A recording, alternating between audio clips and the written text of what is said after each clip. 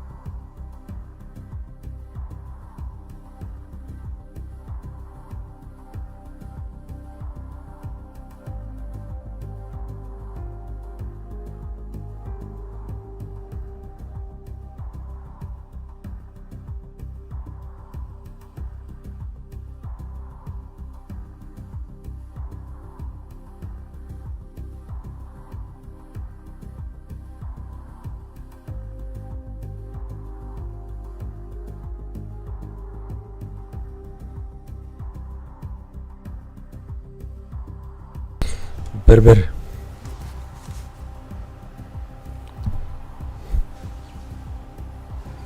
Telefon qani?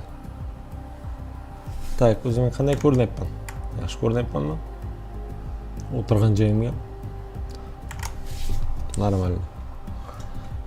Barchaga assalomu alaykum do'stlar. Bugun biz Blast Majorni уже Austin'dagi versiyasini ko'ryapmiz. Mana u. Haram, mana reklama haram. Austin'dagi versiyasini ko'ryapmiz. Уже 2 minutdan keyin boshlanadi degan joylari bo'lsa, uzr.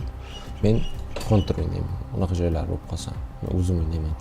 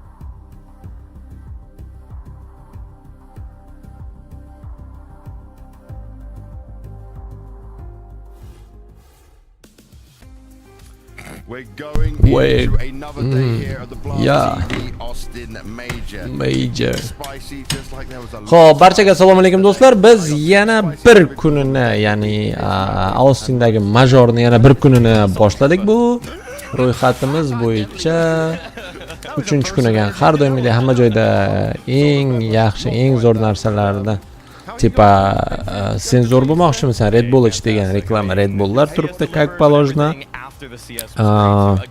Red Bullga pul yetmaydiganlar uchun mana flashboard.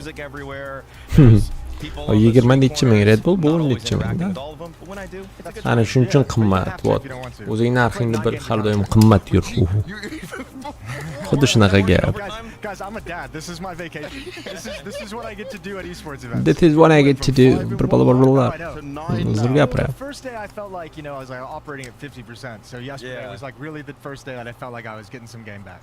And how is that game? We went 9-0 last night. This is North America. This is all Premier. Okay, North America. What color rank are you in right now? Red. I'm 27 something. Ooh, nice. 27,000 something. Nice. Yeah, we got up there. Hell yeah. I might just need to play in North America to make myself feel good. This seems way too easy. Hey man, they'll surprise you. There's just less cheaters than I think. Actually, Okay. Europe, I think. We did encounter 2 cheaters last night, but it was Come great here, because they're not aim hacking. They're not like spin botting. They're just wall Oh, hacking. unisi And I can sakay. beat a wall hacker. Yeah. Sakali Can't beat a yuqadi. spin botter, but I can beat a wall hacker. If you could Yeah, be what that'd be hella impressive. But we're gonna take a look at the bracket and see where we're at on our journey across stage 2 right now. And well, it's become quite interesting. It's become spicier than we expected. And if you got Diamond Coin, well, you probably don't know this game. I mean, there's only 2 real people that I know that have a chance for it. One is Ash, coach of Gamer Legion, and the second is Richard Lewis. Two opposite sides of the spectrum. In But my yeah, man, opinion. how the hell did both of them to end up with this? That's why you know it's random. There was one guy on Reddit who let his wife make the picks based off how nice she thought the logos were. Oh, that's genius. And they're still in contention for Diamond. I can imagine. Yeah, that's not bad. She thinks the Legacy logo. Yeah, Really? like she had Legacy in 3-0. It looks a bit like a flower, you know, so she might go for that. Right. Sure. Let's touch on Legacy, though. Let's start with this because they are Jason's favorite team so far. I think they're one of the best stories. I mean, they're one of my favorite stories, and that's in a group that has, you know, Falcon struggling, starting 0-2, and Simple coming back in phase, and them looking great on day one. But this team, I think, more than anything, should have stolen the hearts and minds of everyone who's been watching these stages because, again, not even supposed to be here. All the sacrifices these guys had made, and what's just super impressive is watching the way they've leveled up and they've taken that consistency. They are like the epitome of a team who just gets this really powerful confidence win and takes it and runs with it. And I mean, what a wonderful 3-0 qualification to stage 3. That's insane to think about. Yeah, the way I would compare it is if for some reason you're sending your country's best runners to a race and then one of them breaks their legs, but the guy that's next in the trials ends up getting the chance, but then just starts lapping everybody. He's the Tom Brady of Counter-Strike. I mean, they got the opportunity and they seized it. I would go with Brock Purdy personally, but you know, Tom Brady is a little bit aggressive. Yeah. Either way, I mean, they're really actually turning. Either way, I mean, and you cannot mess with the best of 3 victory over FaZe. Like, no matter how much you might want to doubt him, like about the best of 3s in stage 1, you just knocked out FaZe in 2-0 and a best of 3 to qualify. Can't mess with that. Can't argue it. And I was actually speaking to Lux because guess what? They finally had some time to chill, so they all went to the pool yesterday. They actually got some deserved rest. And then I said to Lux, okay, are you going to like get to relax? He goes, nope, tomorrow, back to practice, back to more grinding. They know they've got a golden opportunity right now, and they don't want to slow down on this. I wish they didn't get into the pool. I wish they just kept it up and never stopped. Like, it's one of those things. You gotta keep the lucky beard. You gotta keep wearing the lucky underwear. I don't want them to ever, you know, even take a shower at this point until they end up losing a game. I'm never interviewing him again if that's the case. Take your advice. Look at this quote from Lux as well that comes in, right? Stage 1 was too difficult. Stage 2 was easy. I mean, and you can understand it though. Well, it's obvious. I think it's a little tongue-in-cheek as well, right? He's making a little joke off the fun of the excitement of it and everything. I can imagine the smile he had on his face as he said it. But certainly, I mean, it looked that way to an extent. They did labor through stage 1. Like, again, it's that confidence win. It's that idea in stage 1. They're like, we're not even really sure if we're supposed to. We're like everyone else. We don't know if we're supposed to be here either, if we're even good enough for this. And then they prove that they are. And then they just ran with it. And they're running with it in style. Going on to one of our other 3-0 teams, VP, who have continuously made us doubt all their decisions, all their way they're putting the PCs together, how they just talk with each other and get through things. Well, when they're winning, it looks great. VP are a roller coaster, and unfortunately, we don't have a choice whether we get on it or off it. We're just here for the game. We just have to see it all. We don't get a choice about the seatbelts either. We might be strapped in, we might not be. We don't know. We're doing loop-de-loops right now, but right now, I mean, they're on cloud 9, okay? Electronic, I don't know if I really believe that he got that much better, all in all, as a leader, but hey, they won their game. Some of the players like Flit and Electronic. I feel like when a team and an individual like Flamus gives an interview that everything's been horrible, for some reason at majors, that just it gives you this extra spark. It gives you a little bit more juice because you've only been losing, so for some reason you play even harder once you get to the real deal. I'm not sure about this quote, and I'll give my opinion on the fact that he says, my progress as an in-game leader is colossal. That's too big a word for you right now, Electronic. And then ever since I became one, policing words. Because he got to do this interview in Russian and have it translated, which is great for him. But he's like, he's overcooked this way far. You're setting expectations way too high because I haven't seen you lose yet to see if you're going to stumble and go back to your old ways. There's a lot of recency bias. Yeah. Like, because he started in-game leading, like at 2022, early 2022? He had a little go 2022 spring, Yeah, so I mean, sure, it's been 3 years though, so I mean, let's not act like this is some crazy thing. Like, we should see improvement. Hopefully. I mean, I'll say this though, he's at least got them for whatever the struggles are leading into this. I'm with you. I always actually like hearing about teams struggling during boot camps because it means you're figuring out what you really need to work on. Teams that just breeze through it usually have the issues. But if you're Electronic, like regardless of what you might have prepared with this team, going 3-0 in this stage, we want to see what happens when you encounter difficulties. But dream start for Virtus Pro, who get that luxury of just breezing through. And also, I think we can't discredit what Finn brings to the table. I know he's been through a selection of coaches, but for me, when you look at Finn and just the success he had with Gambit Youngster going into Cloud9, he also worked with Electronic back then as well. He deserves some credit, and I think that can't be avoided. Finn has been described as a player's coach in that he's going to help your individual players retain or even upgrade in your skill. He's helped out people like Axile, people like Shiro, some of the guys when he worked with them on Cloud9 ended up getting little boosts in individual performance. It didn't necessarily feel like the strategies for the teams ever actually improved, but then when you see Axile getting a 3K as they're running into his bomb site, you're just hoping that Finn actually joins BetBoom next. He might not even be to save that team. That team might not have anyone who save him. I think if I'm Icy in this Virtus Pro lineup, I'm listening to everything he says. I'm like, I've seen what you do with Shiro. I've seen the player you created Shiro into. I'm listening to you every step of the way. I'm not going to disobey a single instruction. Now going from the positives of going 3-0, then coming into the 0-3 category, BetBoom didn't look good at all. And this is now where you start to see the problems, because they had an overperformance from some players. They've got some name players that we keep looking at, but this wasn't pretty.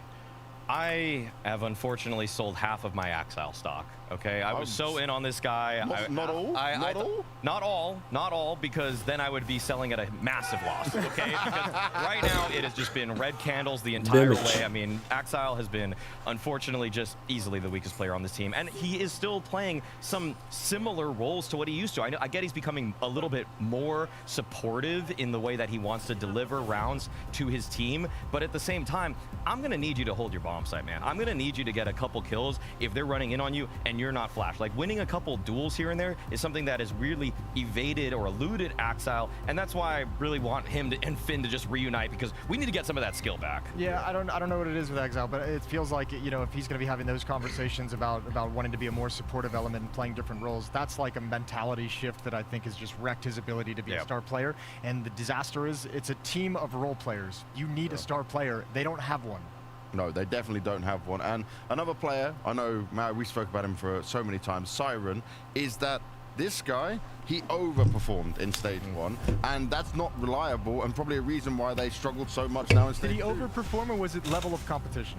He overperformed. Okay. He never plays like that. Some of the ways that he was holding down bomb sites versus wildcards stick out to me in particular, where he's getting a 3K as they're running in on him. It's like, come on, that's sus, JBA and Sonic running at you. You're not, I know Siren. Like, I've watched enough Siren to know that he can be a problem on bomb sites where he'll only get the one, or sometimes even die without getting any, but he was getting multi-frags left and right. Yep. So, got to shout out his stage 1 performance, but it clearly wasn't replicable. Yeah, and again, it's just the lack of, there's just not enough firepower on the team.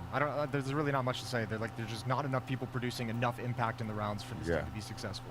Some changes might be on the horizon for BetBoom. We'll have to see what happens after the season. Going on to our other 0-3 game, it was OG taking on Falcons, and there was a very big amount of time that I started to believe that Falcons were going to be that 0-3 team. This was crazy. I mean, Falcons, first of all, choked Dust 2 to pick that one off.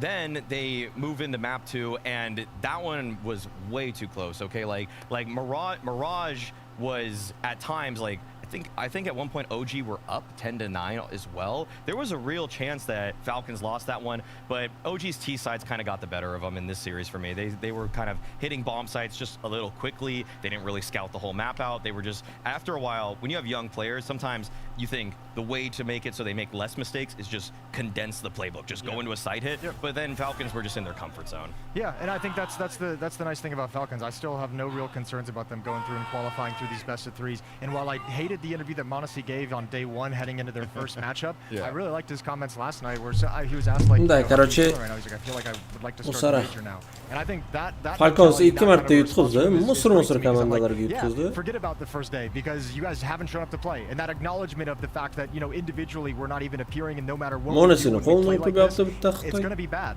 So the acknowledgement that they've just been playing horribly, I think, is going to allow them to rebound moving forward. And does this just come into the fact that they're now going to be playing all the best of 3s, and we should have this confidence? It's Falcons, they should make it through. Or if we see some shaky games, do we start to still put a bit of a panic buttons on?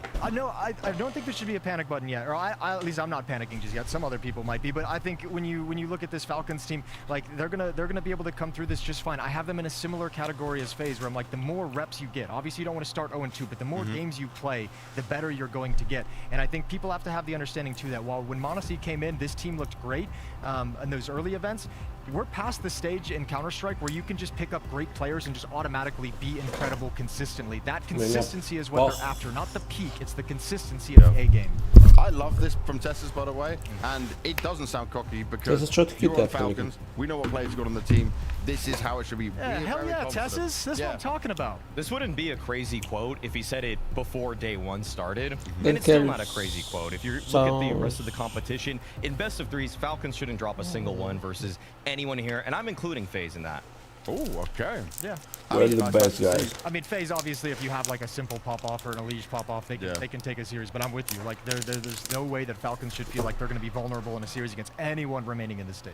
And also, I think it's an important factor for how bad Muncie's opening day was to him to have this individual performances, individual confidence come back in. Because I was seeing some of those just few kills where it was like, okay, he's feeling it again. He's starting to feel out the game. He's starting to do what we expect him to be able to do.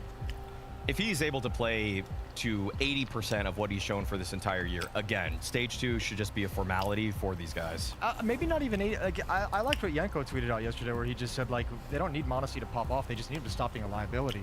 He just can't be disappeared from the server. You know, he has to actually be present and just hit the shots that he has to. He doesn't need to pop off and get a 1.4 rating. He doesn't need to get 30 kills in a map. Just needs to do his job and not disappear. Very good point. But away from Falcons, obviously OG were the ones who ended up being eliminated from this. Obviously, we got a little bit hyped around what they could deliver in stage 1, but they've not been facing teams at this level. You know, all season they've been struggling just to grind out points and make it this far. So are we too sad for them at this point? Like, is this a huge upset? Stage 1 was a success for them already. Yeah. They were kind of a fringe team for me to even make it to stage 2. Also, qualifying for the major after missing it as an organization for some time is another little win for OG. So I feel like they're also an organization that's like, they took a risk on Nikadaz in some ways. Like, you know, he kind of fell from grace, and then for him to have a single pop-off, or actually a couple pop-off games in the last stage, showed that, hey, there's some return on that investment. Yeah, they just might want to pick up an opper, you know, because you might as well just keep him on the rifle list. I mean, I don't, you know, for this OG team, remember the strategy over the years has been picking up kind of like recycled players at the end of their career to bring in a little bit of experience into a roster of young potential. This is the most promising roster I think I've seen out of OG in a number of years. So definitely, I think you have to be happy with this result if you're OG and say, okay, we finally found a lineup that has the building blocks that we can move forward into the future with. And how important do you feel like just taking a map from Falcons is for a lot of the younger players on this team? I don't think it matters at all. They had true belief at one point. It's one of those ones where you look back at the nuke game for yourselves and you say, and that's a learning experience. I mean, I feel like if you had just got blown out on both maps, you just feel like, we just got outclassed. But to actually take a map and then to actually be in a winning position on the second map, now those kind of lessons are going to be so much more ingrained in their heads, so that when they think about nuke, the next time they're going to say, okay, we need to not give up so much control. Okay, maybe we should feel out the map a little bit more. And that's going to help them progress as players moving forward. Yeah, giving them some things to look at, but I don't think like winning one map, and I don't think they're going to be, you know, going back to the room and being like, oh, awesome, we took a map. You know, like, I didn't not mean immediately. Like Yeah. I meant it more like just this is like a test of what they can do, you know, against a more elite team that they're not facing. Sure. Yeah, maybe a little bit of extra confidence they were able to be competitive, but no, I don't think it's going to be any big grand statement that's going to help them. Whatever. We've seen also the implication of how they'll benefit from the VRS points, which now put them in a much better position, at least where the initial early parts lie, which is good for them. But we've got plenty of matches to come out today as well. More teams will find their way through to stage 3. Others will be eliminated. You can have a look at it all across the board here. Just give me real quick thoughts, guys. Favorite matchup of the day that you're looking at? Ooh, I think that Fury of Bait, the last one on the B stream, could be really cool. There could be some fireworks there. I think FaZe 3D Max could be really interesting if 3D Max is able to get that gimmicky style of theirs rolling against the FaZe team that had communication issues yesterday. That can't happen again. Yeah, there's some potential there. There is some massive potential. So let's see what potential matchups we could get by playing around with the simulator, guys. I know we love the potential. So let's see what potential matchups we could get by playing around with the simulator. FaZe team that had communication issues yesterday. That can't happen again. Yeah, there's some potential there. There is some massive potential. So let's see what potential matchups we could get by playing around with the simulator, guys. came out swinging on the first day. Yeah, that's a cool match. I'll lean Pain just because I've seen a greater body of work from the players, even if I haven't seen it on this 5-man lineup, Moses. You're gonna lean with Pain in that matchup? Yeah, I'll lean Pain. Okay. Yeah, I'm not gonna argue that. Okay. I think that one's a very 50-50 to me with the way Lin Vision's been playing, but I'm impressed by Pain. But let's just say that 3D Max's gimmicky style gets the better hypothetically that's speaking. trying to mind itself. Yeah. Let's just say that happens. Put it out there Let's for just fun. say what happens. I like it. Really? Let's just see it. Let's just see what happens, James. Okay. Come on over to the dark side. Just James. see, okay? I hate you guys. Okay, and for the next one, I'm gonna take Furia. I like what they did at Astana, top 4 finish. Bait still getting acclimated to LAN, even though they've shown a lot of promise so far. Yaki's getting his groove back. Maladoy's being aggressive with the op. Things are looking pretty good for Furia. Yeah, slap the Brazilians up there with the win. Okay, and for the next one, Namiga versus M80, I want to have a little bit of bias. Yeah, a little bit of bias. I'm going to say that map pool of M80, like, they're going to go for Ancient again, and guess what? Namiga can play Ancient probably better than them. I'm also going to say this. Every T side of M80 makes me squirm, it makes me hurt, makes me want to turn the TV off. But so actually, all right, let's go with Namiga. So I don't have to say turn the TV off, man. Yeah. All the bias aside, yeah. I mean, the problem is, how do you have confidence of like a team from North America closing out games? We've seen all of them struggle, even when you're in a winning position to close it out. So whatever.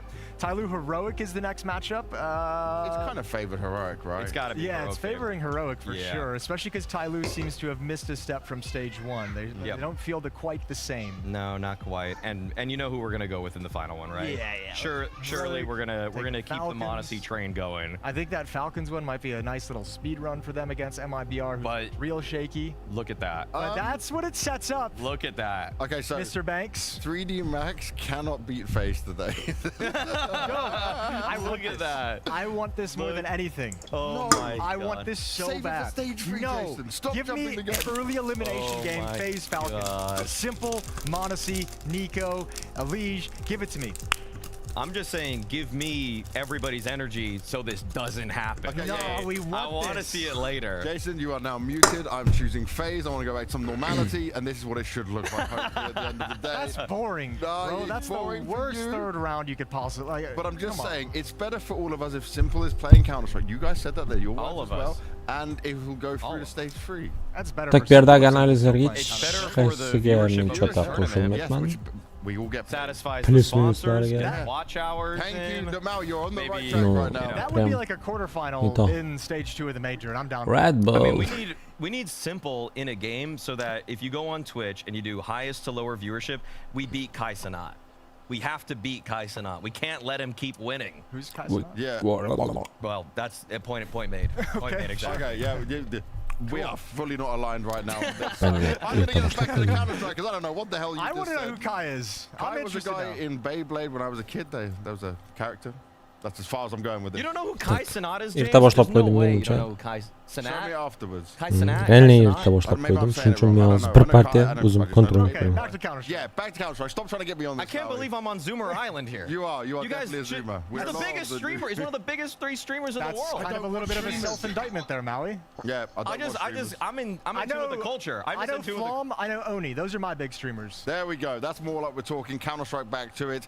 M80 going up against Namiga over on the B stream. I just want to get your thoughts on this because, well, there's some laughter. As soon as we said M80, there was laughter from Tyloo. That makes perfect sense. But Namiga right now, I'm just looking at this matchup and saying, better map pool, probably better individual players. This is a scary fight for M80. Am I wrong? Every fight's a scary fight for M80. Even against you. You're not wrong, James. Even against you on Premier. Yeah, probably. If there's a banana peel on in the boxing ring, M80 will just somehow step on it regardless. It doesn't matter how big it is, how bright it is. And Namiga is it's more than a banana peel, it's an oil slick for them, okay? If they are able to get past Namiga, I would actually be legitimately impressed with M80's run because they've got a single BO1 win under their belt right now. Which they had to come back in as well. Wasn't even like a great dominant showing. No. Yeah. And I really have just been disliking their T sides. I just don't think the spacing is ever good for some reason. They have some decent execs, they have some good defaults, but then as soon as they have to crunch a bomb site, I'm like, can you guys like peak within a second of each other, please? Is there a little bit of coordination that we could do here? Maybe some comms? Yeah, I just get frustrated watching M80, even though I love those guys. You do love those guys, but you predicting more into the Namiga side of things? You believing in them? I pick against North American teams. Let it be known. I do it every single time, and I put complexity 03 at Copenhagen, for example. Yep. I put NRG 03 here for a while until Daps bullied me. Yep. I do it just so that there's some saving grace for myself, you know. Upset. Tak, bunu davam etamiz hali You bolalar. don't have to tell yourself you're Bolalar, bu narsani davam etamiz. Exactly. So I get that win. 8 even minutdan though the keyin team I deb like loses. match Jason's the start opposite deb. of you. Am I? Menga Is he? voy farqi yo'q. Men bir counter o'ynamasam chota. Bu account mito. Bu account boya 2 soat banga tushganman men, короче. Shohruxta accountiga hammamiz mana bu accountga hammamiz skinlarni tashab qo'ydim. Kirmaydigan qilib qo'yibdi shuncha. Kiresa yabani. No.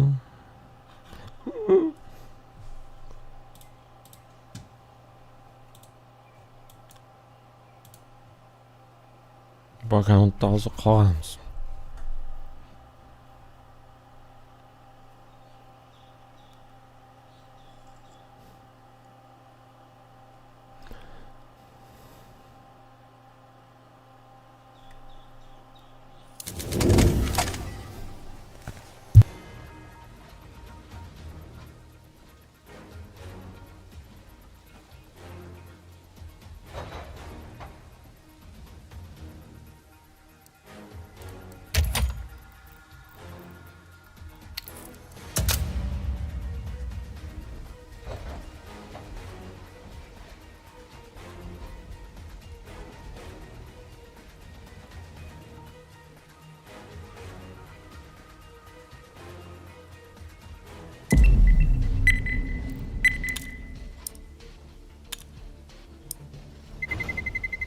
Let's roll.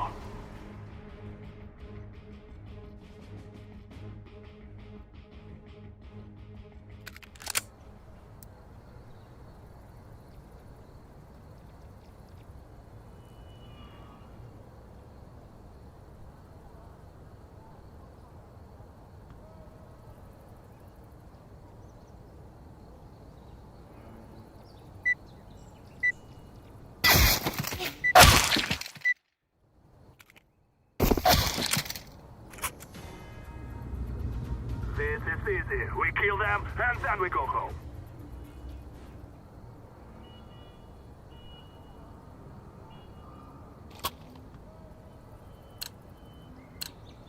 Tak, boshladik. Hello? Hello? Hello? You are 2006. Malaka sos. Oh, nice. Malaka sos.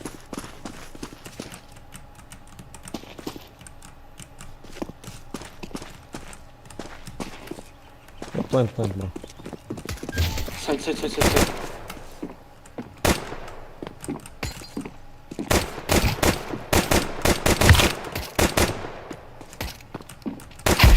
Terrorists win. Fear us.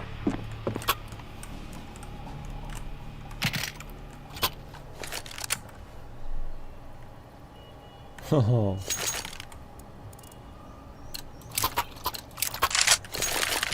This is what we have been working for.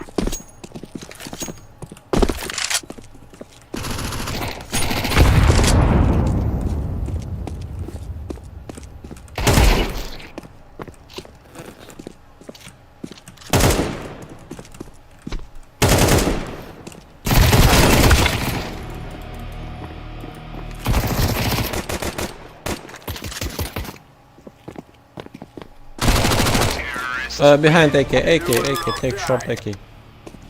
Yeah.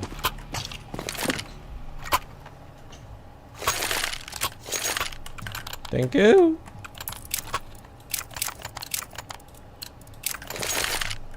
Now is the Anladım da ben.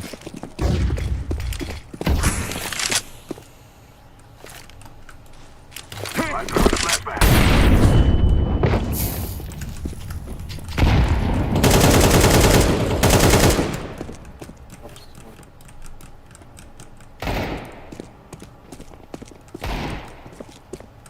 Side race. Throwing smoke. I'm planted. Stupid game.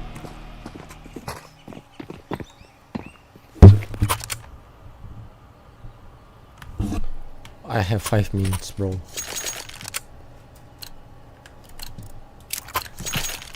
must work together.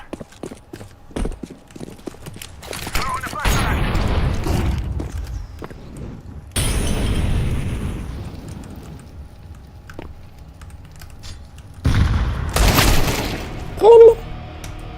Up front.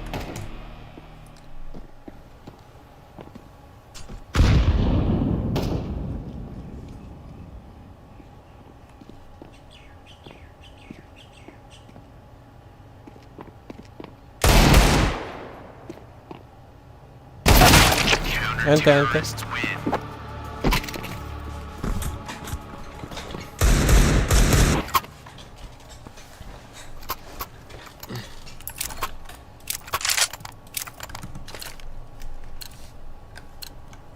Together we can do this.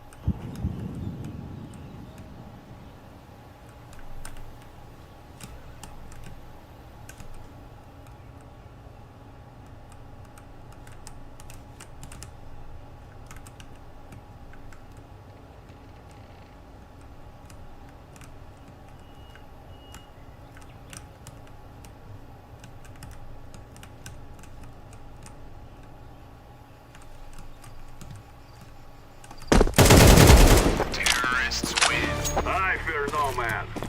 Planted.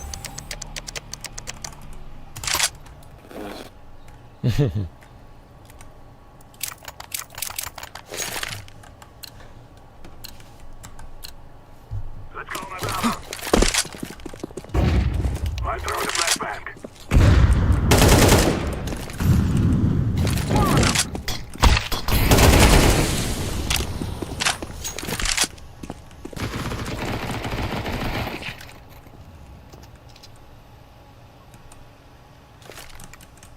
Fog. Activating the bomb. Oh.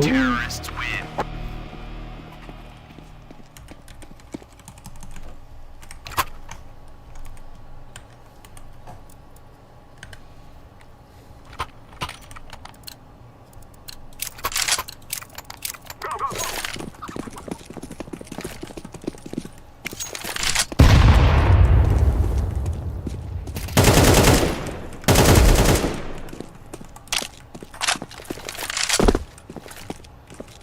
Throw in the flashbang.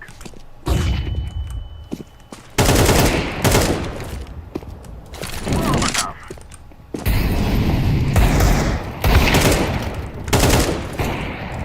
I'm planting the bomb. Fear us.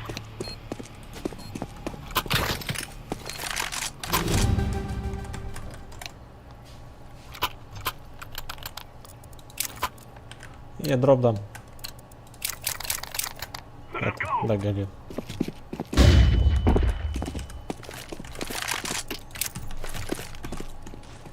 I throw the flashbang. Чё за мусор? Throw in the flashbang.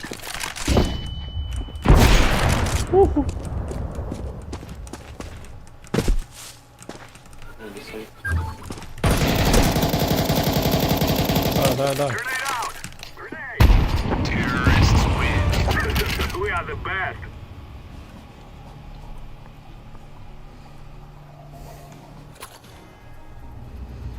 What on?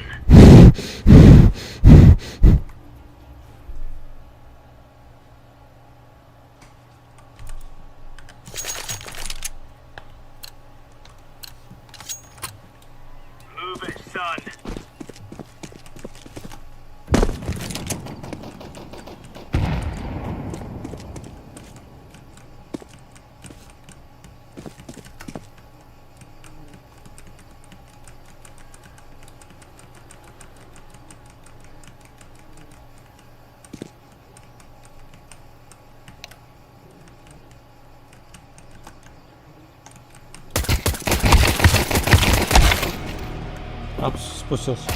Counter-terrorists win. You're right on. You're right on.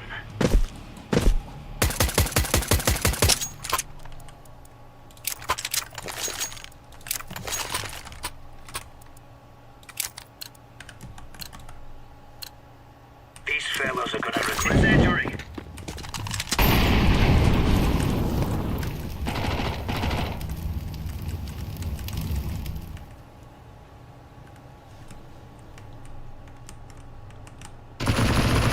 Counter-terrorists win. There's no stopping us.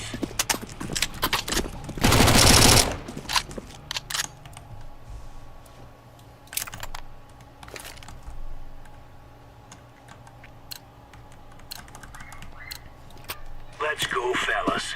Incendiary out. Grenade out. Абсолютно.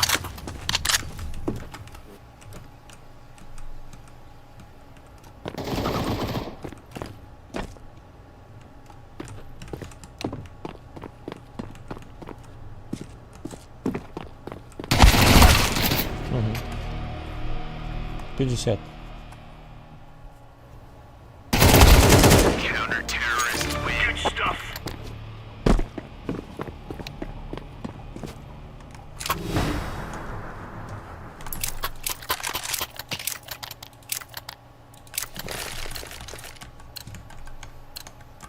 Go, go, go.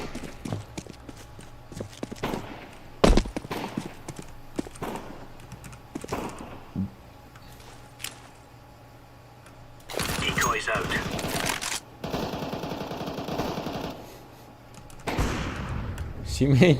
Семейные проблемы у них какая-то. Да, закончим. Да, да. Да, абс. Counter-terrorists win. Now we're getting stuck right into the nice work.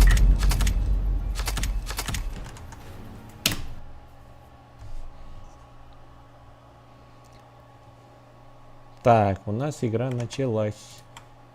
Xo'p, bizda o'yin boshlandi. Heroic bilan Taylu haligi. Falcons mumkin komanda, короче. Definitely understand Китайцы. that part of the meta quite a bit. Second round here, and there will obviously be a buy-up. It's a little bit of a timeout, perhaps. It's about to try and count how many helmets were on the CT side. I'm assuming it's going to be 5. I hope so. Otherwise, suddenly the MAC-10s and the Galil there are going to be a lot more dangerous. But yeah, quick recovery of the game. As long as no one's taken any damage, we're all happy and everything is good. Yeah. We'll see what happens afterwards. It does suck in a way because we did get to see a little of Heroic's force buy, what they were trying to do on the beginning of the force buy. We had some just light pressure that was coming in towards A. You know, the round was, 5 smokes were thrown, combination of both teams throwing those. So we started to see, some development. Hopefully that's not going to matter too much. Obviously, if we are going to have any tech issues, let's just get them out of the way with early on. It's always better than later. Right. And we can kind of move on with our lives collectively. But Tyler, yeah, I think it's really awesome that we're seeing them get a good start on the CT side. I think that's going to, of course, bring a lot more out of Heroic's T side early on. I'm looking forward to seeing what they've got on this force by shenanigans as we get back into this one. And once again, we're seeing more of a movement towards the A side of the map, so Heroic might not be changing anything. Так, bizada karta Ancient, Heroic Taylu. Boshdan ketyapti. Pastda qanaqadir reklamalar. Yomon reklama bo'lsa ko'rmanglar. Probably don't want to get too surprised. Heroic are another team that actually are pretty good at taking control on this map. Так, Smoke Later on, City'ga hopefully we get a chance to see that Molly. with X-Cloud. He's just kind of Flash full a champion yana for flash. running that down. Youngster Topga again atlarda dropped bitta odam early bor on bizada. here, but I do like the attempt at the Links flashbang there, down and and X-Cloud kidnapped getting him. close enough that it's dangerous. That's another Whoa. headshot with the MAC-10, and G's going to be careful because around the bullet. He's done a fine job already getting the double kill, and I think that will be enough. It's a bit of an expensive round here so far for Tyloo, but just because of the health that's left on Tinia, he shouldn't be able to win this one. Good spacing and a good double peek on this one, so 3 casualties on the CT side, but they denied the bomb plant, and it was a force-up for Heroic, so they're going to get a chance to relax a little bit more in the next round anyway. Gonna get a chance. Good attempts for that following bomb plant. We can already see AK picked up there onto X-Cloud, so That's going to be, you know, a bit of firepower. You've got a couple of Galils behind that, a couple of Deagles as well. So Heroic deciding to, you know, reinvest fully into this third round. That's more Так, uchinchi raund bizada 0-2. Taylu City number attentionda calculators out much more than me. Nice trade at the start. X-Star does get one, and that's really all you want in the middle there. Good with the flashes going over. Moja peak is really well timed, and he's gonna almost be able to take down LNC, but they're still pushing him. They wanted to keep the pressure on before he gets a chance to reload, but through the smoke even, a little bit of damage there, and the bomb is planted, but you could almost see a little head tilt there on Sun Tires. He wasn't quite happy with how that played out. Sure, they get the bomb planted, but not much more than that. So Heroic really trying to keep the pressure on very early on in this game, and I mean, I guess they're setting a high pace for the game. They're really aggressive at the start, but they are getting shut down pretty hard by Tyloo. Yeah, it's interesting to see a team just go for these rushes. I mean, with the Force Buys, it's one of the best options that you have. Try to overwhelm, but for Tyloo, it does feel really great on a CT side when you can just really lock down a site against a full rush. I think that gives you a lot of confidence in what your defense is capable of, and that also, of course, does force Heroic to slow down the rounds. But they're going to be getting a half buy-in here, but it will look similar to these previous rounds where we've got a bunch of pistols. Heroic the picking because of ancient. Take a look at Youngstar in T-spawn standing still and ready to flash. It's such an early indication if you're watching from home of what's going to happen. You know there's going to be some sort of a beam or mid-aggression, and he's throwing the flashes over for his teammate. So just always something that the minimap will reveal to you when you're watching. And like I said, Heroic are pretty good at taking mid-control. I do think Tyloo a lot of the time just won't fight for it anyway. So staying a little bit further back, like they are now, towards middle. G will find that headshot. Whatever, man. Okay, that's a nice one. Yeah, those lineups towards the cat jump up there. We've seen a couple kills so far, at least from the games we've cast in this tournament, where they land those. Challenge onto red room potentially, or at least the presence shown there as Heroic make that rotation towards the outside of B. Looking once again to just shove in onto that site, and Tyloo seem to be well aware of what's going on here. 3 players getting ahead of this push, and even potentially the util. So this is horrendous for Heroic right now. They needed the element surprise, but Tyloo are in position. Yeah, I mean, I agree. To the point where you could even say, is it worth it to keep going? You've got the red room control. I think they feel so spotted out there that it's better to just fall back. You're playing right into the stack otherwise. So back towards Donut, and funnily enough, this actually could work out. If they push A and get the kill on the one anchor that's still hanging around, because actually Tyloo were pushing out of the site here. So Jamyoung, he is nearby looking for something. It's LNC going down as they try to transition onto the A bomb site. Bomb attempted, but they just line up and no bomb being planted here. Tanir about to get rushed down. Fantastic headshot coming out, but still, is Tyloo keeping it alive? Jamyoung, just with the presence of mind to stick around and not just continue with the double push they had going on for a while there. Wow, it's a fast couple of rounds here at the beginning, but it's Tyloo winning all of them.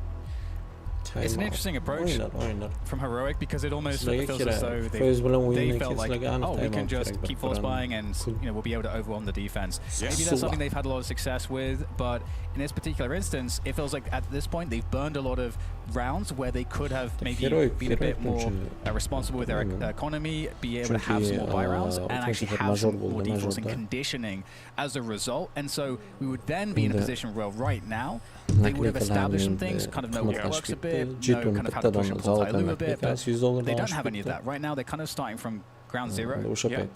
And I think it's 100% a plan that they came up with coming into this, right? And they probably understood the downside as well, right?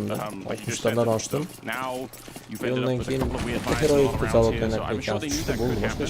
But very clearly was a plan to try and put enough pressure on Tyloo that they would buckle at the beginning of the game, and that just hasn't happened. So Roja just swinging wide, and it was Mercury on the other side. So they were trying to do this classic pincer movement from the B bomb site with some nice grenades being thrown from inside the site as well. They're going to lose G at the beginning of it too, and finally there's another player that's 4 at the start of the round towards the B bomb site. Still, Heroic, if they give up this round, I think that's when the real calamity could begin, because this is pretty much gifted to you at the start by Tyloo trying to change the pace, which is also in itself kind of interesting for Tyloo. Like, we've been talking about how defensive they've been, so the fact that they try in the 5th round to to sort of really change things around. It's pretty cool. I mean, there's a chance here still for Jamyang and Attacker. Jamyang in that deep position. If Attacker can maybe find... I mean, they are getting blocked by smoke, so it's getting even more uncomfortable here. But the smokes might even be a benefit, giving you some more space to go. It allows Attacker into the site to play off of his teammate in ahead of one of the kills, but there's just simply too many angles to look at once. Felt like maybe there was a world, but it will get shut down. And that is definitely a much-needed round by Heroic. But I think one thing, Anders, that's interesting is that, you know, not faulting Tyloo, I think it's a great play.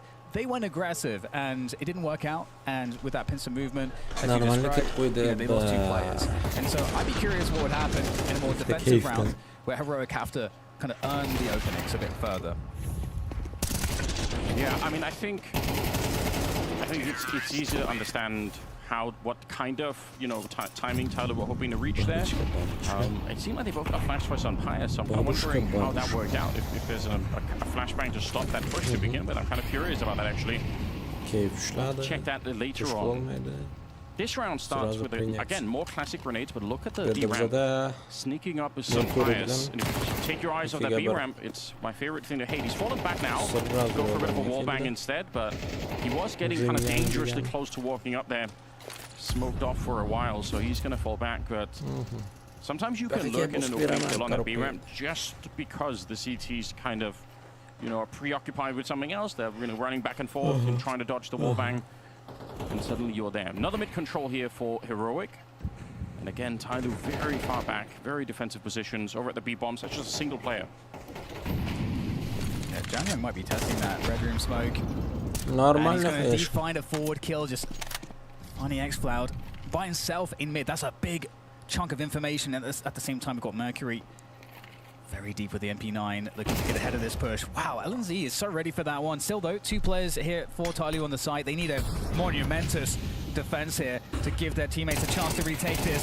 1 kill is probably not good enough there for Jamyang, with now Mosey stuck at the back of the site.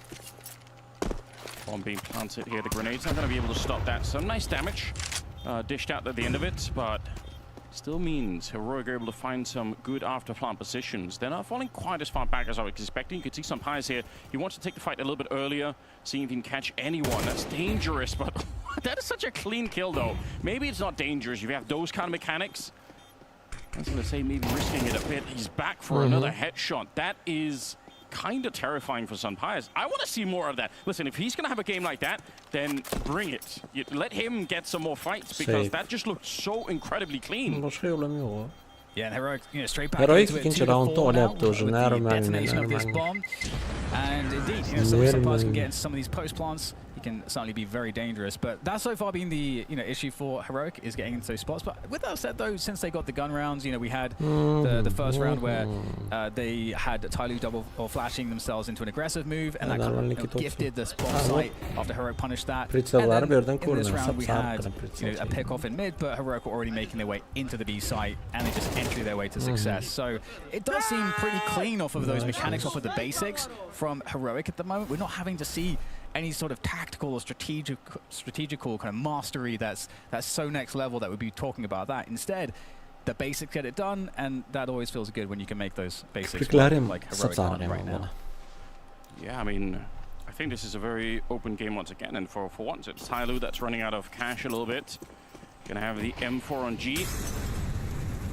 I do think a lot of the games that we see out of Tyloo, their CT sides are pretty impressive, and I think that's where they do a lot of the work. It's not to say they can't play the T side either, but very often, you know, I kind of get a sense that that's kind of the backbone of their maps. G back here, M4 in hand, right position, a little bit of a boost up as well. They do kind of line up for him. The spray is not really good, but the USBs are also doing damage, and he's getting a chance to reload. It's actually kind of worked out now. CT spawn with the last couple of pistols here and chipping away at some Pyres, and I think he's realized it's not worth it. He's already low on health here. Very nicely handled. And Mercury he's picked up the M4, but very hard round to win here. Red room ogriyapti bittasi. Tane heard him for Red room, I believe. Mercury seems cognizant of it as well. Fall back. I mean, it's frustrating, but honestly, saving the M4 might even be a good idea. Just think about the lack of armor and how much has to go right for this to really work out. Gonna be walking with a smoke, and with or without the helmet, he was gonna die there. Tania, good position. Another key player that you want to really show up here for any heroic game. Funny how he got onto this lineup as a temp pickup, waiting for Nilo to join him. And he was just so good. He was so impressive. They were like, never mind. We'll just keep it going. I don't blame him. This is a merit-based game. Yeah. Good attempt, though. I mean, you know, with the, G, honestly, I feel like could have gotten a lot more kills, you know, way more easily there. But we're into the next round. 3 to 4 heroic climbing their way back after a difficult start, but it's looking really, really good right now. Picks for some players potentially with this AWP up the B ramp. Looking for it at least. And are aware of this. Smoke goes down into the B ramp to prevent any more. Well, sometimes heroic will stand in the smoke, by the way. That's what they do. They use that smoke as a platform. It's a very heroic thing to do to try and exploit the CT smoke to basically burst on through. So, seen them do this a couple of times already, and it's very, very hard to counter if you're on the CT side. I wouldn't be surprised. They're just going to go through. Why not? A minute and 10 seconds, and they're walking straight into it. Moja is here. He's only just realized. I don't think they knew. Mercury definitely wasn't ready, and Jamyang caught in the open. It's such an explosive hit. That was really close to going wrong there for Heroic as well with that setup for the CTs on site, but attacker, that's huge in mid, taking down X-Cloud, that's the lurk dealt with. That's maybe one of the most dangerous players. That is the first stage. Now stage 2 is regrouping potentially, or at least finding a way to create some distraction for your teammate who is in CT, because they know where attacker is. He's been making some noise. Perfect weapon. Still, there's more angles to have to clear. Have to close down some players' repositions into CT. Might be a chance here. Might be a chance, but it won't pass. 4 to 4 as Heroic tie up the score here on Ancient. To be honest, running through the Molotov there actually kind of worked. I initially didn't realize if he had started walking immediately, I don't think anyone heard it. There was just a moment there where you could tell. But yeah, this is I would call this sort of a classic heroic kind of play where they stack up on the B ramp smoke and just wait for it. They have some other aggressive plays they like to make. Very often, the CT side will throw an incendiary to the B ramp and they will smoke it and just run on through. Still haven't seen too many X-Cloud mid takes where he actually gets to fight anyone, which is kind of a shame because again he's very good at having those kind of fights. But Tyler just haven't given it to him. That's a running 5-7 to take down LNC, and a 4-on-5 to ensue here. Which, if they can win this round, Tyler, it would be a bit of a miracle. Yeah, the money has grown quite a bit for Heroic. They've been having so much success. So it would be nice for Tyler to at the very least, get some damage in this round, even if they don't win it. And that early kill has certainly slowed down the pace for Heroic.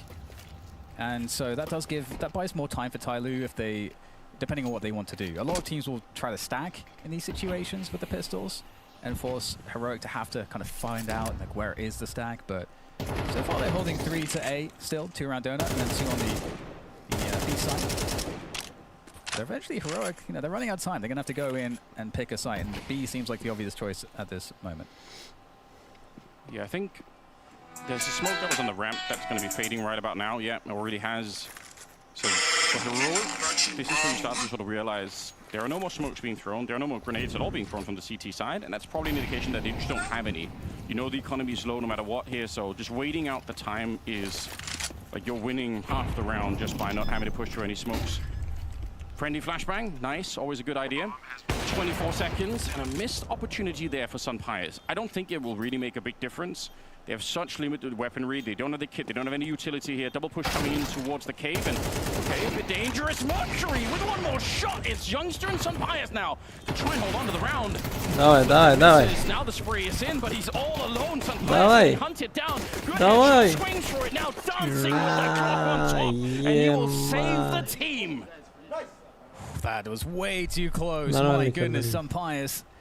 I feel like so lucky to win that fight right at the end there, the running clock, but he does. 5 to 4 for Heroic, but again, we talked about the damage being important, and that's pretty much as much damage as you can get without winning the round there for Tyloo. So they're in a position now, Tyloo, where they can bring themselves back into this, but what, is this 5 rounds in a row for Heroic? So it's definitely been quite the streak, and Tyloo haven't proven that they can win like a legit buy round versus buy round. So curious to see what they throw into this, whether it's aggressive or passive. That got just way too close. But another daily reminder, there's at least once a day we're reminded just how strong the 5-7 is. Not that we necessarily forget, but yeah. Crazy that it comes down to trying to save it like this. I mean, fantastic dance moves coming out from Sunpias to keep that round alive. Without him, it's all over, and Tyloo get another round, which right now is necessary. It's a bit serious, actually. We're in round number 10, and they've only got 4 rounds on the CT side. And like I said, I think a lot of their strength is CT side play. Early aggression towards the A-bomb side. It's back to the same thing as in the pistol. You want to beat the timing here for the rotation, but Jam Young is already got the headshot on one, but the trade is worth it. Even 2-2, you'll take it. Oh, and another from Youngstar, not stopping the pace. Straight into Donut with 2 kills, and now, gee, I mean, the party is ruined. Really forced to save this AWP at this point. And I'm sure he's aware that they would expect that. They know an AWP's on deck. They're likely going to try to hunt this, and it's exactly what's happening. He is ready for it, just have to hit the shot. He absolutely will. But now, position given. But nobody else nearby to punish. So G looks pretty good to save this now, but this is a shocking round. Yeah, so fast. And I actually think Tyloo knew this was. I can't prove this. It actually would be a question for our analysts. Like, I'd love to hear what Maui and Jason think about this, because I've seen Tyloo do this a lot, where they actually throw all the grenades in the middle that would signal to Heroic that it's a heavy mid-stack for Tyloo, but they throw all the nades and then they dive straight into Donut and they're ready to basically defend the A-bomb side, which they were. There are 2 people there, that's a lot. I have a suspicion that Tyloo throw around like this to try to actually bait the A-rush, because I can't explain why you throw the grenades and just run away, especially the incendiaries in middle. I guess it doesn't matter when you're not winning the fights, but I sort of suspect that Tyloo have a read on this kind of thing, and that they're trying to bait it into it. It just didn't work out for them. 6 rounds in a row, Dan. This has worked out really well. G, especially AWP, trying to get run boosted into the middle. I love this. Look at how aggressive it is. Oh, nice from Jam Young, though, to find the Deagle headshot. You can see G, after not getting the run boost timing, abandoning that, and that's obviously a great There is hold on A. The smoke. This is a fantastic pickup. Jam Young, look at the push coming in from the back attacker. Unable to find the kill, though, but still, some information. They spot 2 players, maybe even the bomb. I think it was potentially visible there for Tyloo, so they have some information. And they've got 3 players on this B side. They're all in the right place at the right time. One more. G with the frag. One more, bro. And Tanir might not have too much of a choice but to back away after that smoke. Smoke is сразу smoke'tan push. Çünkü o ortaya qaytadi. Well, this is a bit of a different round. Smoke. Thought it was going to be the AWP that was the real threat, but it's Nормально, olasli. I think it came right through. I don't think he saw anything. It was just shot through the smoke. Cave. Could they recover the round is the question for Heroic. G holding the angle. Nice. He is crazy holding these angles for such a long time, but might have overstayed his welcome here. Dropping down low, and Sunpias hunting him. Another headshot. It's so quick. Back-to-back kills coming through for Heroic, and somehow they pulled another one out. It's just going to be down to Jam Young, and the fact is, you could even make an argument, I think, in terms of the money, that he should take the AWP and get it into the next round. Clutching this one is very tricky.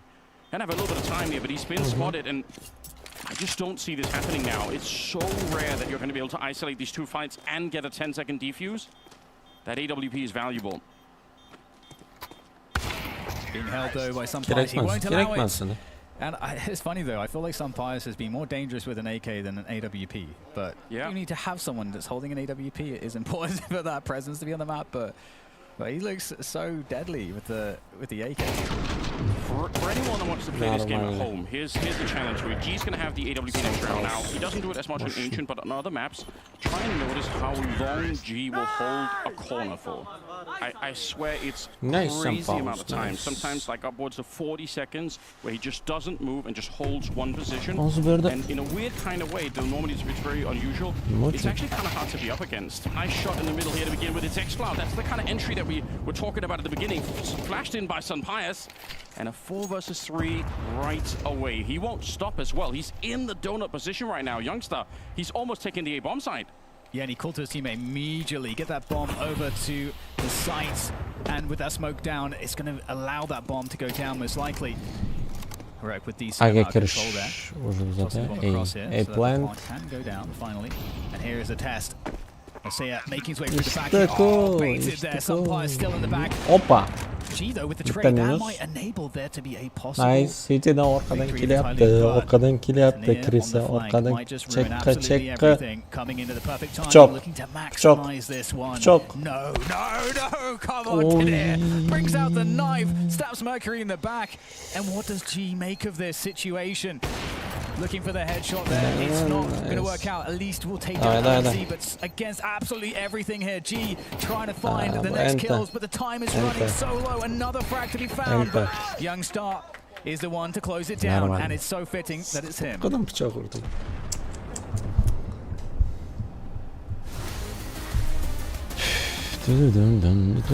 Stage 1 of the Blast TV Austin Major is done, and now we're going to look back and rank the best pop-offs from the Major. Time for the Roar Round Normalde Part ki 1. 8 tur bu tarafta şans bor.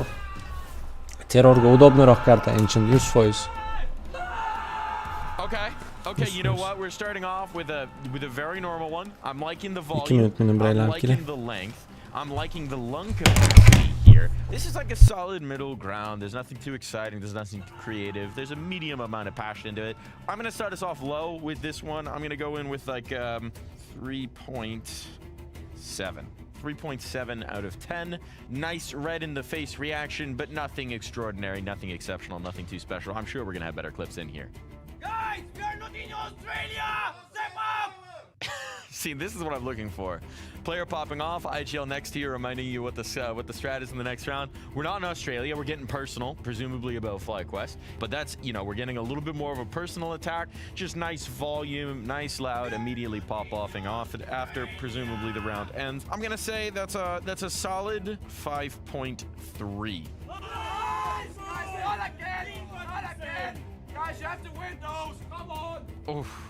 That's a classic shit talk strategy there, which is to show mock sympathy. Aleykümselam Jules Urum sen We don't know the çerçeve exact tinç context, but I have to kurmasın. assume they failed a man-up situation, maybe lost to Ecos a couple of times. So Ben de just hazırca showing bitti them just a manitorda. little bit of sympathy and reminding Kayısı them that berege you really ölgüren. do.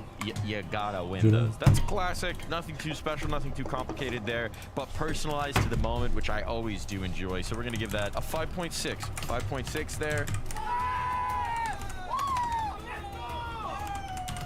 I don't even know which one to rate. İkide monitor olay boshqacharoq bo'ladi. İkide monitor olay. On your screen, you really do. Good mouth shape there to get maximum volume out on your pop off, full extension. Xo'p, tomonlar bizada almashyapti. Plus minus 1 minut vaqt qoldi.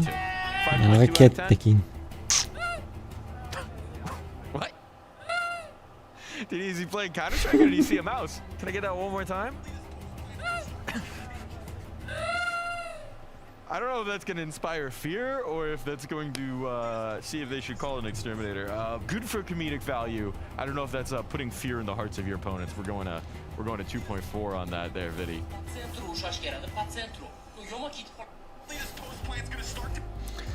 Tak, yaxshi.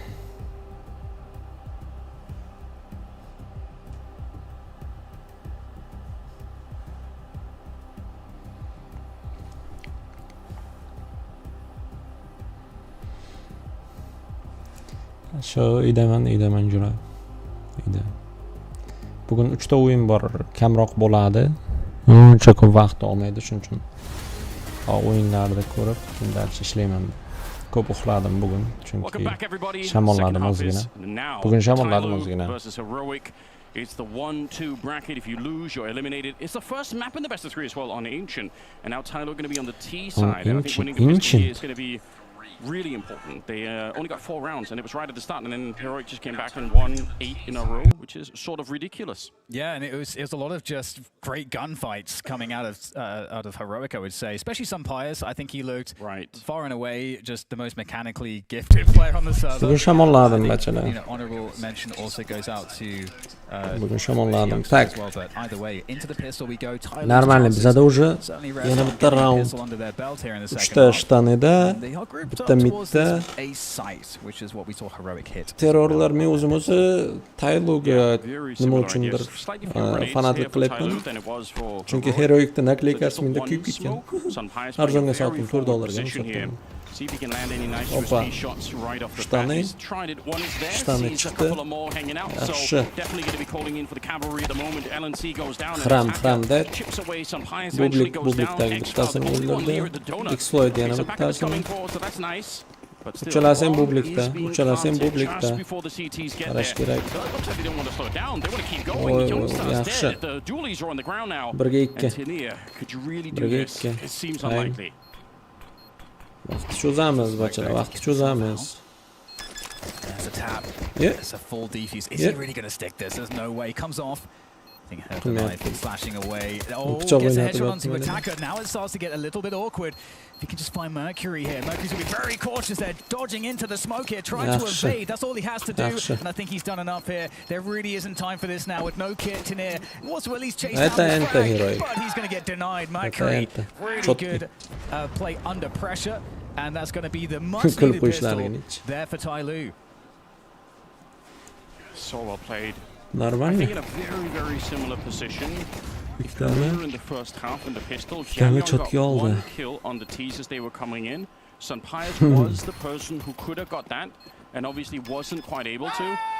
So you see like the big Nice, difference it nice. makes in if you don't get those early shots off on the CT side.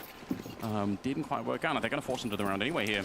Tak, bachalar, I would get asujdaym. to see enough of the T side to get Ha, to see asujdaym. Bunaqa a reklama very вообще specific kerak emas. B execute that Tyloo do, which I like to call Hell on Earth by Tyloo.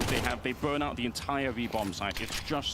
It's impressively aggressive, and yeah, we'll see if it goes on long enough. If Heroic don't come back into Level the up game your too early, HP, wouldn't be take surprised it. if we're going to see that. Three Brother. Molotovs, 2 smokes. They blow Muy open like the low CT key. smokes and everything. It's super fun. And what we're looking at here is the final smoke on Heroic. So I guess Tak, it's in the right place on bize the map at least, because we've got Tyloo on the other end. Wow, kalash. And with the full investment, we'll see Bega what they're able to kirishadi. do with it, because as we've Bega seen, the 5 kirish sevens are bo'ladi, really dangerous. bizda We've got 3 on deck o'tda there, mitda. P9 farmers. So firepower is actually Ikkita pretty nice for cave'dan. Heroic, and they're going to be playing around a lot of Hop, these tight red room chokes. smoke. So that's where you want to put it, and so this round is not without danger here for Tyloo. And they are investigating mid at the same time, but it does feel like B is going to be the final destination so far, at least. Well, and Heroic are going to know that because Moeilijk. Tania is close to T spawn. He's pushing up the middle. Tavsiya qilmayman. Flank is happening. Here comes the early Qilishdi. grenades. Hey, He's clear. still Hey, clear guys, Jamyon's lekin gonna be bega taking down kirishadi. X-Cloud, but still Tania is on the right path. He's still trying to get the Bada flank in. ikkitasi They're jumping cave'da, over the Mac 10 close to the side bittasi here. normal 5-7 put into oldu. action as LNC takes down Mercury. The bomb is being planted on the other side plan. now. Unfortunately for Tania, it looked like the opportunity for the smoke big kırır flank has mıylar? kind of evaporated now. Right on top of each other. One Like more. they were on the same team there. Yaxshi. Attacker goes down and is traded, but I still think it's Yaxshi. working out right now. Tyloo, they should be in a Bu ikkalasi hamma narsa position qilib to qo'yishi close this round mumkin. out. O, bo'ldi. Eta Heroic. Done really good work And there. he Getting got those it. kills in. Ente. Just Jamyon just turning the corner right at the end there after that round the world play. Normal. But Tyloo, they're gonna, I think, eliminate all of those nasty Heroic weapons, to so they pick won't the have to worry Tyloo about that in this pulsa. round. And so Mushed. that's it doesn't matter that they lost quite a few players there. That was all they needed to do, and they won't have to worry about that now. So Heroic have to facilitate something with the USB. Mana shunaqa timinglar juda yomon ko'raman. Musor. I love how you say nasty, Dan. You know, it's got like a bit of a Smeagol sort of ring to it. If you just said Kстати, nasty oxirda references, Cook it would- Galil skin Somehow средний would be $10, $12 turadi. we Nice need- flash. If we get the AI working on the DDK Golem crossover, I'd be very excited. Round number 15. I'm back in the game, by the way. I'm done with the Lord of the Rings references now. We've got a lot of smokes on the CT side, in spite of the complete lack of weaponry. Classic kind of play, I suppose. Bizada. Yeah, and you know, I said USPs, but there's actually 2 5.7s and a Deagle, so Why not? of course. Invest a little bit. Уже I mean, bagi. Heroic showed that Bagi confidence in killer. their own individual play in the Bagi previous half olaman where deyapti, they bular ham decided bagi to just kelyapti. force it in spots Normal where you're like, hozir whoa, actually a lot of teams qashib wouldn't do that to this degree. So, Yeah. so they Bularda really обычно want to get bunaqa that boost pressure on. berilmayapti-da. Can't win the Обычно lottery mana if you don't buy shu the boost ticket. bilan And bizlar bolalar AWPda qarab turadi-da. this metaphor, the Eagle AWPdan. is that ticket. Bo'ldi, bitta ko'p Smokes are qoldi, up. srazu smoke yo'liga. Pretty basic stuff, a little bit of a The Molotov in minus. front. It's not the really fun execute. We're saving it for later. Clear I'm building up guys. the hype for it Opa. because you Это guys will be impressed anti-heroic. when you see it, I promise. Ente. Bomb going down. And you guys can, like, you know, have a naming competition as well. I think what Anders said, Hell on Earth. Yeah. That's the first thing that came to mind. I've seen it a couple of times now. Deagle save kılıç вообще не вариант. Хотя бы kill уже bitti. Keçga harakat qilamsizcha. There are so many maps they could play that try to sort of prep for a game like this. Easy also, but just if you're trying to sort of figure out what could happen here, which map are you prepping for? Exactly. Because there's so many of them that they get five maps in the shared pool here, so kind of hard to guess exactly what's going to happen. Which also makes it really exciting. And you know what? Shout out to Tyler for bringing this game back. They lost 8 rounds in a row at the end of that first half, and they are mentally right back in the game and on top. I really like that. I think just being on that T side, being able to take the initiative instead of Juda mos rakursga aynan orqasidan qayerdan olyapti kun and having the AKs too. It looked like they struggled winning this. Ana shu raskida o'rganish kerak. In the second half, it is indeed a different story so far. And once again, we get more of a heavy presence outside of B. Yeah. Minus. I mean, there's no smoke down here. What's happening for Heroic? Where's the smoke? Where's the incendiary? Why are they allowed to walk up like this? I think this is a big mistake right now for the CT side. You can't give them this kind of space. Attacker, unfortunately for him, was in the smoke, and Youngster was just out of it. I'm not going to change my mind, though. I still think Heroic just left a lot to chance. Now, they've won the opening kill, so it doesn't look so bad. But that is a prime way to just get crushed on a map on the B-bomb side. Happens all the time. And unfortunately for Tyloo, Jamyoung wasn't who has been over towards the A side of the map. It hasn't really been able to find any space. So there's no sort of relief where things are not working out towards B, and then Jamyoung's created an opening elsewhere on the map. So he is now finally going to make his way into mid, whilst his teammates are kind of paused outside of B at the moment. And so a lot of this really is on what Jamyoung can find, and it is open. So he's going to be walking through wait. 40 seconds, so there is a potential for Jamyoung to have some impact yet. Yeah, you're right. Could be really interesting. Nice flashbang here. None of them are turned around. I can't believe LNC lives. That should and could have been a double spray down for Mercury. If he gets that, it's right back on. The round is open again, but unfortunately now, with 25 seconds where the bomb is, I don't even think he can get there. If he runs knife out, mid pushing, bro. Bless him. Die. Opa. Nice to make it a bit more expensive. That's going to stack up along the the rest of the half here. But unfortunately, that double spray down, that's what they need to really get into the game again. Yeah, absolutely. And safe that. I think precisely, as you say, like Jamyoung he's looking so ready, so prepared, and with that deep position that he had found. So imagine the kind of work that he could have done off of that. There was a player on the other end on CT, I think it may have been Tanir, and I'm unsure of how aware Tanir would be that a player was there. They just know that that position's open. So Tanir might have rotated after they would lose 2 players in cave like that, and then suddenly Jamyoung has an opening. So Counter-Strike, there's so many domino effect moments, and this really could have been one, but you can see just they know how much that meant. That's the first round conceded there for on the second half for Tyloo. Something that we haven't seen out of Heroic yet on the CT side, but something that I don't know how to explain this because it's a completely different lineup. But the old Heroic team with Stabby and with Cadian, they had this thing that they would do that I think they sort of pioneered to some extent, where they would stack up bomb site and then make that stack almost into sort of an offense. So they would move out of a bomb site once they'd found 4 people there. They're like, okay, we're actually going to go and be aggressive on the CT side with all 4 people. And this current Heroic roster do the same thing. Coaches is different and everything else. Like, it's just super interesting to me that that's still a feature of how the team works. So we'll see if they pull that out a little bit later on, because it's really hard to counter. It's really hard to read that that's going to happen when you're on the T side. Nice grenade there onto LNC, and otherwise a pretty default round here for Tyloo. Yeah, one of the only differences is that we've seen like a lot of 1-4s from them, where not as much emphasis goes towards A or mid early on, but this round is a little different in that respect. It's a couple players that can come out into mid late for a later mid take. Once all that util has been dumped by the CTs, you can kind of get out a bit more easily. You got this position up on Cat as well. So you have a double peek towards the donut, and so Tyloo, there's lots of options for them here. They can, of course, move up mid. They can go back to one of the 2 sites. Everything's possible right now as they try to get their entry.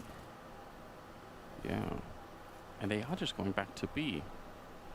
But I guess what they accomplished in middle was getting a player closer to that red room position, so that's not too bad. Jamyoung going to be hanging around there while the rest of them will be working the bomb sites. They have some utility. It's not that impressive, but it might be enough here. I think the entry is really what's going to make this work for the Tyloo side. If it is 30 seconds as they push through, and it's a very nice entry. Attacker spins and gets the headshot onto Youngster as well. And with the bomb planted here, Heroic, probably worth considering just saving. It's not as much fun, but that's just very aggressive. But look at Jamyoung. He's been playing the longest flank on this round. He's looking to fully punish these CTs. First headshot found. Nice. Next two, they've got to take him down, and they're going to trade him out. Sumpires, who else able to do that? But there are more. Safe. More members of the Horde Safe. on their way to run down the CTs. And okay, Opa, one more. trade coming on through. They are hunting. They're going all the way for this. Public.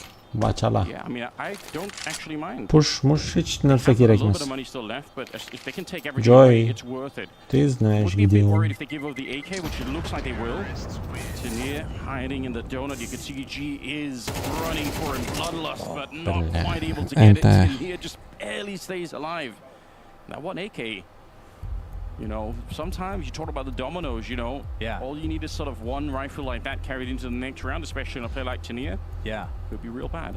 I like kind of, you know, using the sound of the bomb going off as well as cover for your footsteps. That sort of move is always nice. Nice little added detail. But yeah, with the 9-8 scoreline, it feels like we've, despite how dominant things were in the first half for Heroic, with the run of 8 rounds in a row, it feels like things have settled into a very back and forth close matchup to finish off the first map, at least so far. We'll see if Tyloo can continue. But we do have some players on the AWP here. As we take a look again at Attacker's double entry. And it is interesting too, because I wonder how aware Heroic are that round was slower, because Tyloo wanted to embed Jamyoung into a forward position. And if he gets challenged, they can trade, they can play off of it. I mean, they definitely have run into him a couple of times, you know, lurking around either the zone or the top mid, so they probably have a bit of a read on it. Braskit. Temniyga. Trying to throw in that Molotov too, but Moja is already down. That's a really good stoppage here. Shuning uchun smoke ko'p deydi. Birinchi smoke tushsa, keyin push qilasan deydi. Orqada Prefire'da qara. Prefire degani, короче, bitta mamlaqa. Mishkani, короче, bosib tursa, zajim. Endi bosib turib, bittani o'ldirib bo'lgandan keyin shuq qo'yib yubormasdan ikkinchisiga shuq uradi. Ana shu Prefire короче. Двойный. Bittani, bitta zajimda o'ldirsa.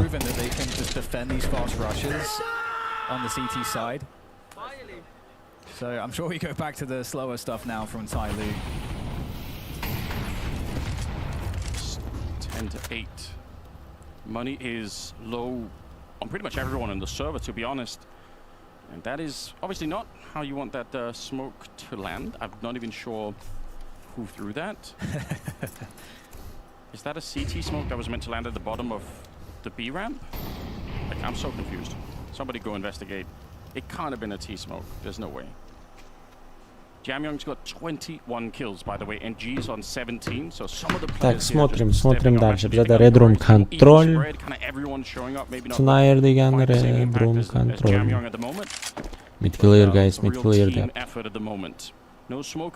Jamyoung degani midga chiqmoqchi. Bizada publikda ham bittasi qarayapti, publikda zametili. Orqaga exploit. Teasing in mid here, looking for information. All it takes is Red Room smoke. Smoke pauza. Hali erta. But we might get this blown open for info. Нормально. Нормально. Oh, it's not gone deep enough, that HE, really. To get the full vision.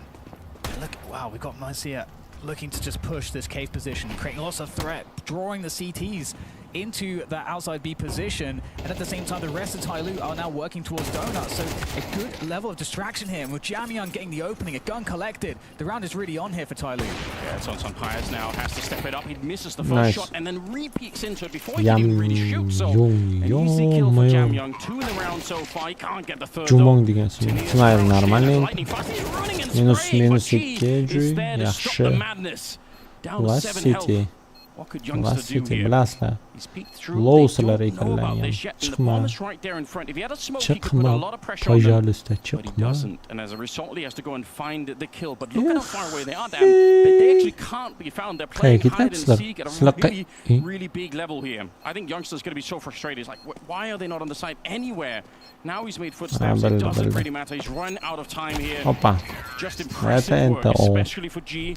That double kill to slow it down, and then the fact that he didn't engage at all towards the end. Yeah, love to see that, especially because both of them were around like 10-15 HP. So, I mean, they're both not looking good in any of those gun battles. So, but there's those pivotal kills from G. G's really having some very important fragging moments in this game so far. Yeah, he's showing up today in a massive way. Let's reset the economy, just like we were talking about. It's Tyloo can get to 10-10 now. I'm gonna need to see a graph of G's performance after Moses got him ice cream. Hold on, Anders, we've got this push coming from Cat. Yeah, you're right. Mana shu boost. Could actually be a bit of an issue with G boosted up on top here. There is a smoke that's keeping him back, but you're right, Dan. That's interesting. Mana shu boost. Juda bir полезный boost. Might be the one opportunity, because they're going to hear this play with the orb, and there they go over the flashbang. That's the moment. This is the moment for Heroic to spoil the round completely, and they managed to do it. And this is going to force Tyloo to respond quickly, grab the bomb, go through red room, still try to find the plant in this 2v3.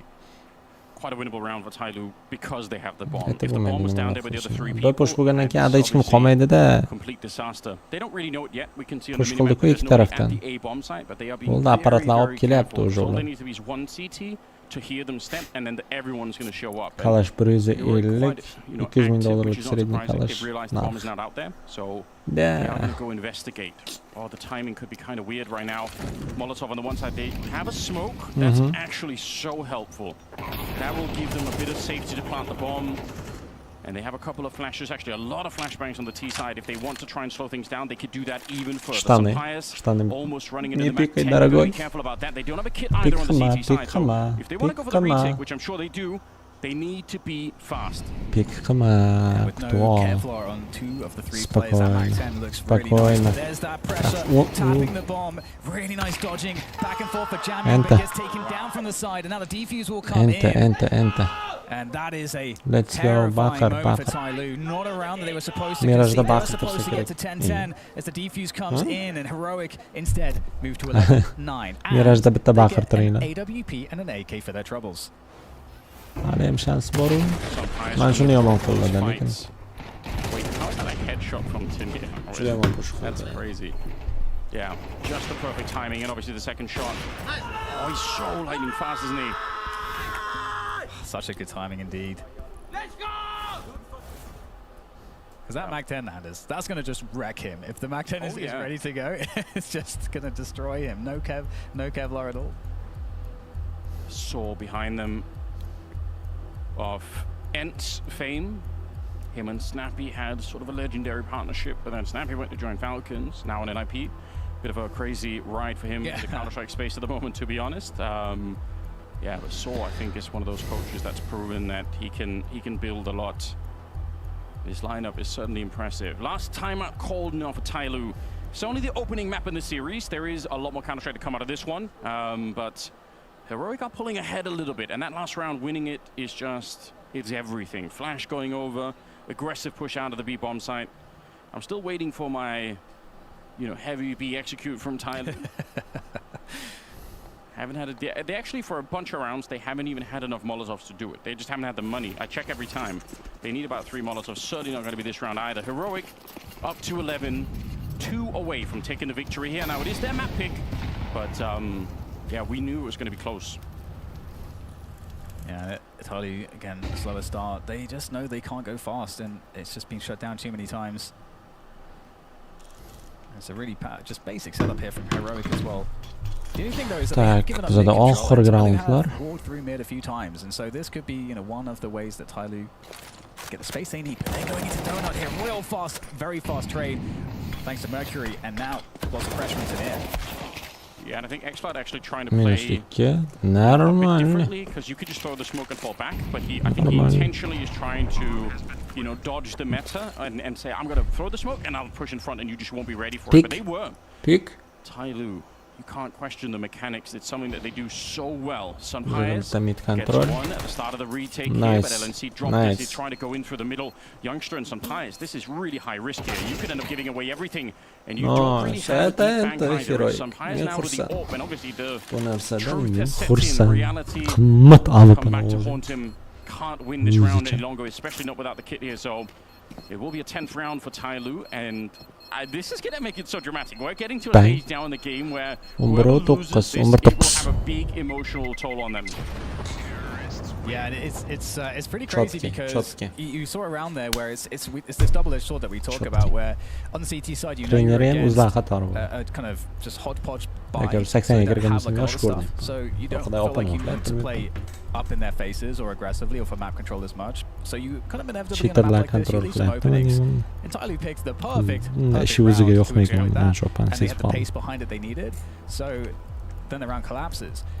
But I don't think that those openings exist in a regular buy round. So I'm curious whether or not Tyloo might test mid again, going into their buy, because they are getting a bit shut down outside of B in the recent rounds. I don't think that's going to feel good for them. Yeah, I kind of agree. I said at the start as well, but Tyloo are one of these teams that do like those early A executes where they listen for mid grenades. I think they haven't tried it too much yet. That could be another feature of it. It's really easy to spot when they go out of spawn. You can kind of tell that they're doing it right from the start. So let's see. We're into it now. 11-10. Heroic still looking pretty good. Tyloo with more of a default, but they are looking to maybe flash over into the middle. A lot of flashbangs, in fact, and he's setting up Jamyon to get a bit of a double spray down. That's, I think, in total 4 flashes going over for that fight, and they kind of evened it out, which is still probably worth it.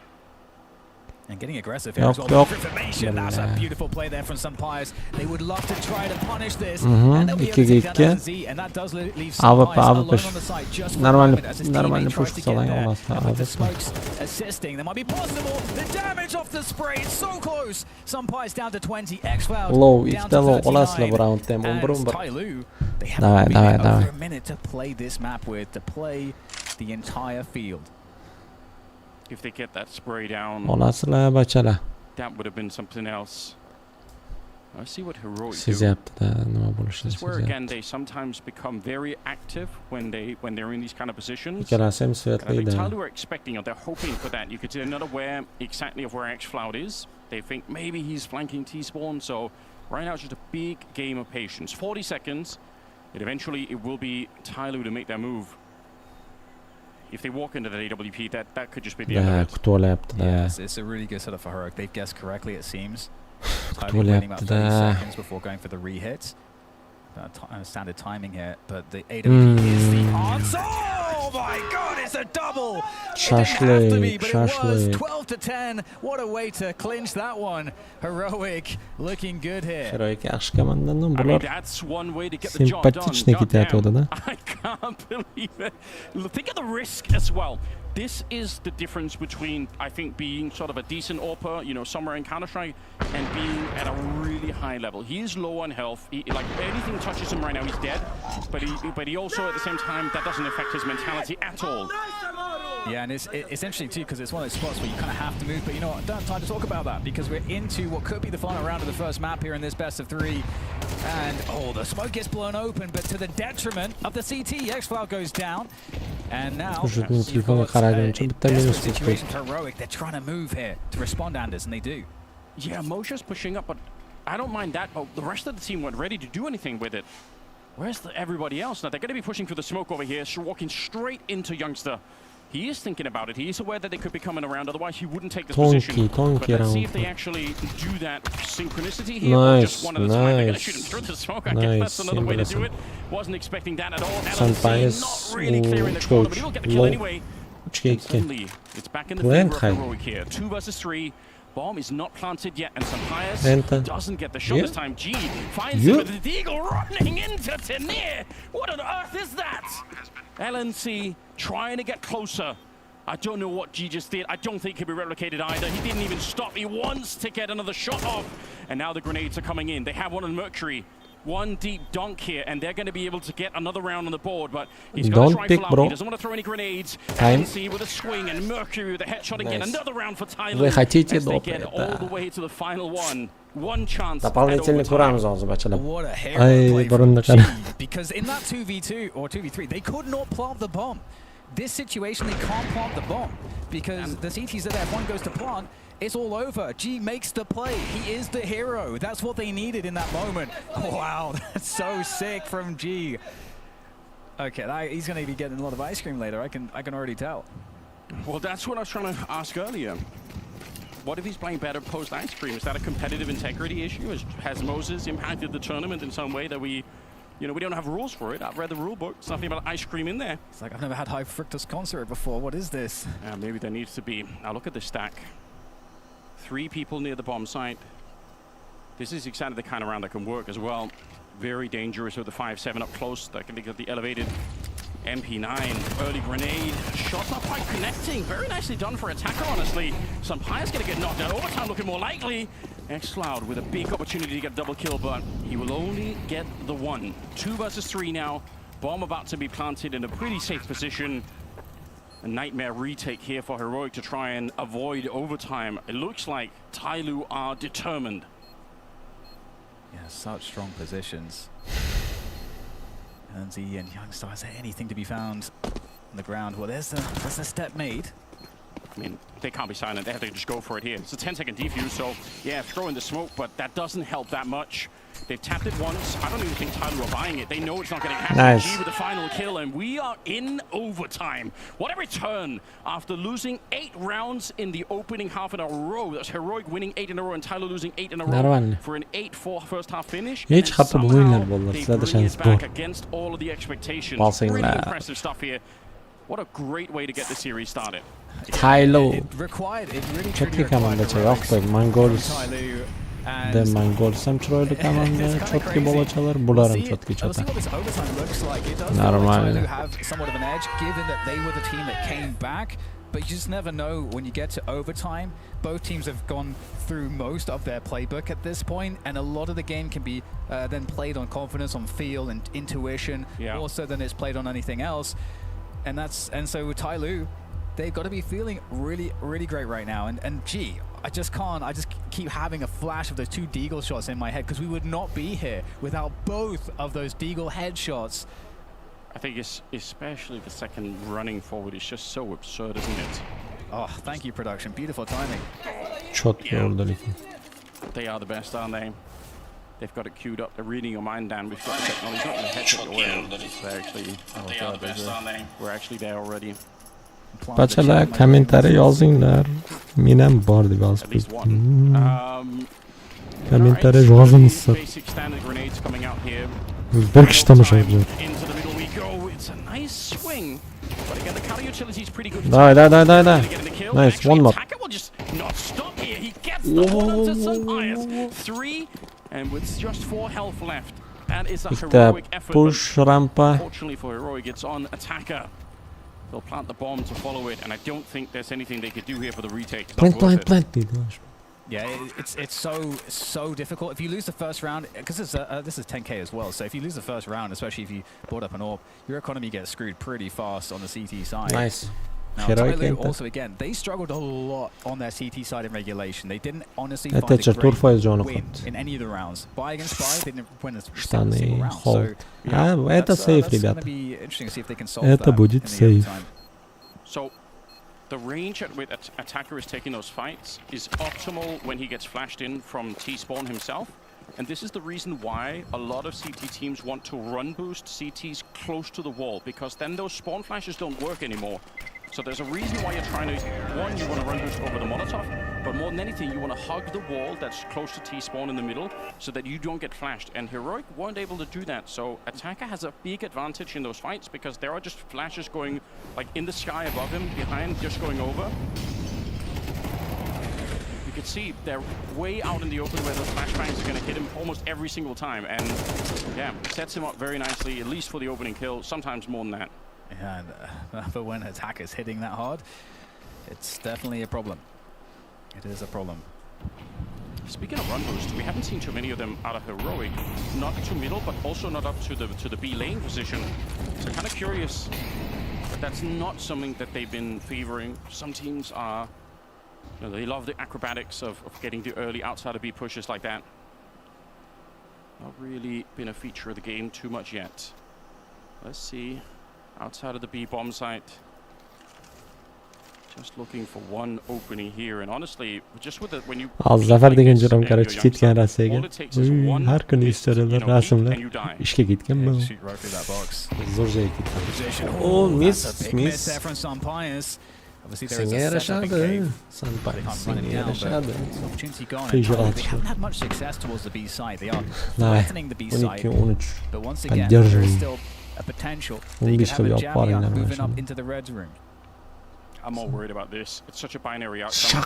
If he goes back behind the wall and then motion takes a step out, that's it. Like, he peeks into the right. It might even worse now with GLD on the other side.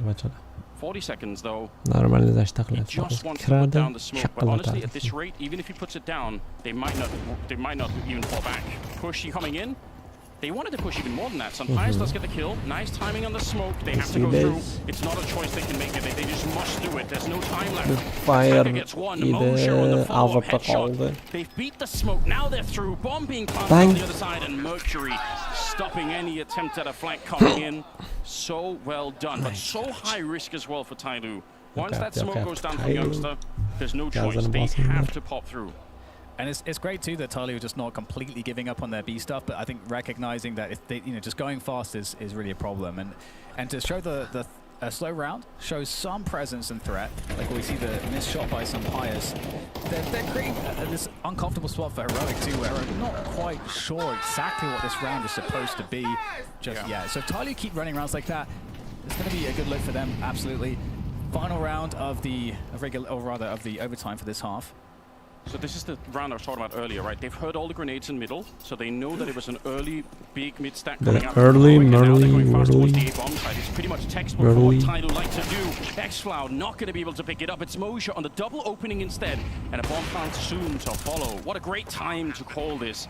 They hear the double Molotov, double HE or whatever it was in the middle. They knew how many TTs were in there. Youngster's going down now. A swing around the corner as they try and hunt Sunpias, and he's very nearly dead.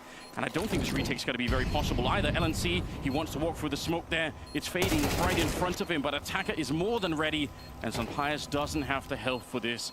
Tyloo looking to claim 3 in a row in the overtime. They might have just stolen this map away from Heroic. What an impressive beginning this is.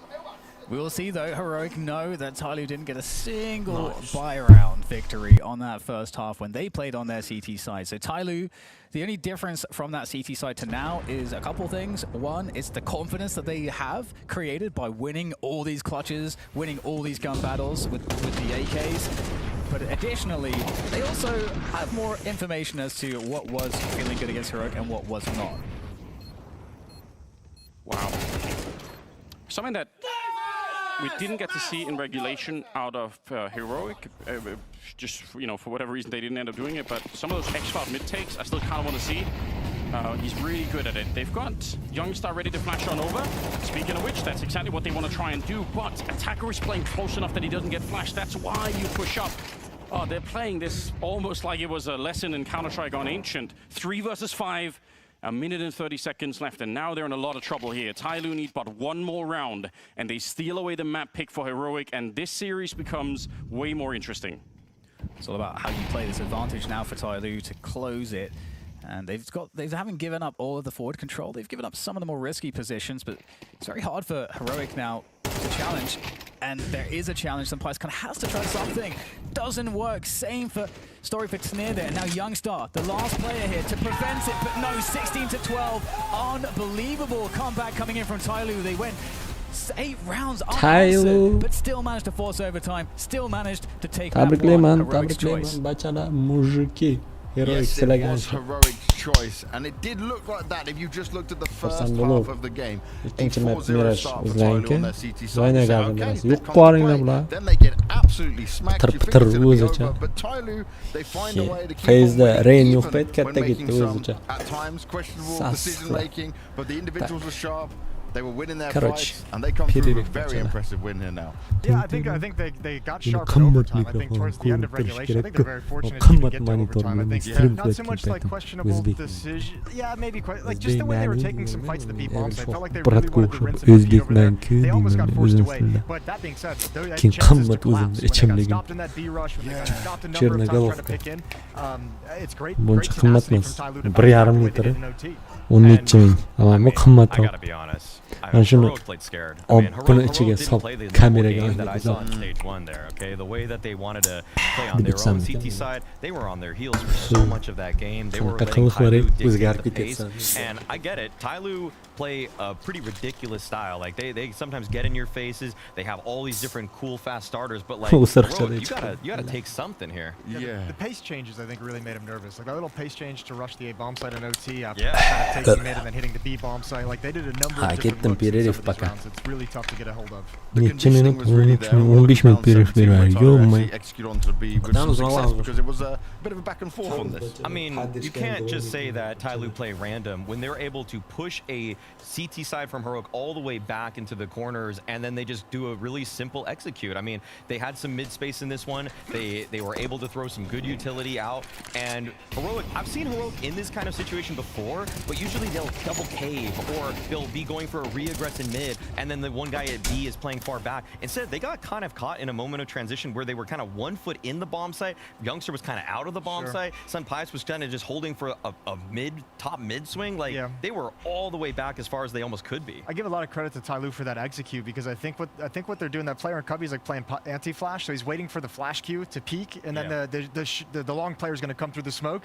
But Ty Lue comes through the smoke as the flash is just coming over. They have like a weird timing with it to where everyone's kind of stuck into the wall, and by the time they turn from the flash, everyone's already in their face from Ty Lue. So that's a cool little trick of like when you're scaling with utility. And then even when it started to look dicey for Ty Lue, we look at round 23, right? They're on lesser weaponry. They're still being able to find the success, and this was key. This was huge. I mean, we just saw what I would say is more classic T-side ancient round. This one got crazy. Like, this one got real hairy for them. You know, they have lower weaponry, lower buys.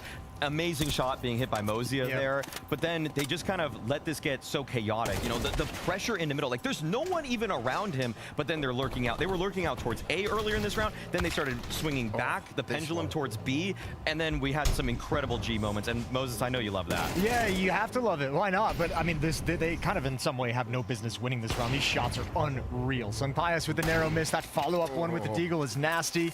Yeah, you had no business being in this one. And remember too, this was a nice like kind of like tick for tat in a sense because Heroic had just won a Nico round a couple rounds before that as well. And that was one of the moments Ty Lue had to collapse, and it's huge that G steps up in that way, and that's what he's been doing for him. G and Jem Young have a great game. They carry Ty Lue through a large stretch of this map, and then you start seeing Mozia get some opening kills in overtime. You see Attacker having some impact in middle and overtime. I mean, everyone kind of stepped it up at the end, but those two particularly got them to the finish line. They got them to the finish line, the rest of the players started to step up around them, right? Seeing these moments go down. Then we come into the first round of overtime, and Ty Lue full force at this point.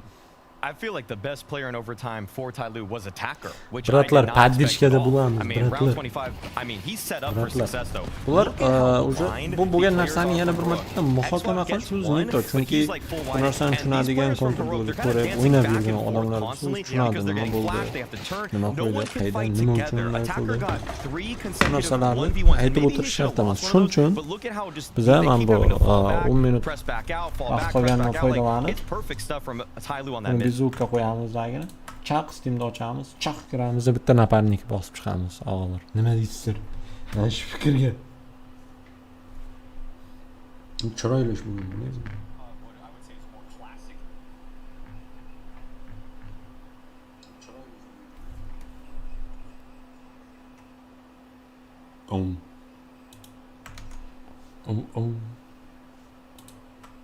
Ну, нормально, четко o'yin bo'ldi.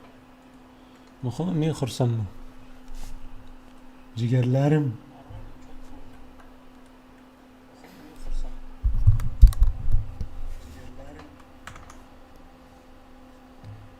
Kontrol qani?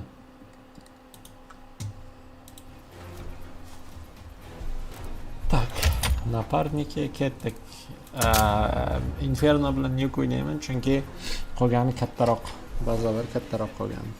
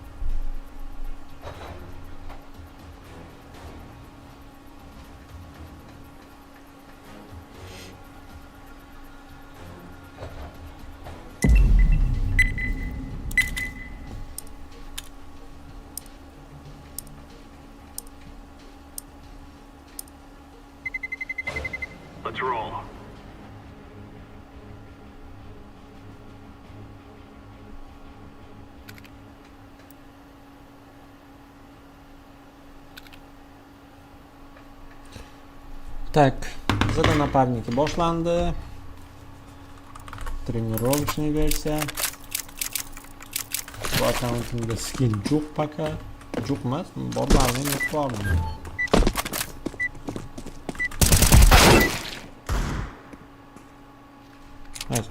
Hey bro. Hey bro or sister. This is bandit country. Viber. Everything that moves. What's up, my boy? Speak Russian? Ну, конечно, нет. Блять, да пошел ты нахуй. Да пошел ты. Да без негатива, без негатива. А, давай, играем.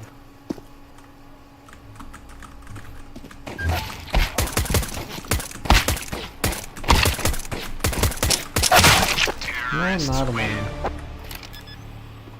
нормально. Нормально. Значит, сосать не умеешь, да, уже? Алло.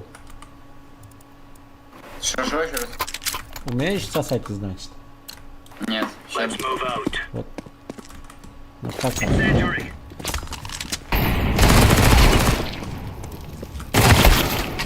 Так. Примерно 50 HP там.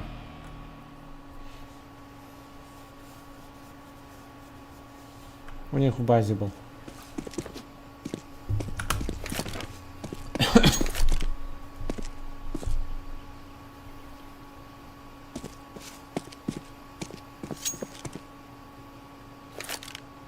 Я сижу без разминки, поэтому все равно. Да, я тоже. Найс. Да, точно 50. Дропнешь хоть что-нибудь? МКС-ку. Пофиг. Спасибо. Fellas are gonna regret waiting. Laying down smoke. Deploying flashbang.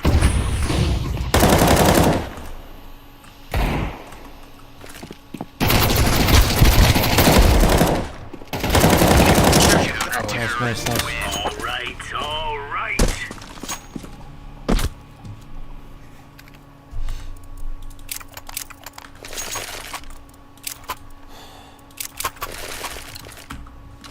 Я в шорт. Let's give it to them, boys. Incendiary out. Grenade out. Кинь. Мяч. Сука. Калёный. Все втопленное. У него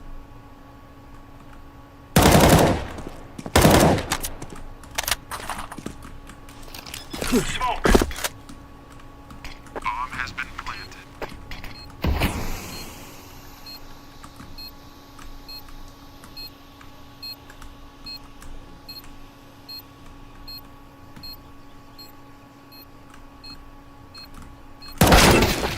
Ты что, не видел его?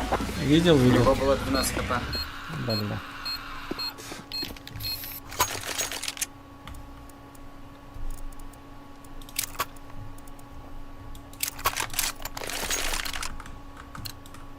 Let's show them who we are.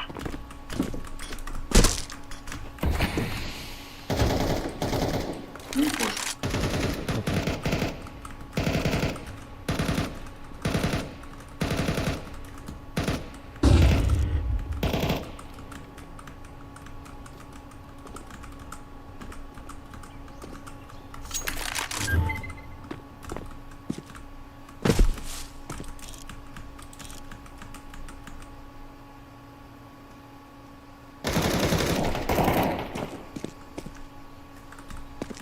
Внучка ебаный. Он, не знаю, пару раз попал или одну не. There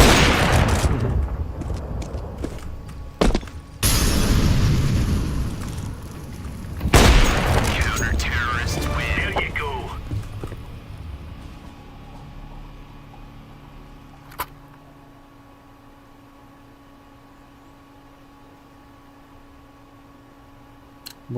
Bo'ladi. Chempionat bugun zo'r o'yinlar bor-da, Move Johnny. it. Move it.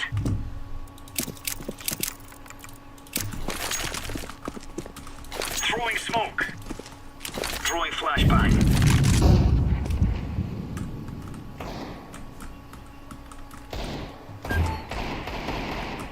оба там. Ой, один апси запушу. 90 за 4, это пиздец. Нормально.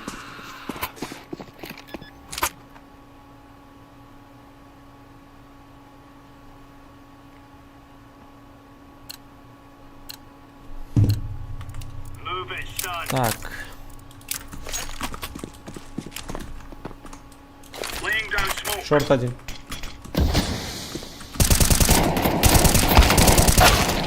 Лоу, шорт. Шорт лоу.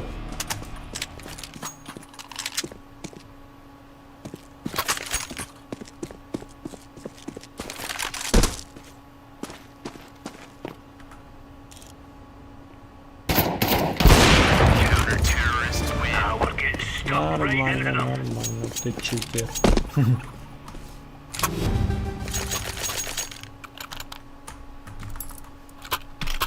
Откуда инфа? А у меня, блядь, у меня в делюзе был этот эгоист. Decoys out. Smoke.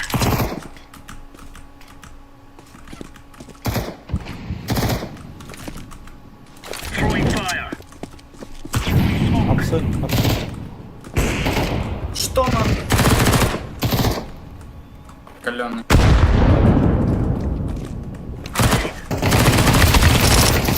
Шорт. Каленый шорт. Now we're really laying into them.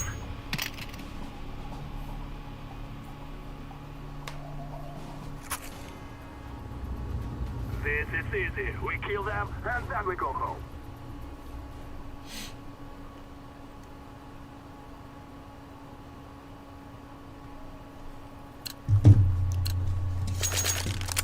We must win. What the fuck, bro?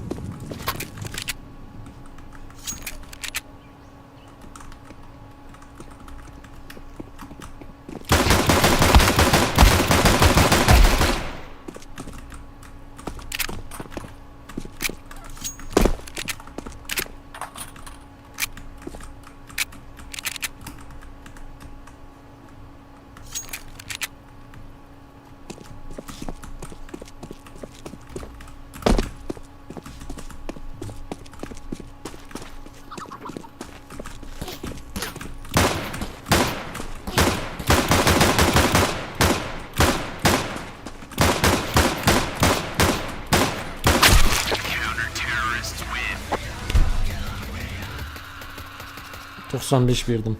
Lan monster çıkıp gitti. Çort.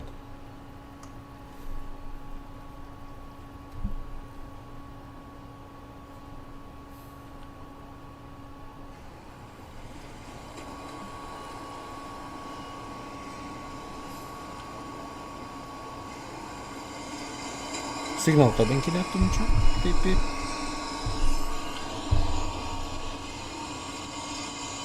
Signal qilib kelyapti buncha. Pip pip.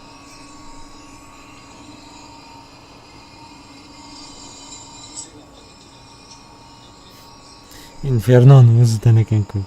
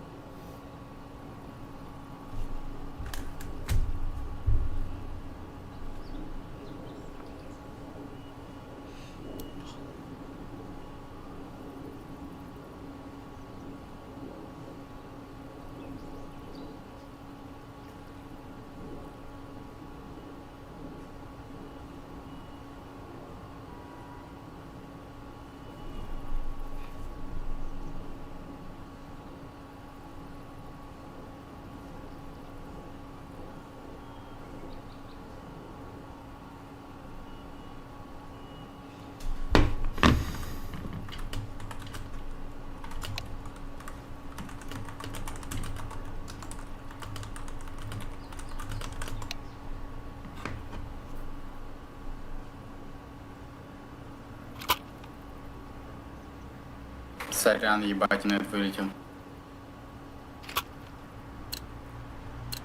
Что он там пиздел? Так. Что, ты пошел подрубать? Или че? Не-не-не.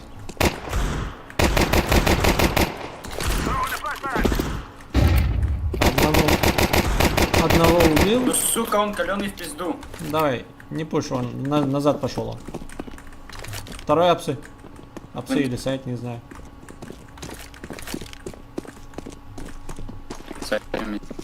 Да-да.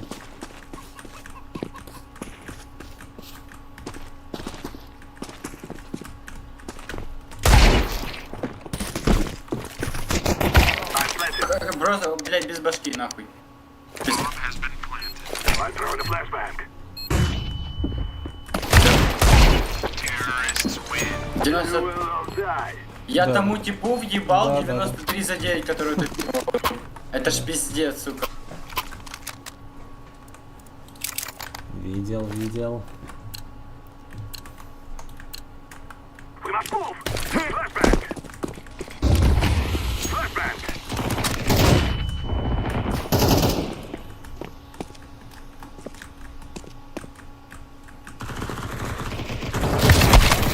Второй апсы. Спустился в шорт.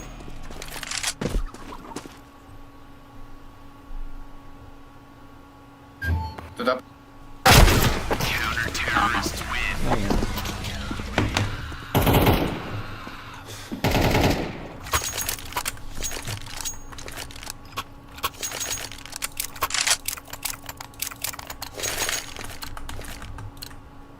Let's go.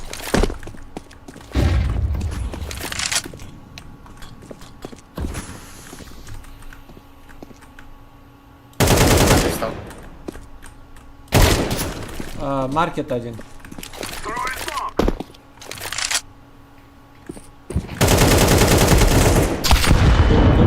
Дай, да. Стоп, дай назад. I'm throwing a flashbang. С апсов зайдем. Хоп.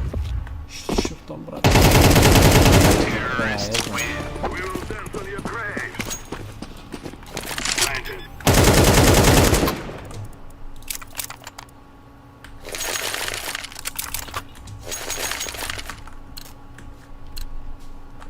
Шорт запушу. This is what we have been working for.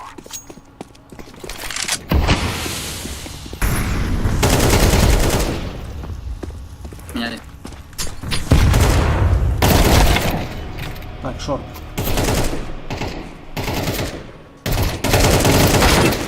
Блядь, я ему первый уебал бошку нахуй.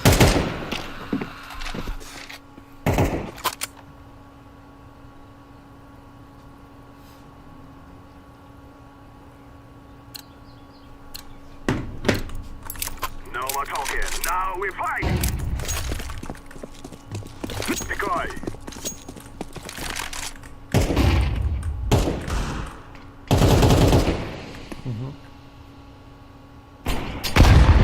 Второй шорт. С арыком. Это я дикой кинул, не он.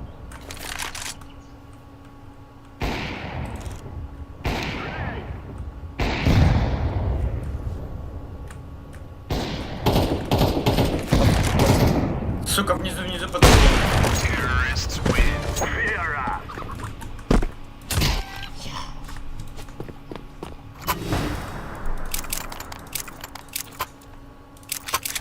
Закончим этот дурдом. Move it. Smoke. Один в машину залез. Найс. Throwing a flashbang. Опа. Так, спасибо.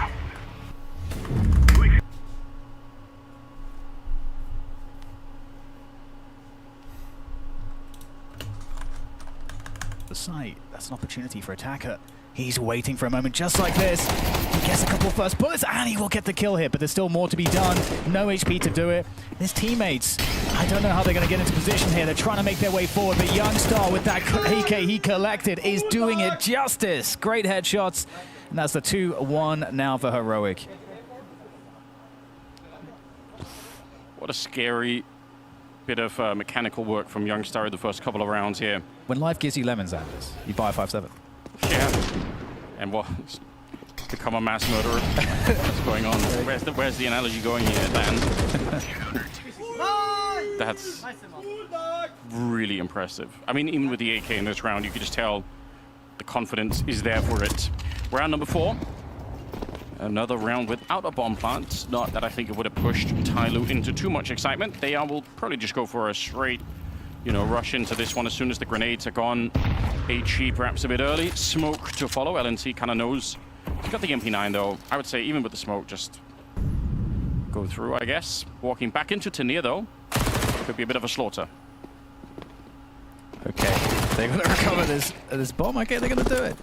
That's actually not too bad. Not losing anyone else is definitely, I think, positive and more than expected. But there's still so much more to do. Still up against an MP9. Have to run through a choke point. With that said, there's nobody else to respond super quickly. There's one on Cat. Can they get out in time? Oh, that's a nice headshot from LNZ, but they're going to make their way out here.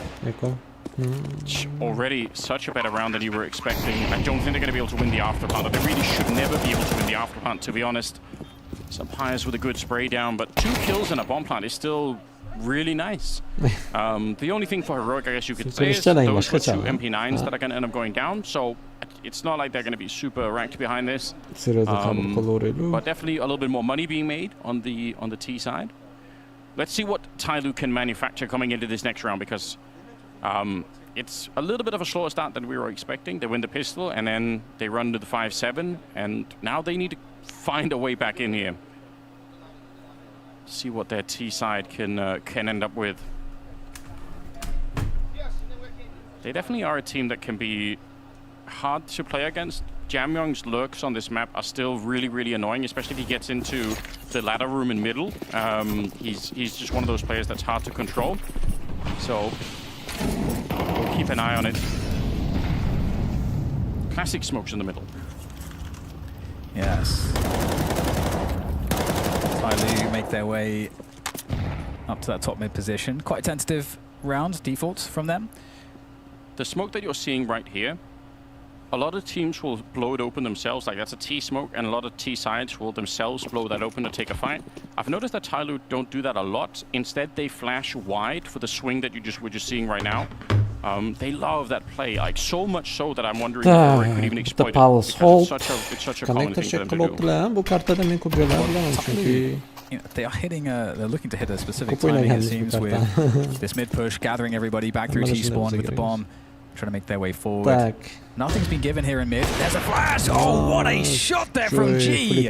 Finds the head and everything with the AWP. This is a great way to start this push for Tyloo. The defense there under Dark is not going to work out. Mercury with the Conti Youngstar. Some Pious gets traded out, and the site has been lost, and it's all up to LNZ in the 1v3.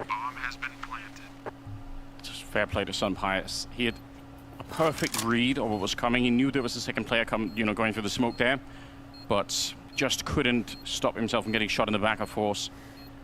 And LNC, if they give him an early shot, if he can get into 1v2, in the first 5 seconds of the retake, I think it's somewhat doable. The fact that they're so defensive, I don't even think it's worth it. And he's probably just sticking around to try and get the AWP that's in the middle right in front of him. So yeah, just hang around here, hope nobody exits this way, and then see if you can find a way to pick it up as they are running out of the site here. Bomb gonna go up, and just a really nice round. That early flick from G was just so quick, wasn't it? Yeah, and it really did seem like the flash was a good timing. It seemed like G was dead, but in that position, but maybe it was the case that he saw the player and then got blinded. We'll see. Yeah, and he's okay. Well, maybe not fully blinded. I'm not even sure, but regardless, he hits the headshot with the AWP. What more do you want?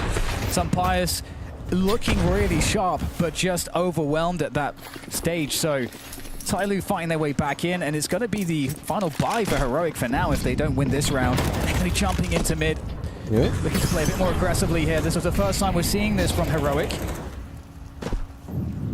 They've lost some Pious already. Yeah, I wonder what the timing was on that one. G able to take him down. Yeah, he's just got the close spawn. Oh, that's crazy. It's hard to hit those. Well, especially with the incendiary down. Now, Heroic are going to try and group up in the middle a little bit, and like I said, sometimes they do this thing where they group up and all push at the same time. They didn't really get to do it much on Ancient, but it's something they do in pretty much all maps. This time, not necessarily pushing, but at least very mid-centric for the defense, which is not great because Tyloo are going for the default A execute that everyone in Counter-Strike should know how to do. A nice headshot, and that almost seals the round here. I would say for Heroic, it is better to fall back right now. You're not going to be able to rebuy these rifles, and I think they've got the message right about now. So the game's going to be tied up 3-3. And I got to say, I love that play from Youngstar to go beyond the smoke as the Ts are scaling into the site, because in the retake, the CTs don't actually have any utility. So the only way to actually win a retake is to get just find a spot to get kills. And the only timing to find that is before they're set up and once they're scaling in. So Youngstar, I think, made the best decision. It's a low percentage play, but if he, of course, is successful, it actually allows the round to be winnable. Whereas otherwise, this is a situation. And Tyloo, I mean, their money's not insane. They are just looking to keep all their guns, and they'll do the gentleman's agreement, Anders. They'll be civilized and allow the guns to be saved by Heroic. Yeah, sometimes you need that, you know, a little bit of rest the trigger fingers a bit. Terrorists win. We could all be more civil. Especially you, Anders. You've picked the wrong timeline too, especially. Yeah, that's true. You're right. I'm working on it, Dan, okay? I'm, you know, trying every day to become a slightly better person. I will say this. The kind of four-man mid-defense that they almost were putting up there, Heroic, if you go back and look at enough of their demos, you will actually see it a lot on Mirage. And it's interesting because basically what it means is if you're on the T side and you try to fight early and middle, I'd say there's a really big chance you're going to be fighting many more people than you really want to. So, you know, you could be fighting them in connector and window, but then there's going to be a third or fourth man, you know, essentially swinging in from catwalk. What it also means is that very often you'll have less of a defense on B early because they have so many people in middle. So there are some advantages and disadvantages. I would say right now what's interesting is that Tyloo aren't taking those early fights. That could also just indicate that they've actually been watching, but they obviously have, but that they are remembering some of the pre-game studying that they've been doing. Because I definitely would rather play slow mid against Heroic the way that they typically play it. And we are up to 3-3, so it's been working out quite nicely after we had that second round snafu from Tyloo, the 5-7 of Youngstar. It's a distant memory at this point, and we've got the opening pick attempt there on the B apartments from G with the AWP. Some Pius on the other end. Double Palace. They're pushing in. I mean, they're real far away from any kind of success, but they are doing it. Being held here at a range where you would expect the AK to win out, and well, reality actually matches expectation here. That's nice. There we go. Tyloo are just too ready for it. But interestingly, you know, with that push, that does suggest to Tyloo as to like what Heroic knows about the round. So do Tyloo still want to commit into B? It looks like they are pretty set on doing that. And okay, if they're going to get all the kills, does it really matter where they go? Bang. Back to Famas to take the fight. All right, he's going to go steal the AK. I mean, fair play. They are still kind of just pushing forward here. LNC could have been a sick double kill, but doesn't quite work out. Sunpius, it's still weirdly winnable. They are kind of low on health here. Oh, but Attacker's hiding and trying to buy a little bit of time. The bomb is just going to escape. Mercury has 1 health, and now the AK comes back out. Sunpius, he needs this headshot before anything else happens. Jamyoung will be able to take him down. There was a big opportunity there. Could you imagine if he hits the shot on the bomb as it runs away? Then it's a 1v1 where he has all the advantage. I mean, even before that in the apartments, it's like, I'm very surprised Tyloo were so decisively saying, oh, let's just fight these guys, because they know that the rest of the map is completely clear. They're in a 4v2. Yeah, I mean, so I got to say, Anders, if I'm the coach, I'm getting the... I don't know, what did Scoots have? He had like a little bat that you hit people with, I don't know. I don't know if I... The don't peek bat, yeah. Yeah, I don't know if I... That's that old. You're so old, Dan. Crazy old. But yeah, that is the thing. There's like you and me and 5 other people who know what you're talking about. But I actually love that. I appreciate it, and shout out. Deep grenade, kind of dangerous. Yeah, he could have died trying to throw that. X-Cloud goes down. They do try for a bit of a crunch in the middle here, Heroic, but it's blown up in their faces. Not working out. Moja and Mercury, and now Attacker in the Palace has dropped Youngstar. Sunpius and LNC way across the map, nowhere to help each other out here. I don't know. I mean, what could you do? Just such an overpowering first half right now for Tyloo, and that's in spite of the fact that Heroic won the second round and kind of stole it back early on. This is actually really worrying. I think Jason was saying a little bit on the desk there that it looked to him like Heroic were playing scared, and I can feel what he's talking about here too. A couple of moments where it's not as decisive, it's not as controlled as you would have liked. Jam Young taking down Sun Pius, and not a lot that LNC could do. Yeah, it actually feels like when we got that run of rounds from Heroic's T side of Ancient, where they were just running over Tyloo, 8 rounds back to back. Kind of feels like the same vibe, but in the reverse, where it's Tyloo doing it to Heroic now on their T side, and it's certainly not a good look for Heroic. We'll see what they can do to try to mix things up. I'd be surprised if we get a tactical timeout, even for them to try to gather themselves. Let's see if there is a tactical decision to be made. I mean, again, the issue is because Tyloo played the early rounds pretty slowly. Oh, okay. Well, that's at least impressive. They don't care about the money loss that much, really, but obviously it's a bit annoying. Hopefully, will inspire the rest of Heroic a little bit. But yeah, I think the issue is when you have a bit of a slower default on Tyloo a lot of these rounds, then a lot of the tricks that Heroic wants to do, like pushing Palace or anything else like this, you're getting caught doing it, right? You're not really surprising them. They already are kind of aware that it could be happening. And the other thing that really scares me is the fact that if you go and look at Tyloo's CT side on this map, it is insanely varied. Their defense on this map is almost impossible to read. They have so many different setups. So I don't think it's going to get easier in the second half at all. And this is a great round to go A, it seems, at least at the beginning. We do have some weapons here. Of course, the AK saved by LNZ. And he's actually in the position to challenge this. So, in fact, this could be a perfect round for Heroic to defend. And Youngstar does it again with the 5-7. And now there's just 3 left here for Tyloo. He's trying to scale on in, but the Chaos now, they just don't have the numbers. Again, it comes back to Youngstar and that 5-7 in Palace. Are they going to get the message soon, do you think?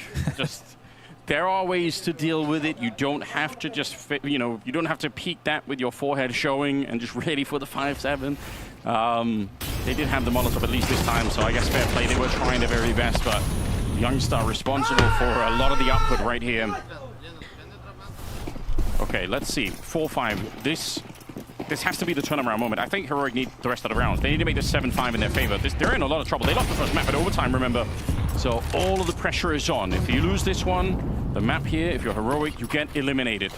Trying to fight for a third one on Train. They owe it to us as for the audience.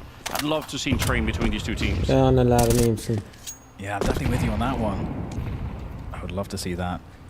Sun Pius is a great spot here. AWP on the cat is always a solid choice for your CT side. Will it be expected? Look at how many people are in middle again for Heroic. Such a common thing for them. Sun Pius knows some opportunity at some point here in mid.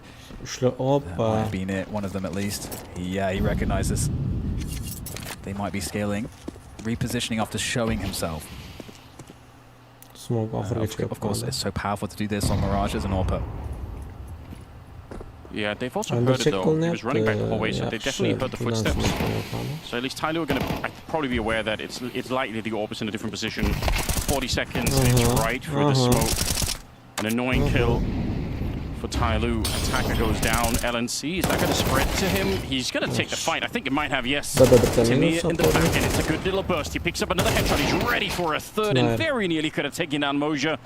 He has the bomb. In the catwalk position here, so he can go back and pick it up, Moja, but he needs some help from Mercury. They are nearly lining up. This could be a bizarre spray down. Look at it! With a Galil in the back, and they both go down. 10 seconds. The bomb has been recovered now, and a disastrous round now for Heroic. It's up to xFlow to try and save the day. Oh, it's going to be so hard. He grabs the AWP here. Is he going to go forward enough where he's committed? He might need a kill to give him that decision. The double peek certainly gives him the opportunity. Swapping back out for the M4, closing the distance. That molly might force a reposition onto the left side. xFlow trying to find Mosea. 23 points of health. There's the tap. But what is the timing here for Mosea? He needs to go for a peek at some point, or he could just keep playing the dodging game, and he's doing a great job of it so far. Oh, he's managed to do it, juking for his life. And that is Tyloo winning again, another unlikely round. There's 2 kills in the shop. That's not supposed to happen. No, it definitely isn't. They just weren't expecting it. They did not see it coming. Stabbed in the back with the Galil here. Oh, the timing is so good for Mercury. Oh, it's heartbreaking to watch, Anders, for Heroic. They had everything going for them in such a difficult half, where the only bright spot is a 5-7 in Palace so far, really. Yeah. How do you get this one back? Another timeout called for Heroic. Trying to see if they can summon the last bit of strength here. Best they could do is tie up the game at 6-6, which means if they do that, it's not like they're out of it. They can still fight. I'm starting to get worried. Tyloo just looks so locked into this game. Every round is close. Yeah, as long as they dodge the 5-7, they're all good. And that is the interesting thing, is that there's 4 rounds for Heroic, because they managed to win that 5-7 round on round 2 when they lost the pistol, so they got to reset Tyloo. That gave them a lot of rounds. A lot more rounds, I think. They look a lot better on the scoreboard than the game actually would suggest. Otherwise, you are paying close attention and get more aggression on mid from Heroic. Tyloo are keeping that slow pace that has been working for them on these gun rounds. Oh, a step there from Jamyoung. Is that going to encourage Tanir into anything? He's looking to look around the side, and he's actually nailed it. Catches Jamyoung, nobody to punish. It's a good early pickup for Heroic. Yeah, that's kind of hard to deal with, the grenade landing on top of him as he's getting peeked there. They have so little utility here, so just winning that early fight is a bit of a gift. Doesn't mean that they're out of the woods yet. But look at the money as well on Tyloo. If Heroic win this round, they might have such an easier time picking up a 6th as well, so almost worth 2 this one. Same could be said for Tyloo on the other side of it, though. Heroic obviously do not have the cash to do much of anything with. It's going to be another attempt at a B-bomb site, and the question really is whether or not LNC can hold on to it long enough, just even 1 kill here, or the timing for the smoke. One of those 2 things probably has to happen. We're down to 35 seconds. Tanir's ready for any shenanigans out of mid. Oh, he just has the timing. It's unbelievable. Sees the scope, and X-Cloud peeks off of that, and it's looking too good right now for Heroic. Up to attack against 4 players, 20 seconds to get the bomb down, and he's looking for the kill, but it's not going to go his way. 5-6, and Heroic, they are getting a lot of rounds considering how hard this first half has been. And that, I think, was perhaps one of their best, if not best, played round. Yeah, the timing, you pointed it out for Tanir to just go for it there. It's such a small detail as well, but I actually love the fact that he swings into the fight at the end instead of just crouching forward forever, because you don't know if you're Tanir whether or not you're about to get shot in the head from an AK in the middle. So he's just like, I have to get this kill no matter what, and that's a nice instinct to have, I think. That's a double smoke in the mid window. Don't think we need that. Flash going out for X-Cloud. There's nobody here. But it's a nice attempt anyway. Heroic, this round is almost gifted to them right off the bat. It's going to be a lot in the middle. X-Cloud only getting the 1 here, and LNC actually the one to go down. Tanir was elsewhere. That's suspicious. If Tyloo know that LNC is anchoring B, they've got to be wondering, why on earth was he there? Tanir gets 1 in the window. They should know there's nobody at the B bomb site, but unfortunately the bomb is stuck in here on Jamyoung, and he needs some backup. It's coming in from the other side. Youngster was not ready. Oh no, Heroic. How are they getting to let it go this round? It's Tanir battling his way through, jumping out of the window with the M4 to catch Jamyoung. A desperate play, but it's worked. He gets the headshot on the Mercury as well. What a way to finish that round. Stage 1 of the Blast TV Austin Major is done, and now we're going to look back and rank the best pop-offs from the Major. It's time for the Roar Roundup Part 2. Roll it.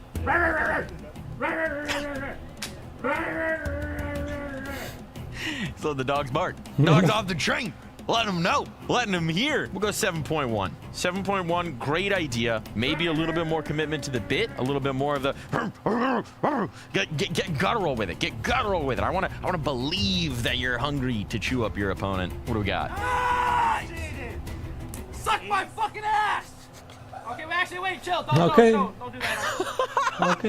I heard this live in studio. Important couple of bits of context around this. First off, it was just after the pistol. Second off, G was setting up in the next booth over. He heard this, and I just heard him go, "Suck my fucking ass." You know, if he'd committed to the bit, I think this would be a top-notch pop-off. But because he retracted immediately afterwards, gives it an 8.2. Well done, Hext.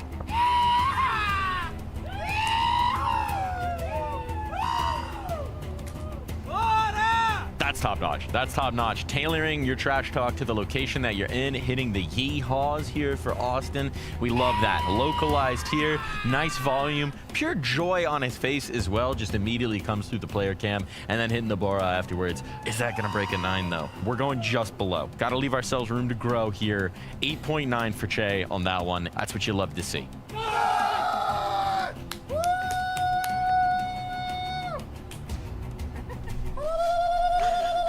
Well done from Lear. I mean, excellent lung capacity there. I'm going to give that an 8.8. Very strong. Well done.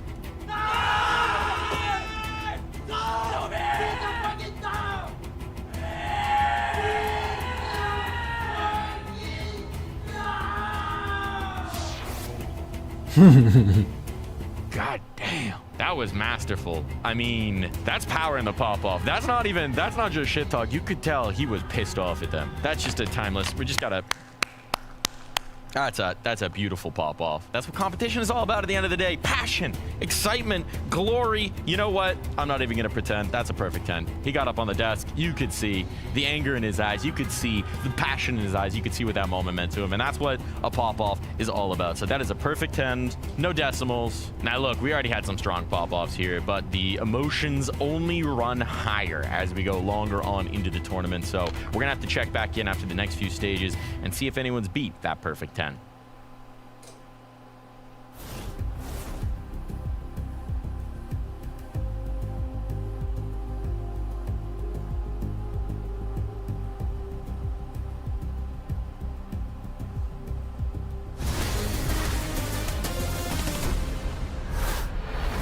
Second half, second map. It's Tyloo versus Heroic here for the 1-2 teams, which means for Heroic, especially having lost the first map, their backs are to the wall. If they lose this map pick of Mirage, then there's no more major. They have to get home, and I think that would be a bit of a shock to them. They're very well matched up against Tyloo, to be honest, but Tyloo just look like a sharper team right now. They look like they're more ready, and Heroic need a strong start in the second half. They got 6 rounds. It's not bad, but it could have been better. Yeah, you know, we can't sugarcoat it. It didn't look great, but they did get 6, so I've got to be so pleased with that. And it's going to be for Heroic, quick play into the A sites, and we'll see if the headshots will go their way here, because that's all it really does come down to at the end of the day. And we've got an attacker who's in that position that can be very easily isolated. G will try to take some contact here, take it, but the dualies at range here, just not finding the mark quickly enough. One headshot is not bad from attacker, but it's his teammates that are managing to make up the difference. 4 versus 2 here, suddenly, as Heroic find themselves in trouble. I don't know how Moja got the kill. That's through the smoke. I think it's just a random click. I don't think he could have seen that. There's no way. They've already used a Molotov. And now in the 2 versus 4, this is almost impossible to hold off. Tyloo are coming for that retake. It's Jamyoung with another headshot on LNC, and Tania gets completely overwhelmed. G with a good couple of kills in the round. Very well done. You already said it before we got into the actual attack there. It's down to those early pistol shots, and they got a couple of them. Even if the dualies only got the 1, it's still better than nothing. But that Moja kill, I'm so confused about. Yeah, he's just running and shooting. All right, this is later on. No, it is this one. How? How on earth did he do that?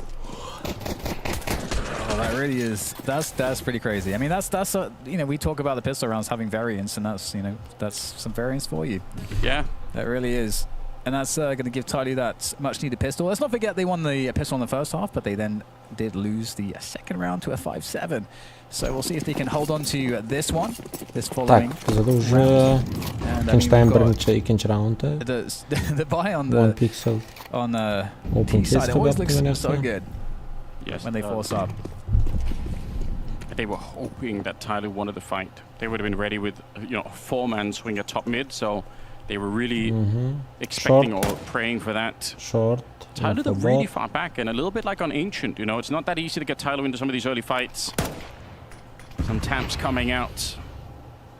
Forward position on the A ramp, so they feel pretty safe in having these three people towards the middle. In fact, this whole setup for Tyler right now is, I think, going to work pretty well if they just kind of keep it. They don't have a lot of reason to move around. The only danger is if Heroic go catwalk for a split on B. That, I think, would be the real threat. A lot of tension here. They start to investigate. The timing is going to be very interesting, forcing all the fights now all at once here in middle.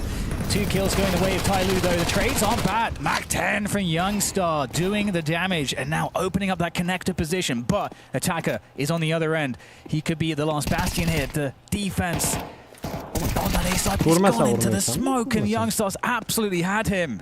And that's crushed the round now. Doesn't seem like there's much left to work with. The Jamyang tries as he might with that MP9. Yeah, I think you're right. Unfortunately, just already with the low health and everything else. If he had 100 health, it'd be very, very interesting. He's got the kits, but is there even an opportunity? They have helmets as well on the other side, so it's not like he can just, you know, pick up a quick headshot and maybe on Youngstar, but yeah, he's already decided to step away. That's a crazy fight in the middle, and I actually think it did catch Heroic off guard a little bit. If not for the double Mac 10 kill there on Youngstar, I think Tyloo have just found a really good timing. So I think they should still get some credit for it. It's a good idea. Heroic were, I think, actually transitioning into one of those B splits that we were just highlighting. So could have been kind of bad, I think, anyway, for Tyloo if they had done nothing. It's pretty crazy that it happens again, though. The second round, you know, use the pistol Heroic, win the second round. True. This time, I mean, it looked a lot, you know, it looks a lot better in the sense that, hey, they got a force buy, everyone's, you know, trading. It's like, you know, it looked like a lot more legit in that respect. And that's a 7-7 scoreline. And Tyloo, I mean, it's a lot worse to be on the CT side and to get reset. So I think Heroic now, the game is, you know, they've got an opportunity to really wake up and come back into this, find that confidence as they move into their T side. Getting a chance to have a bit of a conversation here. Tyloo, I mean, they haven't had to burn too many timeouts. I think they're probably still very comfortable in where the game is. Like I said, for me, that CT side is I think, worth studying. If you go back and want to watch a couple of Tyloo games on this map, again, you're going to see so many different setups.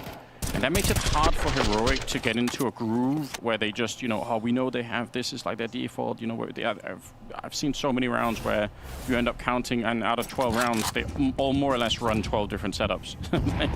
Yeah. It's hard to read, you know? Oh, yeah. Well, it's going to be a straight B pop, it seems, from Heroic. A couple players here to defend for Tyloo. Good defensive smoke there from Jamyang. And 4-5-7, there's definitely a lot to work with here for the CT side. Tyloo trying to get as much as they can done with this.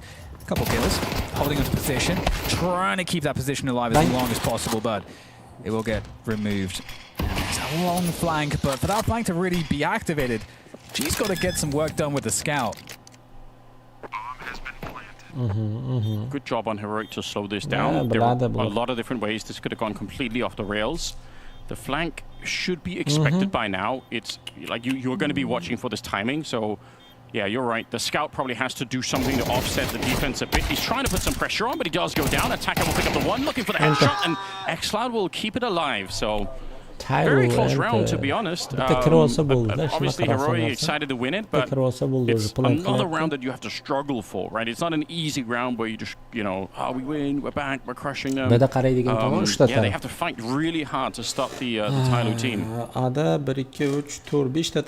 Tyloo, I mean, we'll see, you know, what they get up to on their next buy round, but for now, just a single deagle and otherwise USPs. So this should be an easy pickup for Heroic. If it's not, you've cursed them, Dan. I remember you said that. One deagle easy.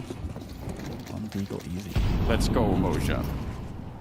Find the triple deagle headshot to never know. Around. Nicely timed nade, actually. Jamyang could only just arrived to the position, instantly gets naded, and he's like, all right, cool. The A stack. Yeah, but the deagle boosted on top. I mean, if they try to smoke it or whatever, it could be interesting. But it's always a Bit of a coin flip. Got over a minute still. It looks like Heroic are at least going to investigate what's happening on the B side of the map. They have a, just because probably not much going to happen here, the kind of smokes that they're throwing here, where they're smoking middle and window, Heroic have a version of the strategy that they run right away, and all they do with all the smokes in the middle is put one T player in the ladder room. And they do it so early on that when the CT start rotating around later in the round, they completely forget that someone's here. It's so interesting how the timing of that kind of a push can change the outcome of a round. I've seen it happen on a number of occasions. So right now I think Heroic just need to kind of get into the groove of this second half. But honestly, if they can start to pull that kind of stuff out, then maybe they will be able to find a third map. Jam Young, love more than anything. The kills are fine, but like he wants the rifle there. Yeah, I was just shocked that he managed to get more than one. But there we go. So Tyloo will be on the bye finally. You know, having to suffer these slower starts on both of these halves in light of losing the following round after winning the pistol, and I am curious what their style will look like. They've tried to play really passively on the ancient CT side. It was a bit of a struggle for them when Heroic slowed things down. Okay, pretty quick drop in. Looking to fight underpasses if anyone's going to be there. Xcloud navigating his way forward. He sees just the top of the helmet there. Won't find the headshot though. And Moja, this is simultaneously could be a surprise position. It could also be very dangerous. They're in front here, and actually Xcloud just didn't seem like he was ready. Kind of running and shooting into the window a little bit and ends up going down. So nice start for Tyloo. Going to slow down Heroic an enormous amount. Yeah, that's the most forward player by far gone. So all that map control kind of goes away with it. So there's a re-smoke to window. And they also smoke up Cat as well. So, well, that's a CT smoke. So it's going to be Heroic now trying to move into this A site. 3 players there. That's a big pick off there onto G. This is going to create a huge problem for Attacker. He's essentially alone now. Yeah, LNC stepping up in a big way. He's up to 15 kills. The Youngster matching that number by getting the kill onto Attacker. And in spite of the early entry there, or the first kill in the round, they're going the way of Tyloo in a pretty easy fashion. They just completely get destroyed. And that was that connector play from LNC that really made the difference. Yeah, that definitely tipped it for sure. Otherwise, you know, it was a decent start to the round for Tyloo. So it's one of those rounds where it's like, do we really need to think about, like, oh, did we make a mistake? I don't think they really made big mistakes there, but play from Heroic. However, Tyloo might get more creative in the following rounds. Again, we talked about it. There's lots of ways to be aggressive. So you see these players getting hunted down. I'd have to go back and check, but I wonder if they were playing like a 1-2 position in the middle where one of them is playing anti-flash. Okay. LNC, did he get the last one? Yeah, I think so. 4 kills in the round with the Molotov. That's kind of interesting. But yeah, it's possible those 2 CT players, they go down one at a time to LNC because they were hoping that LNC would swing the corner with a flashbang. And so one of them is peeking and one of them is playing anti-flash. But then when the first guy dies, the second guy is just in a weird position where, you know, he has to go into a bit of an unfavorable fight. So regardless, it's another timeout now from Tyloo as things are kind of getting out of control here. They're losing control of this map right now. Train to decide it all, and I've got my fingers crossed that we get there because, again, both teams know how to play Train, and this series has been very interesting, so we should all be so lucky. Yeah, Heroic definitely feel like they're back a bit on this one now. Like you say, LNC, as you can see here, a comfortable young star as well. Standouts so far on this Counter-Strikers. So into the next one, and it's again on the pistols. Tyloo, they've been on pistols so often in this game of Mirage. Yeah, money is a bit of an issue for them. Gonna have some utility as well, but what they're really hoping for is to replicate some of the 5-7 madness that Youngstar brought into the first half. I mean, like, it is inspiring. I can understand why. Yeah, they've got some positions. I mean, this one for Mercury is good. There's the A-ramp position as well. That's also pretty close. So, yeah, it's just a question of distance for the 5-7 to really do its job. Nice Molotov. just confirming that someone is there, even if you don't get any kills behind it. You should absolutely know that grenade on the other side. More Molotovs raining in. They're hunting. They were actually grenade fishing against Mercury. I don't even think that's legal. Maybe in Texas it is, to be honest. Yeah, I'm sure. Can you dynamite fish? Have you done I have not tried. Well, not partaken in that just yet. You need to get fully into that Texas lifestyle, Dan. I'm disappointed. That's true. Got a lot left to do here, but Tyloo, they might be in a spot here. They're getting these pistols close in a potential crossfire. We'll see if they can make some money here. Don't shoot your teammates in the smoke, though. All right, nice jump up. They are in a position where they almost could shoot each other in the face here. I don't mind it for Tyloo. They are very intentionally trying to run the clock down as far as they can, hoping that Heroic make a mistake.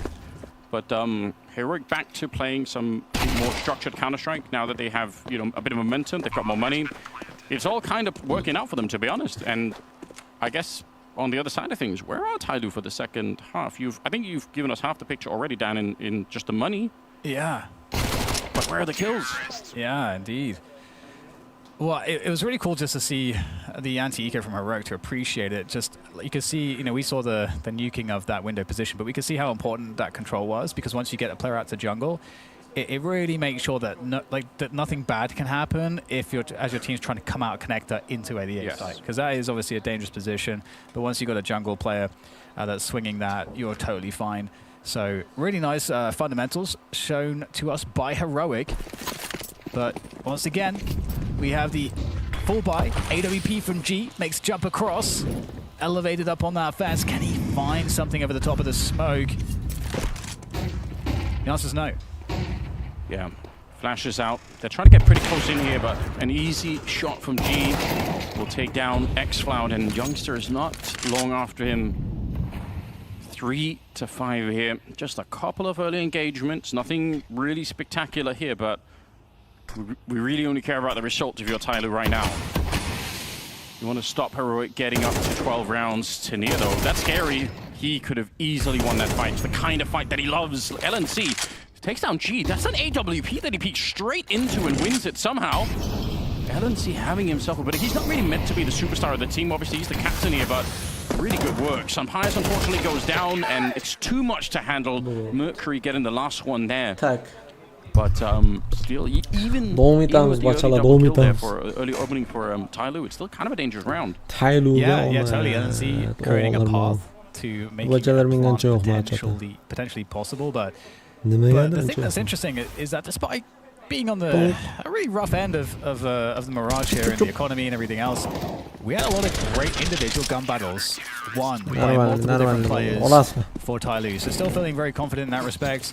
And now we'll have G maybe going aggressive on the A ramp. And love to see this mix up on the AWP. Youngster is taking down attacker, but so aware, but not aware enough. G finds another AWP headshot. Stunning stuff there, and that's a good trade, but still 4v4 for the T side as they start to collect themselves in mid towards connector. That was low-key about to be a totally insane peak from Youngstar. If he hadn't got caught there, I would have been so sick to watch. Tania gets one, traded out very early on, and a flick that doesn't quite connect. xFloud still alive on the other side. They're going to try and push the site, and with this kill, they might just be able to. If he hits that shot, it's on. They get the bomb plant if they can, but now instead they've slowed down, and Jamyoung back to make it a quick double here. Sunpius going to get killed by G, finding it with the AWP at the end. They survive with 3 people, and Tyloo's starting to summon a bit of strength here. They're starting to wake up. A little bit of stress perhaps in the face of Sunpius, and to be honest, I haven't had to say his name nearly enough here. I need a really good I'm manifesting that, Dan. A good Sunpius round. Yeah, I mean, he played really well on Ancient, and just a very quick note, I think that flick shot from G where he legs xFloud, I think that was actually really important because the Jamyoung didn't get the headshot. You know, right. he got the 1 bullet kill, but it was like a body shot, and he wasn't going to get much more than 1 or 2 bullets there. So that might have been more impactful than I realized at first. But yeah, we get to see a repeat of this. Yeah, look at that from G. G's been hitting some really stunning AWP shots today. It would have been so cool if Youngstar could have got away with that one. Well, yeah, good work from Jamyoung. it's just got a lot more interesting, and it's also got a lot more scary for Heroic. They had the momentum, they were running the rounds, really looked like Tidal was just missing from the second half, but now they've got more of an economy. They've stolen the 2 AKs there on the CT side, and this is a lot more of a difficult game all of a sudden. Tyloo are right back in it. You can tell Mercury, the headshot, taking down X-Cloud, 4 versus 5. Just not afraid to take that battle at all. Now Tanir's going to be up to try and take a swing at them next, and I don't know if you heard the run through the connector. He might have to tell his teammates, but they still need some grenades to get around this corner. Tanir's getting close now, but he's got to worry about his back as well. This Youngstar getting a headshot. The map 10 onto LNC, and a 3 versus 4 now. Fighting at all ranges there is Mosier, and he can't get more than the 1. Are we planting? Oh, big push around CT. Really fast pace from Youngstar for the flank. Now, if some players can delay long enough on the site, that flank can be activated. I don't think the Tidal are going to look for it, but some players does better than that. Takes down 1 player, and now Jamyoung, he's going to have to take down some players and then do a 180 back to jungle as some players looks. Doesn't have any idea what Jamyoung is. There might be a chance here for Jamyoung to still find a way to take down both of these players, but he's running out of time here. The time is a huge problem. As Jamyoung, there's a jump peak, finds it. Oh, Youngstar's going to finish it off there for Heroic, 12-9.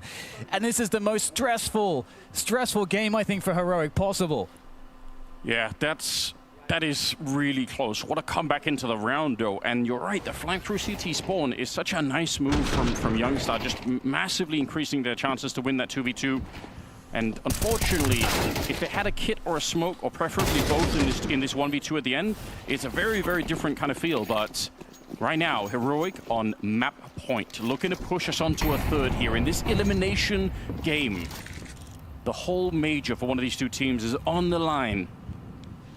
Sampires has got the AWP back. He's only got 12 kills. X-Cloud's also struggling a bit with 9. Everyone else on that Heroic side is popping off at the moment. We do need either the Turkish or the Spanish player just to step it up a single round here, and that might be enough. Train looming in the distance, and they are slow playing this one into the middle, just walking it here. Looks like we will finish at the A bomb side though. There's a big flash play though. That's a nice pick off onto the catwalk position, and now you've got Tyloo in a difficult spot. One more. Oh, the trade from X-Cloud is stunning. And Attackers, he's looking to make some moves here. He kind of has to do something with his MP9 up on to the base. And they definitely are aware that the shenanigans are possible here. You get Sampires feels that he's ready for it. As soon as that smoke goes away, Attacker is in trouble, but still finds it onto Sampires somehow. Mercury, nice. Pretty good spray down here, 40 seconds. Another 2v2, another chance here for Tyler to extend the map a little bit longer. Jamyoung running and spraying, and that's away! That is as clean as it gets. Normally, when you have to transition from that kind of a spray into a tap, especially as you're running, it's almost impossible to do, but very well played. Heroic, that probably was their big opportunity right there. Yeah, their money's been nuked. The money is gone. They will have one more chance to close in regulation. I mean, what's how? If it goes overtime again, they already lost 1 overtime, Dan. Can they handle this? I can't imagine the stress. Heroic on such a run of rounds in the second half, getting all the way up to 12. I'm already having flashbacks to Ancient. I'm sure they are as well. Trying to go speedy towards the bomb site, but the counter grenades are coming out already. The SMGs are here to try and slow them down. It's very nice running headshots as Youngstar takes down 1. He's going to find Emoja as well, but the stolen MP9. 3v3, and the bomb is planted, and suddenly Tyloo in a kind of a stressful position themselves here. They've got the kits, they've got the utility, but all it takes is 1 mistake here, and the map is gone. Now closing in from all angles. Apartments, catwalk, and the shop as well. So we'll see what they can manage here. Tyloo, they just need 1 good opening. That's it. That is what they're looking for. But there is 1 in kind come from Youngstar. They're into the shop position. 2 versus 2 as Youngstar again. Heroic. They get themselves over the line, forcing a 3rd map in this series. Unbelievable stuff. Great temerity from them. Tak bachalar xafa bo'lmaysizlar. Heroic managed to take it Bir on kishi Mirage ko'ryapti and meni. show Shunda their men o'zim actual telefonimda might. ko'ryapman. But it wasn't comfortable at times. Tyloo certainly had the fight in there. But this is a good showing. This is what we wanted to see out of Heroic. This is what we expected to Bachalarga see more omad from tilagan the holda beginning. biz kontrga. It was more active, more heroic plays from the individuals.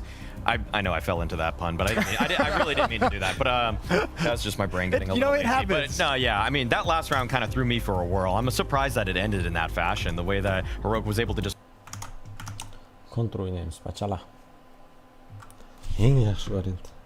Asab ham qilib o'tirmaysan. Boshqa narsa ham qilib o'tirmaysan. Kontr o'ynaymiz orada.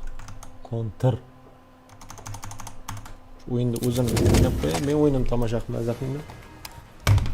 Mazza qilinglar. O'zim tomosha qilaman.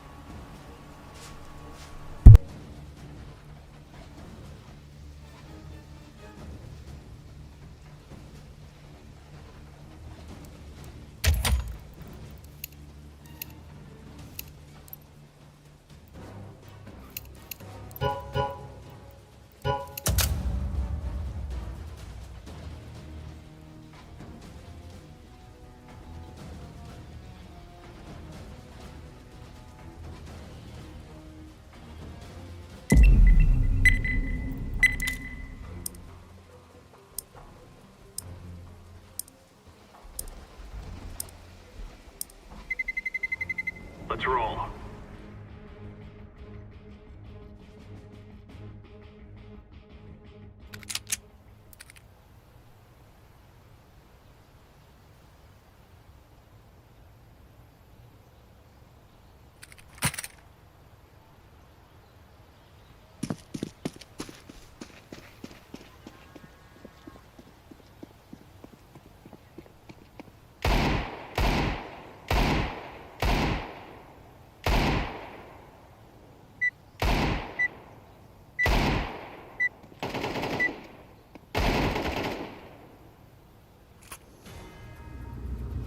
Let's move out.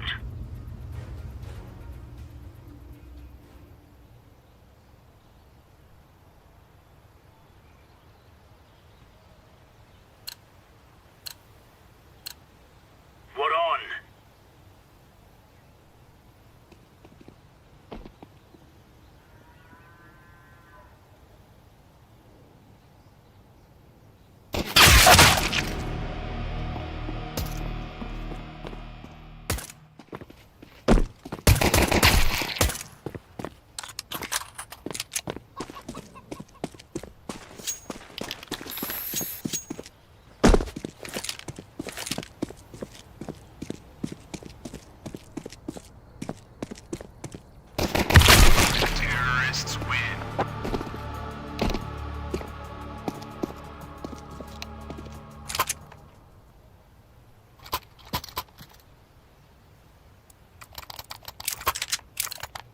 Да, я здесь, все.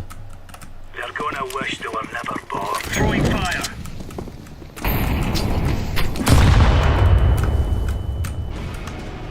Low.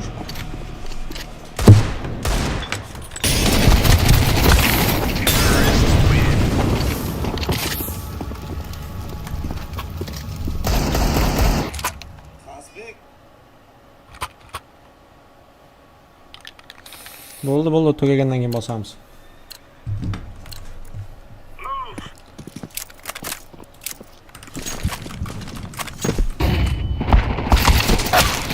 Bella.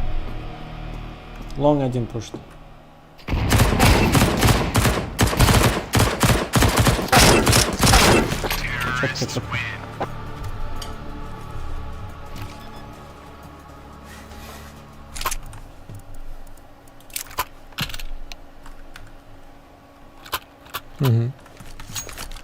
There you go. Remove any doubts in your head. It's us or them.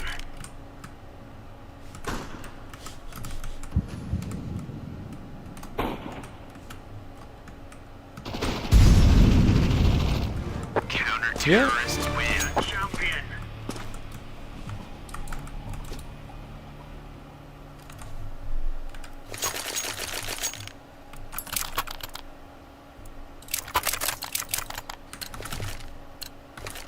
We are out of here. Throwing fire. Grenade out.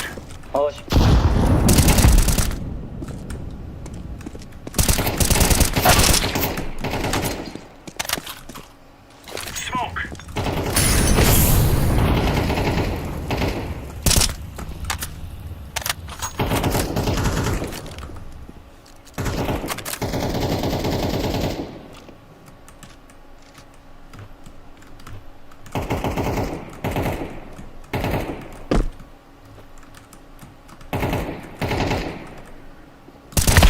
Terrorists win.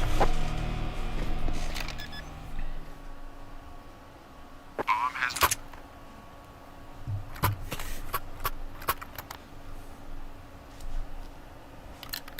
Kamera canlı kamera. Let's have it, lads. Incendiary. Incendiary out.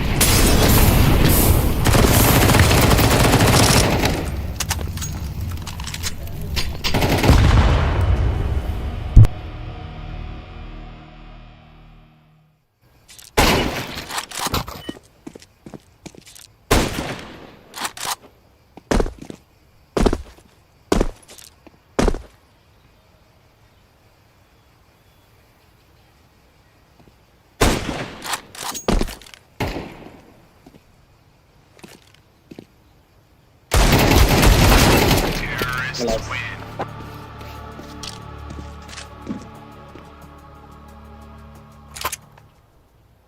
Bitta.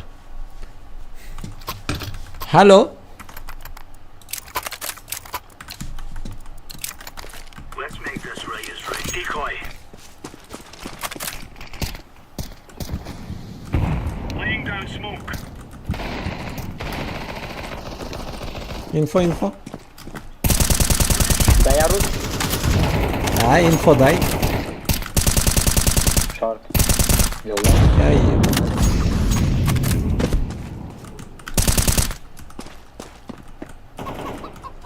Понятно.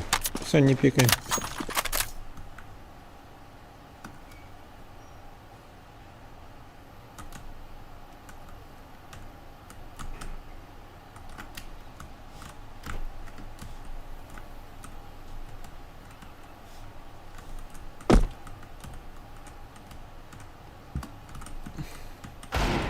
Ой-ой-ой. На. Спасибо.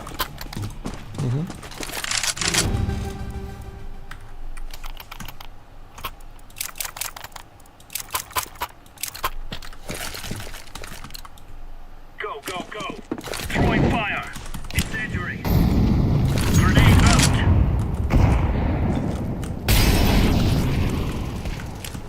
Deploying flashbang. Throwing a grenade.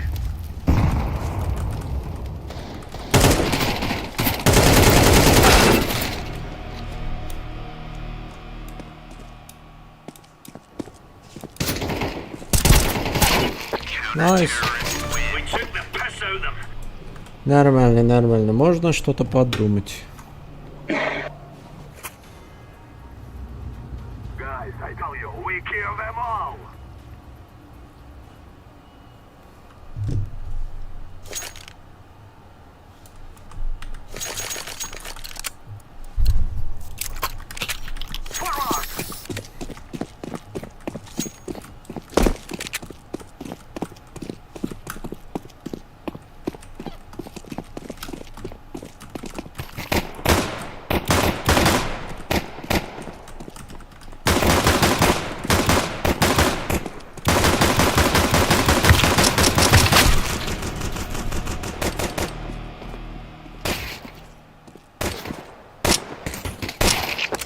Эй, ты кто такой?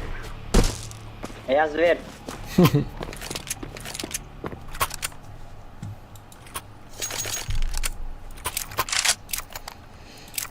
Я даже пулю не попал. Да, да. We must move. Throw in the flashbang. Лонг. Не пикай, не пикай. I'm throwing the flashbang.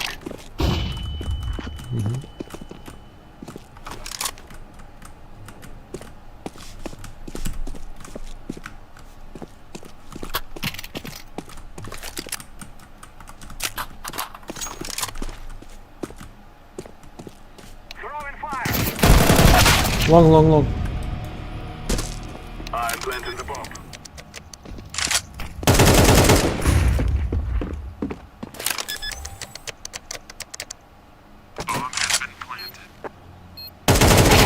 Е? Что это такое? Это... Ну вот.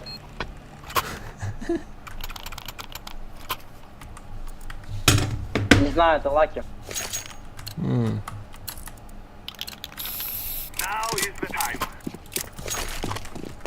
Follow them.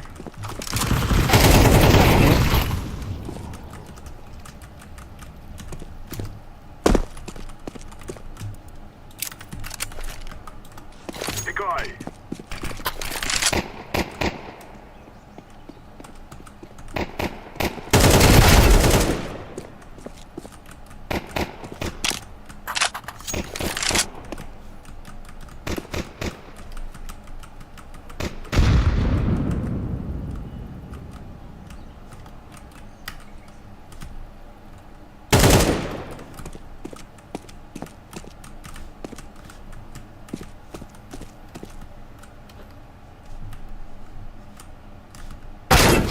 Да, я знал. Мгм.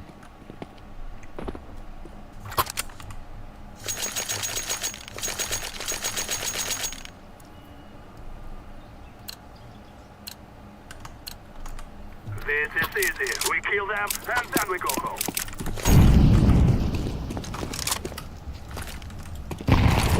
Шорт флеш дал. Не попал. О, попал. Блять, еще. Где? Сайт? В яме, в яме.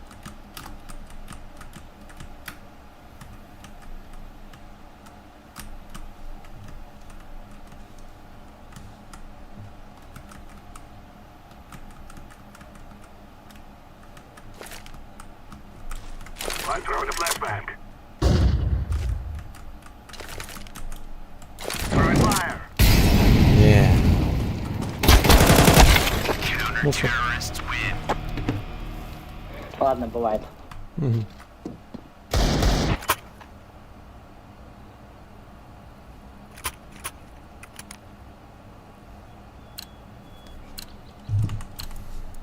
This is our fight. Smoke.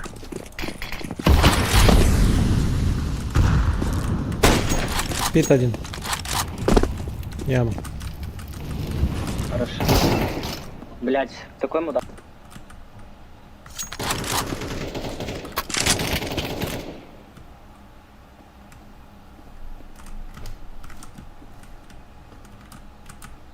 Я не дал ему. Вроде.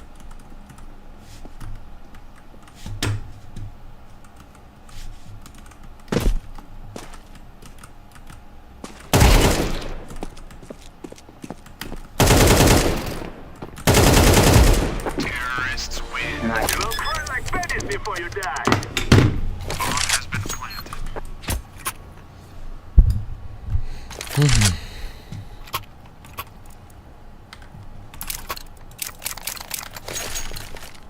Together we can do this. Smoke! Short pushed, думаю. Ау, апсы один. Колян 50. Шорт. Это как, блядь, было, не регай. Угу.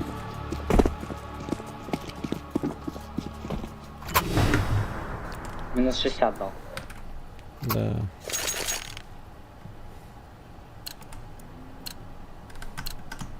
Move it, move it! Throw the decoy. Пиздец, чмошники. Умирай уже, похуй. Стараюсь.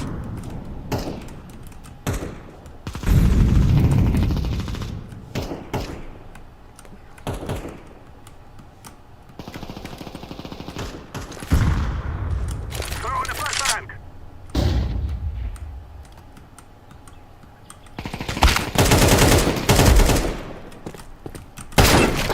Нормально. Спасибо за игру. Угу, давай.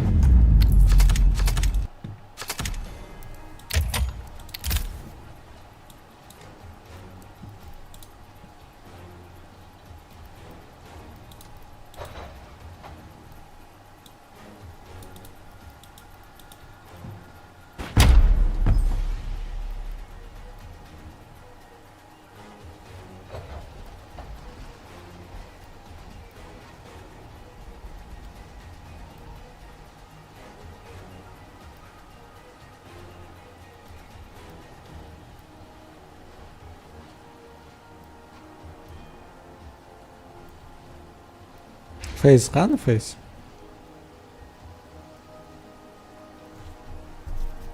Flames. Mouse tika bor. Team Spirit tika bor. Mongols bor. Aurora bor. Так, Navi bor, Gel, Recreative. Face clan qani?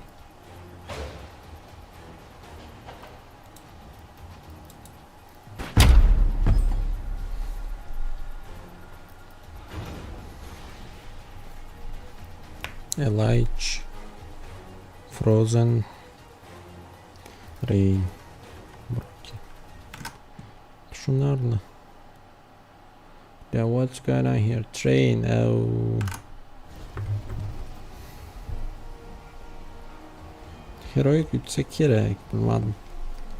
Joy o'yincha qizig'i 9-6. Buncha yana bitta naparnik bosib turamiz.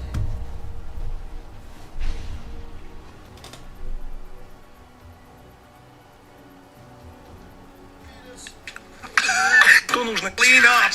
Attention! Taxi! Driving at home in a few minutes. Сделать Лео Месси, чтобы сравняться с достижениями Роналду Криштиану, чтобы дать... Let's roll.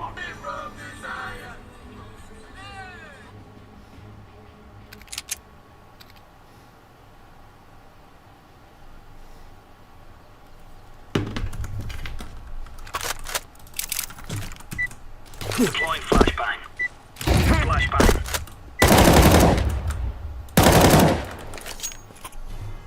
Алло. Let's have at it, mates.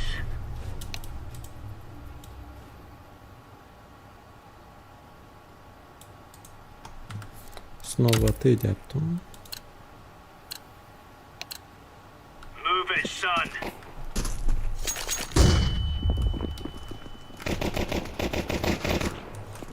Бля.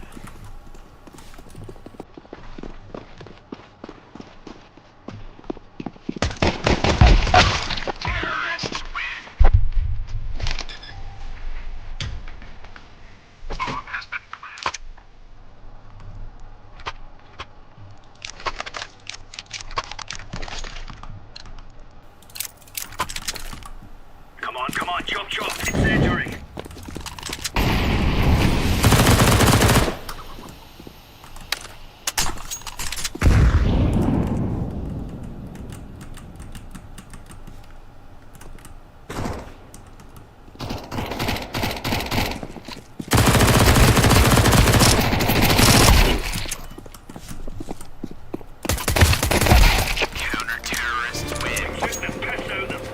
Не слышно, не слышно.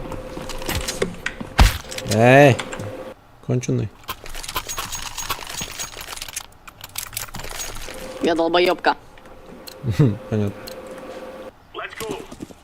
Incendiary out. Grenade.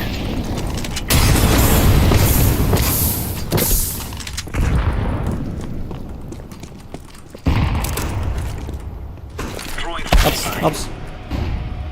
Вышел, сайт.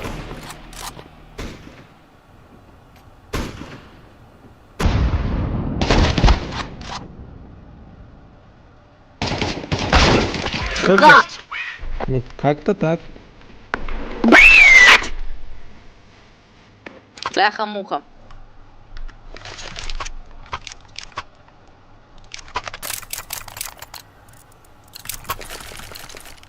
Let's make this right is right. Throwing fire. Laying down smoke.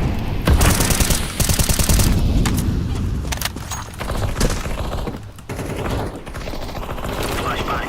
Counter-terrorist win. Нормально. Это разминочная была. Калаш. Да.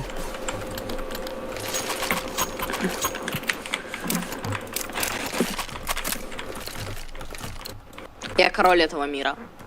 Посмотрим. Throwing fire. И туалеты заодно.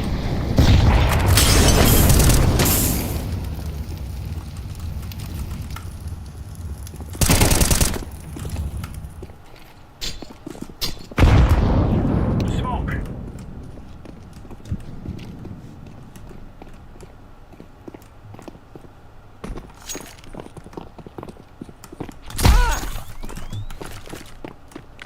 What the fuck? Сзади, сзади, сзади. Апсы, апсы. Контролинг сервер. СВ. Сосать всем. Throwing fire. Counter-terrorist win. One end clear, lads. Повелитель.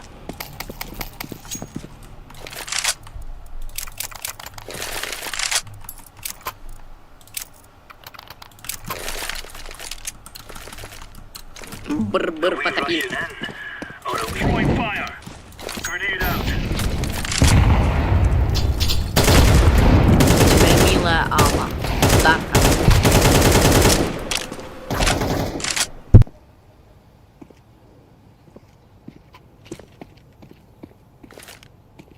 Deploying flashbang.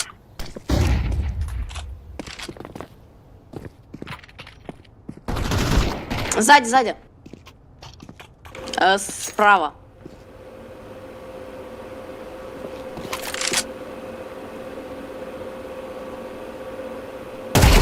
Ай, good part. Дуэйн. Дашь дроп, кстати. Что дать? Ну, эску, хотя бы.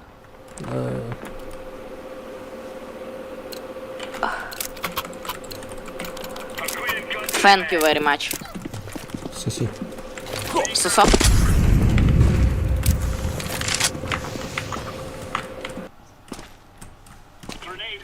Окно. Ой, балкон точнее.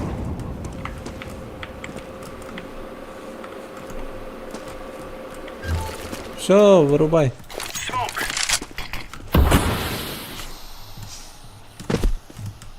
Бомба на мне.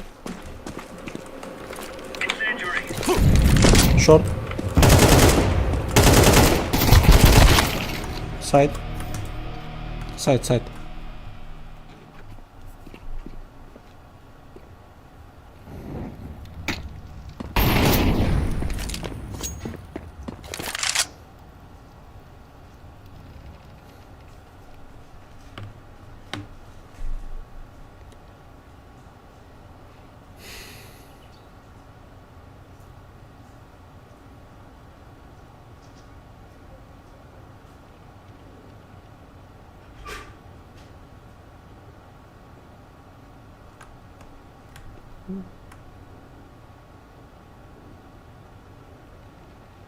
Забрал бомбу.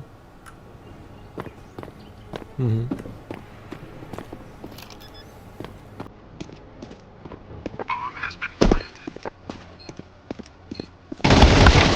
Oh, sorry.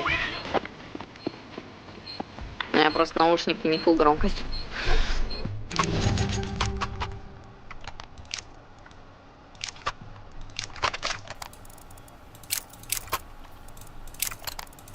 Let's move out. Decoy. Throwing smoke.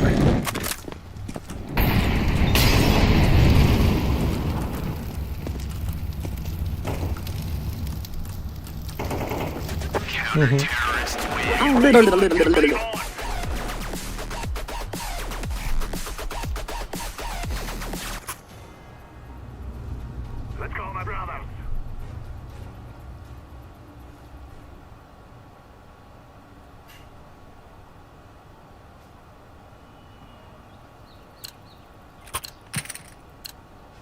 Move, my brothers.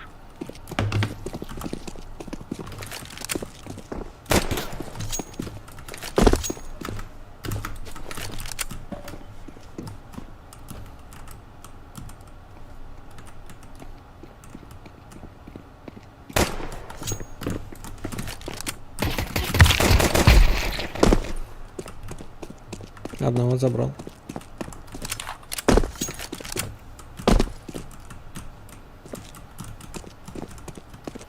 Спускайся.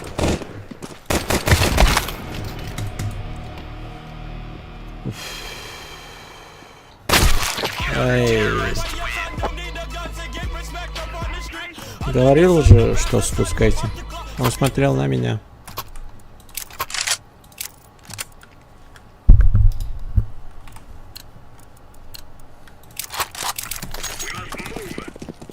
I throw the flashbang.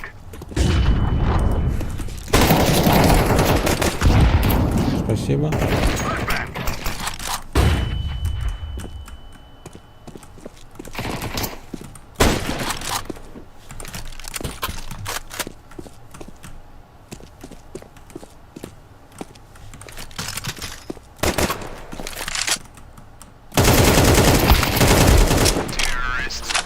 I fear no man.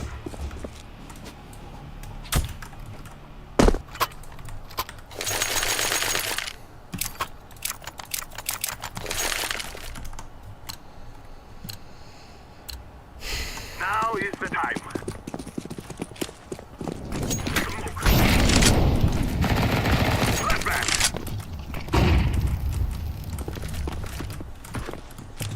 Throwing smoke.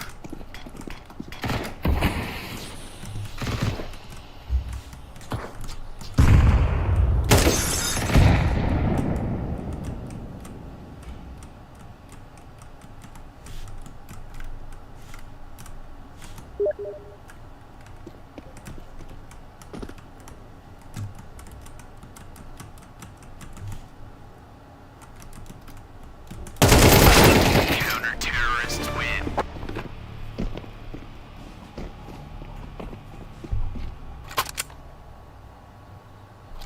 Напарники туда пал.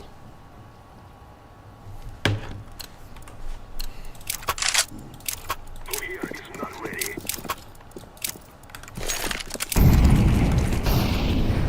The guy's out.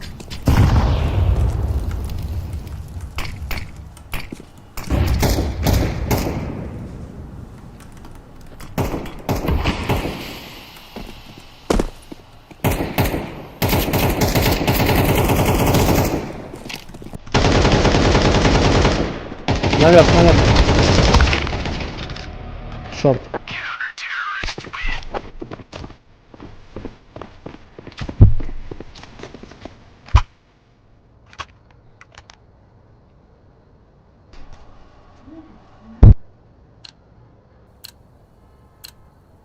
No more talking. Now we fight.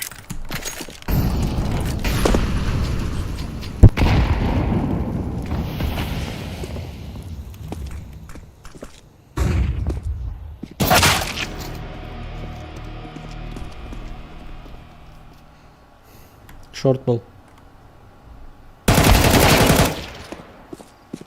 Второй лонг, да. Smoke.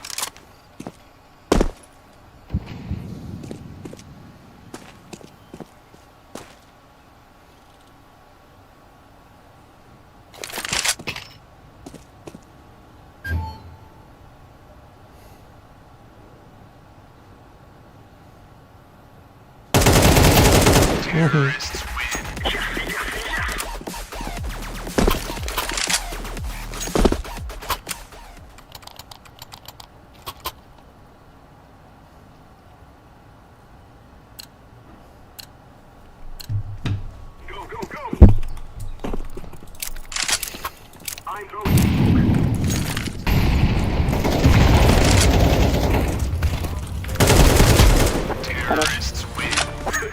are the best.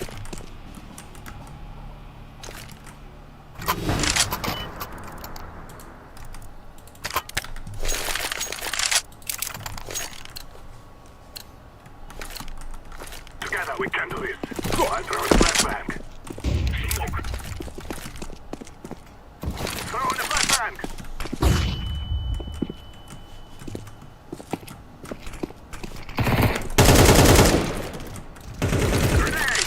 А ты кроме...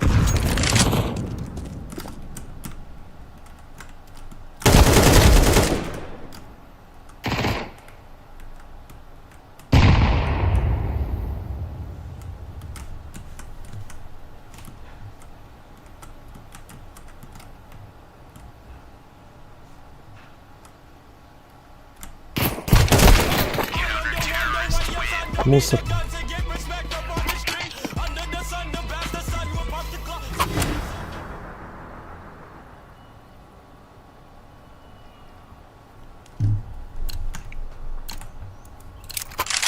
They will remember us after today.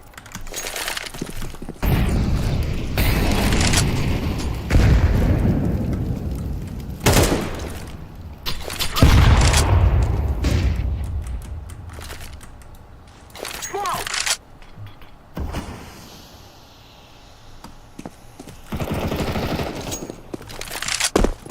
Где? Яма. Второй в яме. Спасибо за игру, удачи, малыш. Да.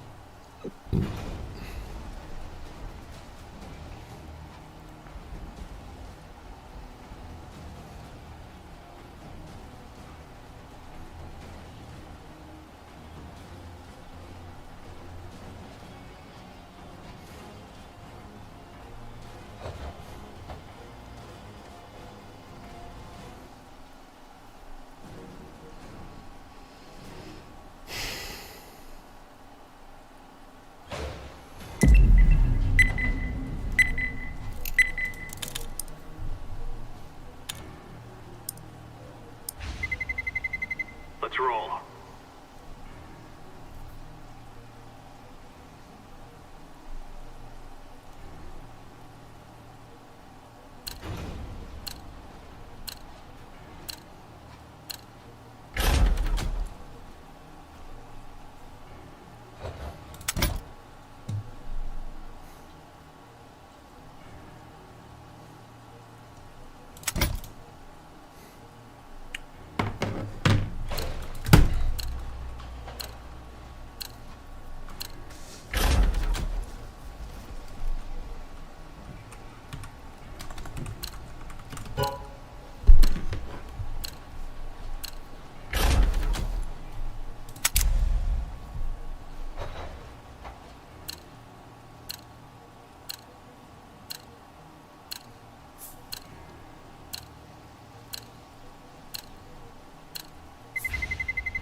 Let's roll.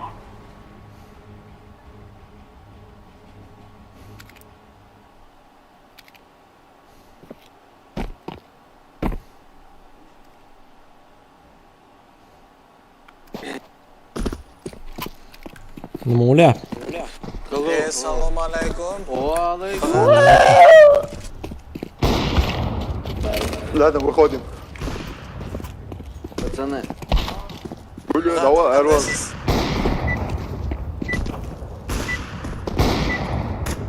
Куда? Ему ола, Арван. Узбеки, пацаны. Да. Албатта. О, третий узбек команды. Наконец-то, бля, встретились.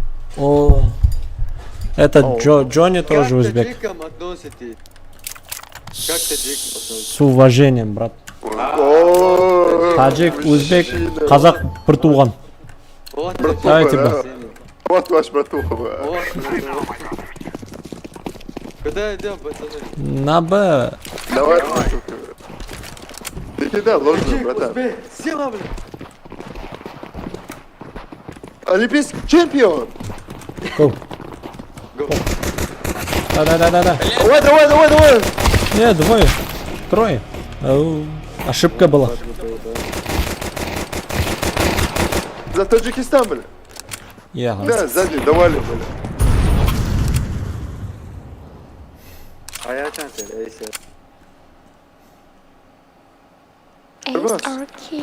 Yeah, what the fuck?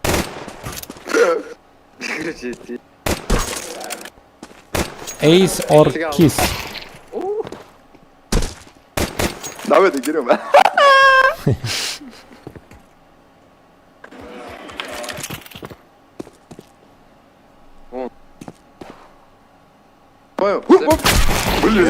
Нормально. Почти. Ненормально. Ломал. Хотя бы нормально. Эко, нормально. Full echo go short, а? Эко. Давай. Shortga smoke beraman. Kim bera? Давай. Full buy. Full bay. Trio qaldi. No full buy. Yeah. Sina! Узбек, таджик. Сила! Олимпийский чемпион! Hasan Bey, dur. Go short. Go.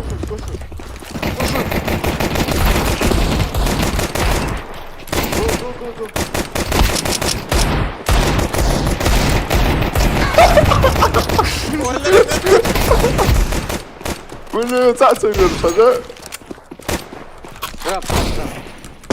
Ya da. Long.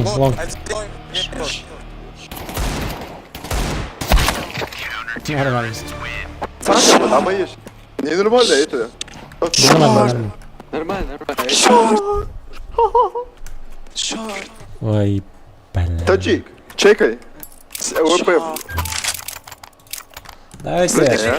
Один раз шорт. Давайте, ты чекай мид, соберитесь в лонге там. Я дам дабл флеш, потом запушите вместе. Идем. Синий. Ну, ждите, около здесь. Ждите. Пусть раскидается. Похуй.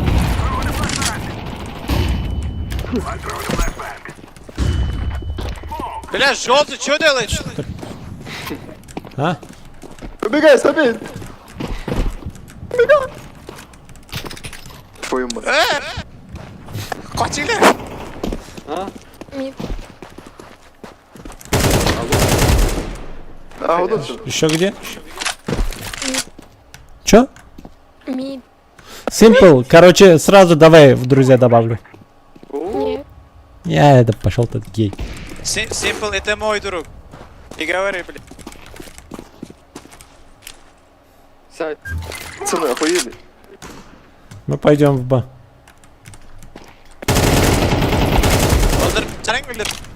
Бля, иди киро, Хамзатов. Валла, валя! Джимшины. Бадау. Таусташли юрмуна. Вот здесь. Слева хрум, отвечаю. Вот это. Отвечаю тебя слева. Да. Тоннель, брат, тоннель.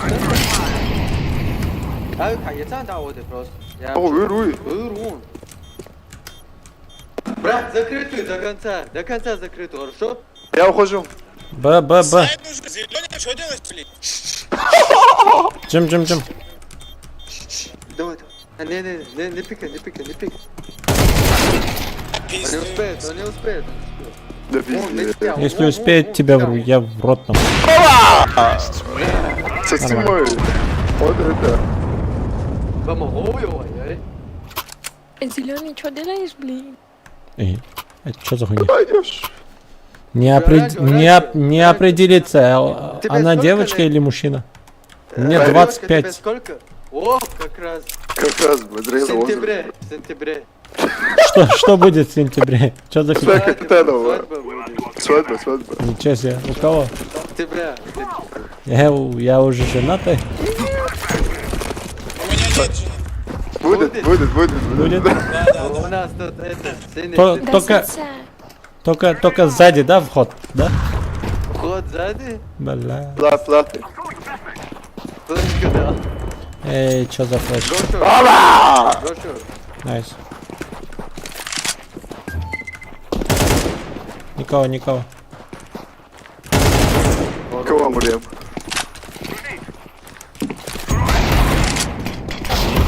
Поляк, Сити. Ту сити. Еще, спам. Мид, сзади. Он хожа. Да.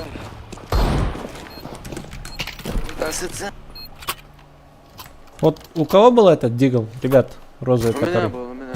А, не розовый, нет, у меня был. У меня розовый. А дигл? А, дигл нет. Дигл белый, блин. Окей. Интересен. Да. Чё, как будто в горло что-то застряло. Застряла. Ой, это призрак-невидимка. Призрак? Он шарит вариант полностью. Подходит. Бля, синий, я тебя убью сейчас. Это полупарень, короче. Пол муж. Пол. Тьфу. А у тебя что-то застрял?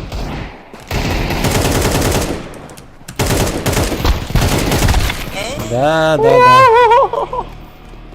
На меду они. Гирю мы. Шеф, играешь желтый. Ты играешь, шеф? Шорт, играй, шорт. Иди, шорт. Ей, бля! Возьми пачку, уходи.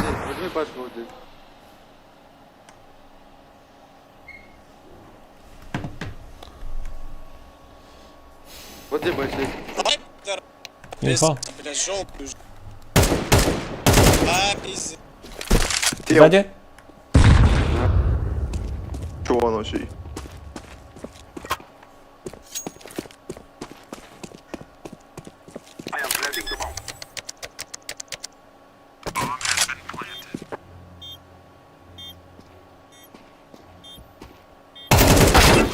Нормально. Энто. Вы видели на голове под прицел? На голове. На голове. На ебальнике. Вообще, это что за хуйня? На голове. Вообще, раз, команд.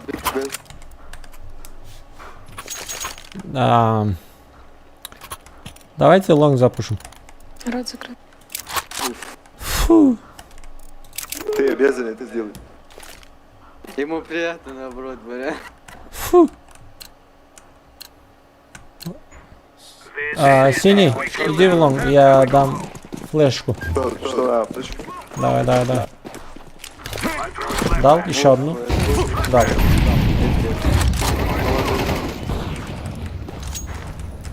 Пачку возьмите, лонг. Идем в лонг. Срочно.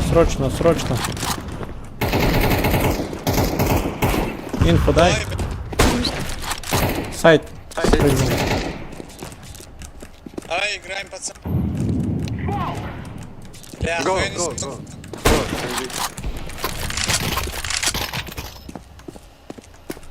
Жди сити, там Алекс. Да, чекай.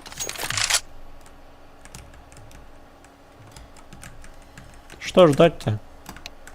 Подожди.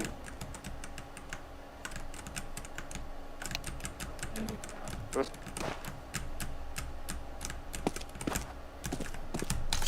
Что он себе? Заводи. Не знаю, планетер, Этот, Сити. Тихо, звук. Сити, точно? Да, был. Где он? Где ты его? Лонг? Точно лонг? Точно. Всё. Смотри. Найс. Ванг здесь, пацаны.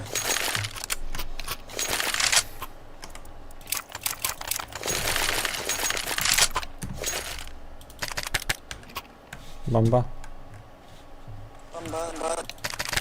Бомба Лейла. Теннис, скажи бомба.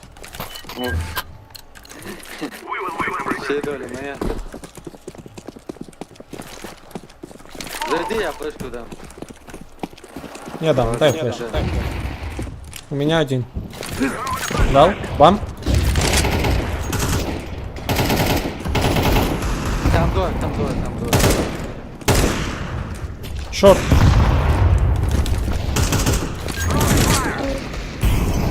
Один шорт.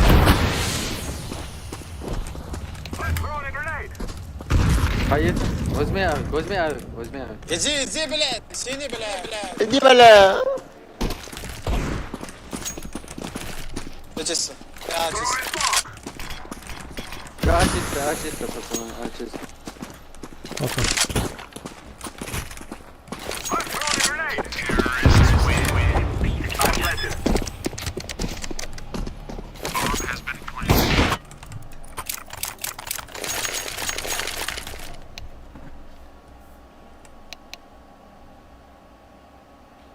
Один есть ба.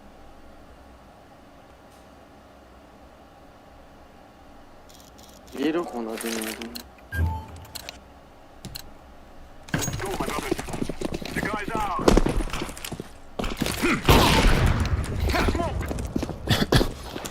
Да. Куда что?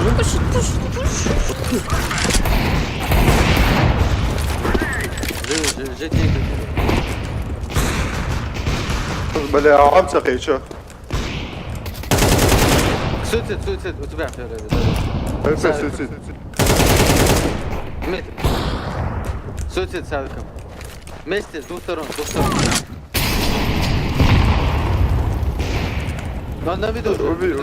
Убегает. Убегай, Вот Сабир. пачка, зайдите на просто.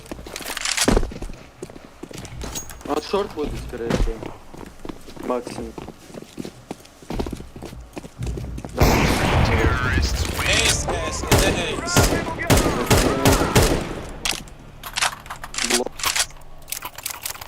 Глобус.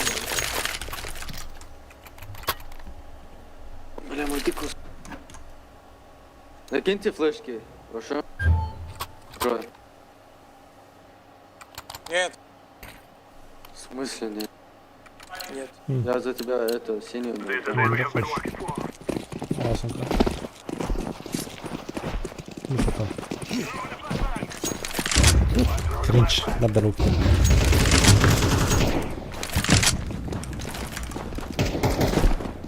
Я дам смог. Сити. Бля.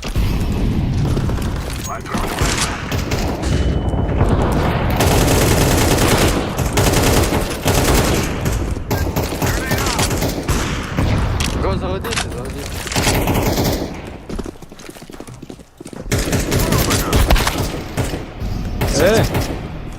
Бомба, держи, бомба.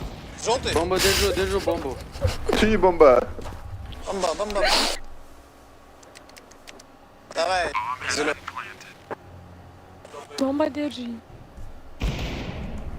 Дома держи. Она... На Убей.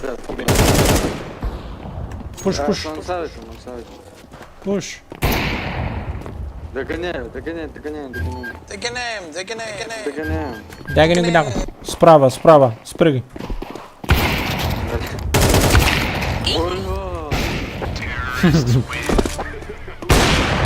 Бомба держи. Я не могу определиться. Вот он, она или она, он, я не понимаю. Оно. Оно? Вещь какая-то. Вот это, вот это, вот это.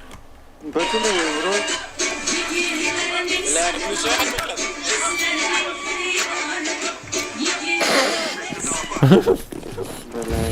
Его не понять. Этого не понять.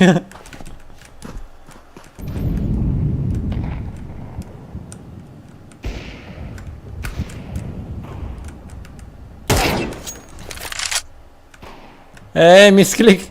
Нечаянно, нечаянно. Брат, сестра. Не пойму.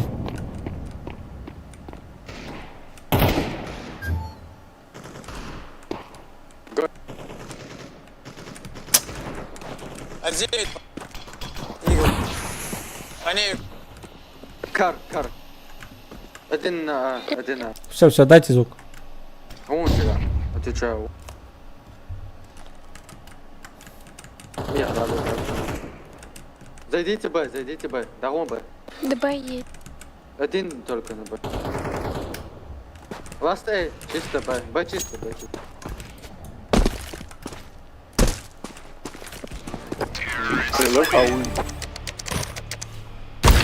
Мисклик. Пацаны, в розыгрыше участвовали, это мое. Флешку дайте.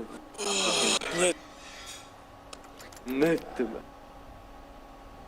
Видите, мужчина. Нет. Багажник. Яндекс. Бля, Яндекс. Сразу узнал. Такси делает, да? Ой, жёстко. Яндекс тройка. Ой, бля.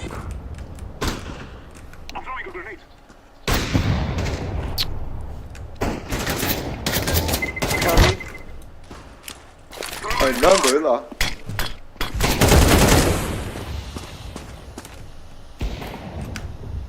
Играем. Зайдите Б. Один шутишь? Доя. У тебя Шорт. ХП нету закрыто.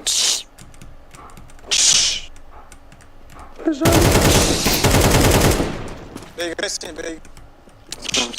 Справа. Или это Яна. Яныч. Это... Мусора, звук дайте, я вижу, я слышу, что там, где там. Ой, сука. Что ты видишь? Черт. Встретились два, похоже. Ропс. Справа.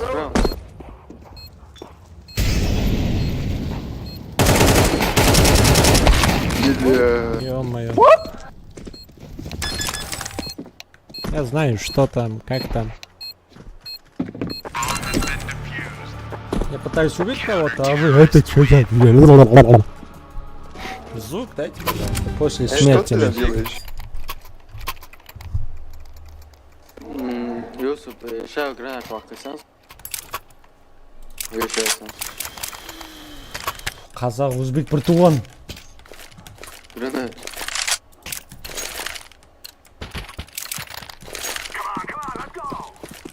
Havada tacım bir tane. Игорь, палец.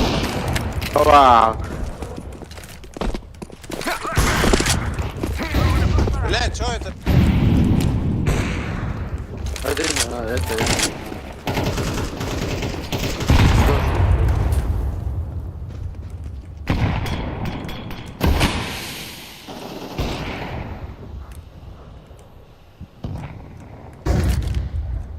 Один. Один.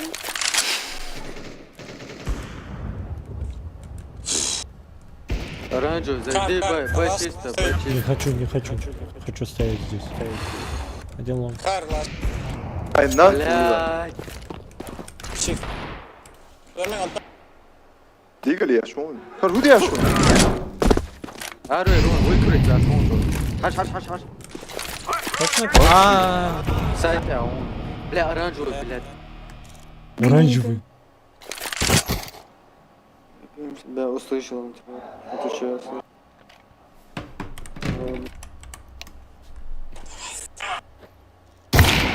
Бля. Ты долбой, нахуя ты инфу даю? Что побыстрее закончилось. Быстрее. Чему? Да, я уже лоутап. Ничего себе. Еще удивляется. Себе ничего.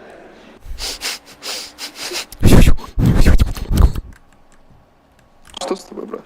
Бля, явно целая лоцинг вообще играет свое. Вот синий, что-то не тут такое. Риф, бля. Фу. Что за риф? Нормально, диски поставь, бля.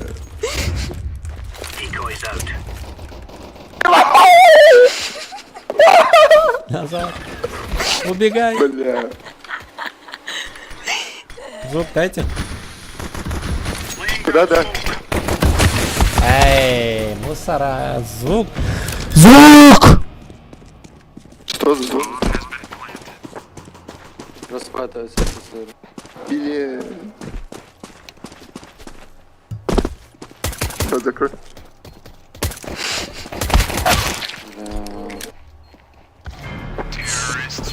Agar, it's all also, Agar.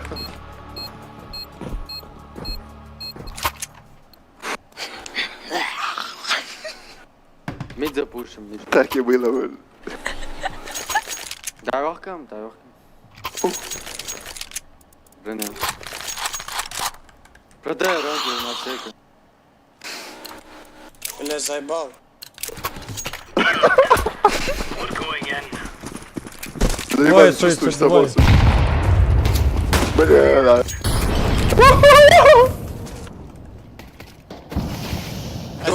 Один. Бля, запушите, я смычпал. Это А. Вот. Это А, пацан. Мид. 1 минут. Еще Не один. Шорт.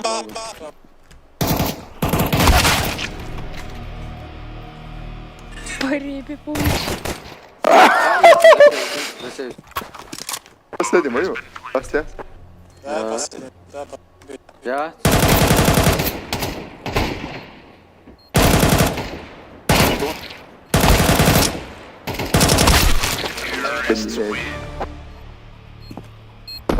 Бля, оранжевый придурок, инфа это или... Я казах, өзбек. Я в БП иду соло. Катлак бал. Б соло. Там. Фу. Ночной режим, ребят.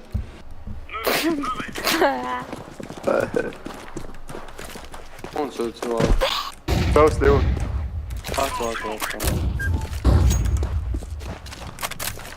Yes. Çok tavalıydı. Лава. Звук. Заебал. Бомба вид, пацан. Asıl da yiyin. Сделай сусу. Sağ taraflı yürüm. Sağ taraflı. Hadi yeter sonra. Gelsin. Ses. Tu mă să arăt, bă, se ala o două. Çoğun.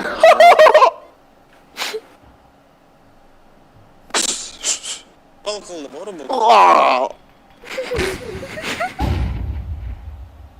Dava alakayla mı? Çok. Dava işte. İnfaz. Dava. Yoksa yeter. Böyle bir çavuz. Dava. Avuç mus, Hamza. Отсюда умат. Бета умат. Муши. Я вас всех замочу сейчас. Заеб. Пожалуйста.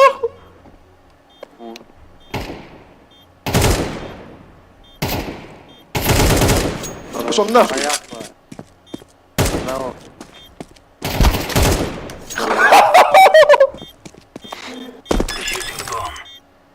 диалог, где нормально, долила ром. Бля. Давай, что ладно, Agar, sorry. Twitch Morse.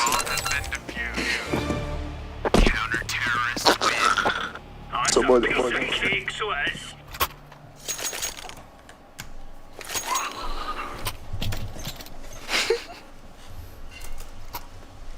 А jetzt wählen. Опа. Кэшбэк. Быстро отдал. А так вас. Отдал. This is Spastic country. Shoot everything that moves. Injury. Бля. Алдын. Long. Пожалуйста.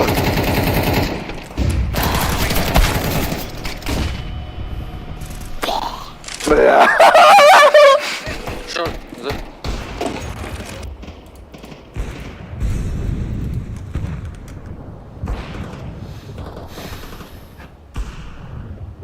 Ovozini o'chirdim bular jonga tegdi. задал ты его.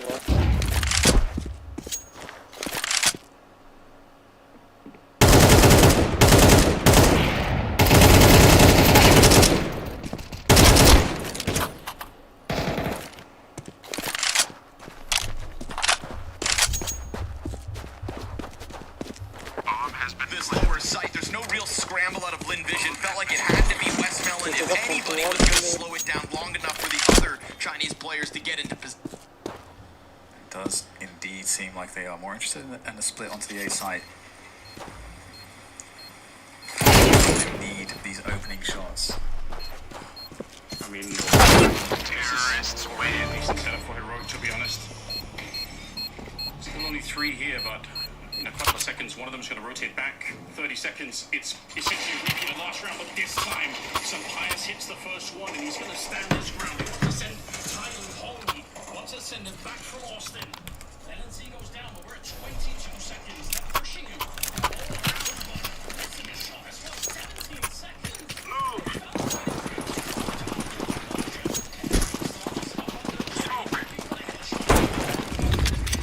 For a double kill, but it will not be enough here. Heroic, it's going to take more effort. Another fight still to come. It's time to win the round and get one step closer to overtime.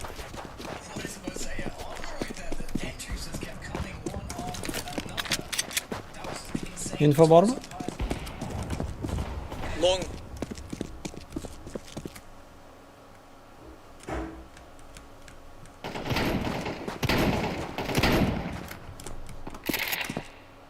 Близко, близко один. Зеленый. Зеленый, близко.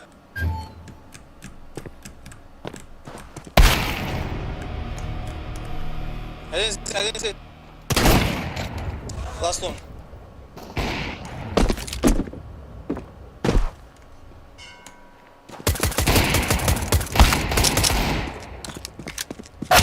Terrorists win.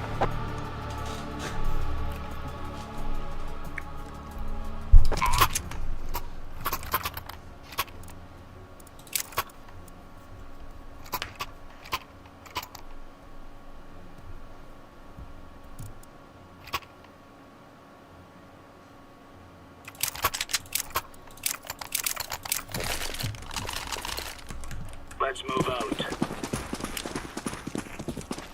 Laying down smoke.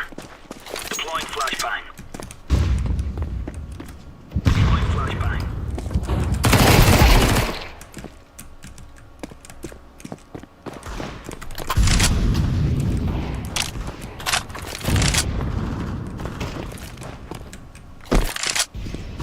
Throwing smoke.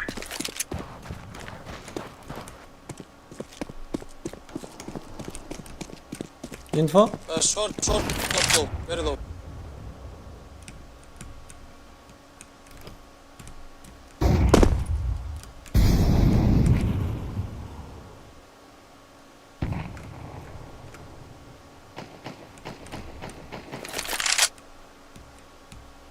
Бля.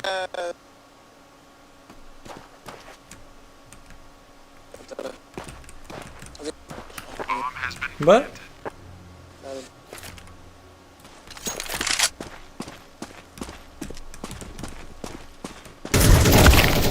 Дверь.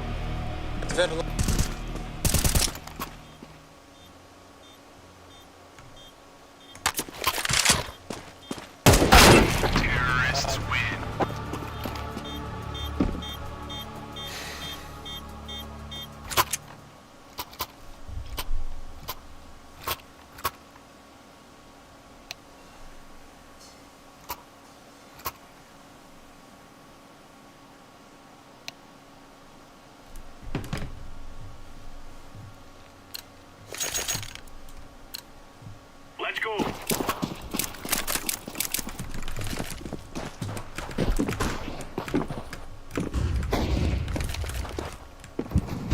Flashbang.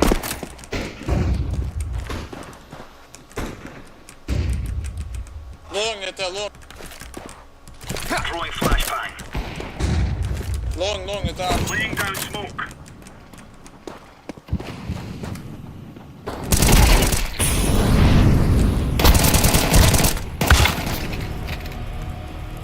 Mid, top mid один.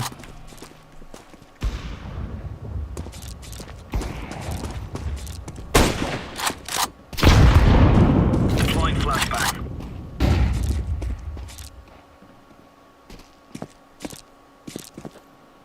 Counter-terrorists win. Nice.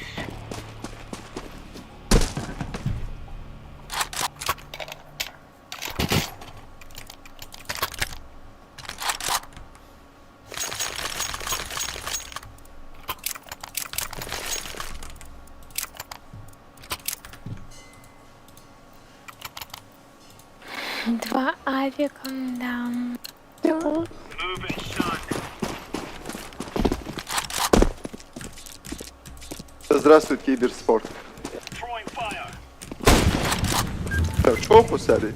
Smoke. Яма домой какая-то. Бои. Он губу. Что, шок? Throwing flashbang. Не пикай, блядь. Mid зашел. Grenade out.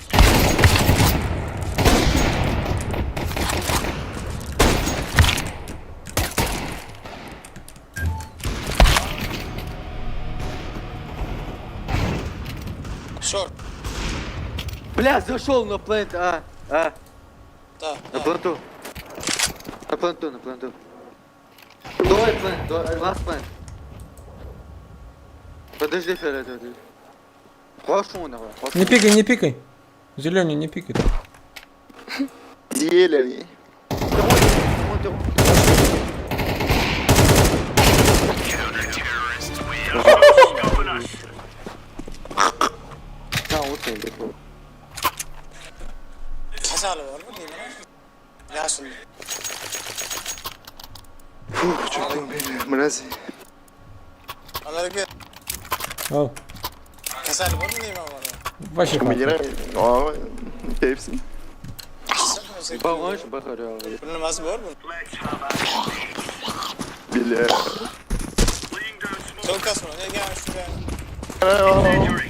Grenade out. Би. Не пикай, фиолетовый. Long cut. Купи Мурьям. Вот. Ага.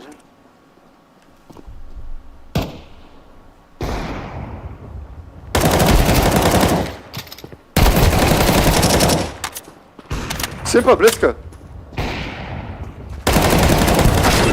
Еще один утюг. Бля.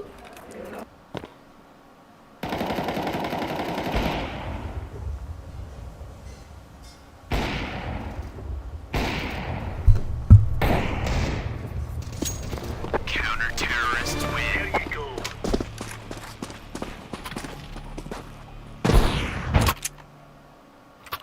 Дроп есть. Хуез. Чучунь есть, чучунь.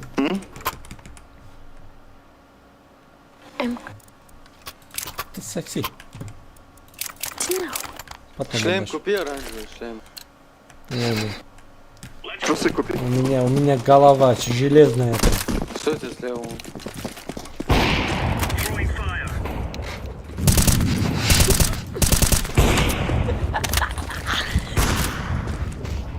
Че папец?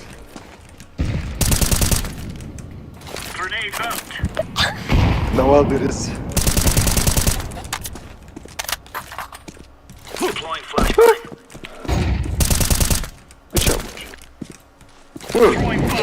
Долбоёб. Блю.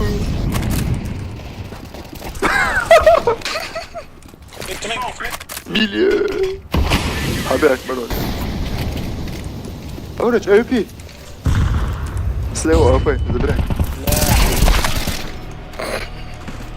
Ёб твою мать. Лонгу. Желтый, по-братски быстро играй. Без сахара играй. Вон мар. Го. АВП. Лучше, желтый. АВП не нужны, да? АВП керекмес mi? Ты долбоёб? Yine bastım böyle. Чё ты? У тебя что-то не то. Doğrusunu içme ya.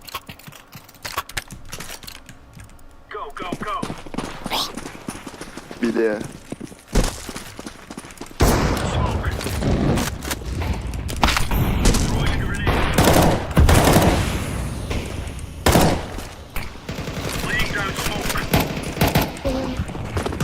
Ладно. На лонгу, да.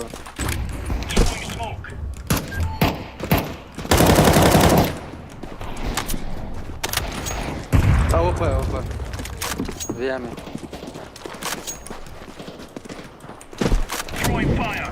Аккуратно.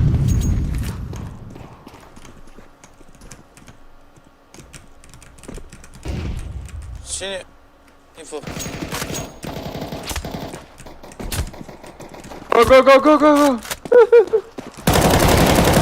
Го. Попал. Бля, стой. Бля. Ждем. Слева. Справа. Слева?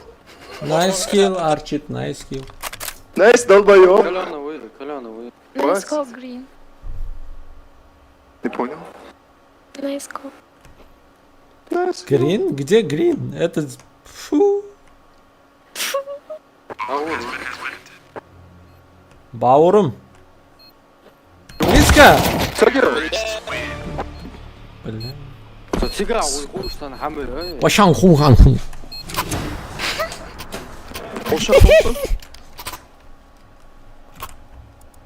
Оранжевый. А? Сосал? Нет. Почему? Ты чё? Скинь дроп фиолетовый. Махаться будешь со мной? Скидывай.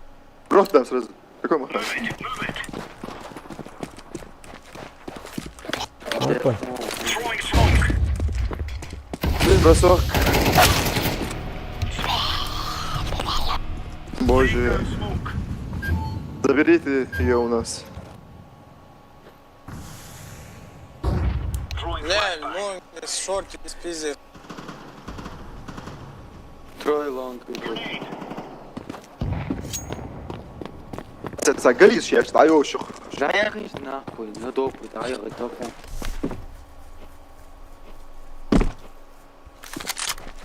Хорош, Майкл. Били.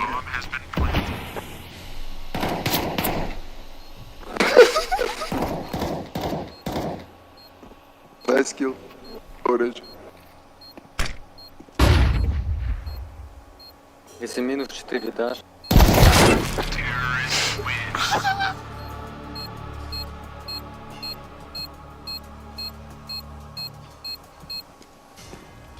Да, 13 на 20. 13 на 20. Их там было 4, отвечаю. Я не могу определиться, синий или синяя, не понимаю, что за фигня. А, вот. Тоже понятно. Позвали дома, девочка. 3 АВП, нафиг? Нафиг?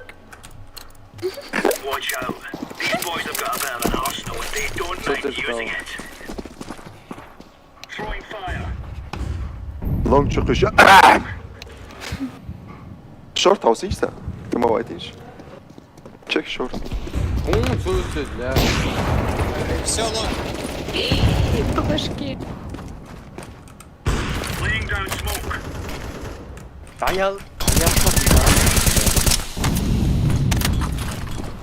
Hey City. City. City. Olsun bana. City kill yaptı dep. Ne kara.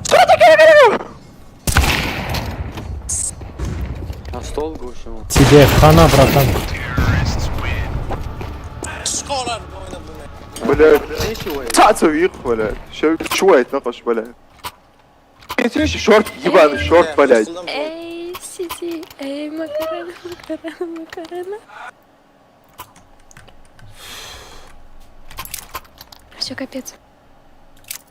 Не соси там синий. Синяя, не понимаю.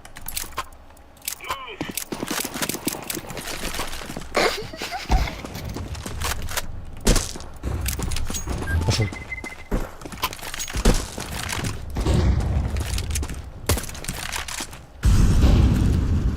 Throwing smoke. Ай, тайминг.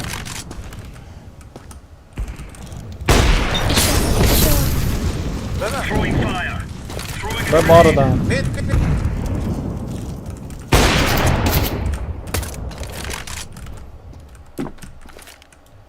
Throwing flashbang.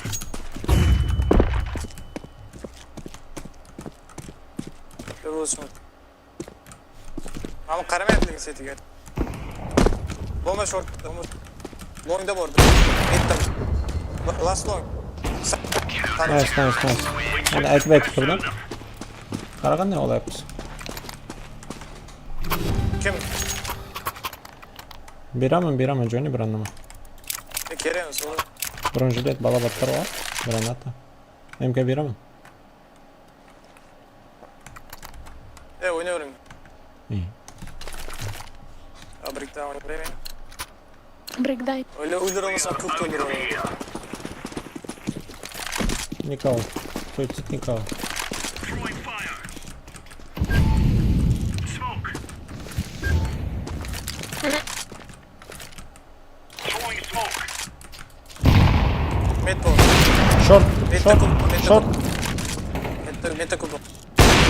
Grenade out.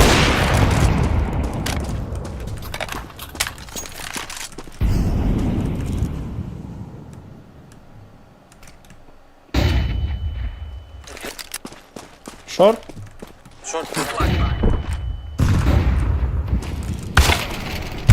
Short. Я не попал.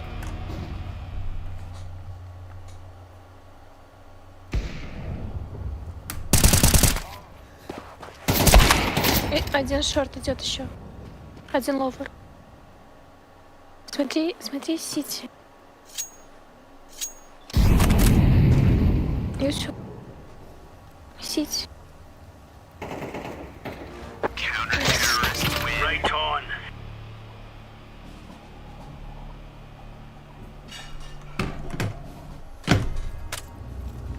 They shall regret this day.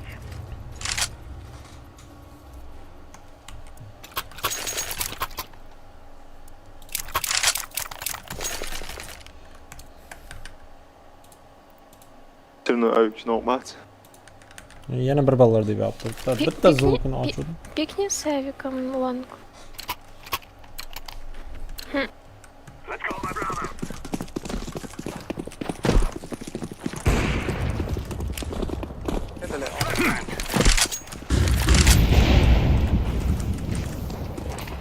Enter.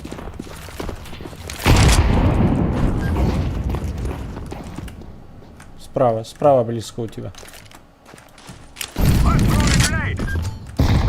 İşte же.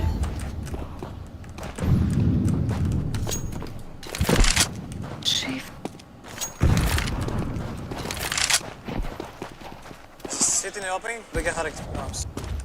Сайт.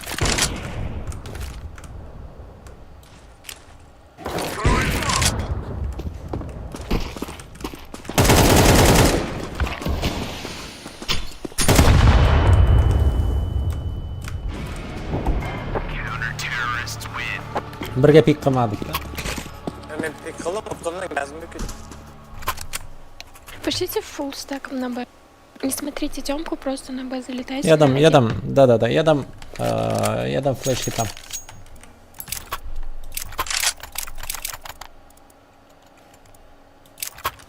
Не смотри Тёмку? Серьезно? Нет, идем на лон. Фу. Пуш, я дам флешки, да. Пушьте. Давай, я дам еще, иди. Все. Ой, ё-моё.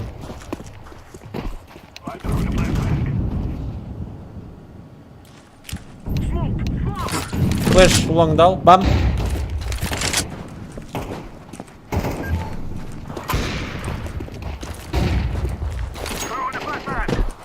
Эй.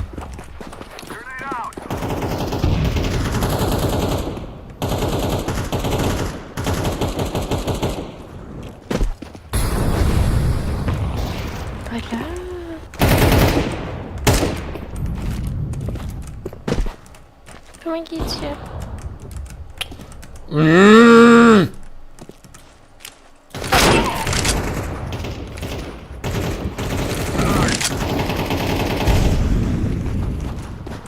Нет.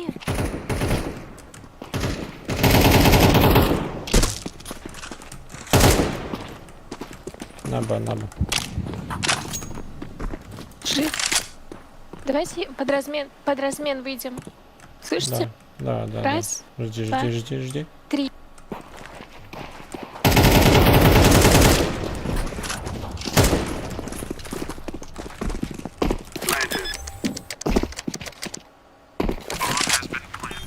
Там.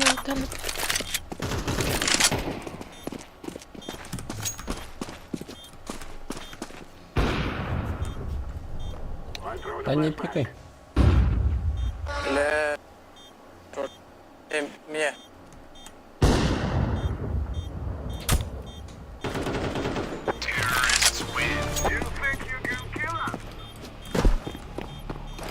Tasın 99 oldu.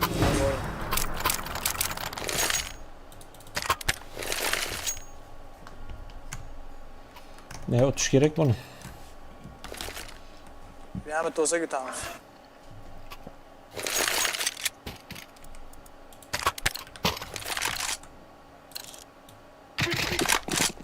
Ya.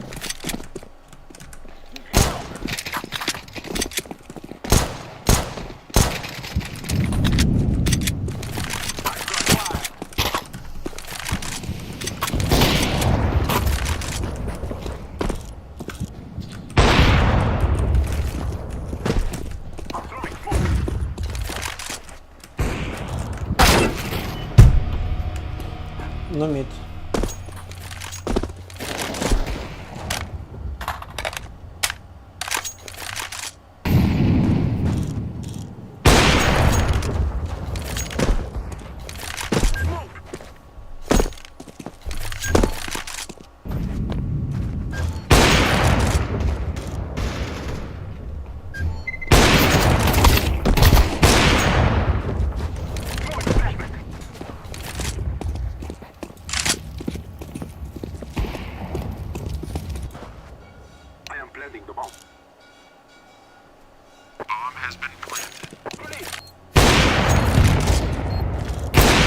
City last.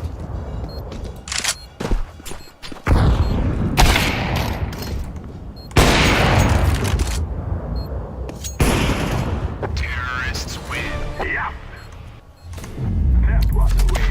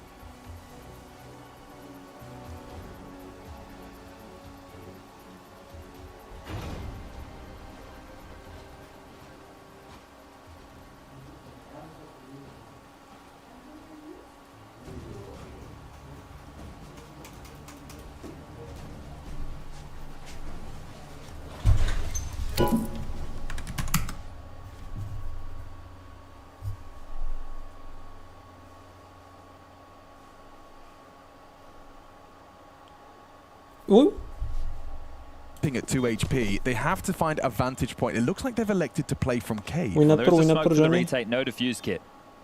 Okay, we're gonna need some kills out of Monacy. He stays active on the angle, finds safe, and stays more active. Okay, doesn't get the shot onto Insani. Lukowski lingering for that late arrival in cave, and Insani sticking this one. Kicks and knows he's on a timer here, tries to hit the wall bang. Lukowski down, needs to shoot him, can't find him through the boards.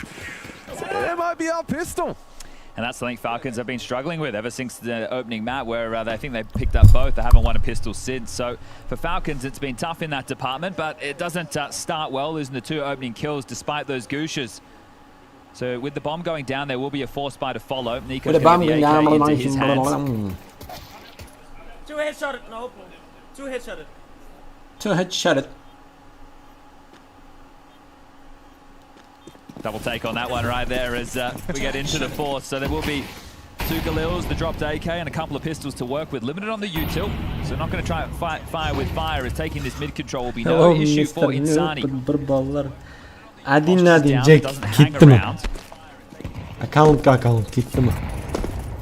Oh, the old shifted just after the pistol. Okay, well, tabs on that. Men bilan o'ynashma juda. Single round. And there's a little more belief for MIBR. Bruno playing a block with you today. The jiggle as warning shot comes out of Tesses. There is support. You can see close by a donut player as well as somebody from Red who can part back quite quickly. Are they going to be able to find this opening kill? It doesn't seem likely. Bruno on the speculative jiggles. This is almost a flawless way in which to get this information safely, a la, you know, Inner on train. Should be able to get this info as a bit of a beacon for his team. There you go, block, and then a smoke can land on top of it, unless they dare disrespect the incendiary. Soften up, kicks into half HP. No Kevlar on him, so that extra hurts. It feels like you might have to reroute at this juncture, but they are just going to linger in A main. So there's no information right now for MIBR towards B. They've stacked 3 players over towards there, so now it's going to be a little bit easier to break in. Breno up towards Tree. Insani over towards Temple.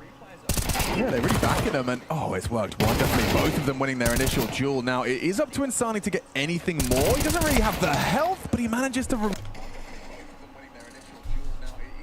Rotation through CT. Tessus finds himself a weapon. Monacy finds himself a headshot. Knife out from Lukowski, trying to catch a timing. The element of surprise. Monacy inaccurate as he gets that bomb down. Doesn't have his weapon out in time. This flank. Yeah, Exit seems to have booked it here. Tessus not focused on it. Is hidden, obscured by that big box, but still in his blind spot. Jumps up, catches a glimpse of the tip of the head.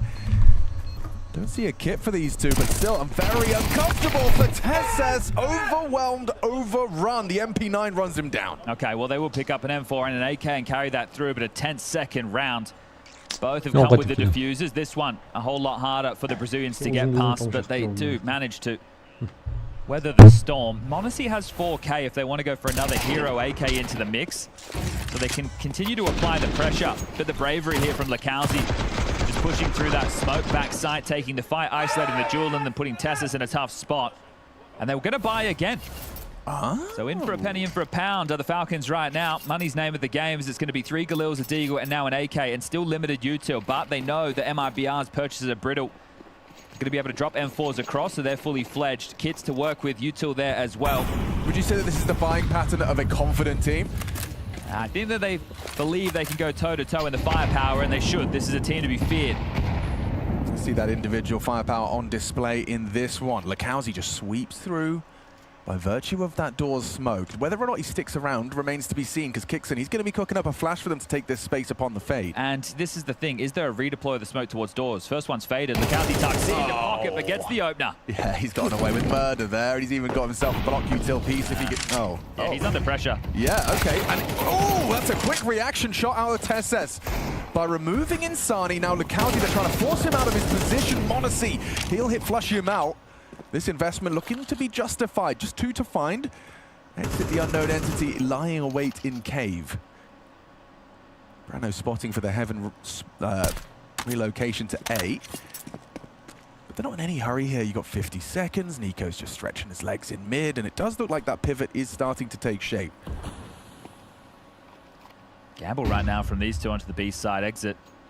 The cave player will be joined by Breno, and, well, yeah, you've just touched upon it. They are going to avoid the biggest point of the threat, and it looks like MIBR will just have to save. So the bomb will go down on A. 4 players likely to stay alive unless Falcons want to ult for the hunt, and a bit of a back and forth nature out the gates of this one.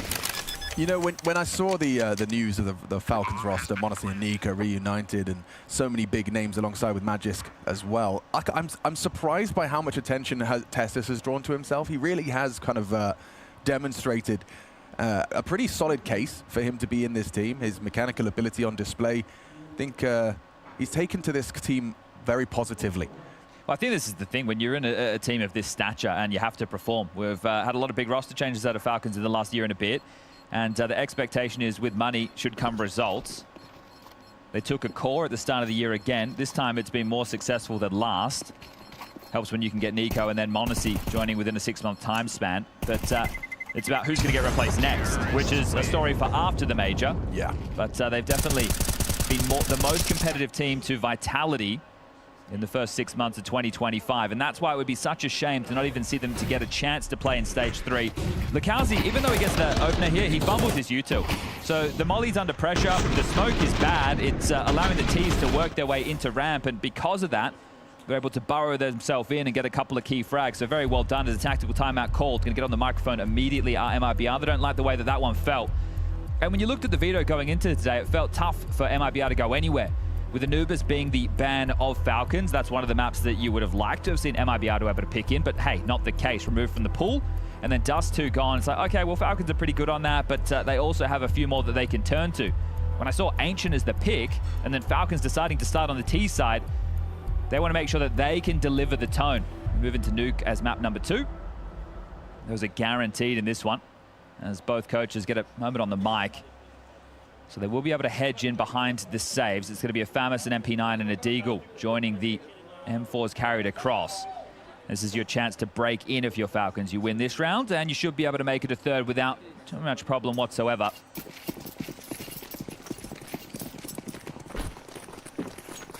Heavy towards middle and A right now.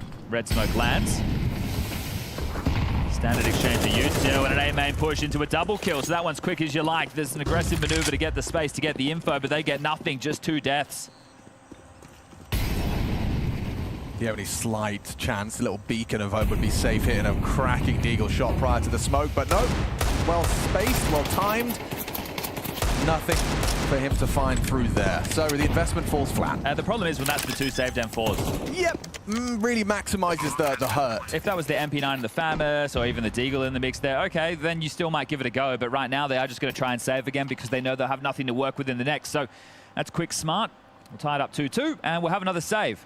I do feel like Ancient's one of those maps where I see it more frequently. You know, you talk about conditioning, a style of calling you used to, you know, leverage an awful lot. But I feel like the A site is a really commonly used tool in that department, as in like showing early proficiency. No, hey, we can take A, and then suddenly you're going to force that extra CT fully invested away from the more mid and B focus. Yeah, exactly. It's just to weaken up the strength that they can have for the lockdown of mid and B, because a lot of the Ts want to get B lane control and get out middle, grab that space at the same time. Whereas A, unless you're going all in like that, it can be tougher to work with. But we'll see how it activates the lurks later in the piece.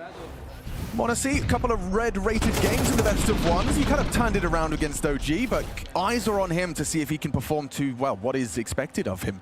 That's what I said. Too much North American Counter-Strike. Farming noobs in face it, right? It's a different level of Counter-Strike. So maybe overstaying their welcomes in Dallas. Chad, I saw a very cool stream clip of him hitting like 15 kills in a row on Deathmatch. Oh, 15 whole kills in a row. 15 kills, that's crazy. And the lady voiceover lines for the multi-mega kill sounded very excited.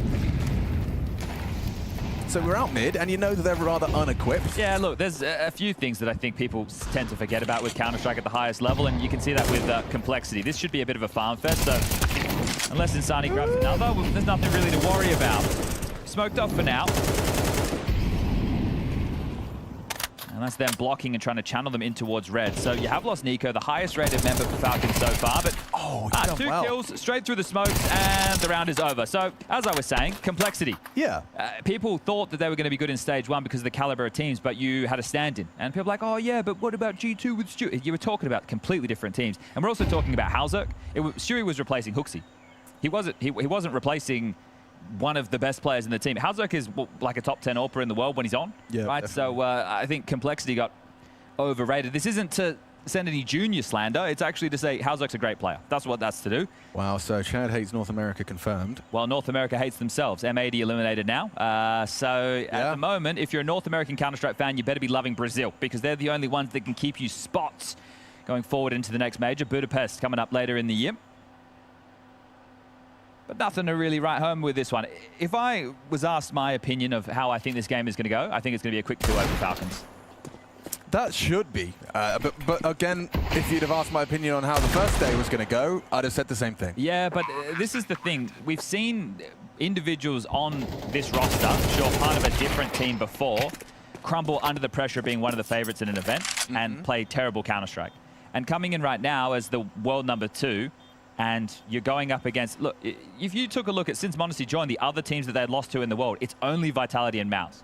So of course everybody has them 3-0 in the pickings. Of course everybody has this team to be able to take the victories. They get into the best of 3. They kind of get wobbled. A big slap in the face from OG and map number 1, but they turn it around. So now that that's out of the way, they can set their sights. And any day of the week, I would have Falcons chewing it up and spitting out any of these names. Yeah, it is funny, isn't it? I mean, yeah, you painted a very clear and, dare I say, a beautiful picture there when you think about it. When you look at, the only teams they've lost to aren't even in this stage of the competition. They are in the next stage, the stage which they'd be beating all of these names to get to. But obviously that changed upon their arrival here at the Blast TV Austin Major. I'll tell you who's happy about this performance from Falcons. Vitality, right? So the world number 1 coming into this, if their foes can eliminate themselves, as it were, that would make life a whole lot easier. But here we go. Rifles back out finally.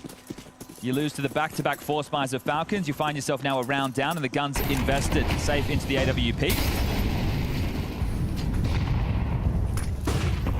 We'll be asking questions here. It was a bit of a clash between Nico and Insani. He continues to just play more passive on that donut cross. Smoked now. Oh, looks like they might boost. Yeah, Breno's going to be set up just for an angle for Heaven. He won't see much more. Won't see anything, actually. A nice shallow one from Nico. Yeah, and they're likely to slip under his nose anyway. So 3 out through middle, 2 over towards B lane. Are they going to jump up Heaven and look for the B finish? If they do, they're 3 towards that site as Kixon trying to show us the specky wall bangs. Yeah, that's a geeky one all the way to long. So m0NESY first hit that. The problem right now for MRBR is the question mark, have they crossed red? We can see they haven't, but they're coming back to clear mid as a pack. This is about to get biffy. Yeah, Nico versus Insani. Oh, perfect. Insani can't finish his meal onto Kixon. Exit, he's arrived just in time to lend a hand. Removes Tessus from Heaven, now all trapped on that mid floor. Breno swings on out for 1 and done. Magis puts him down. 40 seconds, smoke towards A, but they're still going to force their way in through red.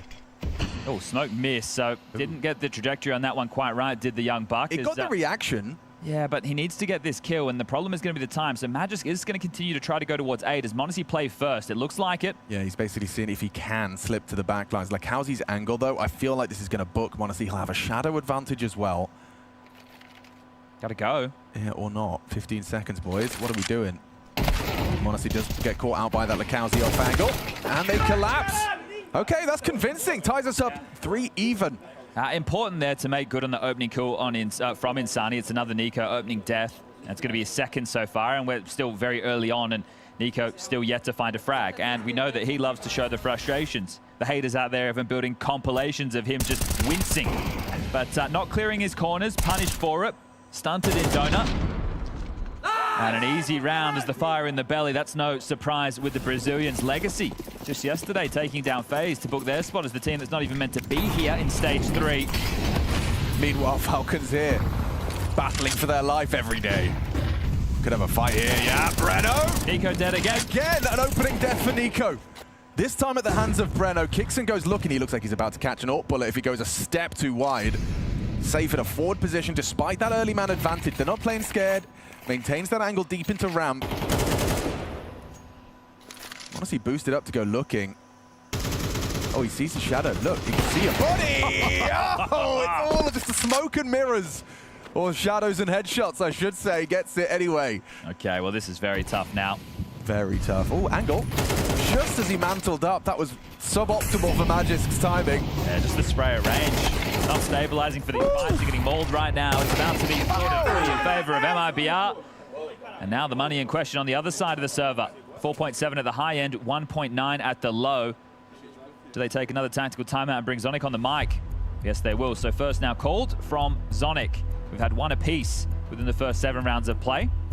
And first 7 rounds of play without any Nico impact. Yeah, I saw Steel make a tweet yesterday. He said Nico's not an entry fragger, he's a star player. Somebody else needs to be going first. And if I have any critique of seeing Nico in the Falcons jersey, it's him on the CT and the T side trying to go for this mid control. He doesn't make it look like a fun day in the office, like a Donk would, like Exertion would. It's quite labored. It doesn't look like it's in his playstyle because Nico, what does he go for? One taps, right? He's not out there giving you the spammy little bursts. He's out there looking for the one bullet to the dome and coming through smokes, Molly's flashes. Yeah, you saw it from his POV there. Like, what? How much does he actually see? Just a slideshow of green and white. Nice shooting. I mean, there's no doubt there's definitely some firepower on both sides of the server. And Sani was one that certainly turned heads upon his arrival. And what did they elect to do with this? Just a little bit of Kevlar and some Desert Eagles. Conservative approach was loss bonus going to be 2,400 into the next, so they will be able to get the full buy out. Or close enough so. I find it curious that Exit's position so close to the smoke. I suppose he's ready if they do start leaping through. It's good for a pop, right? If they are on pistols and they come through, that's a position where you can mow down multiple by accident, right? You're kind of stuffing the choke point. But going to pivot in through cave. Short smoke, pillar molly, help facilitate the cave control. Yeah, and they'll actually smoke out cave as a response. So that's the key you need to look for is this kicks and flash. So he'll flash, they'll come running through, or they'll wait for it to fade. There's also a magic smoke which could be used towards short or long. How good can this flashbang be? It'd have to be brilliant. Smoke now fades for them. They'll be flashing them over the top. Green smoke short, Exit spots them out. That's a big pick from Magisk. If Lukowski goes down empty-handed, his back is turned. They know where he is. Why has he got the bomb out? Nico again down and out. Triple out of Insani. That's crazy output. 2, sure, 3. Absurd. Gonna get the bomb in. The cash is gonna help. They're not gonna play forward. They're gonna wait for the smoke to fade. Now they're pivoting in through short. Yeah, and they're just partnered up. Magisk is gonna have his work cut out for him here. Maybe a missed AWP shot is going to be a real opportunity for him. As he does take that first head. Now up against the AWP, but he swings on in. Safe holds his nerve, holds his line, and pulls his trigger. 3 in the round from Magisk. That's impact. It's a bomb plant. It's damage, but it will not be a round. Yeah, just keeping the CT cash humble. They're going to have to reinvest in 4 weapons right now. So Safe having the AWP, that's great. But there's more than enough cash to do so. Safe can drop a rifle for Exit so he can go full nades. But we'll catch some of these in the replay. And this triple is beautiful. The first 2 lining up. The third when they swing out. And eventually Magisk finds that trade. Could have got a little bit awkward there because the CT ramp smoke came in that actually blinded up Lukowski. It wasn't the T-Molly even. T-Molly, T-Flash. Could have called it a decoy. We're going through all the nades right there. It's kind of like Jason last night. Yeah, it's going to be 2 rounds the difference. So pistol conversion, then 3 back from Falcons. Now 3 out of the Brazilians. All right, well, hello and welcome to Nico pushing mid campaign. So far, not so good. So far, no kill. This is a test. They thought about it. A little double swingaroo out of Breno and Insani, but they'll back away. And Nico will have some space to stretch his legs. He's got 2 players behind him as well. Kixon, Magisk, and Monacy all joining elbow. Really wanting to push the issue at mid, aren't they? So the AWP's going to get across towards the Tetris box and might even jump up on the ledge to look for the donut fight. He might be able to catch Insani on the jiggle. Monacy's quick. Yeah, but this is a very hard jiggle to hit. Oh, that looked pretty good to me. Goes straight through the corner. Insani put on notice. Lukowski activating. Oh, he got the info. Tessus ready for the swing. Nails the first headshot onto Lukowski. Knows there's more. Swings on in. Can't hold it. Can't control it. Exit removes him, 4 on 4. I love the moving pieces right now of MIBR. Safe forward in cave, but it's the A main push right now, highlighted by our ops team. Breno and Insani with so much room. Nico's in red, sure, but it doesn't count for an awful lot. 45 seconds on the clock and looking to pipe up the ramp into exit sight. That's their last smoke, Chad. So, yeah, throw that out towards long. Exit just going to be spotting for the cross. Oh, he does that again. He's dead to the orb. And Nico doesn't spot this. He's been seen. Oh, and he goes down completely empty-handed, baffled at 0-7. Oh, he had a chance at the orb. Safe does go down. Exit stubborn on the long side. That's the Monacy pickup. He's responsible for cave as Kixon digs in long. Vulnerable to a swing, catches and spanks. Nice catch onto Insani. It's Breno slipping out ahead of their perhaps expected timing. And oh, they nearly line up. Odyssey sprints away. Knife out, gets out, missed shot. Looking awkward here. 18 HP, all he has to work with, poor Breno. And that bomb ticket away. Headshot found. Monacy, good work to find and scavenge that M4 to make that a whole lot easier. Oof, touch and go there for a moment, wasn't it? MIBR, the comms seem to be flowing right now, and they're having reactions to the space that they're losing. This is great work from Tessus. The jump spot, he sets himself up for one. They get in towards B, but they're boxed in. So Kixon being given the space there by that Monacy AWP kill. And then he has to go into the rifle.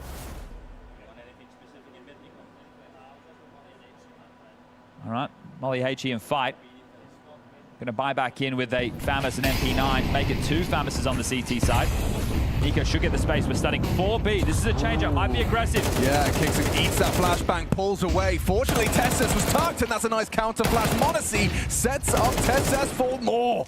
Look at the assists in the feed. 3 members go down.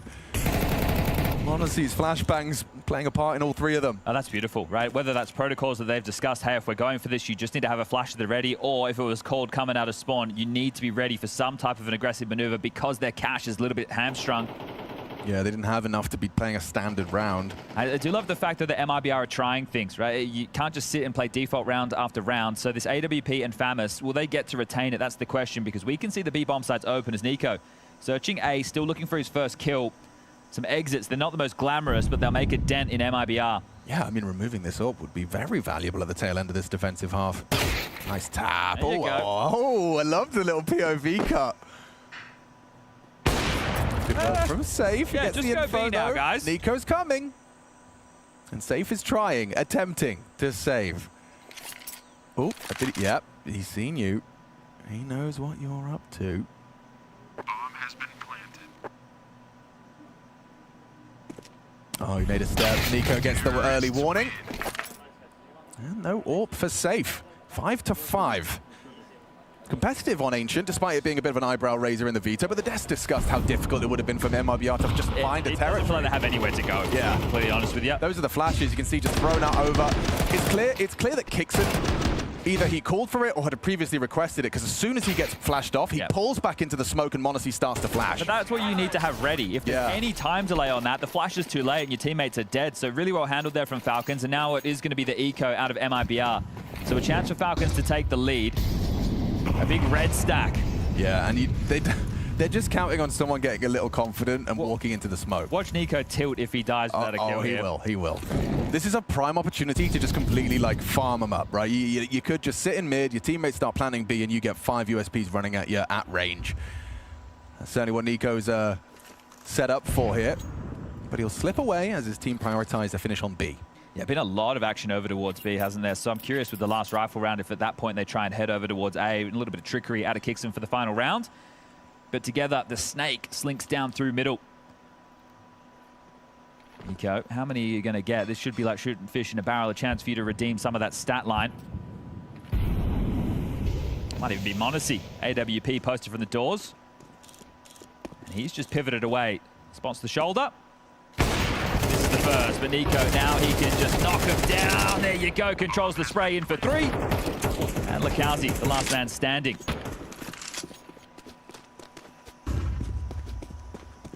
This is everyone's least favorite teammate in a pug. What is he doing? You know, he's like, God, just die, you're on an eco. Are you safe? What? You trying to avoid $300 kill reward or something? Let's see if he can somehow snatch back an AK-47. Okay, yeah, sure. You know, trying to... Min-max. Yeah. You do have to kill someone to get a gun, unfortunately. Oh, it's the ninja. The of course. Ninja. Well, hold up. No. All right. Well, you tickled the bomb. Yeah. And you're out of there. He's got a little cheeky smile as well, just realizing, well, that looked a bit silly. had he had a kit, you know, just a $400 on the eco, you've never seen it coming before. Nico did stabilize. When I saw him tracking left like that, I did get a little concerned he was about to get a little double dinkaroo, but he gets 3, and his stat line recovers. Okay, so do we find ourselves into a change on the T-side call right now from Kixon? Remember, it was earlier on in the piece where they were trying to soften up the A side to force more CTs to have to be concerned about it. Been a lot more mid and B plays out of them ever since. But no, be heavy over towards B again. Madges towards middle to throw the standard U-tilt. Lurk smoke on the site. Oh, wow, look at him go. Kixon's just waltzed straight up. A quick lurk smoke onto the site, but oh, you've lost Nico. He went asking questions of Cave. Good catch, though, from Tessus. Catches exit, switch into his smoke. And Kixon is forward presence just by flashing himself. An underhand flash gets him early access to the site. Tessus caught on the cross. That boost, unorthodox and unexpected. Very uncomfortable for the Falcons here. m0NESY fakes dips out. So much smoke on the site. Chaos imminent. Perfect pre-aim. Makowski activates. It's a messy spray. Awkward now for m0NESY and Madges. Oh, needed to hit that. Madges and m0NESY pulling this one across the line. And with their powers combined, a double kill each, they end the half as they mean to go on. A run of 4 from Falcons, trying to take Ancient and trying to survive the day here at Blast TV Austin.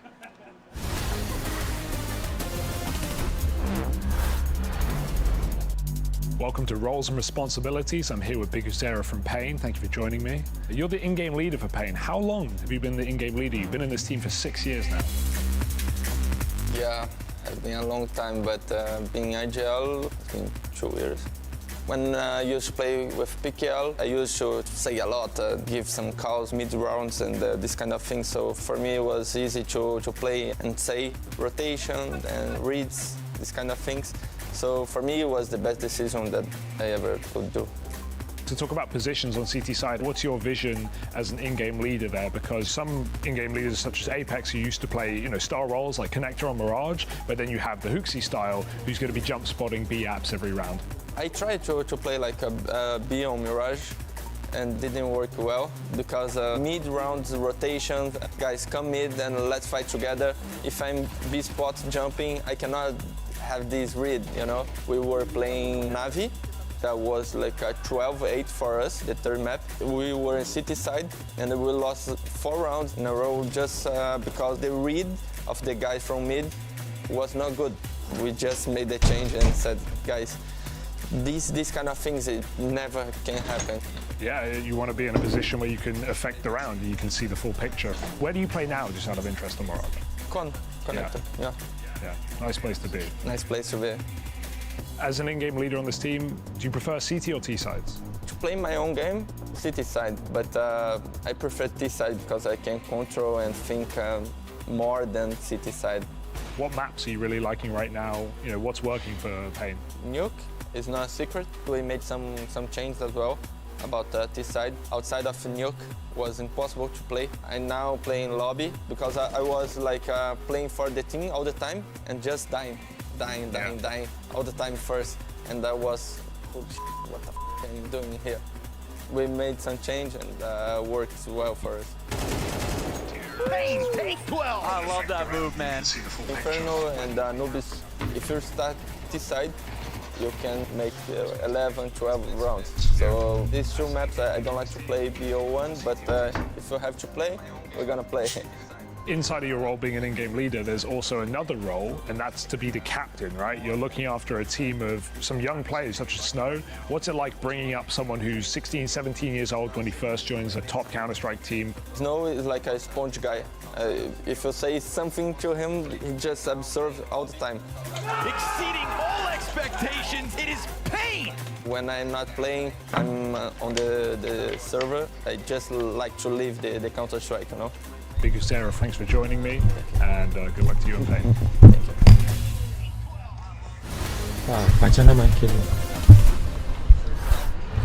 No impact from Nico and no pistol, and yet Falcons come into our second half of our first map in this elimination game with a lead, 7-5. MIBR taking now to the attacking side. Lessons learned in that first half, Chad? You're not impressed? it's been pretty pedestrian Counter-Strike across the board, I would say. Obviously, very high hopes for a team like Falcons in this event. You want to see them start hitting their stride. I think a positive is some nicer shots being hit out of Monacy. Yeah. Still some rounds that had to be pieced together late, but it's pretty default Counter-Strike, and I guess that's what Falcons are known for. Maybe why it only takes Gum 2 hours to prep for him, but here we go. Second pistol round, straight out the guts off the red smoke. A-main Biff. Yeah. Renault not spotted. How many steps is he here? They've gone through red. Bacana, man. Kellim yo'q. Tak, zo'q qanaqa zo'q. Yeah, A split. That's the kill from Monacy. That really limits their contributions now. They don't have that extra angle. Nico no longer feeling pressure as Monacy manages to relieve our exit of his head. Insani into the Cypher one back. Nice catch from Magisk on the way through. Opens up the rotation. Kixon not being noted. Hard shot to hit. He tracks the heads. Gets the job done. Shaking his head as he pops two. You can understand it's the same thing we've been saying match after match. There it is. Finally, they won a pistol. A little bit of energy. Yeah, it's been a long time between drinks as far as pistols are concerned, but Matt just trying to bring a little bit of positivity to the situation. It's Monacy just lighting him up. But yeah, Kixon's shaking his head because if he gets that cleaner, he probably denies the plant. Right. So he's thinking from the in-game leader. Tak. Yeah. Oh dear. I mean, yeah, it's one of those where, you know. Oh, actually, yeah, we've got it up on screen. We can give you a quick reminder. Use code BLAST on Underdog for a chance to win some cash prizes. Didn't force off the back of the plan, Alex. They've just got the hero AK. A-main searching again. Dig from the Glock. All right, get out of there. We've seen it now. 2 players brought down to 50 HP by Glocks. That is a tough one to deal with. Nico's going to jump spot red as Insani's able to work his way out middle with that aforementioned AK. How much impact can the young Brazilian find? Kixon looks like he wants to start searching down ramp with the MP9. Magisk is going to join him, so the two of them partner up to take some space. Safe, currently viable as a frag over towards heaven for now. Oh, these bloody Glocks. He's done 81 damage. They've found so many dinks with Glocks so far. So the aim's on point for the Brazilians. If they had better guns, there'd be a few kills. Insani does. So I am just like slightly concerned for the Falcons if these Glocks do anything else. Tak, uchalash kelyapti rampaga. Hoppa, bitta. You have to get a kill. Kixon, ikkita minus, Nico minus. Not cleared. Yeah, yana bitta sigh of relief from him as he doesn't get cleared, gets himself the kill and that AK upgrade. They will be planting though. He's taking an awful lot out of this round, Chad. It's already costly. And I don't even see a kit. Why is this uncomfortable? Why is this so low? Why is this so awkward? And he's just seen the kit. Look, how's he communicating? Perhaps they don't have one on site. Okay, they could really lose this. It feels very losable. Hozir yutqizgan taqdirda ham bomba qo'ydi o'sha pul bilan. You boost up, but it's an M4. Oh my god, Monacy goes down. Another one available. Time. Lukowski exit. Someone's got to hold this. It all falls to the cover of Magisk. What can he get done? Not enough. Tessus is gone. Nice. Lost it. Chotki ko'rbadik Forget about the AK. Forget about the hero AK. That's not even in the conversation. It's the pesky pistols, the Glock dicks. Oh no! That is an absolute mare. Kixon gets 2.5. He gets overrun. Nico goes down through the smoke. It's the damage on the other 3. Remember, 2 of them got put to half HP pushing A-main at the start of the round. So it's the dinks that were done by the Glocks earlier in the piece. That is a calamity right there. Oh, a miserable round to lose. Lovely use of that like late round boost.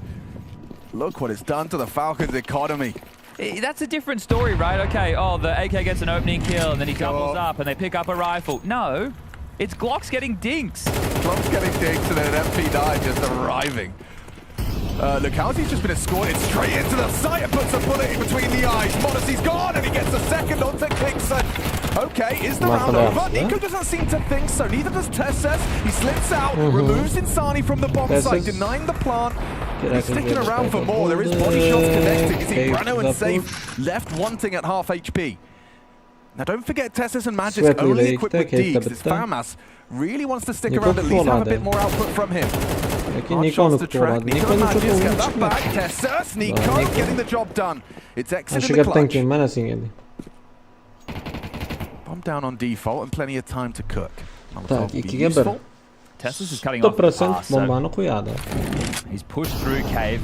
They come back around B lane. Nico's also departed. I don't love this from Nico. But Tessus, you love to see that. Spams him through the board, and he played that round to perfection. Didn't he? Tessus could have overpicked after he killed the bomb planter, but just drops it, stays alive, values his life, and ends up being the one to close the round in an unexpected fashion. So that's unfortunate for Exit there.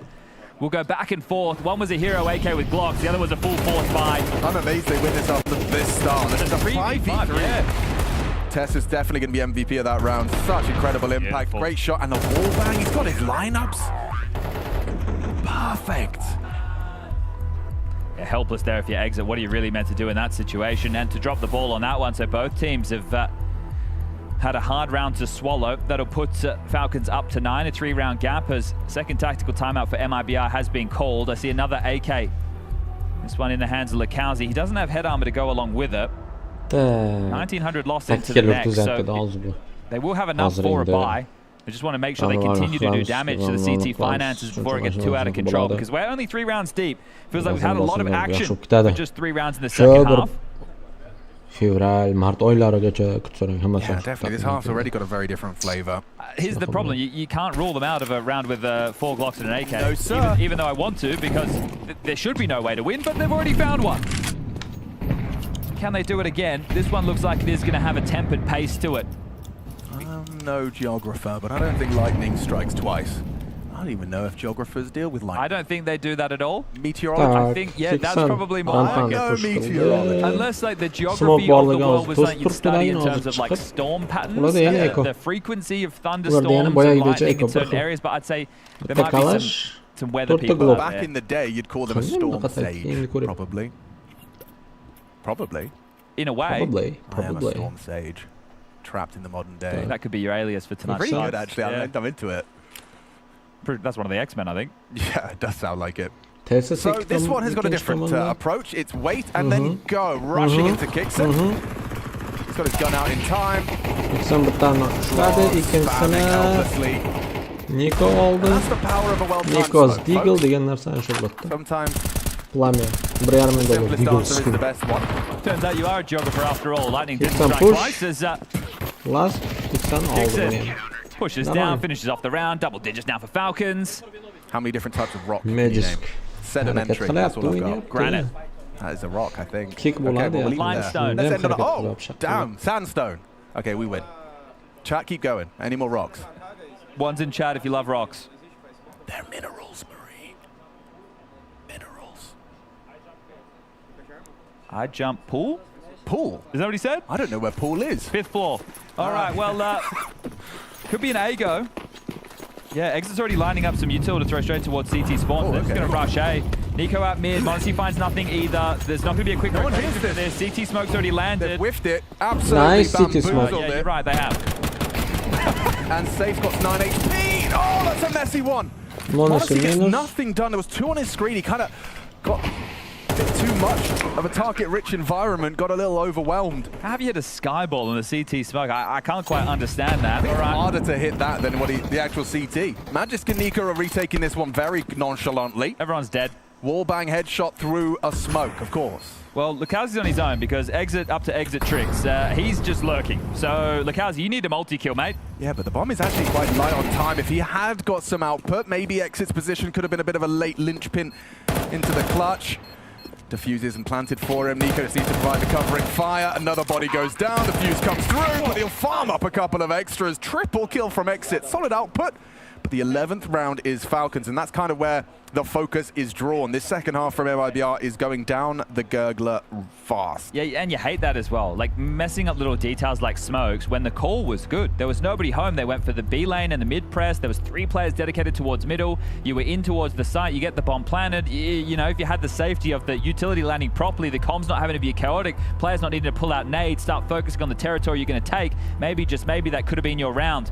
But stressed out now, final tactical timeout, and this one looks like it could be over quick. Smart, nuke up next, Inferno if we need it. And Falcons finding form. Well, they finally won a pistol, Alex. Next map, let's see if they can get a pistol and a conversion. Well, that's, yeah, you have to go it stage by stage. They're just going to power up. We got FaZe versus 3D Max coming up next. That is a 2-1 fixture. I'm excited for that one. It's a team that a lot of people are intrigued to see what kind of level of form you can get just immediately throwing a wild card AWPer into the mix. Well, everyone's loving the FaZe hype train at the moment. It's just that simple. Push, push, push. Well, a partial. So essentially, you still have some threats, but you're playing for a team. What I find interesting, Chad, is that Nico's cheated over as well. So how are Falcons going to operate without any mid info? Is it just a kind of question of like at some point m0NESY checks the red cross like in his internal timer? Feels like this is part of prep. Okay. Just playing this heavy towards B and staying so staunch with it. Now that util drops elsewhere, it actually pulls Nico away. Tessa's starting to pivot back from cave. m0NESY still posted on the line. Oh, he's actually missed it. Just looked away. Started to move his scope just upon the first peak. See, there are concerns right now for Falcons because they didn't have eyes on middle like you touched upon, so they don't know if anybody's crossed towards red. So m0NESY will have to worry about that. Nico needs to worry about A. Mad just covers Donut, which now makes this B defense a whole lot weaker. Yeah, it's just the two of them, and Kixon's just tucked in the cubby. So he's just going to try and play spoiler. It looks like Tess is kind of selling him down the river. And no block utility between the two of them. Oh, Cave, though. It is a very tight choke point. Comes the util. No concede. Yeah, okay. Playing retake. Bomb should go down. Well, Tessus could maybe do something here. Still a tough angle. Not comfortable angle, especially with good flashes like that. Now the Tech-9 surge forwards. They confirm Tessus' presence, and the bomb will go down. MRBR, they've got this far. Anything else seems like a bit of a pipe dream. I say that. Lakowski does remove Kixon.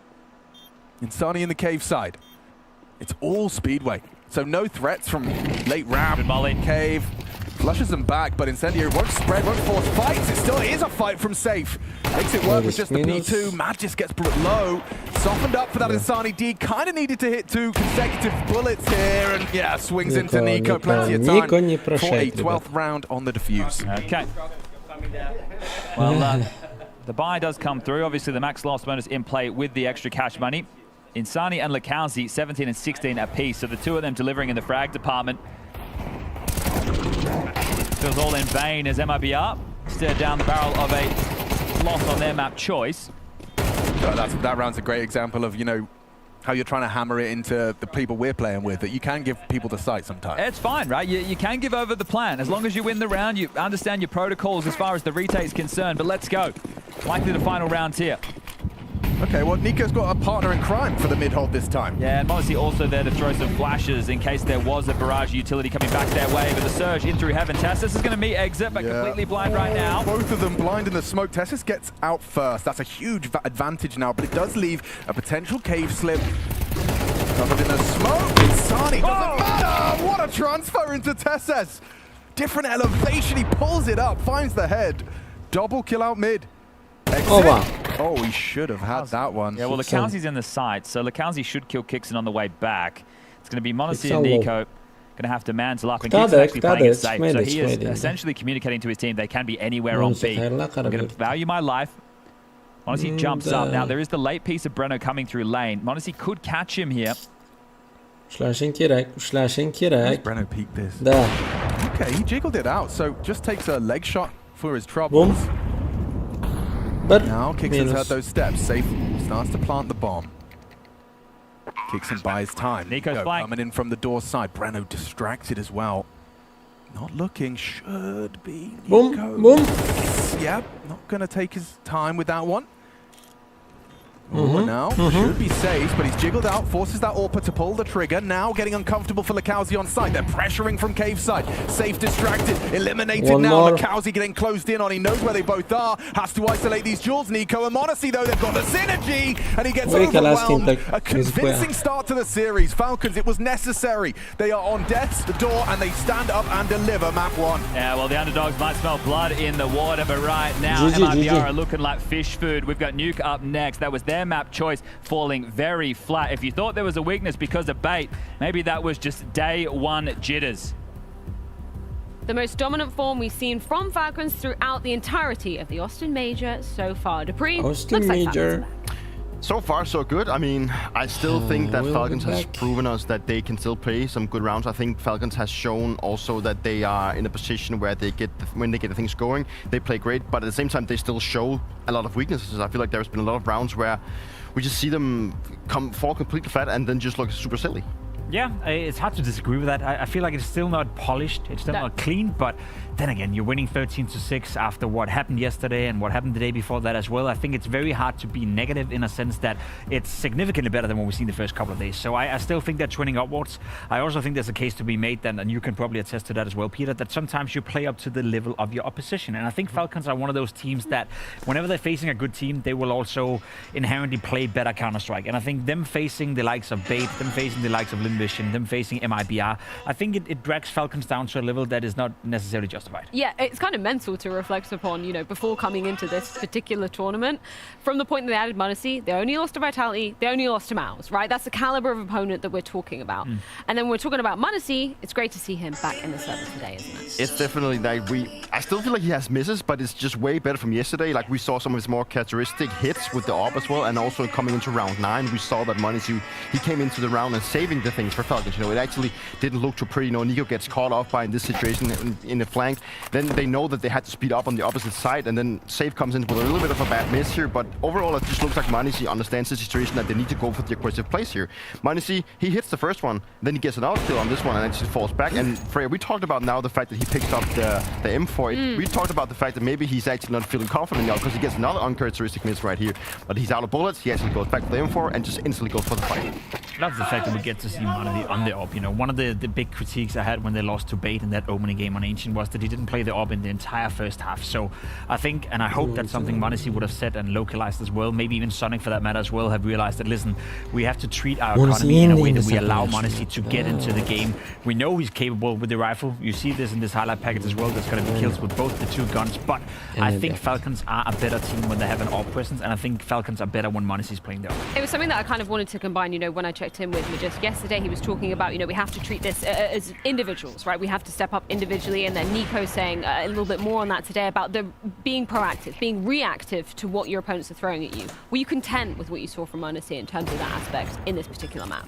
I think it was good to see that he just lived up to the expectations of himself, and also the fact that he knew that I let the team down yesterday. I needed to prove myself. I need to prove everyone wrong that what happened yesterday or the day prior to that was just not just me, you know. And for him to get some confidence building into this one was great to see. And also his decision making inside of this game was good. I feel like he understood very good, and especially in the round we just saw that I cannot just stand still and just be like super stale. I need to go for actually for kills, and then I need to equalize and play off my teammates way better than I did the other days. We've spoken about AWPing, we've spoken about rifles.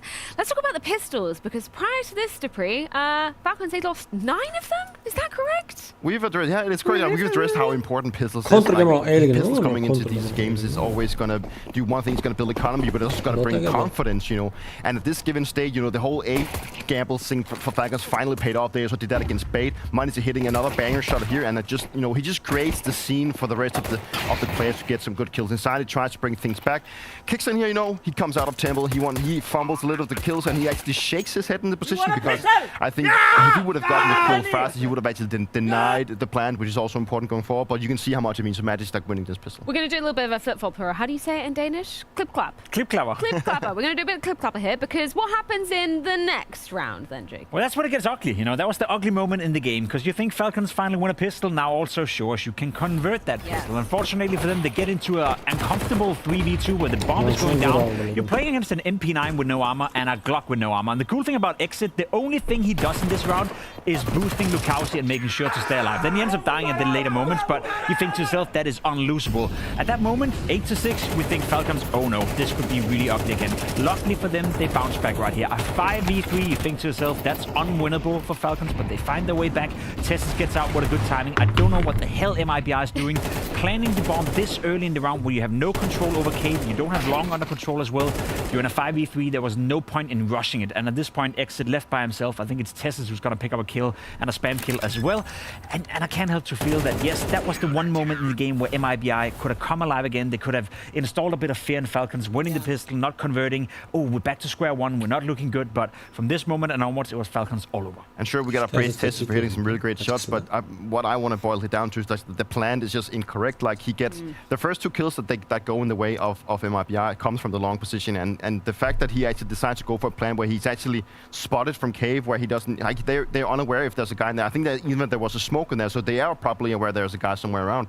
So if he would have just planted the bomb anywhere where he wouldn't be able to get shots, sure he could have get wallbanged, but the case would have been closed in that situation. It's mistakes like that that is the difference between making it at a major and not. And it may sound a bit harsh to boil it down to that, but at the end of the day, it's a massive mistake, and it cost them a round, and it cost them an opportunity of getting back into it. And they got a free ticket. Like the round they won prior to that was like a free ticket back into the game, and they just completely threw it away. Let's talk about one of the players on the side of Falcons that undoubtedly has the most experience at majors. You know, if he were to win this one, Dupree, he'd be tied with you. Yeah, he would. Don't think too much about that. Don't think too much about that. Yeah, Majisk, we've been talking a lot about him because, of course, the rumor mill keeps on churning, right? The fact that there's a Sankyosuke out there that has been rumored to be joining Falcons.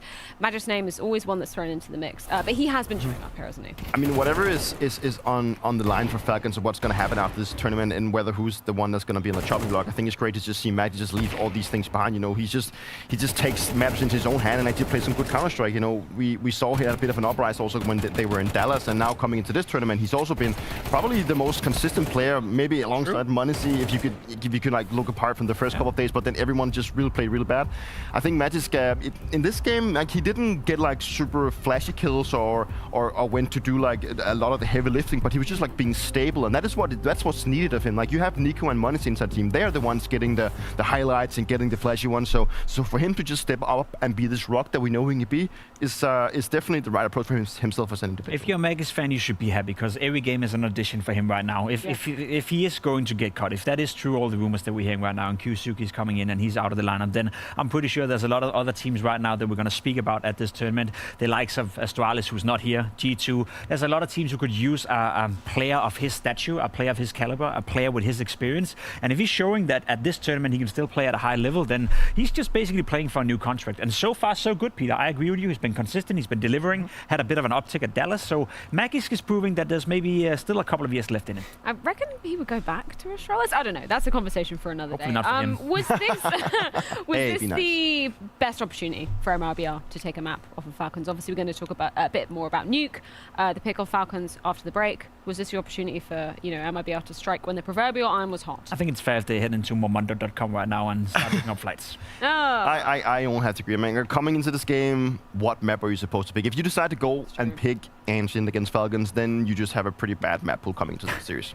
Yeah, I don't believe it either. To be completely honest, MIBR had an opportunity losing the pistol, winning the second round. That was the ticket into the game. They didn't capitalize, and to be completely honest, I feel like the more Falcons get to play, the more of that pressure that gets alleviated for them, that is, then I think it's game over. If MIBR gets to double digits, I'd be surprised. Well, 13-6 is how Ancient is going to be wrapping up. And now Falcons pick lays in wait. That's Nuke, which we're going to be diving into after this short break.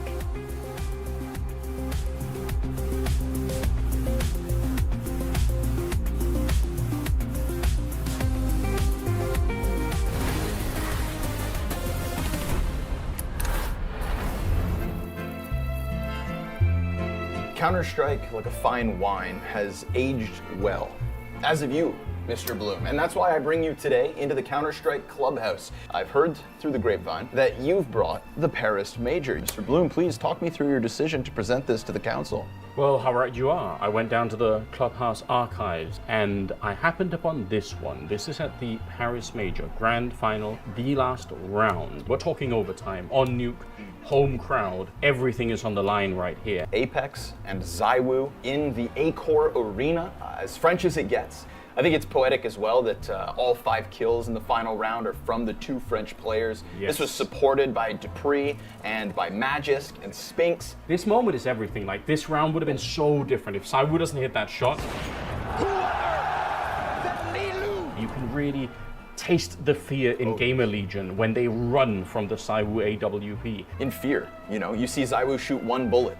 But they turn back because they're so afraid, and then they walk into Apex. And here it is, that final shot, ZywOo to close it all. Everything on him. Vitality. No holds back, no surrender. No holds back. Some would say. almost destiny that all 5 players are killed by the 2 Frenchmen on French soil. There's so much rich history to be built on this moment alone. And the fact that those 2 legends continue to improve. Legendary moment for the Vitality org. Quite possibly a once-in-a-lifetime opportunity for ZywOo to win on, in Paris like that, and for Apex too. That's why we have culture clubhouses. It's so that we can thrive in the finest environments, and if this isn't Counter-Strike in its finest environment, then I don't know what is. Now we must find a reasonable score, both in terms of mechanics and cultural impact for this clip. And starting with the mechanics, it is a bit on the low end. I would give this maybe a 5 out of 10. Of course. But on the cultural side, this is as big as it gets. ZywOo and Apex in France, in Paris, after the fall of French Counter-Strike. Your first cast, it's Dupree's 5th major. I don't think it gets much bigger. I would say this is about an 8.5 out of 10 for me. Mechanically speaking, I'll raise it just to the 6. But culture, this was a CSGO major for ZywOo. Now ZywOo, they call him the CS GOAT, but if he never had his CSGO major, then that argument is absolutely blown out of the water. But this was a crowning jewel in terms of his accomplishments. At the tail end of a game, he thrust himself into the pantheon of greats. And for that reason, I'll take your 8 and I'll crank it to a 10. Bottle it and keep it on the Culture Club's top shelf. Delicious.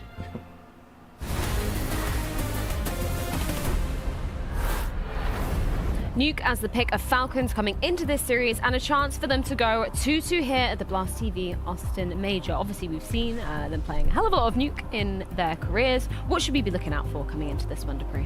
I think obviously Falcons is a team that has been playing so many tournaments, and they've made so many deep runs that they have so many reputations on all the maps. And if you just look at how many maps they played on each individual, like they're like our top 15 on all of them. So they have just so many reputations that they will feel confident pretty much anywhere they would go against in likes of him.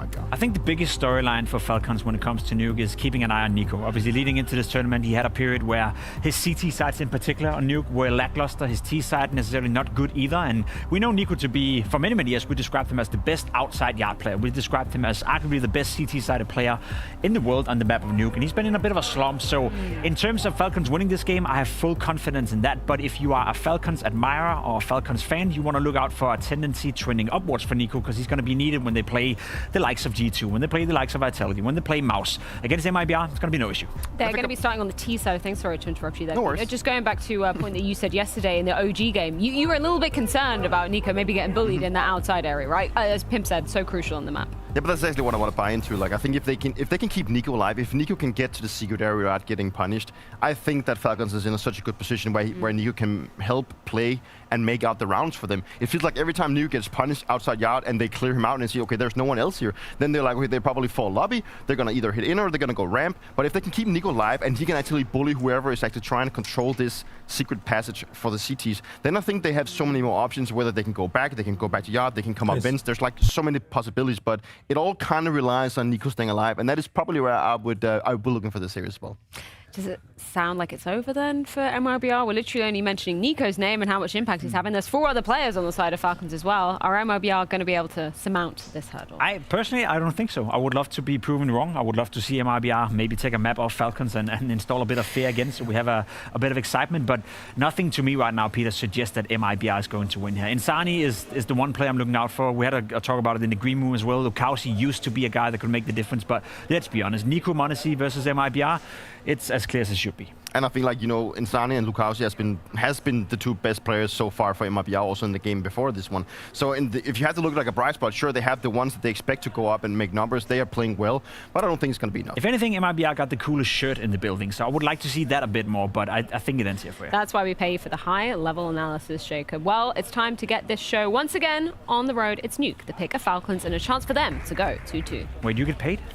Is Jacob colorblind? No, look. Is he colorblind? You don't, like, he's good at something. Is he colorblind? Analyzing Counter-Strike, endurance. The coolest shirt. Not fashion sense. Okay, I can't talk. I'm wearing essentially a bin bag, but I still think the coolest shirt is a stretch. It's a stretch. It is, but hey, let's not bully him, because this could very well be the last map they play at the major for MIBR. I feel like it could very easily be overshadowed by the Falcons surviving another day of play.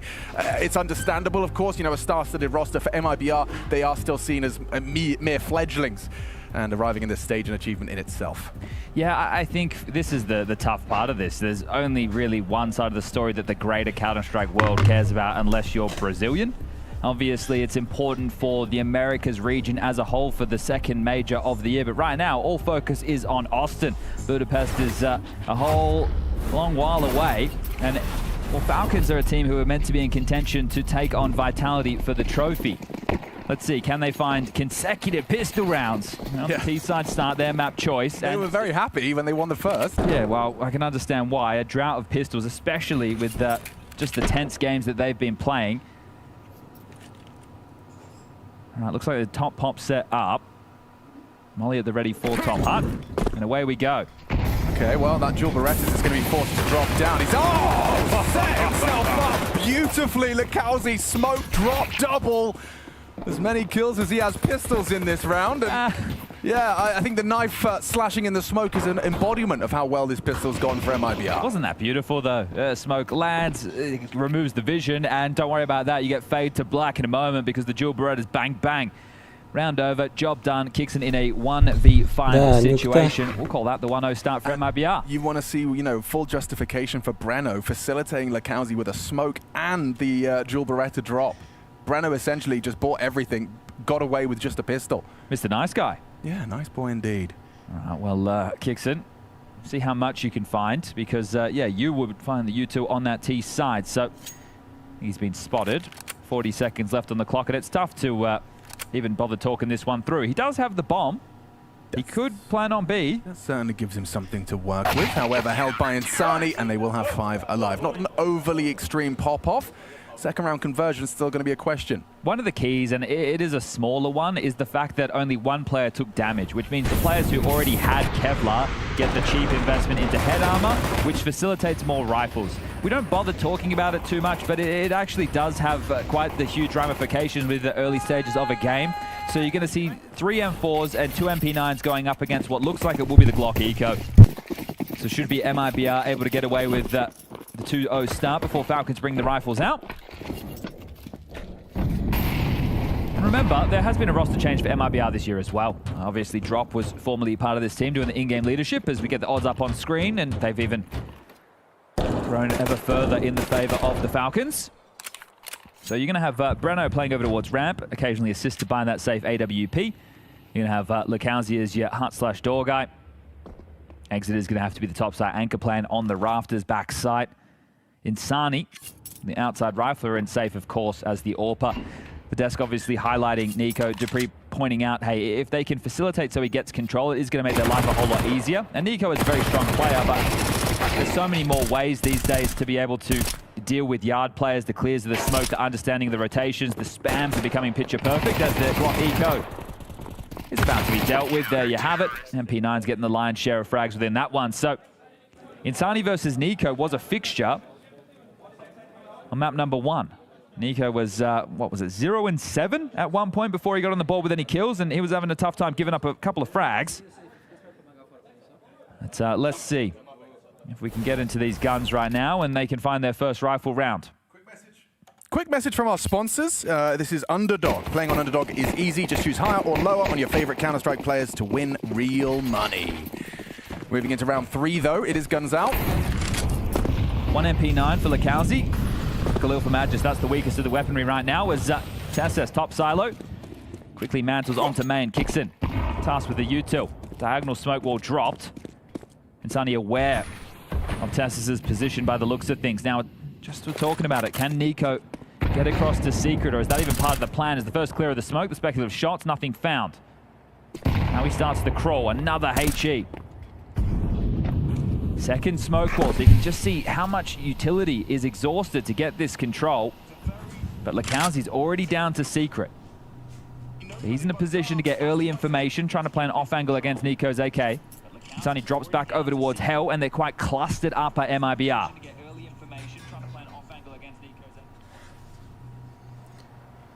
Tak, понятно. Redeploy the squeaky smoke. Nico's coming down to investigate this. Redeploy the squeaky smoke.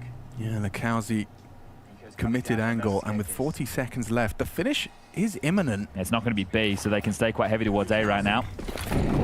Another squeaky smoke. Feels like their setup could be tough to break. Up in the rafters, overlooked. It will be safe. Does connect. Match is gone. They need to find the player on the site. Safe drops into Kingston. A free frag. Exit flushed forward by the Flames. Gets confirmation. Still has a safe event. Up the vent. Low HP. It's Breno in the clutch versus Monacy. Doesn't call the bluff on the plant. Monacy allowed to get that down. Now Breno swings out and he wins the duel. Monacy looks up to the sky in frustration. Sure, you got the bomb down, but MIBR, they'll keep these wins flowing. We can just see how telegraphed that was, right? For MIBR, they know the impending doom of that execute. Nico had the secret control, but he didn't apply any pressure. And when he did start to investigate, there was so little time on the clock. He didn't get the kill, gave over the opening death, and his teammates did a good job to still trade in towards that A side and get the bomb down. So, yeah, secret's called completely clear. Having that space is great, but you have to do something with it. You see certain teams, they round the corner, they get the molly over to the double door side, they make sure that there's nobody close, because if you're towards back vent, right, your decon side or your double door side, you don't actually know what could round the corner in an instant. But if you have that space that he had, it's unlikely like 3 players are still all just sitting on the stairs doing nothing. So we'll be a partial now, 1 AK. 4 upgraded pistols and opening of the util. All smoke and mirrors. They're going to pounce ramp into the orb. Yeah, safe, primed and ready. Elevated angle on top of the box. Be able to fall back, drop off, and actually elects to do so immediately. Just going to throw out a block smoke. Will that be That's their an time invitation. to go? That's an invitation. Tess is with that Tech 9 and the bomb on his back, about to triple swing this orb. Okay, bait the shot. Lucky to be alive. Breno's Tess is hamstrung. Finished off by Breno's rotation. Safe, pullback, Orping, a missed shot. That's the support you want to see. Team play on display from MIBR. Look at that, everybody. Insani, everyone chips in, everyone in the right place to defend this ramp rush. Yeah, quick response time on this is just Nico. Only one yet to frag again, so 2 extremely slow starts from the rifling superstar in the start of both these maps. Sure, it's only 4 rounds played, but when you play such key positions, you want to get him going early. So 4-0, about to be the case for MIBR as Nico is going to look for anything he can. They've actually started to push out ramp, so he might just get blindsided as he peers back down. Nico. Opa. Sweeps in, spotted now, and Lukowski will delete. Beautiful work, all 5 staying alive.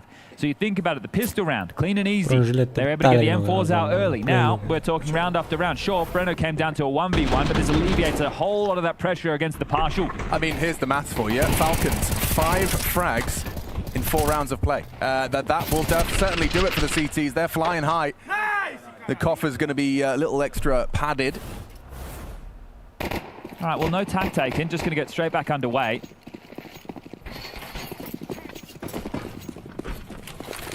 Time a bit more pace from Nico. Yeah, he's going to be working on yard this time. Sunny in from main, so he's prepared for a player trying to slink down vent. Smoke balls up early. There's the clear, nice and high.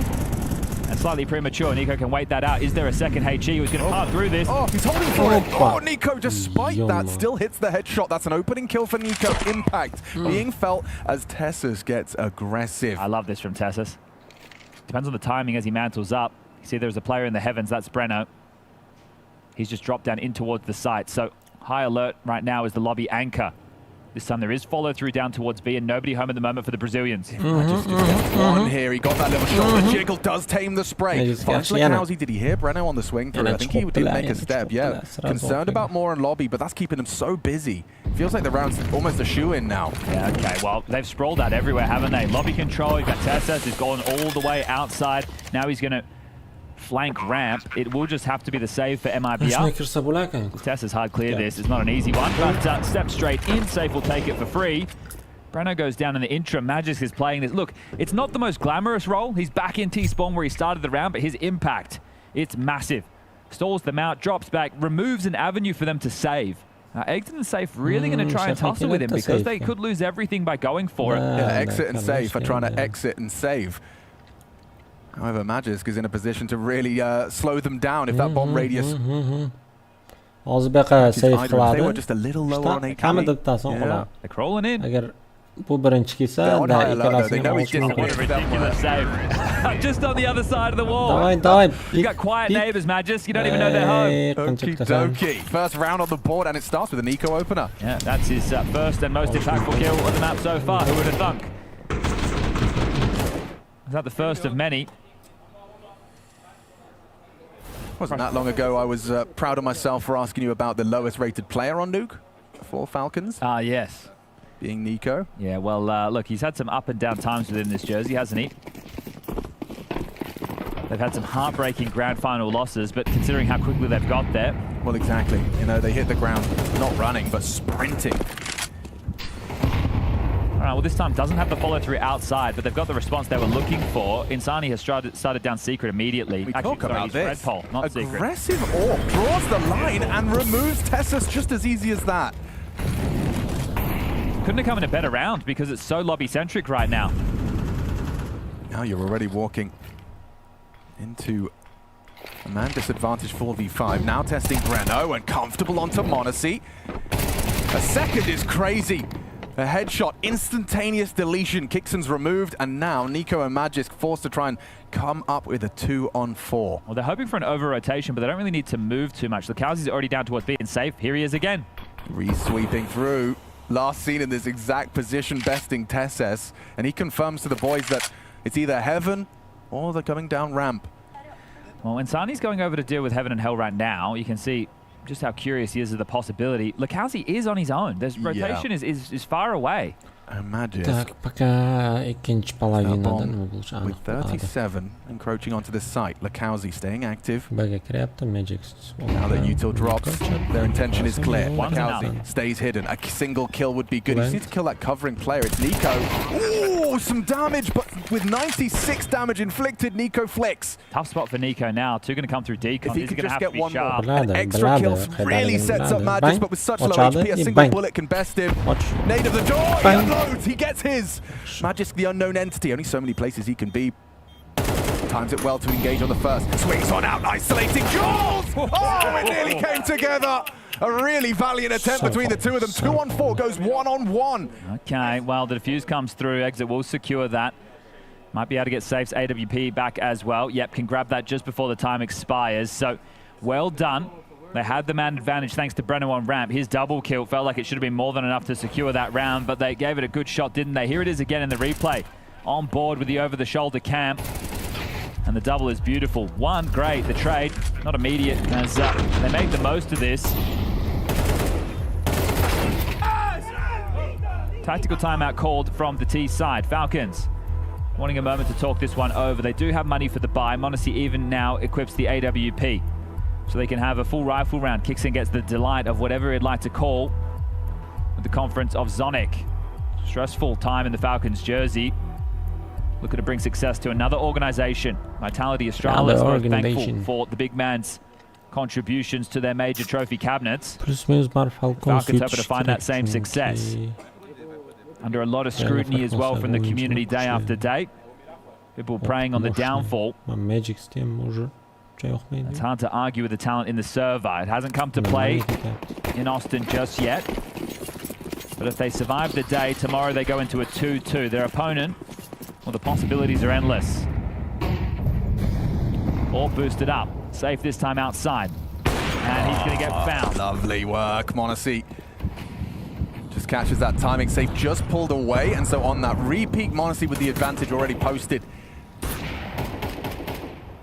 Strong position for Insani to find himself in, especially if they try and split into top side late. Brenner's going to poke his nose up secret, so great information. They've sold ramp, okay? They've given it up completely. Oh, and it works. Yeah, well, Magisk was just in heart deep, wasn't he? Okay, well, that's info. And that's a free kill back, so we're just leveled out to 4v4. That is tough. Monacy did some hard work there to hit a necessary shot outside, and now it's just a 4v4 situation. You're really just going to try and walk into A. They've cleared outside. They know that nobody's home. Oh, this is a tough round for the T side with such little map territory so late into the round. How far does Breno go?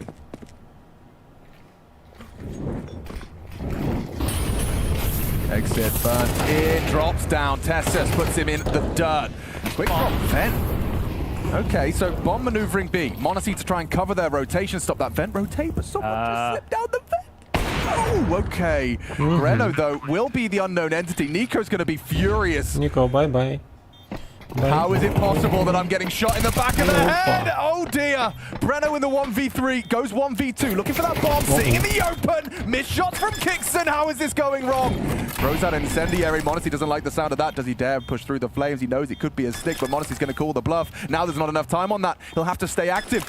Staying for it, 1v1, mind games, flash Eaton doesn't swing, Breno just holding! Oh, Monacy overthinking, and Breno brave! Even takes him down after! The loose piece down the vent and the amount of output there. For a moment he couldn't find the bomb, but sticks the landing, and 6-1 reads the scoreline. Timeout? We just had one though. Yeah, exactly. You're not taking another. This should never have been able to happen. Just slinks past, the orbs over towards T-Vent, comes in, surprise. How many bullets? Jump scare.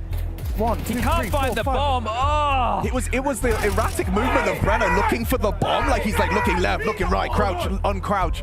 Kickson couldn't track him, and then a very awkward 1v1 for Monacy. Well, you were bang on. They did take the tack timeouts. This one's just to screw the head back on, maybe to discuss what went wrong or to try and wash it away, because you're still into map number 2, one to the good, and this is the T side of your map choice, so you have to start slathering on a couple of rounds. I think 4 is probably enough, but at the moment, that means 3 more need to be added to the total. So as long as you don't let the frustrations of that one get to you, should be able to start whirring back into action now. Get the AWP back out, the AK's in the mix. What a round out of Breno.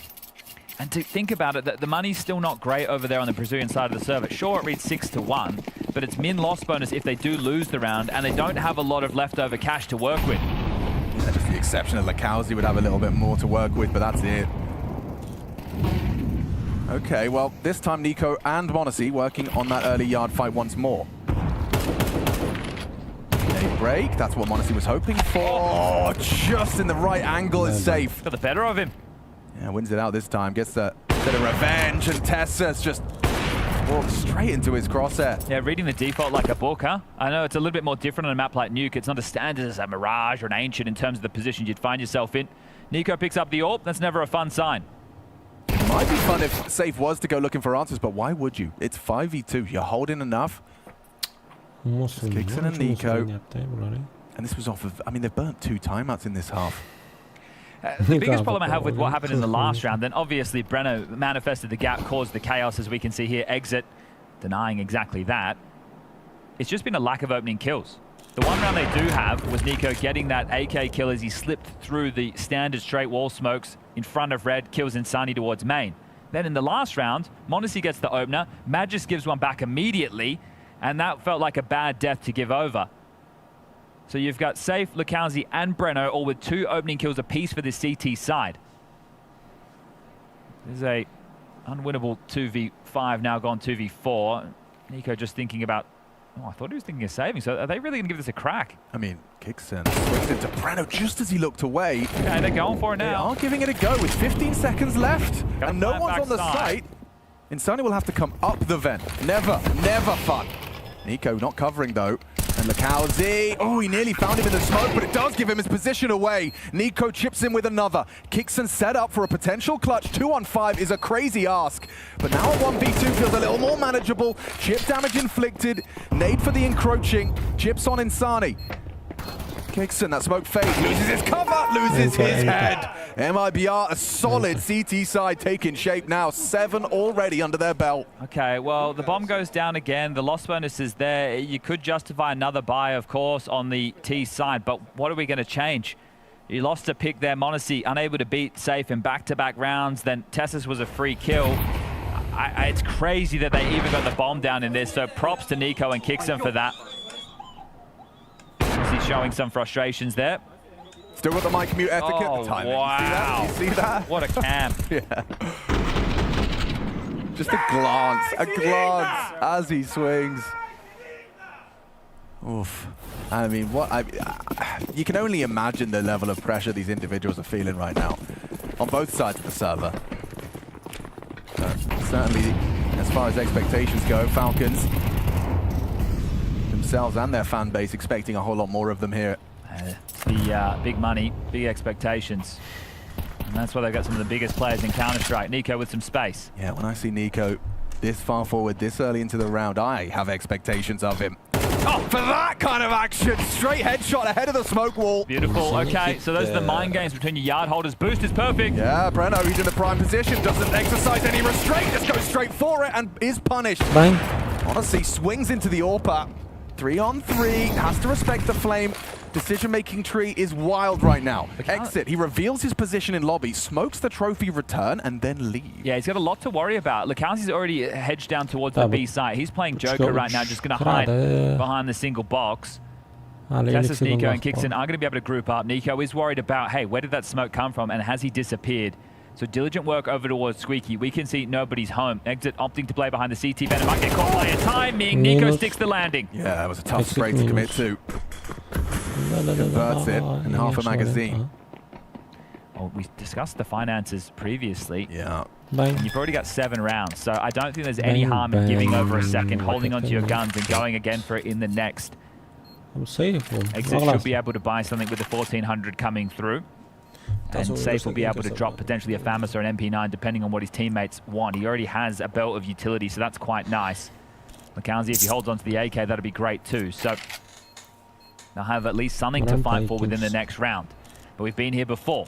Falcons need to punch through with consecutive rounds to open the bank of cash, at least as far as their side of the server is concerned. It'll force MIBR into eco territory, and that's down the stretch where maybe, just maybe, they could still walk away with 5 in this T side.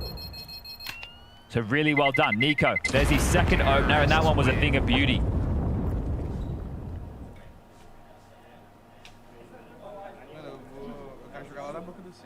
When you have a team structured in the way that Falcons are, you need your star players to be able to deliver you this.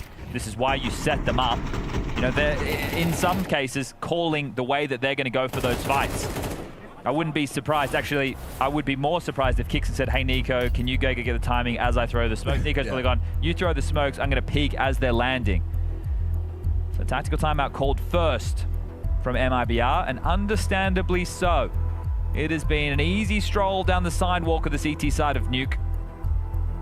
Currently 5 rounds to the good, and it can still get a whole lot better.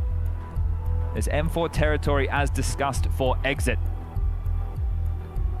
It's going to be a 5-7 for Breno. Well, it was at least. So indecision in the purchases. Bought in, sold back. Where do we find ourselves? No, he's just gone back into the same buy. Okay. No, they're taking the eco. All right, well, it's like all of us. You know, you go window shopping and you see something you like, you try it on. Yeah. Oh, can they make up their mind? I've said it 3 times. They bought, they sold, and they bought back. Okay. It is what I thought. Exit with the M4. FAMAS dropped over to Insani. Breno with a 5-7. Okay. Now we go. Oh, Nico pays quite the heavy blood price and goes straight down. Okay, that's rapid.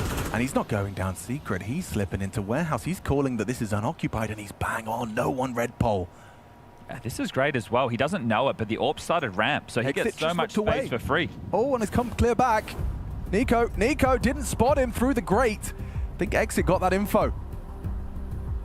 This music is perfect for the situation right now. On board with Secret Agent Nico. He's got him. That's the info flowing.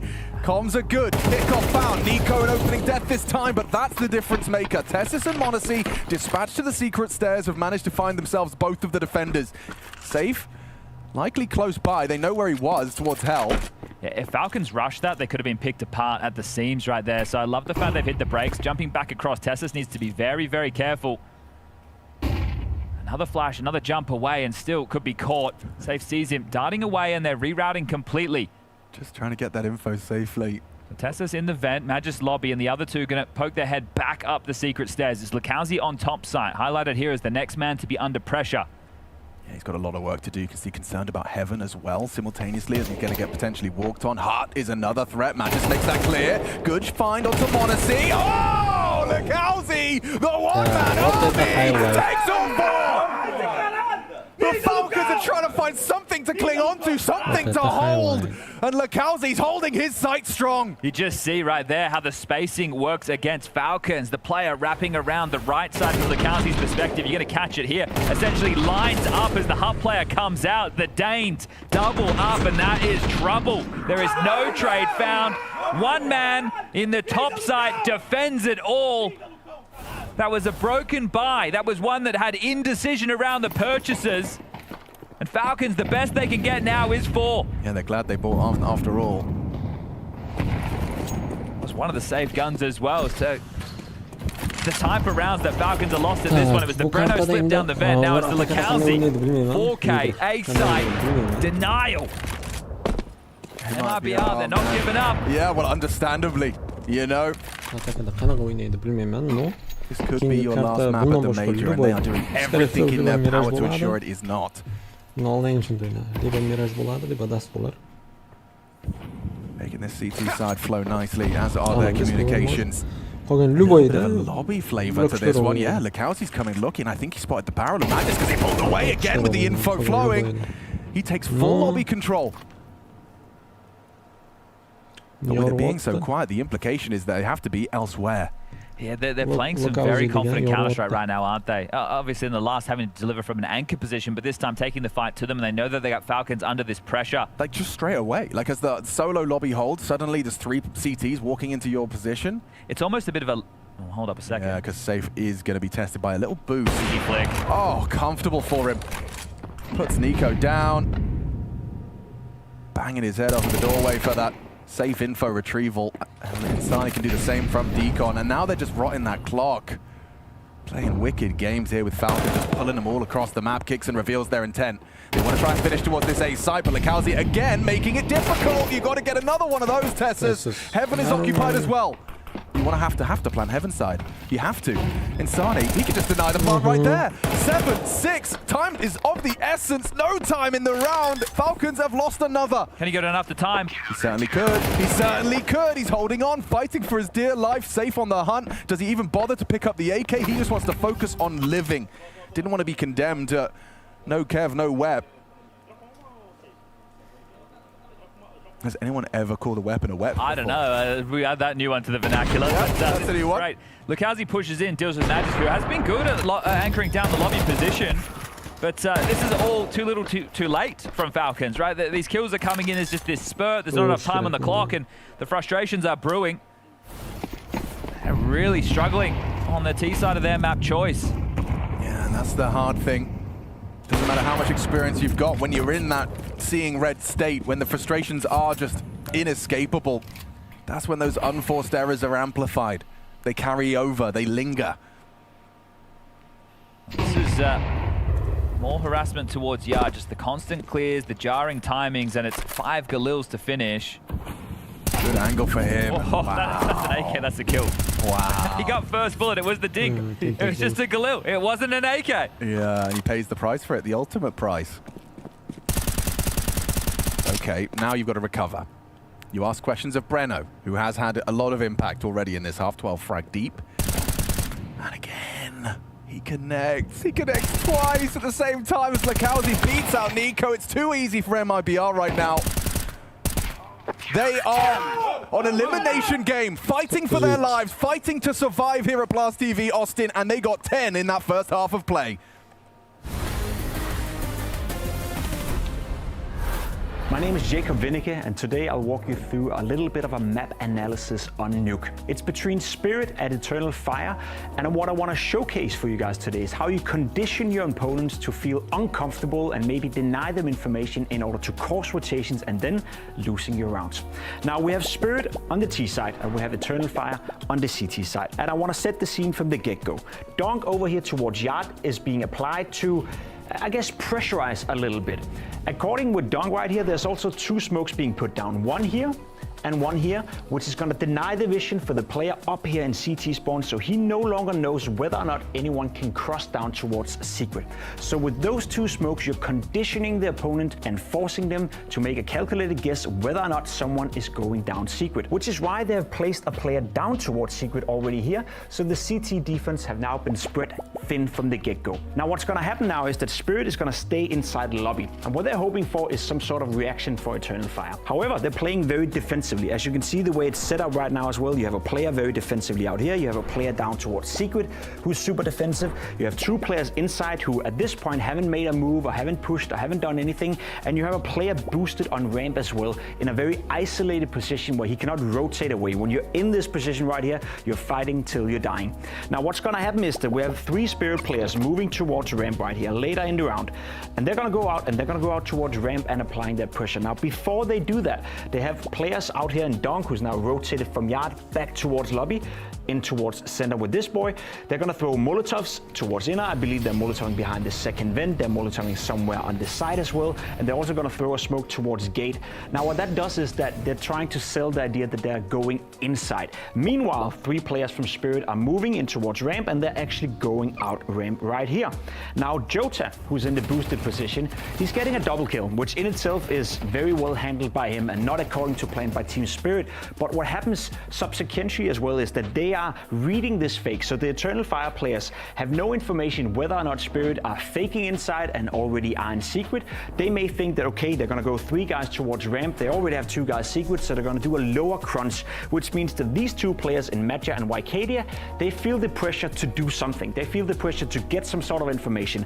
And while these 3 players are fighting on ramp, you have both Wycadia and Major, and they're pushing in towards hot, they're pushing in towards door, where these 2 players are waiting for them. So even though they're losing the trade towards ramp, even though Chota is getting a multi-kill and essentially potentially winning the round for Eternal Fire, because Wycadia and Major feels pressured to do the push because they have no information towards secret, these 2 players are able to punish that, which means the 1 surviving player from ramp can then rotate back, and you have Spirit going inside and essentially winning the round. So at this point, this would not have happened had they not conditioned Eternal Fire from the beginning of the round. So even though nothing is transpiring for 50, 60 seconds, every single smoke, every single Molotov, every single point of pressure is conditioning your opponent to make a decision later on in the round, which you can take advantage of, which is exactly what Spirit did here.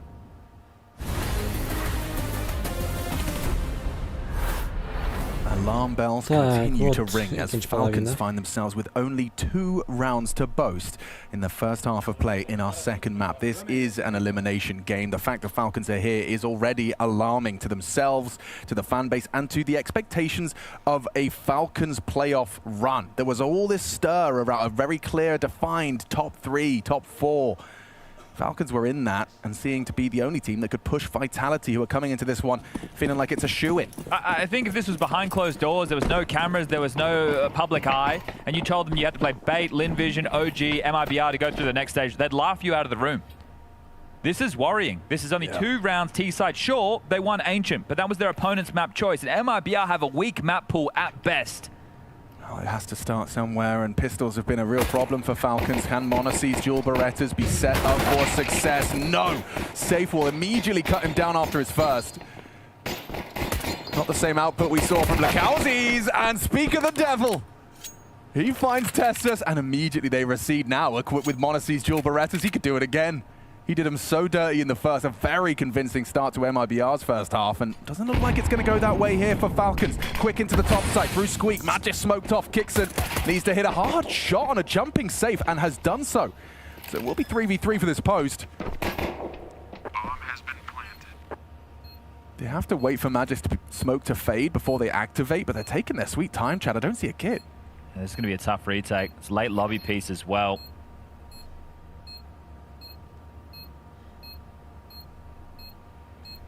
Magic's got to get a move on now. Makes it very loud as he leaps on out.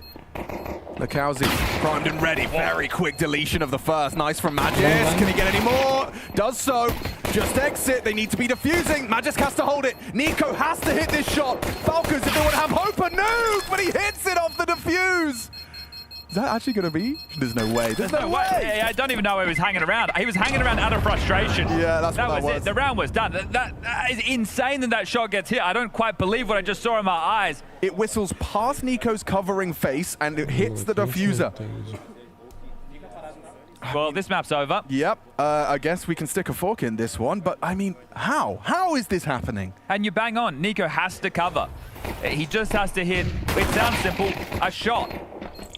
Magic getting these two were beautiful. Just absolutely swings around with the dual Berettas. This is it. The fact that he can even get to that line, that's the problem.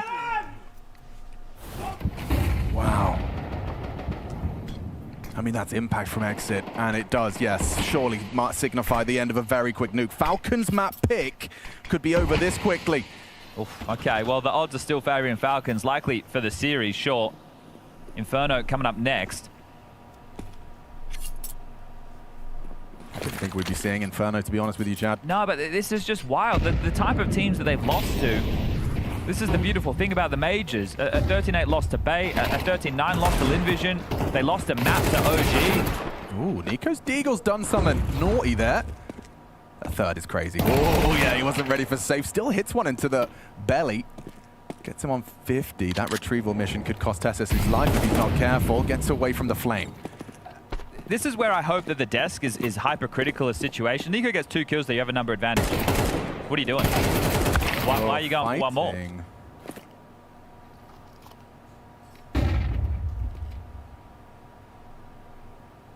Okay, round's going to simmer in. Safe and Breno. Breno's had some impactful moments throughout this. Safe as well with opening kills in the AWP. Famas, it's an MP9, it's a scout. The bomb is across secret side. Nobody's rotated down, but they're not to know that. 30 seconds. A finish will have to be found. If Breno can find a kill or some information, that'll help inform Safe for the finish. He's actually going to get a free timing right now and get this kill in main. Yeah, I don't think Kixon's at all looking at this possibility. So slips through main. That's what you want. Up. The trade from Magis, because position is noted. And with only 10 seconds, you'll have to swing through. Magis lets him. You can go as much as you want, mate. I know the time is against you. 8, 7. He'll just about isolate the duel. Does he fake it? Does he call the bluff? m0NESY not playing scared. Pushes him in. And a necessary conversion from the Nico double D, but why is it so stressful? Yeah, but this is it. It's a force buy situation. It has to be. The only way that you're going to eke through that one right there. So you don't win a pistol round in this map. You win the force buy back, but now you're going to have to dig yourself out. The bomb doesn't get planted. They will force buy back in because of the loss bonus situation. First two are beautiful. This is one of the things as well, when things aren't flowing, players, especially star players, start to feel like they have to do an awful lot. Man, I didn't see the time. Well, no longer wondering if Magis knew the time. He definitely didn't. Okay, well. Looks like they're going to sell a fake towards outside. Breno will have the HE, can blow open the door. Yeah, whose POV is he looking at? I think it's the yard player to see how much space that Insani can get before he throws it. So Breno will nade open door. I guess the molly is going to be from main or CT vent. And then it's going to be the other two out hut. So this is to force the rotation. Door now open. Molly in the vent. Coming in to test this MP9. That's a beautiful trade from Lekowski. Nobody else is home. Magis Kumble. He was alone on the site. Good nade. Solid connection. 70 damage is bringing. Kixon gets a good clear onto Insani in the vents. He has to come up still. Nico makes his presence known, trying to draw attention away from Heaven as the two late pieces will arrive. Breno, just a Tech 9 to hold this. Has to be Falcons. And looks like it could be, should be. Exit, however. He's already done it once. Spam him blindly, unloads his full mag. Diffuse comes through from Tessus. And Kixon even gets himself an extra $600. Well, you can't fault the strategy, can you? It worked perfectly. Yard smokes land, they even molly in the vent, so that was all part of the fake. It's to make it look like what they're trying to do is get a player down secret or maybe multiple bodies and then go for a ramp split. You get down secret, you constrict the vent rotation. If you molly in the vent, the CTs can't drop down to deal with secret in that fastest port of call. And then they come out of hut. Magic's got his own. He had to get one kill there to make sure that the retake was at least somewhat favorable for Falcons. Sure, they had the weapon advantage. Well, they definitely needed the man advantage. Now it will be the eco. 2-0 still on the table, but this is going to be a tough climb.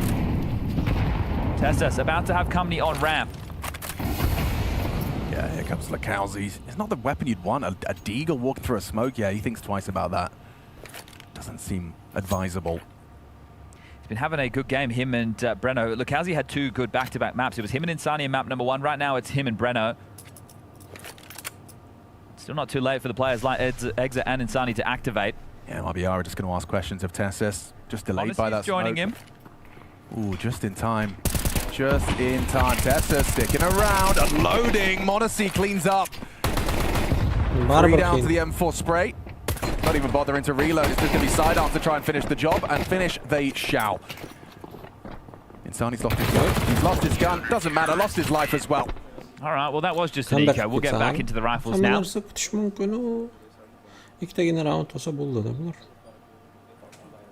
Make no mistake, though, MIB are still absolute prime candidates to take us the distance to Inferno here, a 10-2 I love the micro decision here from Kixon. He had an MP9 carried through, but because they're working with such a fine margin of rounds, as you've just highlighted, he has upgraded into an M4, right? Why take any risks on carrying that through? You don't have a lot of rounds to work with. This isn't the first half, this is the second, and you can't risk giving over 12 this early. Nico aggressive, behind the glaive. Insani and Nico likely to clash. Masked by the smoke and loud. Oh, and Insani doesn't matter. Finds Monacy. He was on top of blue. Just sticking out over the smokes, and Insani, while running, just drive-by kills him. Nico has to get away from this. Yeah, they're going to fade pretty soon.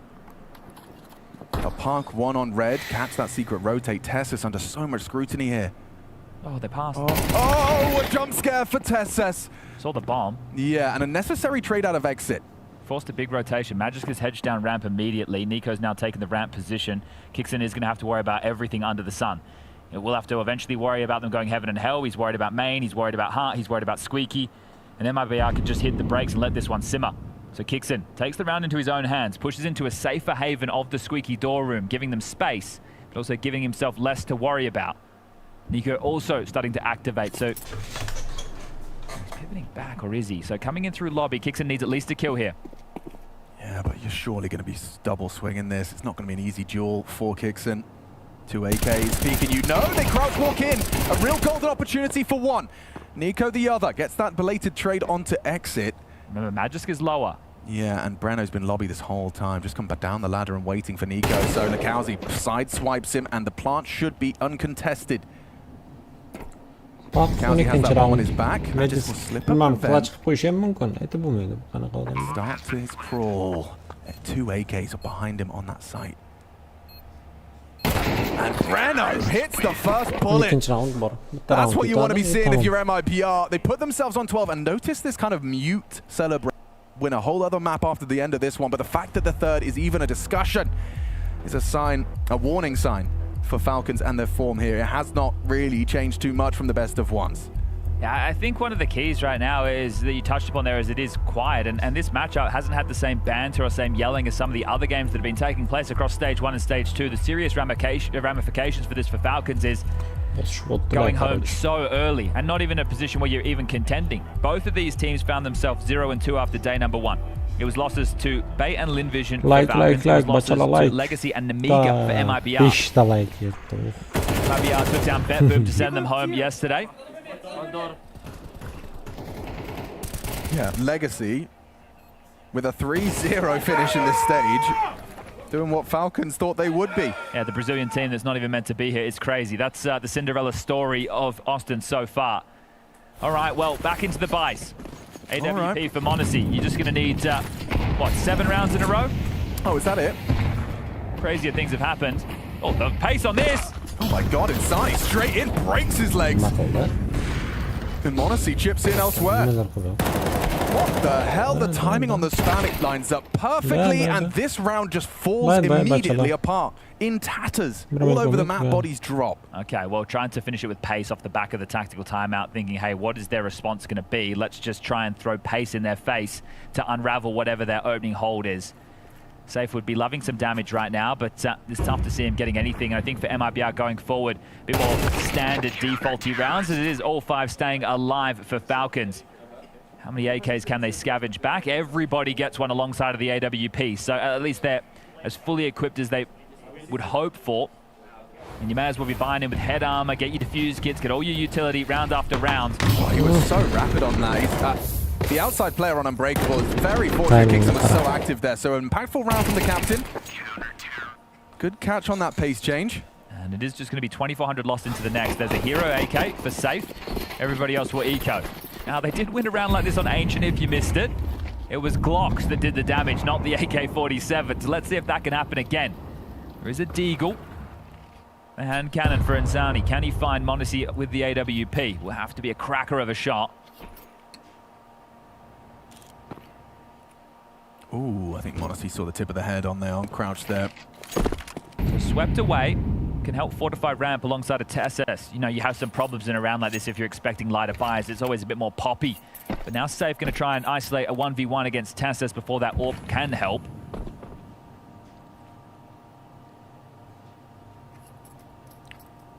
Yani bitti. Kalash. Dalshin Glock. Suspiciously quiet.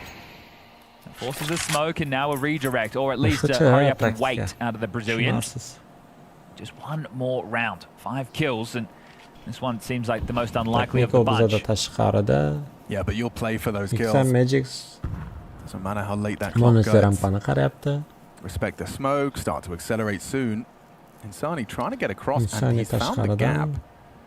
Nico Nico giving him a sound cue. He doesn't realize what he's just given to Insani, an opportunity.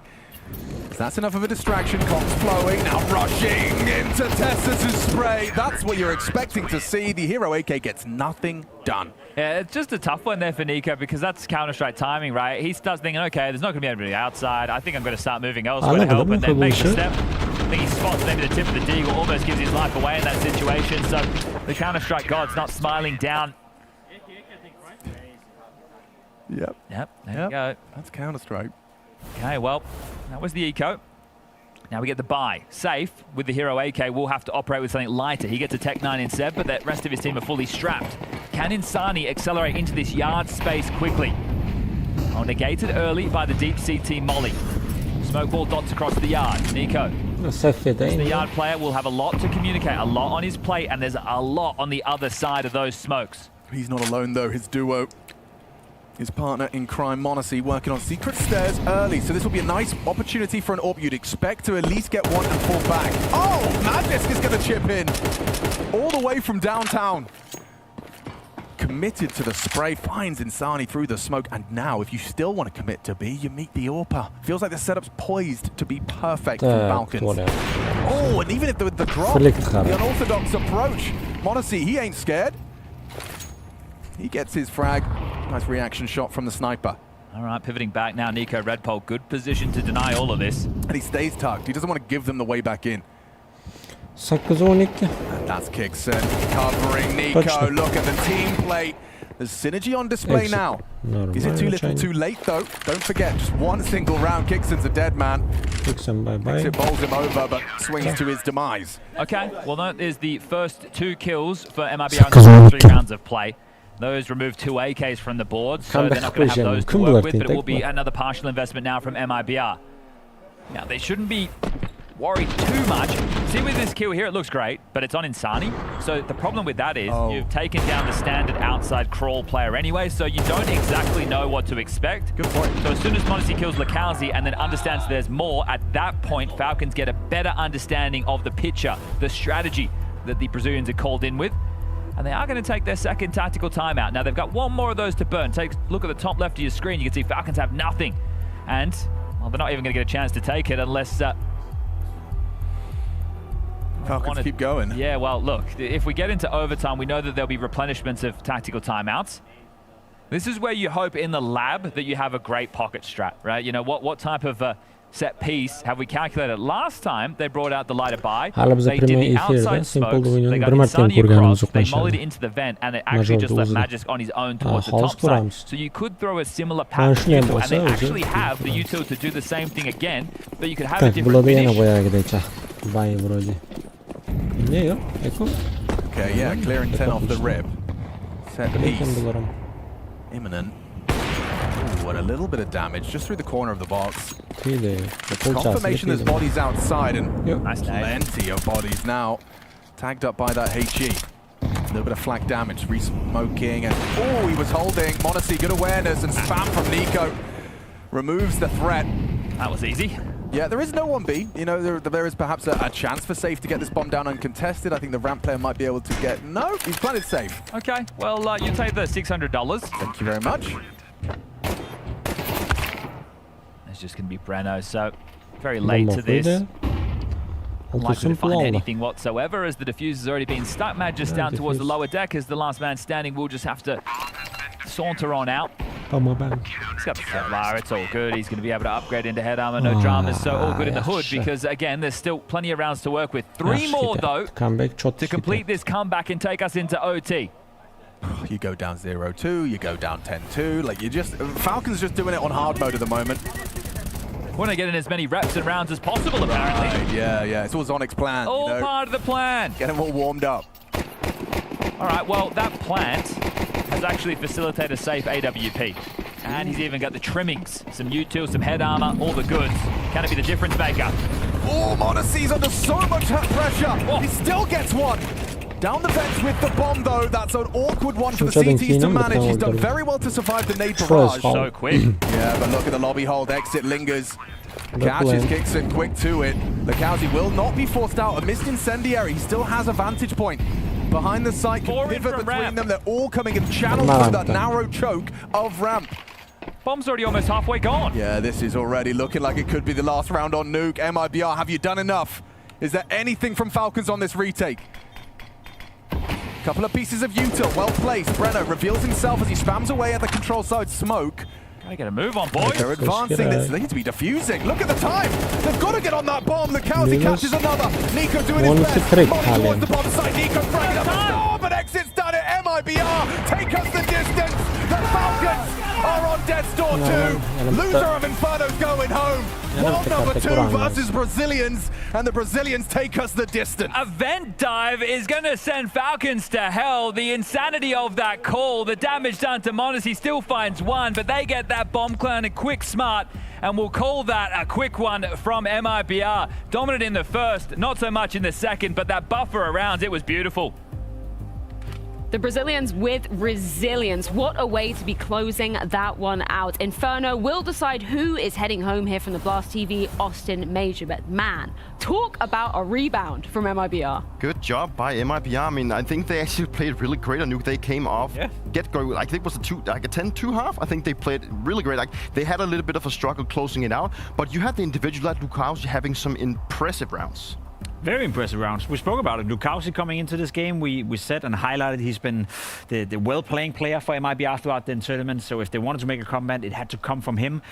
Bueno as well had a good showing. Insani with a couple of moments. I think we got to give credit to MIBR. And yes, I agree, they played good Counter-Strike. But Falcons, man, I don't know what the hell they're doing. We're going to show you a couple of rounds where we feel like that's where they're losing it. But overall, it just seemed like they're shaky. Like, I thought it was a day one thing, but no, it's Falcons not playing good Counter-Strike. I think the retake was like the last round we got to see, like the retake, like the bomb was even like halfway gone before they even started the retake, and the retakes was something I touched upon yesterday as well, and the day before that, it just looks so slow. And like you can see, like the vent dive call here from MIBR to actually speed up things was really, really good, and they get down vents without actually getting contested too much. They get the bomb down pretty early. The lobby crunch does not work. Exit actually plays off super well, and then you can just see the retake. Like the bomb is always about to explode, and at this point, no, even a Molly dropped the bomb. There's no way back from that. It's the reaction and lack thereof and hesitation and maybe, I guess, the fact that they're a little bit stubborn in the way of playing. You know, they're stubborn in the sense that, yeah, we have to do a retake all four together and we have to group up, we have to wait for the utility. But fact of the matter is MIBR is rushing out the door in the beginning of the round, which means they have all the utility in the world to hold Falcons at bay. And at that point, someone got to make the decision that we have to get in before that utility goes down. Otherwise, you lose your window of opportunity. 9 out of 10 times, I'd say Falcons, Nico, Monacy, those players, they realize that in the moment, but they're hesitating right now, and I don't know why. Lars was talking about that ambush, you know, starting it for Falcons, just coming into yesterday. But that was just a pure ambush of utility coming out from MIBR, perfectly timed as well. I think we've got another example of that when we go back to round number 7. This is Breno with a beautiful clutch, isn't it? Yeah, it is a beautiful clutch, and I love the fact that he's the one keeping his composure. I love the fact that in round 7, he seems like the more experienced player. Again, Exit makes a bit of a mistake. Tessus gets a nice kill, drops down the vents. I like what I'm seeing right here from Falcons, to be completely honest. They get down, they get the bomb down as well. It's a 4v2 at this point. Now, Breno is in behind enemy lines, and he is that cost of of Monacy got the first kill. He didn't realize someone was coming from behind. It's still a 1v2 at this point. He doesn't realize where the bomb is, and then the guy on ramp panics. He swings out, kicks, and misses a free kill in the side of Brennan, and I'm pretty sure that we don't get to see it from Kixon's point of view, but it's not pretty. Molotov goes down, Flash comes in for Monacy. He doesn't bite the bait. I thought the second time he faked and didn't stick to it, that was the opportunity. He then the third time goes for it, and Monacy doesn't buy into it. This round, look at the scoreline as well. 6-1 for MIBR. Had Falcons won this, it would have been 5-2. There would have been no money in MIBR. Falcons would guarantee themselves 3, maybe 4, maybe 5 T-side rounds, and I'd be like, yeah, they're going to win this game. CT side is going to be fine. But that was the moment where MIBR bought the ticket back into the game. And this is where you see, like, sure, the clutch from Brennan was extremely well, but then at the same time, we touch on Ancient as well, that Falcons can have situations where they just look completely silly. And, you know, sure, the clutch is more like on the individual players, and obviously Kixon from ramp is clearly missing. But the fact that he wins this round, and he looks completely out of it when he goes, I cannot find the bomb. You know, it looked like it was going to go in the way of the Falcons, right? But that just also proves the whole idea that Falcons can play so good, but they can also look so silly. Why do you think Monacy didn't repeat in that situation? Because like he taps the bomb so many times, he's fully blind at one point whilst he's sticking it. Why wouldn't you repeat in that situation? There's obviously the case that we didn't get to see how much HP Monacy had in that situation. Low HP. If he was low HP, obviously he would have picked in the molly. Maybe he didn't even have time to get the shot off. Maybe he would have just done it instantly. So Brennan could have just stuck to the fuse, but I think the damage that was done to Monacy was probably unknown from his side. So the fact that Monacy throws out the flashbangs, you know, to try and get a reaction, like Brennan he sticks the bombs a couple of times before he realized that, okay, now I only have this option kind of to stick it. But he's never touched the bomb right here. Monacy can definitely hear if he's touching the bomb right. Monacy and Kixon have to communicate. Why would Kixon ever peek out from ramp? Why would he ever peek out from ramp? Wasn't he 98 HP? Yeah. He was on 98 Monacy was 98 HP actually. Okay. I was called agreeing that he was on, but he was not apparently. Doesn't matter. Whatever. Why would Kixon ever peek out from ramp before Monacy tells him to peek the bomb? I know the bomb is planted behind and Kixon is maybe afraid that he's left out behind, but at that point it's a very simple 1v2. Monacy have to be the first point of contact. If he sticks the bomb, Monacy will check. If he doesn't, then Kixon can stay alive and then move in. He peeks out before that happens. Not only does he miss the kill, you know, mechanical failure, missing an aim duel. We can't really blame him for that. That can happen to any player out there. It's more so the lack of communication between the two players that I hate. This is not Falcons. That's not the second best team in the world playing Counter-Strike right there. They're losing to a player who cannot find the goddamn bomb, looking left, right, and center, and they make it look silly. I know we're looking at the minutiae of that particular round, for good reason, because we like to get nerdy with it. But let's look at the wider context of this situation. Now, once again, Dupree, Falcons 1 map away from being eliminated in stage 2. This is not where they find themselves. Like, this is not where they're supposed to find themselves. You know, like I think that the win on Ancient, for me, it felt like it was this is us bringing it back into the tournament. Like we got a comfortable win on a map that we feel comfortable on. Now we're just gonna go to Nuke and take it. But obviously we also saw like weaknesses from Falcons playing its OG yesterday on Nuke. So for them to find themselves now going up against beyond the third mob of Inferno, it's obviously going to be difficult for them. But at the same time, they're also just like they have to win it. Yeah, well, MIBR, they do equalize the scoreline, which leaves us down to Inferno. One more map to see if Falcons will be eliminated here at the Blast TV Austin Major.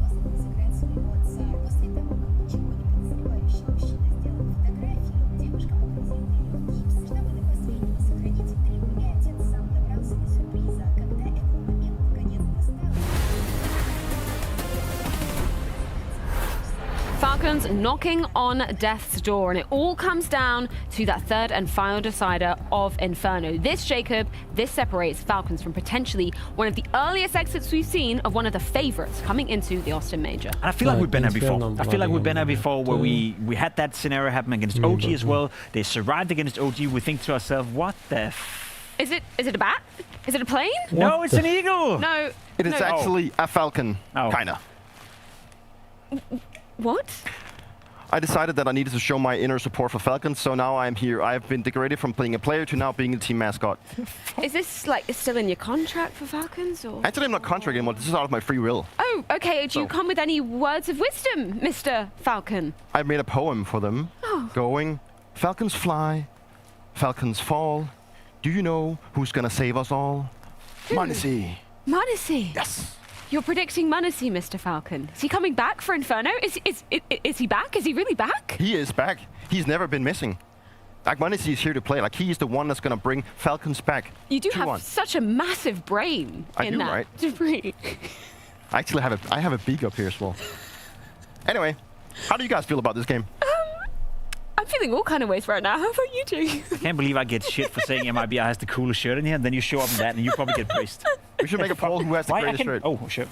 It's like it's inflatable. Yeah, it's inflatable. Yeah, it fits you really well, Mr. Falcon. I can hear the inflatable coming in your ass right now. I can't believe you've eaten Dupree, Mr. Falcon. It's just crazy. No, but I mean, like, when things get hectic, when things get to a point where you need to pull out like the most crazy stuff. That is what I needed to do, you know. I needed to show much, but I have two of my best friends playing in South Factory. We cannot have them eliminated. Do you want to go, like, maybe just run down there? I don't want to go interfere with the players. I don't think I should go that. Sure? I think that would be bad. They're in a position where they need to focus. They're in full don't take the focus away from them, Frank. They're in full focus position. What are they saying coming into this Inferno? Yeah, try to be serious, they could be eliminated. Try to be a bit serious, will you? Well, the fact is that now they're going into Inferno. They are in a position where they need to win to advance, you know. Otherwise, they would not be shocking up in this one, you know. That there is not a case where we do not see Falcons advancing. Do you actually think I would pull up in this kind of thing if it wouldn't be a case? Your head is so big, I don't get it. Like, but this is because I'm so smart. You do have such a big head. Yeah. Jesus Christ. Okay, we're looking at Manisi, Mr. Falcon. Why should we be looking at Manisi, Mr. Pimp? Clearly, because he's the best player on the server, right, Peter? Yes. Yeah. Any other reason? Nico. Well, alongside Nico, Magisk, Sonic as well, like all of them, Tessus even. Yeah, I mean, Hickson, you're just saying player names right Mastermind. now. Yeah. I've gotten to a point where I'm annoyed now. You know, I'm annoyed at Falcons. I'm annoyed at the fact that they don't live up to our expectations. So at this point, you know, they may as well lose. Send them home, send them out. You know, let them fly wherever the hell they want to fly. You and I, we're gonna have a battle in the green room. That's because it's so serious. Yeah. Are we actually gonna see Falcons go home? No, I mean, if they win, right, there's a chance Peter will show up in this shit again tomorrow. So at this point, we just need to get him out. What are you talking about? It's a Falcon, Jacob. It's an eagle. Oh. I need to be super serious here, but this is just the tip of the iceberg. Okay, is it happening? Are we going to see the demise of Falcons? Like, we've been on this precipice before, right? We've been in the exact situation yesterday. They gave us faith when we went into that third, but now it's a bit topsy-turvy, right? But surely, we look at Inferno. Surely. There's Nico, who I would say is the new king of banana. Have you yes, as you just mentioned, have you seen how Nico goes and take banana control? Like, he's like the god. He's like Freiburg evolved. How do you feel about that one? I lost faith. I think MIBR is going to win, and I also do want to contest what Chad and Alex said just before. I stand by my statement. My eyes are fucked in every possible way. Colorblind is not one of them. I think the MIBR jersey is cool. So that's why we shouldn't trust your take on MIBR. In all seriousness, no. We are coming into dire straits. I actually can't keep it together. We're coming into such dire straits, though, for Falcons. This is a team that we're looking at and going, okay, prior to this, you've only lost to Vitali, you've only lost to Mouse. Are we actually in a situation where they're going to lose to MIBR? And honestly, here's why I'm pissed, you know, because they can always go out after the tournament and say, yeah, we knew we came in as a deadline. And we know the rumors, we know that Kyusuke most likely is coming in, and the excuse will always be, yeah, we knew we were going to change afterwards, right? That doesn't make it excusable. That doesn't make it okay for Falcons to be struggling this much, but that's why I'm getting slightly annoyed. You know, they don't play good Counter-Strike. They're not exciting right now, and that's what I always felt that I would get from the Falcons or the Eagles or whatever the hell they are. But at this point, I'm getting annoyed to a point where I think MIBR are good enough to beat Falcons, so I hope it's going to happen. Mr. Falcons, would you like to send us to the commentators to get the show on the road? Who's commentating? Chad and Alex. All right, cool. So, Chad and Alex, can you bring it on? Let the Eagles, the Falcons, fly high. Doesn't even know what type of bird it is. Yo, I'm impressed. This is very serious. Yeah, it is a very serious time. I don't know why we're all playing fun and games over there. Actually, Jacob isn't. Jacob's taking it seriously. He's pissed. He's not happy. He's not happy at all. He's giving disappointed dad energy. How is Nico part of 2 rosters in back-to-back majors that are both dead on arrival? I don't know, man. That doesn't make sense. It does not compute. We're all coming into this one expecting Falcons to fly into the final day. However, MIBR have got us into Inferno. A solid performance from them and a solid performance from our analysts, I have to say. Loved a costume. Yeah, here's a nugget for Mr. Falcon. The brain of a falcon is relatively small compared to its body size, but it's proportionally larger than other birds of similar size. Oh, well, now you said it like that. In the bird world, it is a large brain, but a small brain for the body. Proportionally. Proportionally. Yeah. Okay. I think proportionally I've got quite a large body. Compared to other birds of a similar size. Yeah. Yeah, okay. All right, let's get underway. Well, what do we have here? Double Molotov, a lot of investments into util. Oh, and I'll tell you what we have. MIBR 3-1 in the pistol department so far. Yeah, not in a good way. Oh, MIBR, yes. Sorry. MIBR. Falcons 1 and 3 in the pistol department. That isn't pretty. And the fact that Tessa starts with the Goosh immediately will limit his inquisitive options. It's going to be a B execute into 3. Nico, Magis, Kixon. Can you defend this one? I mean, if they're doing a double molly exec, Magic's position won't be flushed out. Nico likely will have to take first contact, but it blocks smoke ready. Throws it out as they throw out 2 of their own. There's a HE from Breno to clear this. Here come the mollies. They're not slowing down. They are going to commit to this. Kixon has a sight line over that coffin position, draws attention to himself, but the flashes are good. Layered nicely. There's Kixon, but it's Breno that opens the sight with 2. Forced away, low HP. Another pistol imminent for MIBR. Remember, Tesla's got Goosh at the start of the round, so I don't even know how you get back Save into your this. Kev. I mean, what have you got? You got Monacy, the only real kind of possible healthy member of the squad, coming back in to a lost bomb site. Kixon's the only one that I would say can go for some frags because he doesn't have Kevlar to work with, but he's looking like he wants to usher out of town as well. Monacy hanging around to escort him, and that's just a limit, $300 going the other way. So throwing the towel on the pistol round. This one's done like a dog's dinner. 1-0 start for MIBR yet again. And there you go. Kixon will grab another kill. If he could have made it a third, that would have equaled a silenced M4. Actually, either M4, but... yeah, what are you talking about? You're an A4 stand. I know, but normally they go for silenced M4. You're right. Well, Breno hasn't slowed down, has he? Of course, big impact. Des discussed his impact on Nuke. Yeah, questioning Monacy's decision-making in that clutch. Actually, Kixon's as well, so putting them under the microscope. Here he comes, into the site, and immediately dispatches of the 2 defenders. It looked casual there from his perspective, didn't it? He's calm. Well, he was actually removed from this roster and then brought back on, right? Remember, Breno got replaced for Lakowski. Brought back when they got rid of Drop. Putting Exit back in the in-game leadership shoes. This is going to be a force buy back in from Falcons. They won one of these on Nuke. Aggression. Yeah, very aggressive. Up the guts of middle, escorted by that Monacy scout. Another flash. Oh, he's jumping. Oh, Exit was blinded off. Just gets vision in time. Magis 1. Good work from Kixon. It's really not easy for Insani. They know where he is, and they've got him low. It's the bomb, though, that's down at the feet of the final 2. Yeah, his options. There is almost no way for Insani to win this.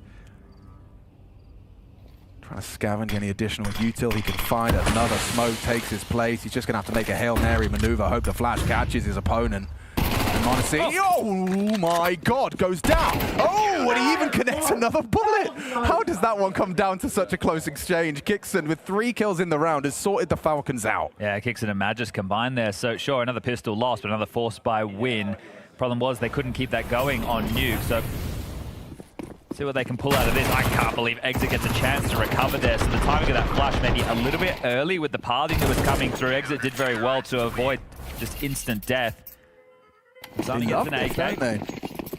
Tech 9's for everybody else. So I don't think you can go fast in this round. They might disagree. Apparently you can. They really disagree. Kixon, they all line up for him, but he gets absolutely nothing done, and the B site's open. Oh, this is a catastrophe. Weapons fall into enemy hands, bomb site's lost. You're already panicked, flustered, you spot someone, but you've got an MP9, and you still make it work. That's a nice find from Tessus. MIBR clearly do not care who you are in the server right now. They are happy to play in-your-face CS. That's smoke. Is it Coffins? Is it CT? All right, that's the right choice, as we can see. Oh, and you can see that really limits their retake options now. You're either pushing through the smoke. And their retakes have sucked. They really have. Again, it's down to the wire. Yeah, you want the second round force, and now you're in trouble. Maybe not, because Magic's the hero Falcons needed. He runs into the site, burns out one, headshot foul, trying to spam through the smoke. It wasn't far off, you know. Still going to be damn close on that defuse, isn't it? It will come through, but... Bro, that was so unbelievably close. I don't want to like be critical of Kixin because he did just get completely owned by this Tech 9.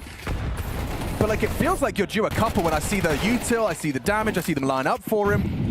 No, I agree. I'm very surprised how easy that was. So the B defense bowed out in a big time there. The bomb goes down again. I swear, like Magisk is really keeping Falcons in it with some of his impact. And apparently energy as well. Yeah, right. You see him there trying to bring that. And they know that they're up against the wall once more. I think he's one of those guys that's just very much a big game player. Like he handles pressure. It only makes him a better player. Well, part of the storyline that we haven't even really gotten to touch upon because they've been losing so much is the fact that Magisk is chasing down Mr. Dupree's record. That's right too. He might be able to level up the playing field. The only other man who could be getting 5 majors under his belt. They both did it together in Vitality. They got 1-3 together in Astralis. There's pop flash through middle. Lovely. What triple? I tell you what's concerning the most about last round is one thing that you would back Falcons in for is the individuals to play heads-up Counter-Strike, and heads-up Counter-Strike is just taking duels, which is exactly what they got offered in the last round. I know it was against armored opponents, Tech 9s, etc., but still, to get so little from Kixin and Nico is inexcusable. But is that not how we sometimes categorize Brazilian Counter-Strike? It is very kind of, we welcome aggression, there is some heads-up nature to it. Well, definitely with Legacy. I think MIBR have definitely been back and forth between different types of CS that they'd like to play. Okay. Same with Furia. They've really been chasing their identity. Obviously, we knew that it was crazy with Art as the in-game leader, but they've definitely tempered since then. He's not scared, is he? Going to quickly boost up over the half-wall smoke. Okay, Nico. Proactive. Does seem scary because Insani could part through those smokes and be directly under them. He is backing off, so we can see no harm, no foul, but it is quite worrying there. So Nico will dismount. Yeah, thinks twice about. Look at how far forward Breno was in apps. He was already up in the choke of he's walking away, right? He had so much space within that round already. So it's only 2 players on B. Nico and Kixin. Rotation is either Monacy or Tessus. Everybody going to congregate in Banana now. That nade well placed. Here they come. Yeah, okay, Kixin. Nico, crossfire tested, held. Perfect! Again, empty hands for the B defenders. Save. That looks too easy. It does. And another slow start from Nico. Said it's 3 maps in a row now. 0 and 7, I believe he was on Ancient. I think he was 0-4, 0-5, something along those lines over there on Nuke. And, well, he's 1 and 4 at the moment. And again, it's his bomb site that's exploited. So expecting an A play with the 3 individuals holding the A site, but you can see the corpses littering just the remnants that was, as this one is secure. 3-2. Money for the buy. And that B bomb site as a CT, it is like a very nuanced affair, is it not? Look at Owsy. Not what he's looking at. That's a couple of peppers or capsicums or whatever you want to call them. But he's got a smile on his face. He's having a sip of the drink, a casual round. And this is the thing, MIBR or any of these teams, OG as well yesterday, even though it was heartbreaking for the youngsters, they had 3 major rookies within that roster. To lose to Falcons, you're drawing against one of the top teams in the world. So you're getting a free swing at maybe not the king, but definitely the prince. Yeah. And what have you got to lose? Look at this. Everyone. He's not sitting at home taking a sip of the beverage. It's on land. But there's no way, like, humans don't have like a reset button. You can't just go to like Nico and just say, hey, can you just, forget about it, start fresh. See if they can install one, huh? Yeah, well, he's stewing in it. It's not what you want to be seeing in a 3rd map for your survival at the major. They were hoping this conditioned a 3-player B start. It hasn't. 3 on A for Falcons to shut this down. Okay. Exit doesn't reveal its position, doesn't get caught by the incendiary on its initial spread. That's an initial excursion gone wrong. Lakauzi pokes his nose into Monacy. Sunny up Banana. He might just try and look for a fight against Kixin. Tessus calls mid clear, or at least for the space that he was able to garner. And yep, look at that. Insani knows he needs to try and level the field. Immediately you see that rotation force. Yeah, and that's not a lot of pressure really, is it? It's just 1 player Everybody else is still bearing down on A. Breno and Apps, the other two in the choke of mid, and Insani starting to saunter back down Banana. Finish, couple of smokes, couple of flashes, could just be Long and Moto, go, pop into Modesty and Magisk, and if they don't get kills between them, the other three are on B. So right now, MIBR calling up a storm. Yeah, Falcons getting tossed around, just completely manipulated. Good block, really good block. 45, does that channel them up the arch side? No, they'll nade and go. Swinging short, multiple bodies. Magisk, can he deliver once more for the Falcons? The answer is no, a resounding no. Same story, different bomb site. Insani this time with 2. Doesn't matter about the loss of Lakauzi apparently. Faked out by one guy, top Banana. Yeah, and they pulled so many resources across. So right now, Falcons feels like they're trying to do too much in response to this. Holy moly, dude.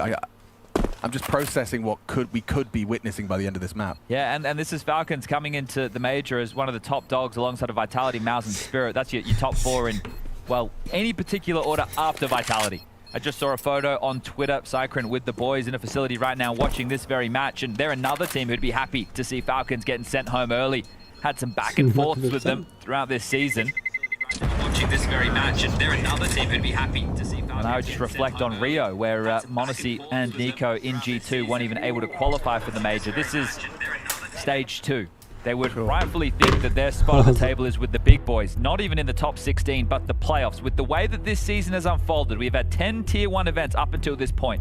The VRS season, the first time, 2025, the change, the shake-up, the new world order, and Falcons, within the later stages of that, have pegged themselves as the world number 2.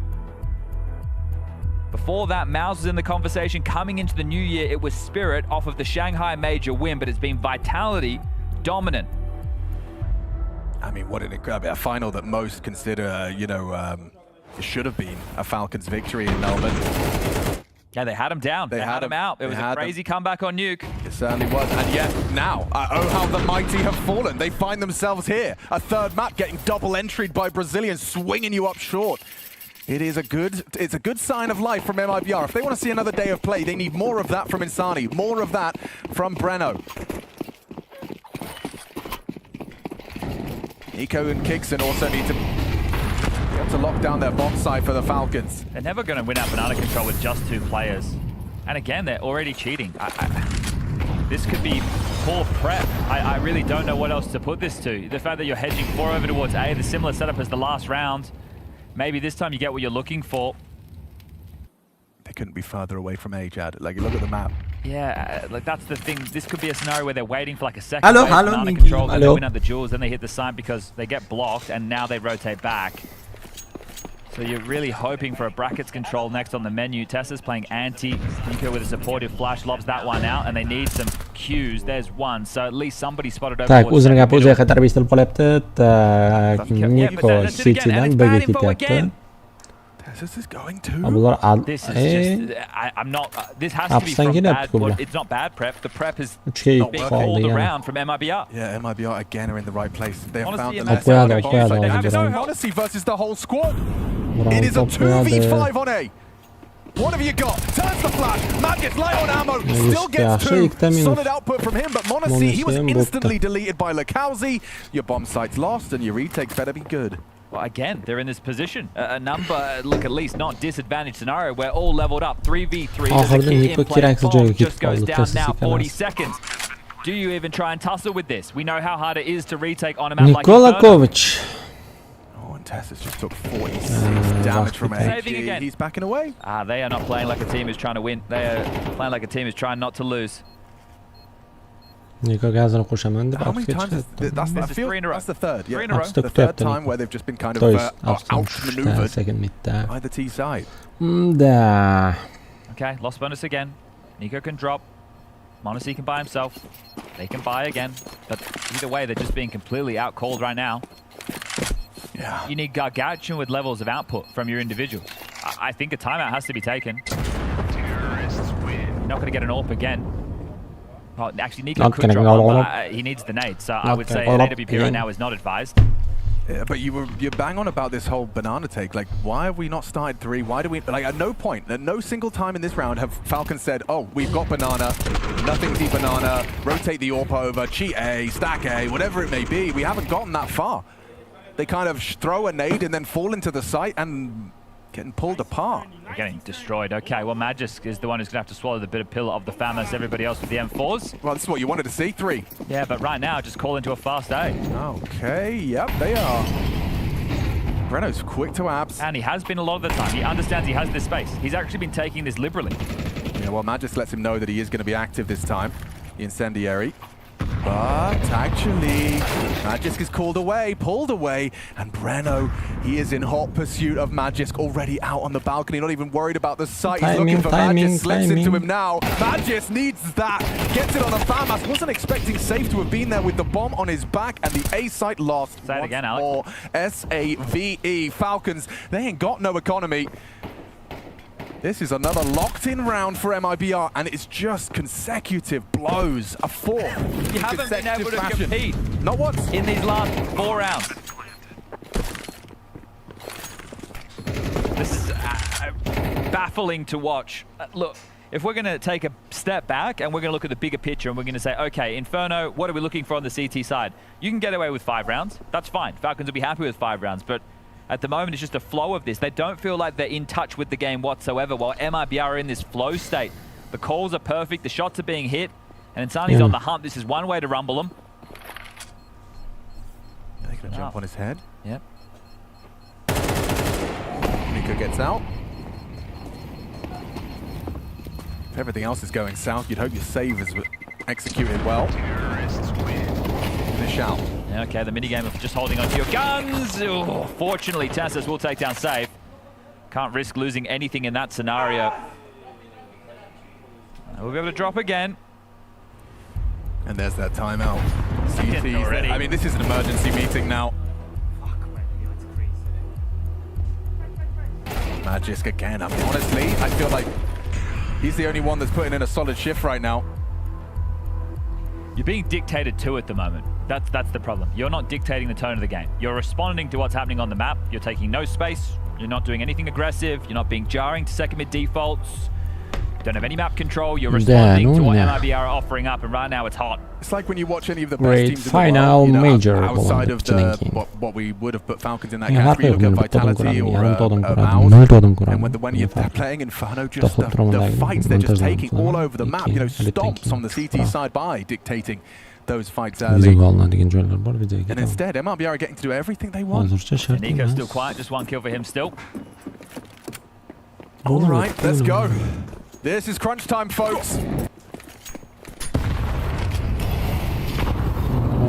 Masterclass from MIBR, disaster class from Falcons. All right, finally a bit of banana control, but they're going to break through this. Yeah, they've got the flashes cocked and ready. Kingston's about to get nade exposed. Oh, the flash was late, didn't come, so he does manage to remove Insani. That's a big pick-off, big scalp to remove. Now, this is the type of situation where they might just put full faith in Nico to hold B on his own, right? He's that level of superstar, but he is having a tough go of things, right? Only 1 kill to his name. He's been mainly saving, hasn't really had too many opportunities. And because they've lost the last few rounds towards A, I wouldn't be surprised if they just put all of their cards to back Nico. And then you just get a banana execute in a 1v4. And then you know what happens after that. And with 60 seconds left, I don't fancy Nico holding on to his smoke. That's it. All right, well, playing for info top mid again is TaSS. They've done this a couple of times, and they played for info, and they've gotten some, and then it's been bad info. But now TaSS is going to push. It's not just about having a jiggle, it's about going all in. This is probably what Zonic was saying to them. It's like, when we do this, we need to do more. Take the game into our hands, and they've got them pinned banana now. Nico, support on the way. Magisk through, spawn 2 up banana. What's the timing? Oh, and 1 lining up nades. Okay, well, that's a lot of info. The whole team's here. Running into his demise is Monacy, an important trade there from TaSS, so they know the door's locked behind them. They might have to fight forward, and that's what Nico and Magisk are positioned to deal with. However, guys, by the smoke, they can slip through CT. 20 time to get seconds, to A. I don't know. Knife out, they probably could. Oh my god. Oh my god. Gonna have to start running. They haven't discussed this though. They haven't even had a conversation. This was impossible. It's a retake for Falcons. They have another smoke. They can smoke off Moto. They also have a molly to work with as well. There's the Moto smoke. Oh my god. Bomb's gonna get planted. Bamboozled. Oh my god. Oh my god. If this is a round that Falcons end up losing, yes, it would. This is how you know the 5 players' mental would be in tatters. Breno and exit. Can you save the day? This could be it.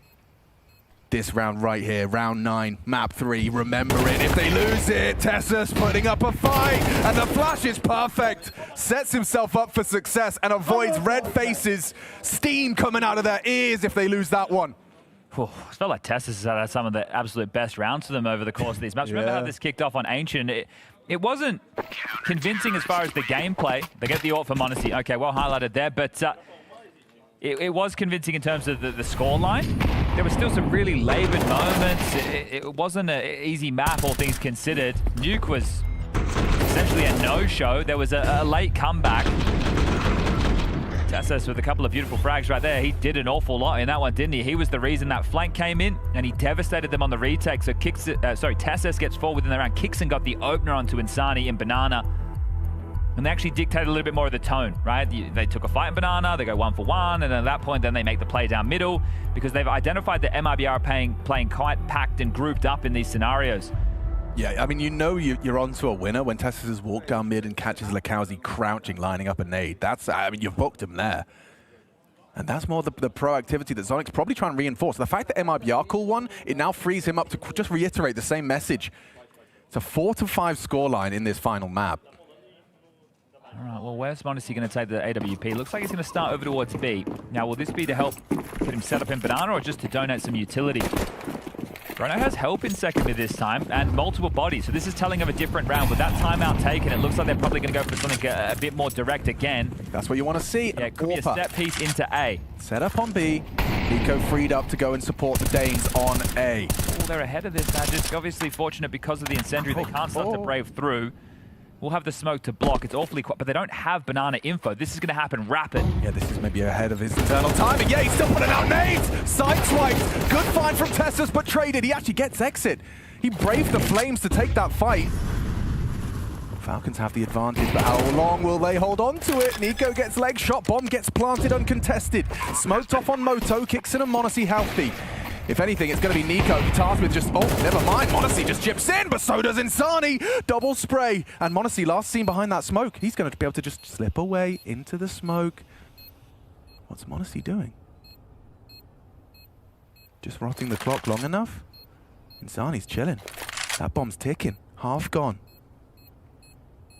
Monacy braves the smoke. Insani's giving him all the rope, and now he's going to be in trouble. You don't have a clue, mate. You're looking the wrong way, and Insani closes shop. That's impact from Insani. Monstrous double, just on his spray. They line up for him. How did two of them go down through that smoke? And Falcons, it's dead silent. Yeah, well, Nico got tagged by the AWP, so he was just easy to get bowled over. They get surprised again. That just reactive again. Tessa's fortunate to get the double. This one here buys them the way in against the AWP, but it's Insani. It's all Insani. Steps out, spams through. Oh, they lined up. Nico was just low behind the smoke. Nothing is given. Everything Falcons, Falcons, you have to fight for this if you want to continue at the major. If you just want to see another Salkam game, never mind a spot in stage 3. I don't know, with the sentiment of the scenario that's been going on. Oh, he's going to play ahead of this. Knows that he can use the smoke. Actually looking for the fight. So this is cheeky, you know. He's going to jump up. Yeah, I don't know. Monacy's, he's ready. Waltzes into the angle. Orpa collects an opener. Quick reaction. Lakowski knows that there'll be no AWP on long, so immediately goes and takes a lot of space. Look at the break. This is the thing. They're so liberated in this scenario. They know that they're up against one of the best Counter-Strike teams in the world, and they are playing it right now like they just want to give them their absolute all. I told you as we came in from map number 1, there's blood in the water. They've seen lesser teams be able to take down Falcons in best of ones. Why can't they win? It's basically a best of one now. Missed shot. Monacy, he's lost his sight. Kixon has been noted as well. Monacy, he's going to be smoked and flashed. Gets away, dips away from that swing. One across, good return from Preno.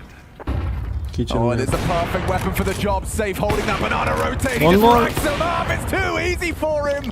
Falcons plucked on banana. And look at this, he's picked up a FAMAS and he said, I'm hunting him, I'm taking him, we're removing this guy from the round. Nothing will be carried through. He's trying to save a FAMAS. Where can I find you? And he goes down to exit, getting absolutely destroyed. Tell your friends. Tell your enemies. If you didn't think it was a reality, if you thought it was just a slow start on day one, if you want to blame the format, that's on you. The best of one losses to Bay and Lin Vision. A lot of you are sitting there saying, who? They go into a best of 3 against OG. They lose a map. Now they're against MIBR. Whether they even land in terms of best Brazilian teams. Oh, you nearly beat Vitality in a best of 5, did you? That doesn't matter here. That doesn't matter now. Austin's going to tell a different story. Nico, 1 kill. A single contribution from Nico. One kill? What the? Oh, and it gets better for Safe. Didn't even think that would be possible. Kixon tries to take some banana control. A simple nade break, AWP swing, job done. Kixon gone. Chota win put it in the boom. I can't believe the level of counter-strike the Falcons are not bringing to the server. Nothing is coming easy. It all looks labored. The individuals aren't themselves. They're being out-called, and they're going to lose it on A again. Yep, pins it in. There's the bomb. And he's got the frag onto Magis just perfectly placed. Tessus has got 4 players surrounding him. What is he supposed to do? Just deathmatch. Sonny has to get away. Opened up the Got site. the bomb. Ooh, bomb loss makes things interesting for Nico and Monacy as they combine their powers to make a 2-on-4 realistic. The loss of the bomb changes everything. Insani caught off. Breno aggressing, trying to get some distance with that sniper rifle. Nico caught on the lip. And now bomb retrieval realistic. Breno, that's a frag. That's one hell of a frag. It's actually got them straight back into the bomb site. Oh, Monacy, the FAMAS once more. He started the round with a FAMAS, and he'll end it with one. Bomb goes down. Nico just watching through his fingers. This was supposed to be the 2 of them, and he's only got one. Monacy to find the 4. That box. Named after a Brazilian that came before him. And Breno converts. What a half they're having. Falcons are in trouble. This could be it. Their major could end at the hands of MIBR. We've got 2 minutes, and they're going to hold their breath for the whole duration.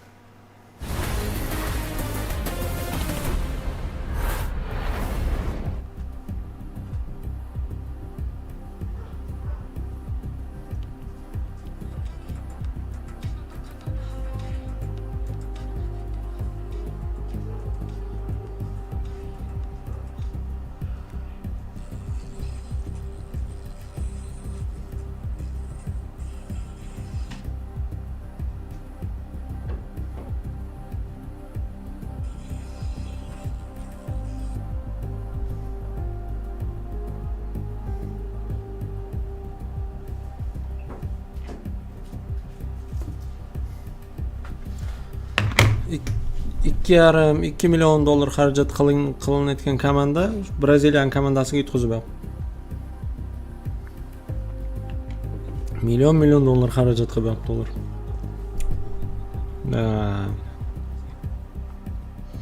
Anoda o'ynayapti, Texasda o'ynayapti hozir Amerikada bu.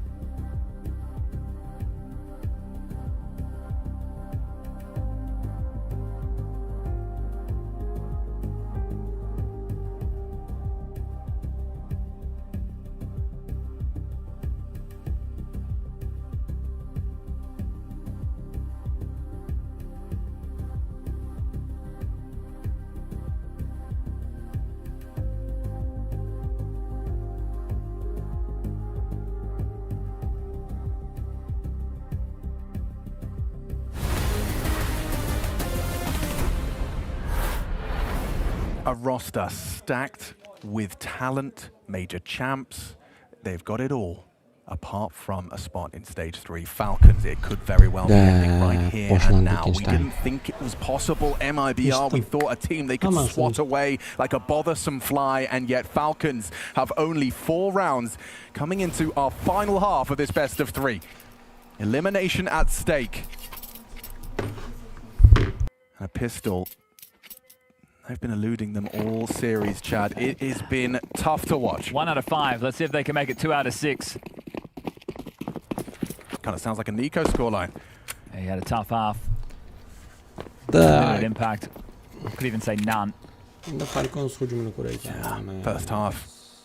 They were just completely manipulated by the T side of the Brazilians. Cheeky little setup. So Insani's going to take contact. Lukanzi has the flash. The bomb's over towards apartments for now, so it might not be the B finish, but this is where the lion's share of utility finds itself for a fake. Nico is going to be that first fight. Do they molly it? It's possible. Or do they just give it up? They want to hold on to the U2. So they will molly and force them back with the flash and swing. Reflash and go! He's caught out completely! Oh, and Insani puts so many bullets down range on the last one. He finds him. It's all a fake, though, and Safe just got some information holes. I think he saw the bomb. Okay, well, Monacy, you're dead too. Oh my God, it's actually happening, folks. MIBR to take 9 straight out of the rib. Falcons, they were already hamstrung. A bomb plant would be everything. He'd love some extra cash. Getting run down, tries to take the fight, but eats the flash. Tessus can't even get the bomb down unless he hits another shot. Exits close by. Turns around and loses it. No bomb down. MIBR, they can actually feel it. They're about to throw a knockout blow to a titan in the Counter-Strike space. They had 10-2 on Nuke, and it got all the way down to 13-9, but MIBR got the job done. Right now, as long as they convert this next round, and they've made it easy. Tessus didn't commit for the plant there. He went for the fight. That stops the extra cash coming through. And I think the unfortunate factor of this is they've added some absolute fan favorites of Counter-Strike players to this Falcons roster. You've got Nico, you've got Monacy. They're 2 of the most popular Counter-Strike players in the whole world. Yes. And the truth of the matter is, they are playing some of the worst Counter-Strike I have seen them play all season right now. And that's the problem, is the fans out there, they want to see their boys playing well. They want to see them delivering. And they're not... I said that they're playing not to lose. There's just lack of conviction in a lot of these games, thinking just the default Counter-Strike was going to get them through, but the odds have tipped. They have traded places. MIBR are the favorites to close this and knock Falcons out of the major. They've played solid Counter-Strike. They've been direct. They've been in their face. They've been backing their individuals. They've been making the plays, and they've been making Falcons hurt. They lost a couple of best of 1s. We turn around, we say, yeah, okay, but best of 3s. That's where Falcons will do their best work. Now, that's the thing. People want to look at the format and say, okay, well, the only other events with best of 1s, they're probably some online games. It's not Tier 1 CS. Completely moved away from that. It's all best of 3s the whole way through in 2025. So to see the majors still have this, okay, adds a bit more of the flux nature to things when you go up against underdogs. You lose 2 pistols, you lose a pivot round, you lose a clutch. It's game over. But now you get 3 maps, Ancient, Nuke, and now Inferno, and 2, the last 2. You haven't been here to play. Yeah, Breno's going to be tested with a little bit of a flash out pop. It's no trouble for MIBR, just that Desert Eagle. They're going for knife kills, Chad. It's an attempted knife from Lukanzi. I'll see if it comes back to hurt him here. Yeah, well, it's cost him his life. Tessus is class. Anything, yeah, he is. Mechanical beast. Got a triple swing. Uno dos tres. 10-4. Guns will come out. Yeah, that was the eco, so investments now. 4 AKs with the Lil. The U2 needs to be there to vie for this control.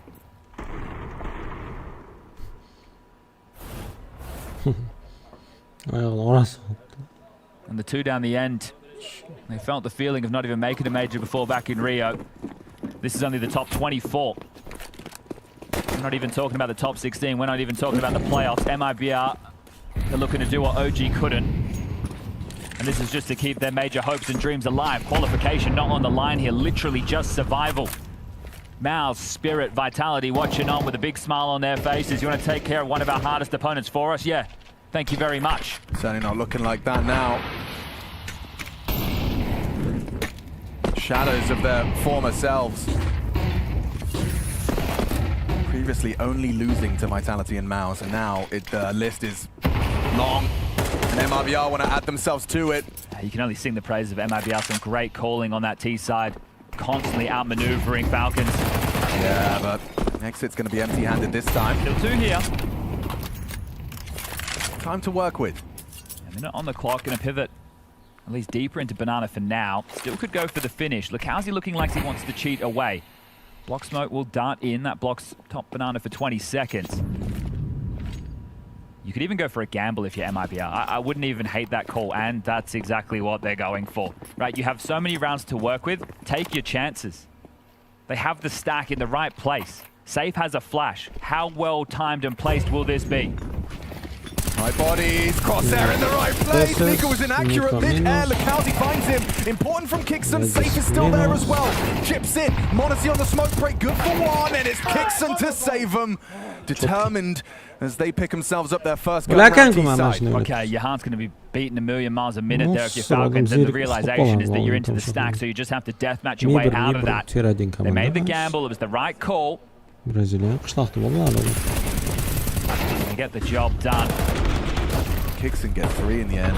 Yeah, and he's had some really key rounds for them, hasn't he? I think a Kixon combined with Magisk in the earlier stages of the first half, with the two of them having some impactful rounds. Remember, the MP9's running down mid on the force because they didn't win the pistol. Only 1 pistol out of 6 played.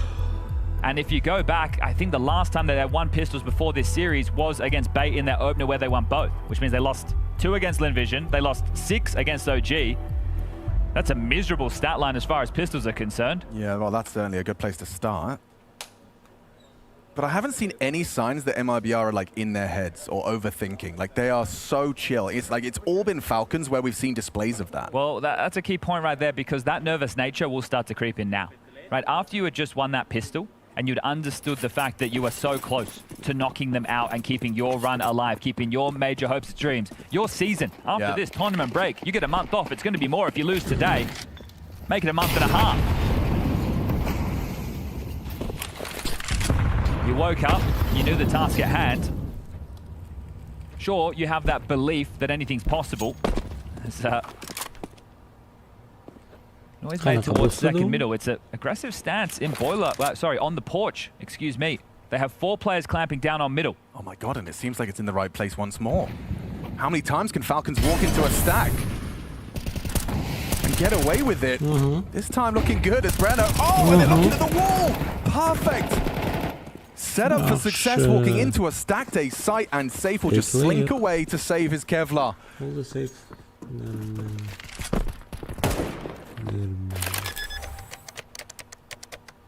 I understand he's anti-flash, but wasn't quick to return. Maybe it did catch him, clip him on the top of that porch. All right, well, we can take a breath now as they look to move the last 2 upgrades. Worst case, they give some AKs over here. Best case, they make sure that there's no threats going into the next. So an important round, that'll build them up to 6th, and then likely 7 rounds due to the financial scenario that you find yourself in on the Brazilian side of the server. A little bit of spice to throw into the mix as far as nerves are concerned. Renault, who has been impactful for them, it's his first major. The 4 have been here before. Well, that's a solid performance from a major rookie. Yeah, you'd hate to have it come to the end for him now, but Falcons, and I think the Counter-Strike world, would love to have them make it to the next stage, and there's still a whole best of 3 to go down tomorrow if they can even get there.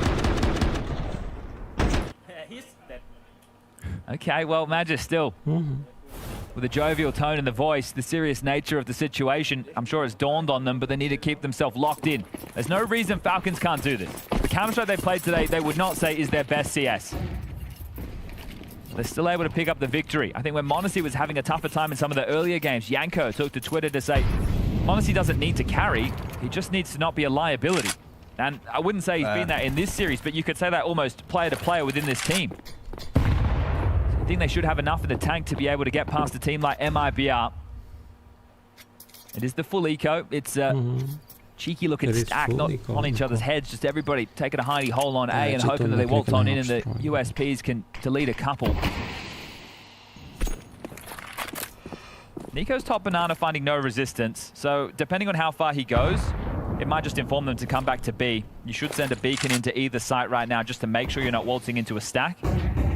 Yeah, don't overcommit while Nico's saying is nothing shooing at me. Yeah, and this is the thing. Nico's going to have to go quite deep before it's confirmed. So this is why you see him on every single clear, just doing a pre-fire live for everybody. And he's waltzed in. The fact he's gotten this far, exactly, he will start to cheat back over. And then Magis just gets to sit and lick his lips, as he knows he might have a couple of eeks ahead of him. If you're MIBR, I don't even think you need to move a muscle, right? You can do just repos so that you can try and get a couple of exits, sure, but everything's been cleared out. They've gone through ruins. Nico's being very diligent just to make sure that there's no loose pieces hanging around, and at this point you understand that it's the A stack. So this is going to be 7. Then the rifles will come back out with 2,400 as they're lost into the next, which means it's going to be a kind of rough CT-sided buy. Might see some MP9s in the mix. Full save. So scoreline draws ever closer.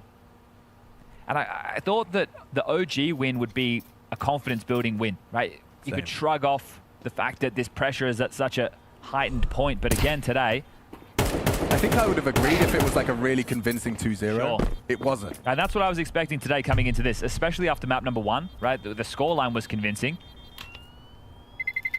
I think when the narrative feels so ironed out going into the major that you're going to see these top 4 teams, Vitality, Mouse, Spirit, Falcons, in the playoffs, because you go after those 4, then you have a cluster of 2, right? You've got the Mongols and you have Aurora, aka Eternal Fire, and their biggest issues is performing on stage. And then you go down after that and you're like, well, Na'Vi haven't been so great, G2 have Hades, we know their roster's going to change afterwards, and you start to work out, well, who are even the teams contending for those 2 final spots?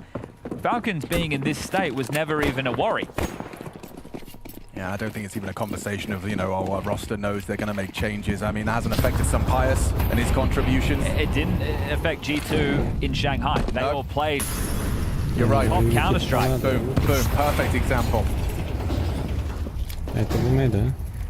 Well, some early damage has been inflicted to the B duo. You can see Insani and Exit just barely hanging on at 18. And neither team with banana control. So Nico doesn't know it's clear. Insani doesn't know how much space that they have. So on either side, somewhat in the black box, at least for a moment. So Kixon will start to lead in. Nico behind the Monacy to support as Tessas and Magis hold over towards Spoiler and Holes for the intro. Now they secure that banana control. Sandbags is theirs. Insani will greet them with a block smoke. He's got another one. Just picked it up off the floor. This is a strong setup on A. They have 2 players pit side, 2 players inside, and it's another gamble. They're not really playing for Arch.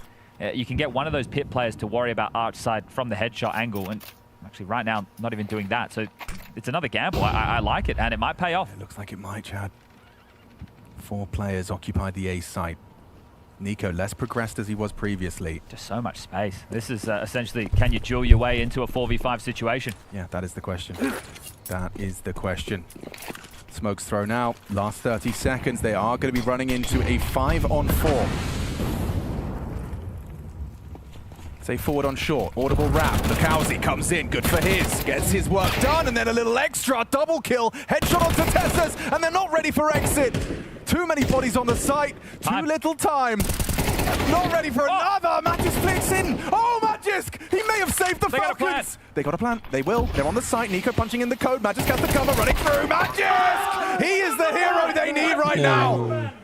There was no way. There was no time. How has he hit that? The shot on the truck player is insane, right? He's not even looking his way. The fact he's able to pivot into that stack, it paid off. It was the perfect call. They've gambled correctly again. That's 2 rounds. Look how he gets 2. And the second is insane. Pops up on the 3rd attempt. Instant onto Tassus. This one here flicks into Safe, who's going to be kicking himself. And Magis deletes them as FaZe look on. Yeah, everyone's watching. Well, there's some ramifications depending on how that FaZe 3D Max series goes down next. 2 rounds the difference. Back to the pistols.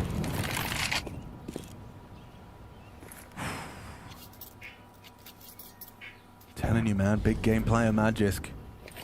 You'll start to catch on. What's the Danes? Top of the table right now. Lost a HE. Well, when you don't have a whole lot invested, that's quite valuable. It's a shame, What's the timing on this HE? Is there a tell before Exit lobs it out of his hands? Oh, there it is. The volley comes through. HE goes down, and decent damage. 24 onto Kixon, 11 onto Nico. And remember these 5-7s. 3 of them in the mix, a Deagle as well. Again, another stack that could have been in the right place. They lit up banana, now they back off. Safe has no way to like puff up his chest on A. I think it's okay as well for MIBR. They gamble wrong again. That'll be the third time, and after that, the flow of the game might have to change because they've been stacking these sites well, but we were talking about Falcons not making any plays on their CT side, kind of chasing the ghost. MIBR aren't chasing, they're gambling. Yeah. So they're just going, okay, we're predicting you're going to do this. We're not going to try and let you cause the ebb and the flow. We're going to stick to our guns. We're going to hope that we've made the right call, and if we do, then we just have to shoot you. So another late round from Falcons. One will get punched in. MIBR might want to look for some exits to see if they can get some upgrades to these AKs. Hey, you'll be seeing FaZe later. They'll be playing 3D Max. Yeah, not too far away, and haven't been keeping my eye on the adjacent stream.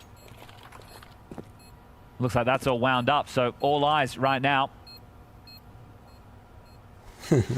Not even a half a Counter-Strike left on this one, and then FaZe versus 3D Max to round out the day. Simple back in the server, and that's drawing an awful lot of attention to this one too. Another crazy result. Yeah, crazy to think that, Simple, one of the inspirations for players like Monacy. Counter-Strike long enough, we've got generations of talent now. And looking to do it the opposite way, aren't they, from yesterday, Falcons? They lost the opening map against OG, and then they ended up 13-10 on their map, chose a nuke, and then finally on Mirage it was 13-6. So it became a blowout in the end. This time they're having to work back into things. They won map 1, they get thrown around on map 2, and they were down, and a lot of people would have said out on map 3. I think they would have when they saw an 8-4 half and then a pistol win for MIBR. In fact, that might have been when MIBR had the same thought. Yeah, and Nico's been so quiet.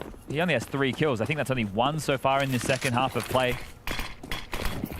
All right, well, are they going to vibe for this banana control? Some space feels like it's necessary for the Brazilians. Nico, going to tussle with Insani and exit. How's he handle it? Oh, quick first bullet accuracy out of Nico, and he's got a second.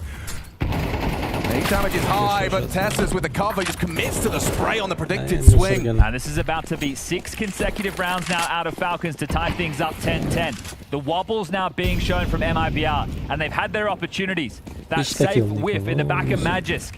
If that's still in his head, that's going to cause some gargantuan problems down the stretch. This is where the less experienced, especially versus this level of Counter-Strike, are going to start to have their doubts. They have to save the orb and the M4. The loss bonus maxed out. Oh no. Can get some drops through. Insani can buy himself. I just said Nico struggling in the frag department. Well, there, bang, an opener. A multi-kill. He's first. So late in the piece. Chose the right time to be finding form. As the adage go, better late than never. Most definitely. Oh, we would have loved lethality there. Position now noted with time. Still outstretched. Monacy finds an elevated angle and predicted, and the orb ripped away. Breno cowering in a corner. Oh, did he spot him? He's a little cheeky bit of leg. Okay. Holds on. Okay. An M4 brought through, but I mean, Cash is on 2 very different ends of the spectrum right now. Here it is. You can see that little team dink as well. But Nico, he got his, gets the second as well. And Tessas with the covering spray here. 3 players down B. Problem solved. We know money's a luxury for Falcons and in the server as well. And remember that max loss bonus, 3rd tactical timeout call from MIBR. Take that last swig of water. Yeah. Remember, 6 on the trot. The momentum has definitely swung. Falcons are believing that they can still do this and push them through the final day of play for stage 2. They win this. There's still 1 best of 3 to go down tomorrow. And there's a day off, a chance to reset and focus. Stage 3, where all the big names reside. This is still not a guarantee, sure. It does look like MIBR have started to get a bit cagey. They've actually gone for some half investments here, so they haven't shoved all in. I mentioned the max loss bonus. If they'd saved those guns, both of them, it might have been a different looking buy. So this one is going to be a little bit more out of the box. You can take a few more risks, you can press a little bit more forward, and we'll see if that catches Falcons off guard, who have been playing up most of these rounds late. That last one was a bit more of a clash in banana because MIBR felt the need to duel for some space. Right now you can play more aggressively, a little bit more liberal if you're the Brazilians. And the same critique that I gave to Falcons in that first half has to fall onto MIBR, not being able to dictate the tone on their CT side. You can see how tough it is when you don't have all the nades. And apply your will into map control. Nico up towards half wall already. Has the support of Monacy and kicks in. The Orp's going to peer in and will catch him on the jiggle. Insani down. Lovely use of the double zoom there. Tight angle. Knew what he was likely up against and hits it. So good contribution from Monacy in the opening department. A swinging 5-7 does do significant damage. Has Kixon left wanting. Breno considering cheating over, wants to remain silent as he knows top banana's lost. Are we getting gambly here? Looks like we are. Gives himself something to work with back off in smoke. And significant damage actually. Now Tessis and Kixon left wanting. Boosted Breno. There is a little world where he can beat up. He's popping up. Sometimes it just takes a spark. And the rest leads to explosion. 2 left out for Falcons. Monacy. Breno has stepped up. Lakowski matches his output. And Monacy the dead man. Back of a timeout. MIBR break the streak from Falcons. It was 6 on the trot. Now they find their footing. That's crazy. Even with the opening on the AWP there, the man advantage, that boost from Breno, absolutely insane work from him. They've got everything they need and more, but the fact of the boost and then the double up on this, they even go for it the second time round. 2 kills. Nico and Kixon just get caught with their pants around their ankles, and the Brazilians let out a roar. It was the lighter investment. It wasn't the full buy. That was just a couple of upgrades, and they get the job done. Well, there's plenty of cash for Falcons. They can go in again, but this one's back on. They're throwing an Aggie smoke. They're breaking. They're sitting ducks. Monacy onto Lakowski. And Breno now has to play turntail. Tessis is in hot pursuit. He knows he's going to be under scrutiny. He doesn't care about the incendiary. He wants your head. Runs him down, takes the site, and the round is done. How quick is that? Look at the time. 1 minute 30, the round is concluded. Well, the celebrations are over quite quickly, aren't they? Oh my god, yeah, now silenced. Now that is just so quick. The clear of that mid smoke, 2 players removed immediately, and Tessis, that palming, he was a man possessed. If they deal with that A player, the site is theirs now. Insani alongside an exit looking for a safe haven. We might get to see it in the replay. What I want to understand is who was supposed to be holding the smoke for the potential of a break, because the AWP is holding second mid. Safe's looking that way. This is the thing, if there's the break of the smoke, there's so much to cover, because the T's can pass in so many different ways, so it's so tough. That clear comes through, you get caught off. You thought it was going to be respected, but that's not the case at all. Yeah, Lakowski goes down to the AWP of Monacy, safe caught off as well. But that's 2 rounds where they've tried to throw a bit more aggressive punch. So 2 rounds ago, they went aggressive banana. They lost out to Nico with the entry in the multi. This time, they've tried to set the tone again. We tie things up once more. 11-11. Inferno heats up when you get into the final stages. There's no more saving. You've got to get stuck in. And that's it as well. So Lakowski's also channeling down. So, right, in terms of how you're meant to cover this off, you're not in a position to do so. He's even able to get a kill on the way back there, but Tessis running through the U-tilt. Lovely work from Tessis. He really made sure they got the most out of that. Well, with the loss bonus, there's still the potential to buy again for the Brazilians, so we're able to lock horns, full purchases. That kind of play from Tessis as well was something Nico in his interviews was saying he wants to see more from his players. If you see a gap, you've got to go and take it, and that's exactly what Tessis just did. Ensured the round was over. Going in again. Yeah, all right. Some aggression to start off. Monacy is on Overwatch.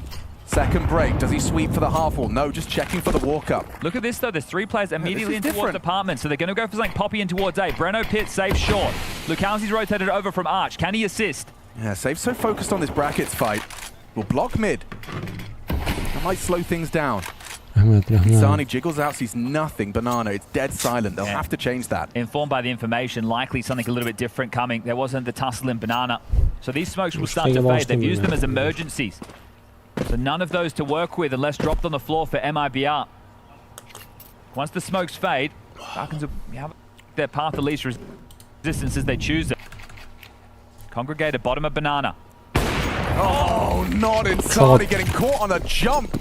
Accelerating into exit. What's he got? What can he do?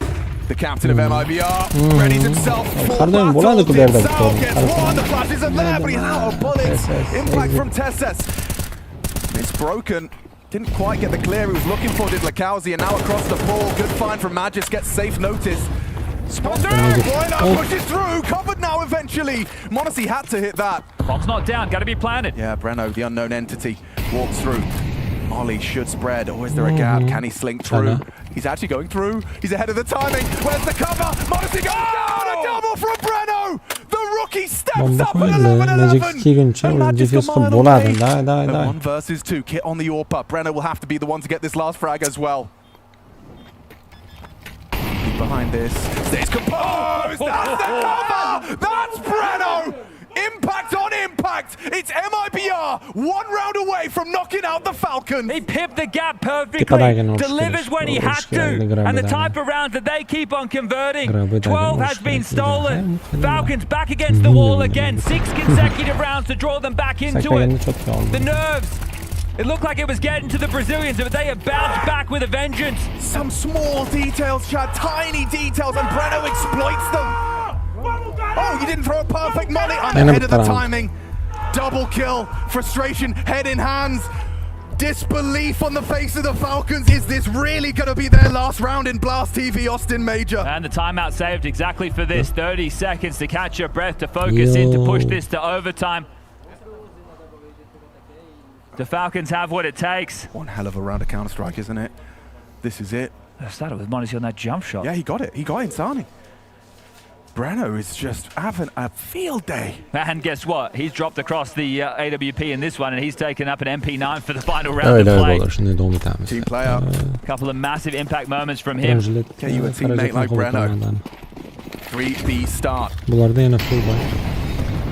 Nico, he wants to make a difference. He wants to have impact on this round. Take matters into his own hands. Master of his own fate. 5 kills at a map. Insufficient from a superstar. Banana control taken so early. A little bit suspicious. Don't just want to execute into it. Just time will free Insani up to rotate over towards the A site. It's going to be the AWP on B. Safe towards CT. Full B. Exit with util at the ready. Full B. Hamma banandan. All 5 in banana now for this execute. Up on the line, flash is good, miss shot, kicks and he's just knife out, accelerating and just booked by the flashbangs. Straight into the site, Falcons. Step 1 of their mission for survival complete. Bomb planted. A disadvantage retake for MIBR, they have to give this a go. Tessa still has the smoke, just deployed now towards CT, and Molly as well. This is hopeless. Breno's going to be late up banana. He's the one with the HE, he's so far away. Magic's got his next sweep through, should be, oh no, unless they get misinformation, they have to stay stubborn on this, they have to keep checking. Monacy will find out banana player, here they come, partnered up, put in coffins at the same spot. Safe's alone, Falcons have forced OT. Safe goes down to finish, and look at the relief. This is exhausting. Emotionally bankrupt at the end of this one for sure. Yeah, man. They survive. Not theirs yet. Just look at the face. That tells the story. That tells the story better than we ever could. As soon as they got into that site, that was their round to lose. And kicks in again with another impactful moment. But yeah, just take a look at these Falcons players. The level of stress that they're likely feeling in this situation. And what's crazy as well is, you know, Nico, heartbreak is a recurring theme in the career of Counter-Strike. It's a precise weapon. It just seems to follow him wherever he goes. This one, considering the change in flow of the first season of 2025, in the conversation to contest for the major trophy. And right now, stage 2, this is only their third day of play. Yeah. And it just feels like they've been doing this non-stop around the clock. Well, I mean, Monacy hasn't been in this team for long, right? And the track record was brilliant. He immediately joins the ranks. You're immediately in the playoffs. You're immediately vying for trophies. That was what this roster was built for, Chad. This roster was built not for a group stage stomping, not for a quarterfinal exit. They were built for a silverware. They were built for a trophy cabinet that is sorely lacking for someone of Nico's stature. That's what this roster was designed for. That's why he took this job. That's why Zonic is here. We build a roster to be the top. And we're just talking about elimination. And we're talking about surviving another day. All right, well, MIBR will burn their one tactical timeout in OT number 1. This is MR3 10K, so finances do play into the discussion as Nico along for the ride. Let's see if he can pull himself out of the despair, the extended break with the tech into the tack, and now here we go. Everyone's opted in for a diffuse kit, maybe a hefty investment as far as the CT side is concerned. Yeah, but 10K, that's a heavy investment. Well, we'll see if that detail even matters. We'll keep ourselves out of the weeds for now. Looks like they want to go for this apps pop again. So 3 players. You see, Breno was communicating an awful lot there. I wonder if he's got a tell from some util. His orb is in a very strong position. Oh, Breno again loves to take these incendiary mollies as invitations and safe dispatches of maggots. Now Breno to be overlooked. Tessus is clearing, and already 2 kills flow. That spot on Kixon, they know where the bomb was, and Monacy is getting cheeky. Held by Lekauzi. Tak, Monacy long get out. And as he returns, gets away with the intel. Okay, so you know where Kixon, now Monacy have been positioned. You can see the immediate reaction from Insani and Exit is to depart B. Yeah, so just that from Monacy in this situation, knowing he has to make a play after they lose those 2 instantaneous kills, has drawn a massive rotation, while the rest of them have already been able to slink up Banana. So right now, MIBR have over-rotated. Yes, I mean, this is a definition. It just is going to come down to the timing, though, because they've understood. They've just cleared out long side. Insani's starting to cheat back over through Speedway, and, well, now the penny's dropped. The utils landed, and they know that they've gambled incorrectly. They've read the situation wrong. Oh, what? Nico just swings through the spam. Last few bullets catch him. I thought a 3v4 was hard. Now a 2v4 is even more difficult. He's only just got the bomb down, and Kixon tasked with a 1v3. Nico Monacy no longer with him. It's the spams from Insani and Exit to pick up the first round of OT. Wow, 2 kills straight through a smoke right there. Does make that retake of that B-bomb side a whole lot easier. I can't believe that. Our save couldn't have been better placed, so it did look like using that tactical timeout straight into overtime was perfect. They have the AWP set up, they deal with this push in towards amps. It was going to be something more direct towards A, and you just get stalled out before you even get a chance. They've been able to scavenge the AKs, so that's going to be prize real estate to carry through into the next. Gonna have to stay calm about things now. Did they kill Tessus and Magus? That's the defaulters, and he just runs out, not expecting the 3rd man to Kixon, excuse me. And Kixon doesn't even get a chance to play the clutch, getting spammed through the smoke right there, and that's the classic Nico response. But okay, how many rounds are they able to grab on this T side? Both these teams have shown stronger performances on the T half, so I think 2 feels like it should be par for the course if we use the regulation as anything to go off. You have smoke landing half wall. There's no progression behind it. Or from safe starting short, so keeping the AWP dynamic. Again, they want to continue to try and get into halls and boiler quickly. This time they will jump up, not go the halls avenue. And they might just go straight into the AWP again. Flash. Oh, it doesn't matter. It's just instantaneous deletion. Safe twice now. Has opened up the round in favor of MIBR. The sniper putting in a shift. Walk on half wall from Insani. Facilitates his teammates to cheat over him. Just be ready to react if there was additional pressure. There isn't. He's been in the perfect place in 2 consecutive rounds. Yes, sir. Yes, sir. This time it doesn't come with the follow-up, sure, but chasing their tails are Falcons. They got banana control. There's still 2 here. Yeah, Insani seems like he should be able to do it. Oh, it completely pantsed him! Way faster than he was ready for. Don't have to rush this. You smoke the coffins. Exit will try and catch a smoke spam. Is there really more smoke spamming? Kills coming through. Kixon, quick find onto Lekauzi's rotation. Exit's position noted. He's just going to have to play back. Let's safe see if he can catch anything into Monacy on banana. صافي كيما سنيرش budge. Monacy شلين خاص.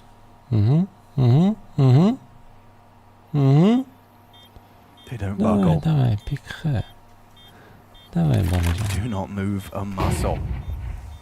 The CTs have accepted that this is not their round. Going for something late, perhaps?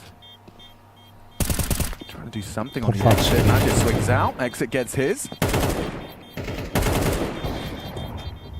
Some damage mitigation here. Safe holds onto his sniper and takes one out on the way out. Missed shot on Monacy.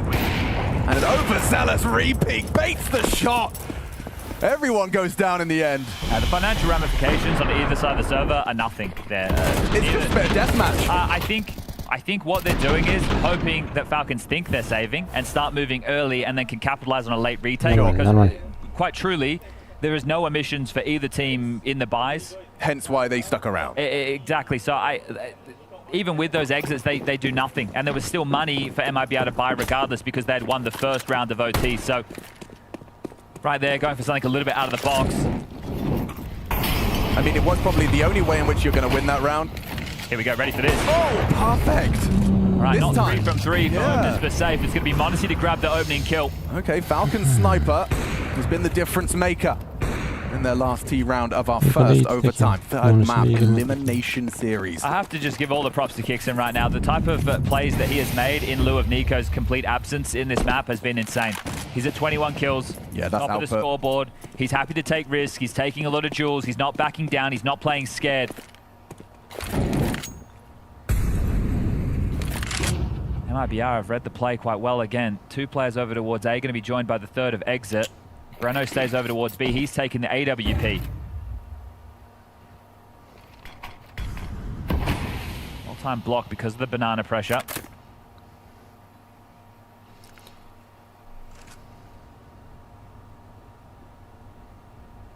Nico. He knows the orb died. Ooh, that could have been a nasty demise. Confirmation that it's occupied. Another smoke into apps. This is they have to reroute. You can't go through What's that. the call, Kixon? You're gonna have to go out short. You're just gonna have to go short into A. There's 3 players here. This is gonna be a tough crossfire to break. Yeah, and Sani gets even closer to Lekowski. And peeking over the edge of that smoke. He's a good find from Magisk, and they have confirmation. Sani fired a bullet. Exit Scarpers into the side to lend a hand. So many backs turn.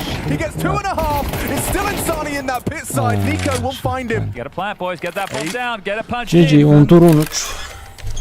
More bang? The only way he was going to deny that. And he'll fall for 14. What a game he says. Yeah, I suppose. round oldu, 2. It was an 8-4 half. It went all the way up to 10-4 in favor of MIBR at one point. Nico was just saying he wants to call something on B. So we'll see if that's followed through with a fight. This is the opening kill. They haven't lost 3 in a row to save AWP. It's the AWPers, though, finding the opening. Magisk finds the necessary kill on Lekowski, getting a little bit too inquisitive. If they'd just stuck to their guns and believed in the stack, that setup would have been a whole lot more potent from the passive angles. But they peer forward, and Curiosity kills the card, as it is going to be now the tactical timeout called by Zonic. They swap sides, and it's been a long time since they played a CT round. So just a conversation of, boys, we won so few rounds within that first half, and there was a patch of 3 with a 4 spy, right? So that's when we had their cash in the worst possible position. We weren't convincing on the gun rounds. We were chasing their tail. We were constantly reacting to what MIBR was doing. So this is where, if Nico, as mentioned, wanted to call something on B, they need to be able to win out this territory early. And that A defense of Magisk and m0NESY in certain situations was just surprised, bowled over, pounced upon. Just going to be a 2-3 start, and the 2 being Nico and Kixon on B. With only the 2 of them, it's unlikely to see them go all in. Decent nade damage early. Lekowski chipped away out early. Nico with a flash at the ready to set up Kixon. Yeah, okay, he wants to swing hard on this, and they were not ready for that timing. Look at the amount of damage he's done, 150. Thereabouts. Still the opening goes against them. Insani, you'd have thought. Look at this gap. Yeah. Massive gap. m0NESY rotated. He couldn't just go for a B split right now. Brenno's going to be on a great timing. It's perfect. It's absolutely perfect. They're letting Breno cook. Hold. And so they should. There is no idea from Nico or m0NESY that there is an enemy behind your line. This is going to be the round. Nikon'u soyuyorsun buna. Soyuyorsun buna. Bıçaklıyorsun buna. Bıçak. Bıçak Niko. What hurmat xara. Bıçaklaş kerak. Nice flick from m0NESY, but it's not going to help. Look at their health. Everyone battered and bruised. Insani again delivering. Hunt, chase, right? This is the different scenario. MIBR won the first CT-sided round. This time you can actually try and track these down and remove them. Right? You can actually send some players out to try and scamper back these rifles. Yeah, m0NESY's orb's not retrievable at all. Yeah, put a lot of financial pressure. They've completely evacuated away from the bomb. There's just going to be one player just to cover this off as they spread out towards T-spawn. Maybe they just don't want to give AK-47s over in this one. Magisk on the off angle. Will he get found? Behind the tree, makes the frag. So not hunting at all, just not giving over AKs. Apparently seeing the value in that heavily are MIBR. But they definitely try and go for the hunt to try and punish the finances, because you win this, you win the next for 15, you remove all the rifles, the CTs have no money. Now there's going to be a bit of a buffer to work with. It's just, there is definitely something special about Breno in these gaps. There's multiple times in one map we've seen him with these lovely little gaps. Previously, of course, we saw him slipping past that incendiary around coffins in the same kind of position. This time he wraps all the way around through long side. And there's another Nico reaction, just showing you how poorly the game continues to go for him. Deep, deep sigh.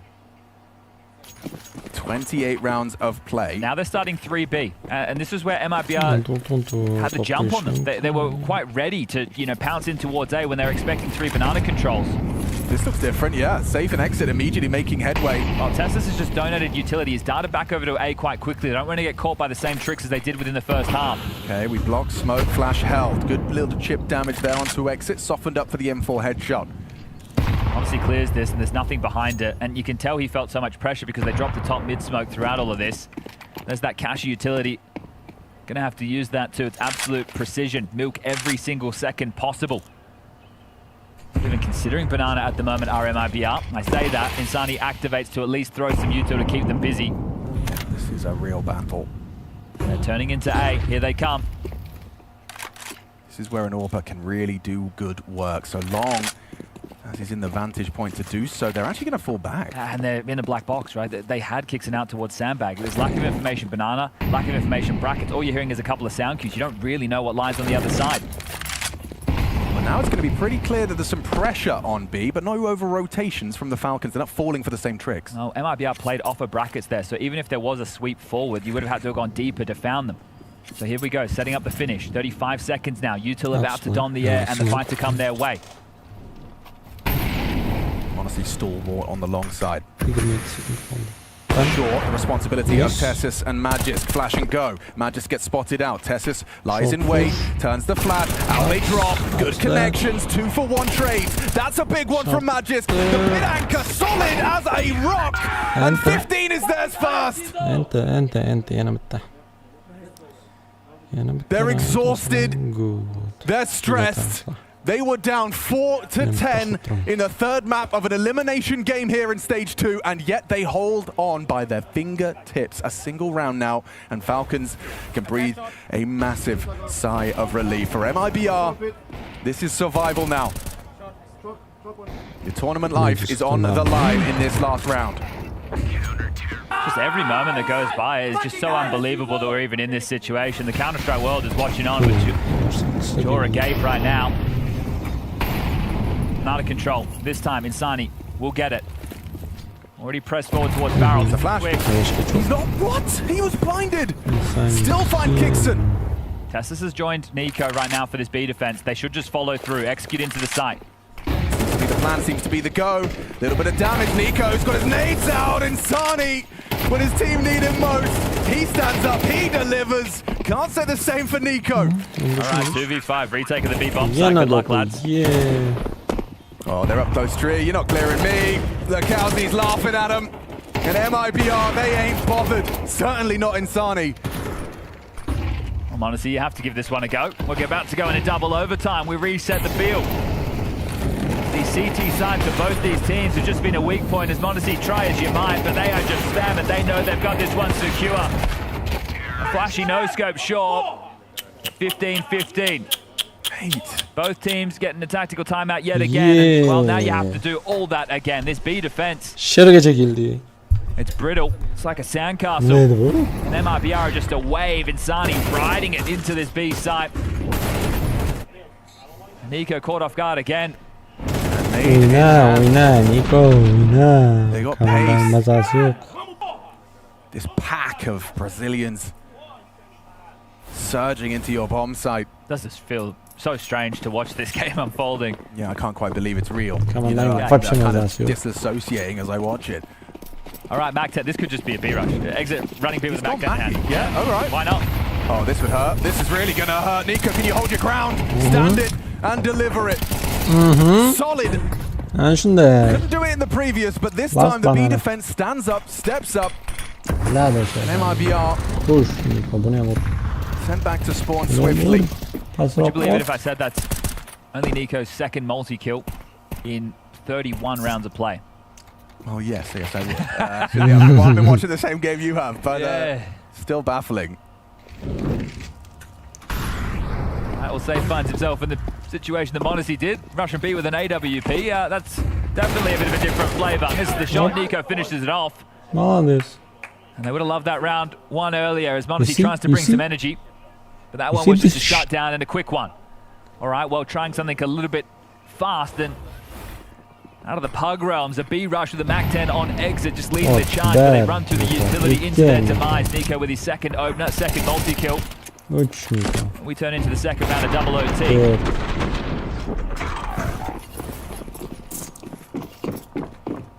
I think we go back to regular scheduled programming for the Brazilians now.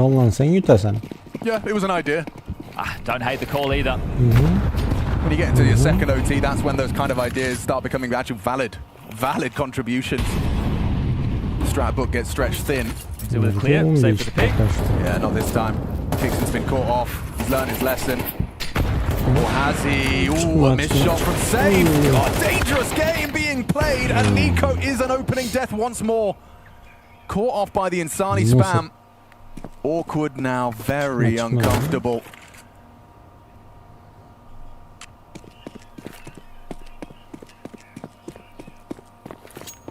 Right, they're just gonna either trade out some utility or post the AWP on B. Looks like that's gonna be the case. So Monacy and Kickson do both. They trade utility and trade places. Monacy will be tasked with locking down this B side if it is the finish. They want the rifles, who are all stacked in towards A. Magus towards Pit, the other two in sight. Kickson likely to play last. Unknown element as a B defender. Might go overlooked in the chaos. Still decent utility to try and slow this. 40 seconds. Test this with the Molly, a couple of flashes. Yeah, the first two they're looking for is this Danish duo. That's Rap Smokes. Tesses goes looking. I think he spotted something towards the apartments. Magus is on high alert. Coming out. Support from Tesses. He's light on bullets, and now they're light on defenders. Magus does go for two. He makes it manageable for Monacy. Yeah. Long rotation in. Trying to lock down that B side. Push down Banana. Pipe his way up middle. Haven't had a magic Monacy moment just yet. Plenty of opening kills. Would love a specky clutch. I mean, considering it's 180 degrees between this crossfire, it is going to have to be specky. Exit playing from the side. Feels his position from the trajectory. And Safe will just push on in. He ain't scared. That's some confidence. Just steps out into the kid. Gives him no chance to go for the clutch right there. We tie things up again, 16-16. Who's going to walk away from OT first half number 2 with the lion's share of rounds? This is just a spam battle in Banana. I missed Kickson's death. It was the first, was it the first? No? Second. Second. Tessus and then Kickson kind of died in unison there. I love it from Safe there, not allowing Monacy to play out the round. Just, okay, I know exactly where you are. I'm just going to swing in and deal with you. Beautiful work from him.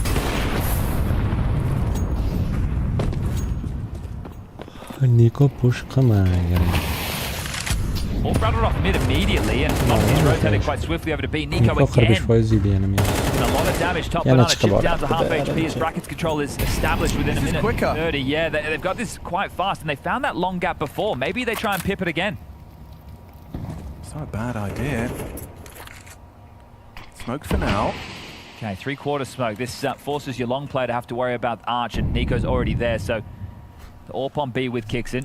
Nico on the jiggles to deal with this. So again, in kind of a black box of information. You don't have brackets, you don't have Banana. We talk about this as a horrible position to find yourself on the CT side. Smoke's really for naught as Monacy and Kickson are both playing side. Nico's actually been brought back across because of it. So it's on the duo of Danes on A again. Still spotting, at least so they'll get the info. Akauzi's going to ask questions of Nico. Shy the nade. Minor damage. Turn flash. Nico does connect onto Lakauzi's long presence, and now Magus, he's ready. Tessus was too, but it doesn't matter at the hands of Insani. The flash layering's perfect, and MIBR take the site. Nico, stubborn for another. Benno has hit, they got a man advantage. MIBR to take the lead as we swap sides. Flashes coming through. Monacy had a glimmer of that. Dipping deep pit now. Brenno can just chill. Kickson going to come in through apartments. Going to have to try and set him up. And that flash maybe slightly premature.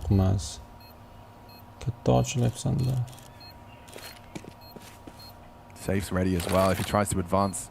Kingston now gets spotted out. Ouch, through the wall though. 65 to work with. Time-sensitive mission, and they're gone.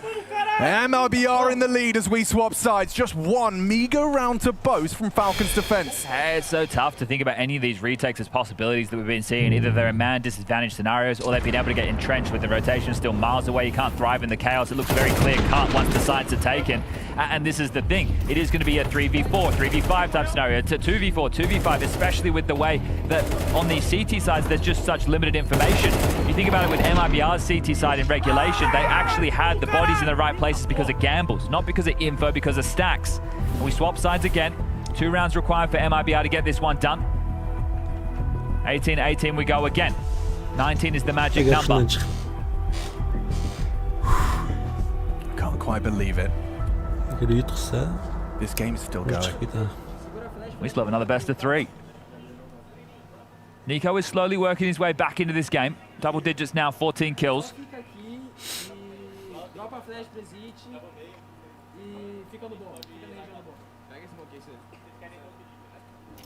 All right, last few orders as they're about to leave spawn. Kowsey joining exit and Insani over to watch beat.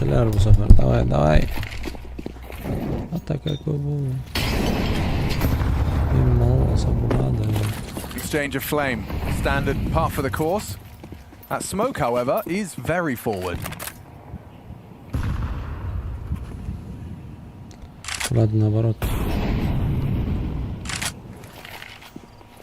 They're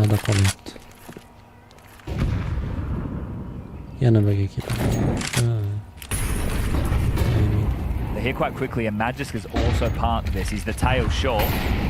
This could be telling of once they've established this control, they might just execute in.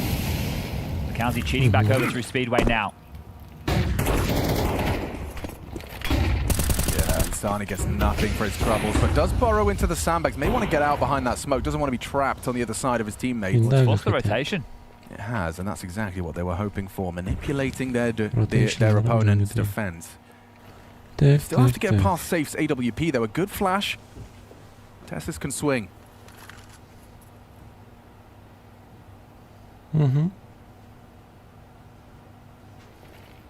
Here comes the util. Safe immediately concedes the space, plays for the time.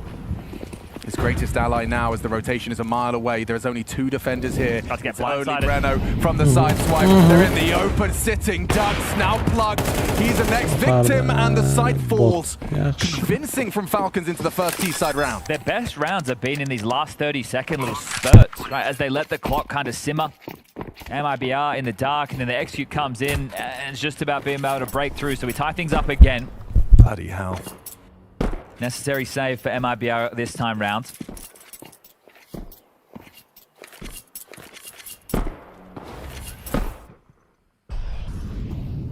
You see the pack mentality of Falcons in some of these situations, and you do get the same out of MIBR on their tier rounds, because if there is an overswing that you do punish, then you're able to pounce and capitalize quickly instead of being so strong out.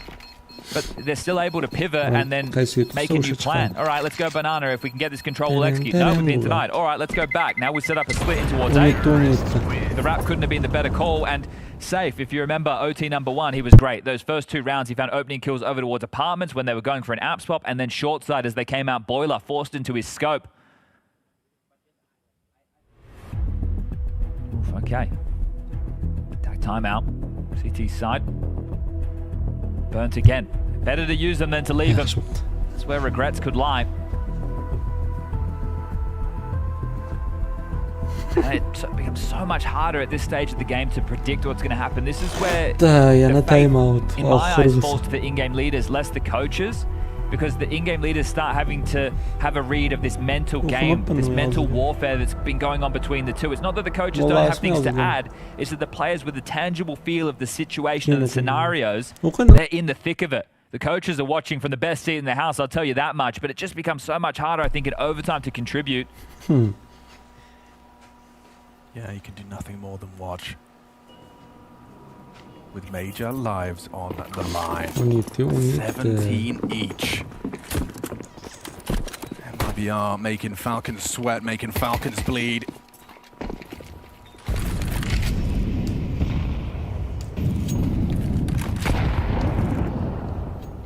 seen some dynamic warping into OT from Save. Bang. Ooh, narrow miss.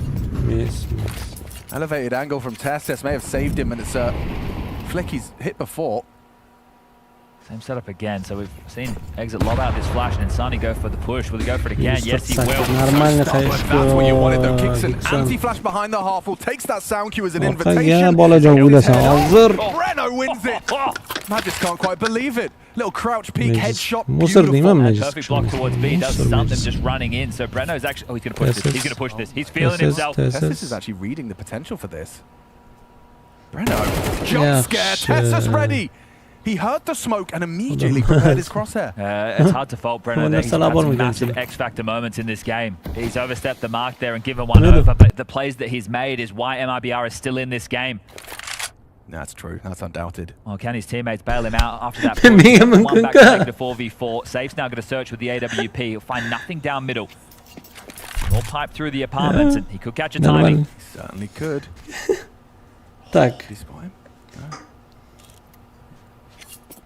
Walking away. Oh, they've gambled B. Yeah. Xato. This round is done. Xato. They're going to have to save again. Yana xato.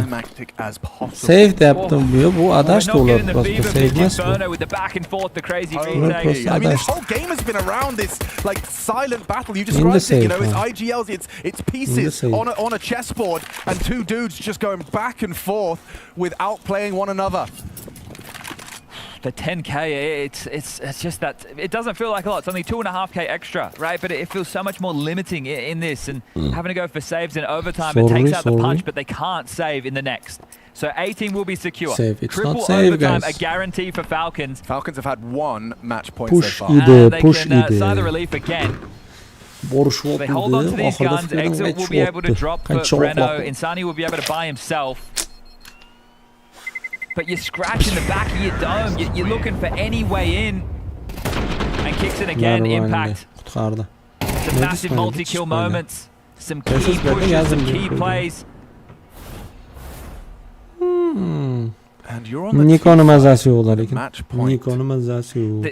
With all these rounds, they played them so similar, right? There's only one that we saw them try and go like a little bit quicker into apps that was going to be poppy towards either Halls or Boiler. But otherwise, they don't get in the banana tussle with the U2, other than a very few rare occasions. They make sure they don't lose an opening kill. They don't take too much damage to the utility. And there's no reason not to do that again. Because when you are just going for this default, you seem to be coming out on top. Here's the change. Oh, nice. Nico this time, it's an opening kill. Exit goes, nameplated now. Desperation. Where these last two rounds have fell, they haven't even been in the round, so Exit pushes down, spams through, Tracerfire, Nico deletes him. And now they have the man advantage, they should just be able to whir into the finish. That's a gift. And so early. İnsani yomon oynayaptı, insani. Insani, very dangerous game on the jump spot. Monesi's hit that on him already in this game. Exit loop'ta. Also loud up behind that towards the half wall. How can they remain so static? They should be playing for info towards middle right now because Insani needs help. Safe starting to rotate. They're feeling the pressure. The county blocks middle. The rotation's on the way. It's all going to come down to the timing because they're on the way in. Insani, you need something. Anything to give your team anything for this retake. Retaking B. Number disadvantage is just not going to happen. Break. Visible. A momentary chance for the spam. Lakauzi has bullets thrown his way. Falcons sit up in their chair. 3 frags away from surviving another day of play. MIBR. Just the 3 of them now with their fate in their hands. It's not looking good. It's not looking possible. The B side lost. Insani empty-handed. 27 frag. Breno's been doing everything he can for the point, and he keeps going. So does Safe. Are they doing it? Is there a way back in? Oh, only Madness! I can't believe it! MIBR on the defuse, and we need another! Молодец! Nima qilyapti? Bular nima qilyapti? Retake of the B bomb site! It's supposed to be impossible! Breno comes swinging around for 2. Safe safe with a contribution. I thought it was Brazilski done. I thought ataklar it was bo'ldi. over. Jimmy. And I think the Falcons did too. You can't get too far ahead of yourself, not with this kid in the server. Breno, another impactful round. The major rookie steps up and pushes us into another overtime. I think you're bang on us. I think they thought it was done. The relief of being put through your paces. You hear? Yana down, two-man advantage. You're on the B bolsa. You're already sitting there thinking about your next game. You're thinking about the next day. Breno keeps MIBR in it. I'm in disbelief right now. I can't believe there's another overtime. I can't believe there's another chapter to this story.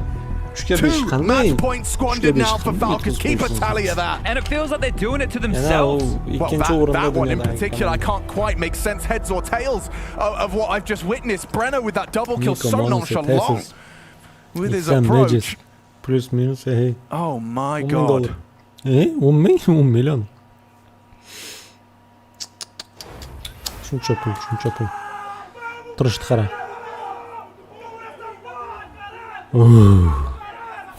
Mazalaring yo'q, bachalar. Of those kind of clips right now. Unlosable round. That's an unlosable round. Yutqazib bo'lmaydigan round yutqazdi. Strap in, folks. MRBR will not relent. They will not surrender. Kixon. He's just going to have to take the game into his own hands, doing his best Insani impression right now. Charging up Banana when Nico can't. Kixon can, and he does it again. That's what you want to see. Kixon does what Nico couldn't. Swings into the side. He ain't dead. He ain't done. 2 HP on him. He's just telling Tessas, trade me. Smoke on CT. Breno's caught Magisk on the lurk. That was just a smoke spam. That boost was perfect. Got a view over the top of that. Так, привет, bachalar. They've slowed down. Yeah, they could have tried to brute force in the rotations there, and look at this. If Safe just gets in second middle, there is absolutely no way back. This is the best weapon for the job. Yana birga kiryapti. And you don't know it. Normalniy, to'rtga to'rt. Boost. Breno this time setting up Lakowski for it. Masked by the smoke, but can't uncrouch. A break. Check damage. Olib qo'yadi, buni ham olib qo'yadi. Kixon low. Tessa's headshot now. It reveals his position. That's an important find from Monacy. Buni ham olib qo'yadi hozir. Bittasi 2%, 37, 40. Figня. Давай, pik. Oh, Monacy got put so low. Look at their health, but he's got the AWP. Little does he know. It's the worst weapon for the job. Ko'rsatmadi. Cheat yoqdimi deyman. Safe's going to give this one a look. Kixon goes down. Давай. First in the round, a wall bang not far off. Nico gotta play safe. Nothing is a given in this game. That 5v3 is the embodiment of that. And Nico will close it down. Falcons realizing they are going to have to fight tooth and nail if they want to actually close out this game. Nothing is for granted. Infabir. Low. Maybe you're the world number 2, sure, but everybody. They got hands around here. Bay and Lin Vision condemned you to the 0-2. OG gave you a scare. And MIBR are putting you through your paces. This is a boot camp in front of our very eyes. And if you can survive this, maybe you can survive tomorrow. You know, you discussed how perhaps the OG win would have given them confidence. I think if they do survive this game will put hair on your chest. This game will have you reeling.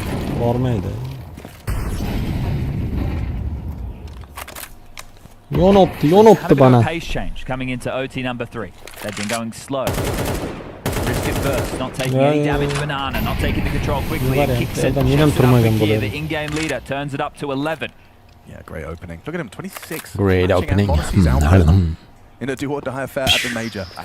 Look, it's tough because we're so many rounds deep, but I'd say Kixon's impact has been more than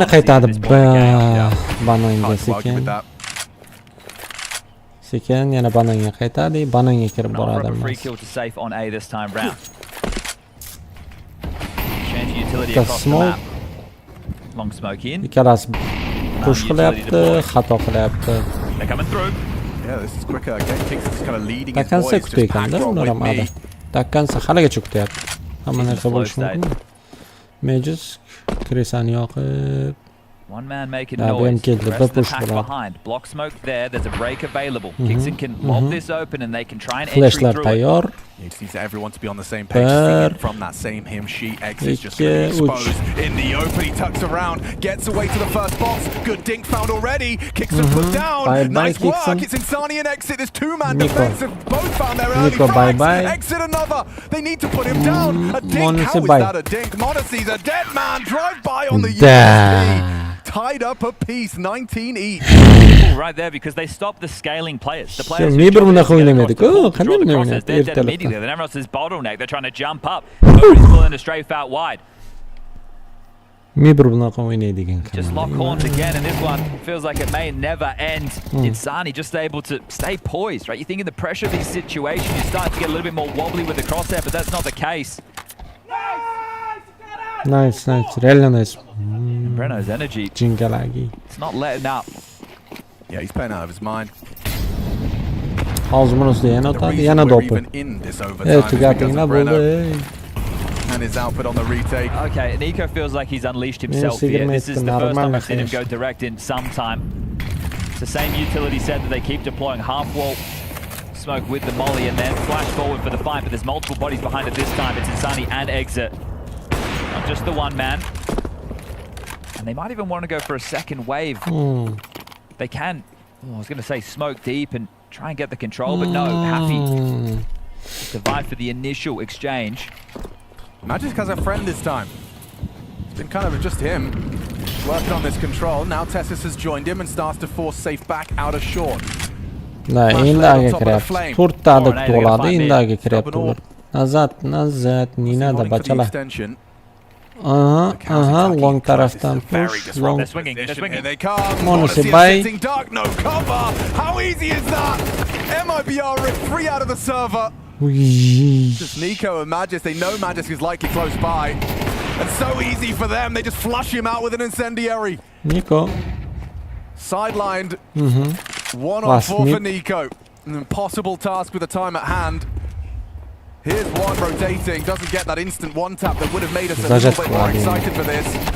And down he goes to Safe. Okay. Is that the first? It's so hard to keep track of these rounds now, right? Because we lose the round timeline. But is that the first time we've had CTs get 2 rounds within the OT? I'm not certain. Bugun mas'ul mana shu kartada o'ynalmayapti-da. And this time, instead of just playing on the side, they've had some progression there. And Monacy's left to his lonesome. He has no support, no network there to be able to trade, and they just get destroyed. Даже bizlar naparnik o'ynagan paytimizda bittasi shortda, bittasi longga qarab turadi-da. Qaysi tarafdan kelsa o'raman bu yerda bir o'zi shu to'nqayib turibdi, kallasini rounds that they've had that are forgettable moments, and that one there is crushing. Okay, well, Zonic, I don't know how many times you can try a rallying cry. Say, boys, we need to lock in, let's focus, let's not give away these rounds. It'll be the same thing time and time again. But I mean, this is bleak. You need a perfect second half. You need to have 3 consecutive CT rounds.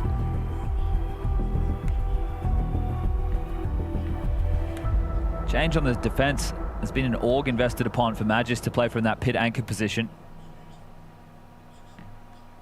He's done quite a remarkable job in a lot of the rounds, and in that first half of regulation, we're going back an awfully long way. He was tested by a lot of poppy plays, and still in a lot of the time was able to go 1 for 1, which is tough to ask considering the setups that they had.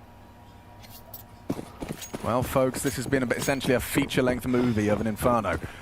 20-19. It's not done yet. Bunisini ham Now olish it's time kerak for that bacha. crescendo finish. Joy olmashdi. Ichida tegadi 20 Decide who the goodies and the baddies are. Okay, he's not anchoring. He's going for some aggression, so the org up close can be 1 bullet to the head depending on this range. Breno's on a one-man mission there, so it might be quite slow with it. Bunaqa xayash qiladi.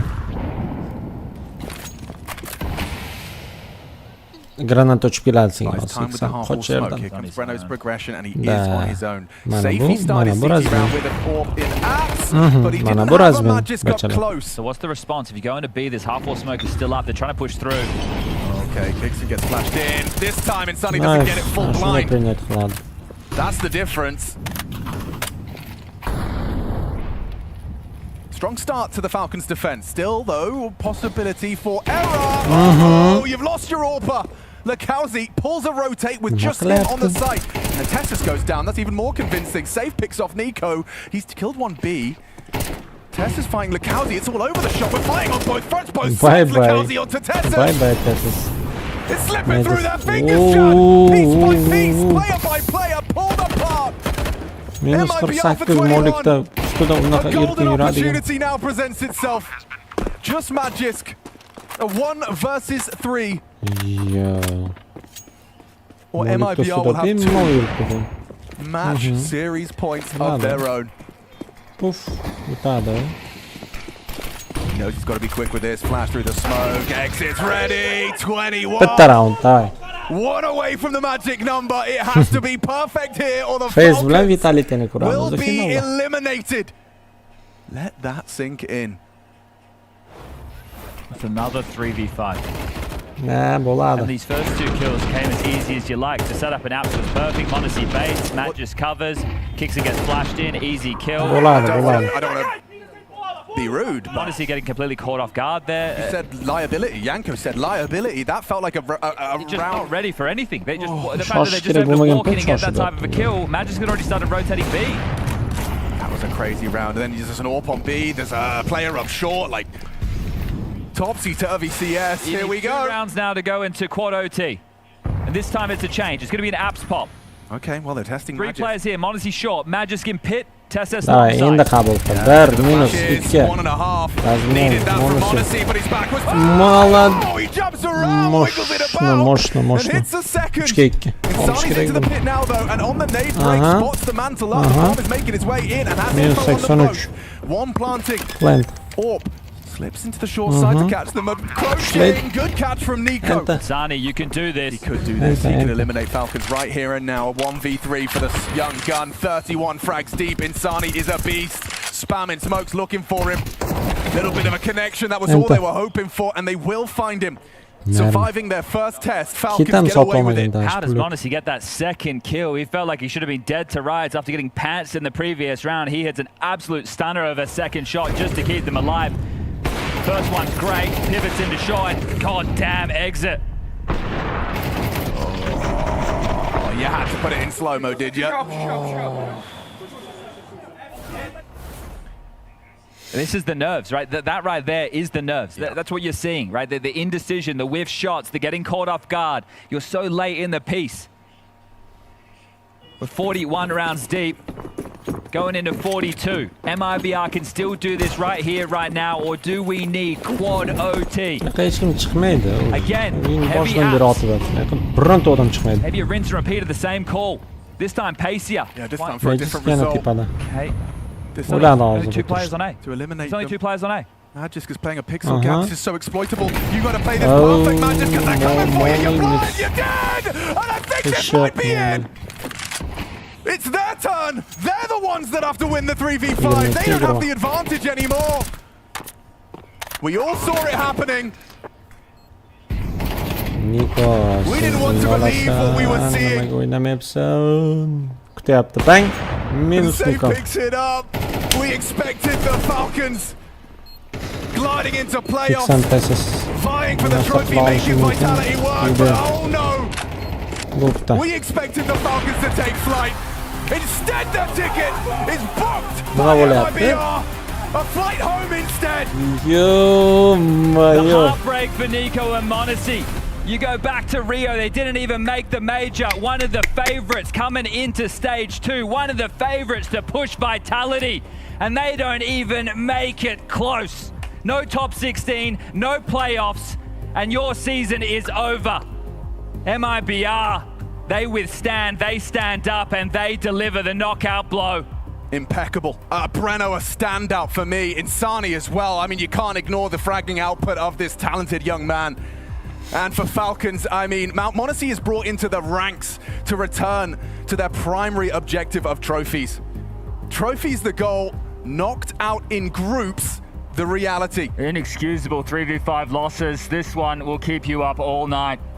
Yeah, you can see head and hands. Heartbreak following him everywhere he goes. Nikola Kovac. The silence is loud on that side. Bye-bye. Of the player area. The sound of a human heart breaking. The reality sinking in that it is just really over. Handed the 0-2 bucket We've got the interview standing by. In a shocking turn of events, Falcons sadly eliminate here from the Blast TV Austin Major Kickson. I can only imagine what's going through your head right now, so I just really appreciate you giving me a moment of your time. Can you describe what's going through your head right now? I mean, obviously we're really disappointed. We didn't expect something like this to happen, and obviously we didn't play our best game, and I think that's the reason why we didn't qualify for the next stage, and we just did way too many mistakes, and obviously good teams will always punish that. From the outside, at least from a viewer's perspective, it seems like this is a different version of Falcons that we've seen, you know, from previous months, ever since you added Munacy. Do you have that same feeling inside the team? Maybe this event, I think in general we're still the old Falcons, but this event we just played a bit differently. Maybe it's because of the pressure, maybe because of the high expectations, I'm not sure.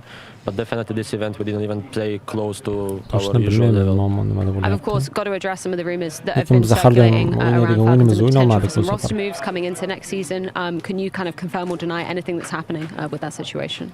I cannot say anything right now. I guess there should be some news or updates soon, so right now I cannot say much. Totally understand that. Final question, anything you want to say to all the Falcons fans that were rooting for you back at home?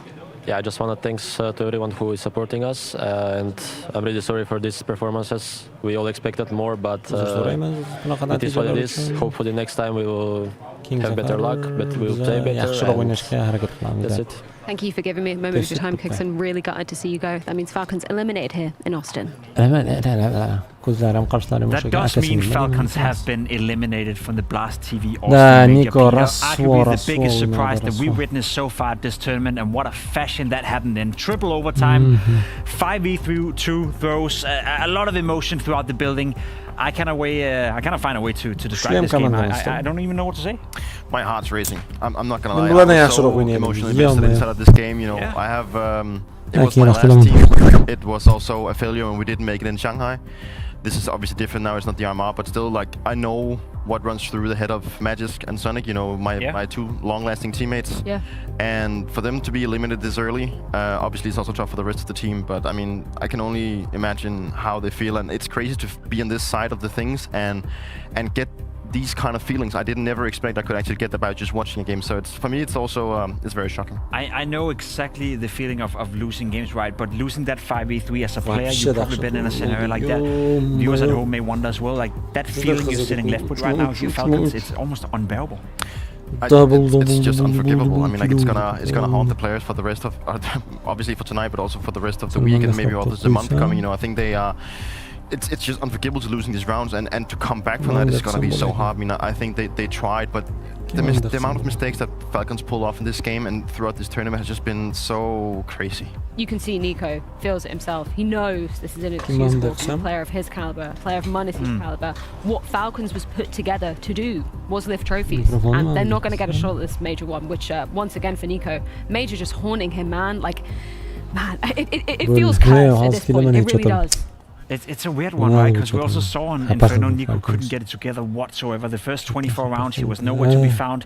His teammates kept him alive. Munacy kept him alive. You could see he was visibly frustrated, understandingly enough. And even in overtime, there were a couple of moments when he thought, okay, Nico has arrived now. Okay, Falcons will win now. But he never really arrived in this game. So all the other times, I feel like Nico has done his best carry performance. He's been in the peak of his career, and there's almost been no excuse for his teammates not to give him that trophy. This time around, though, he also bears a big part of that responsibility, so it just adds to the whole conversation that is around Nico. The greatest rifler the game has ever seen, hands down. You know, a fantastic player, a tremendous career, but when it comes to the majors, he just can't seem to string it together. And it was so many of those situations, right? Like, not just looking at Nico in isolation, but so many moments where MIBR, it felt like they were able to read them. There were so many, you know, cheeky rounds that they were able to pull out the bag. Like, this isn't taking anything away from MIBR, because that was some insane resilience, but contextually, Falcons is coming into this. I mean, they were the #2 team in the world, you know, alongside Mouse, alongside Spirit, they're in contention as well.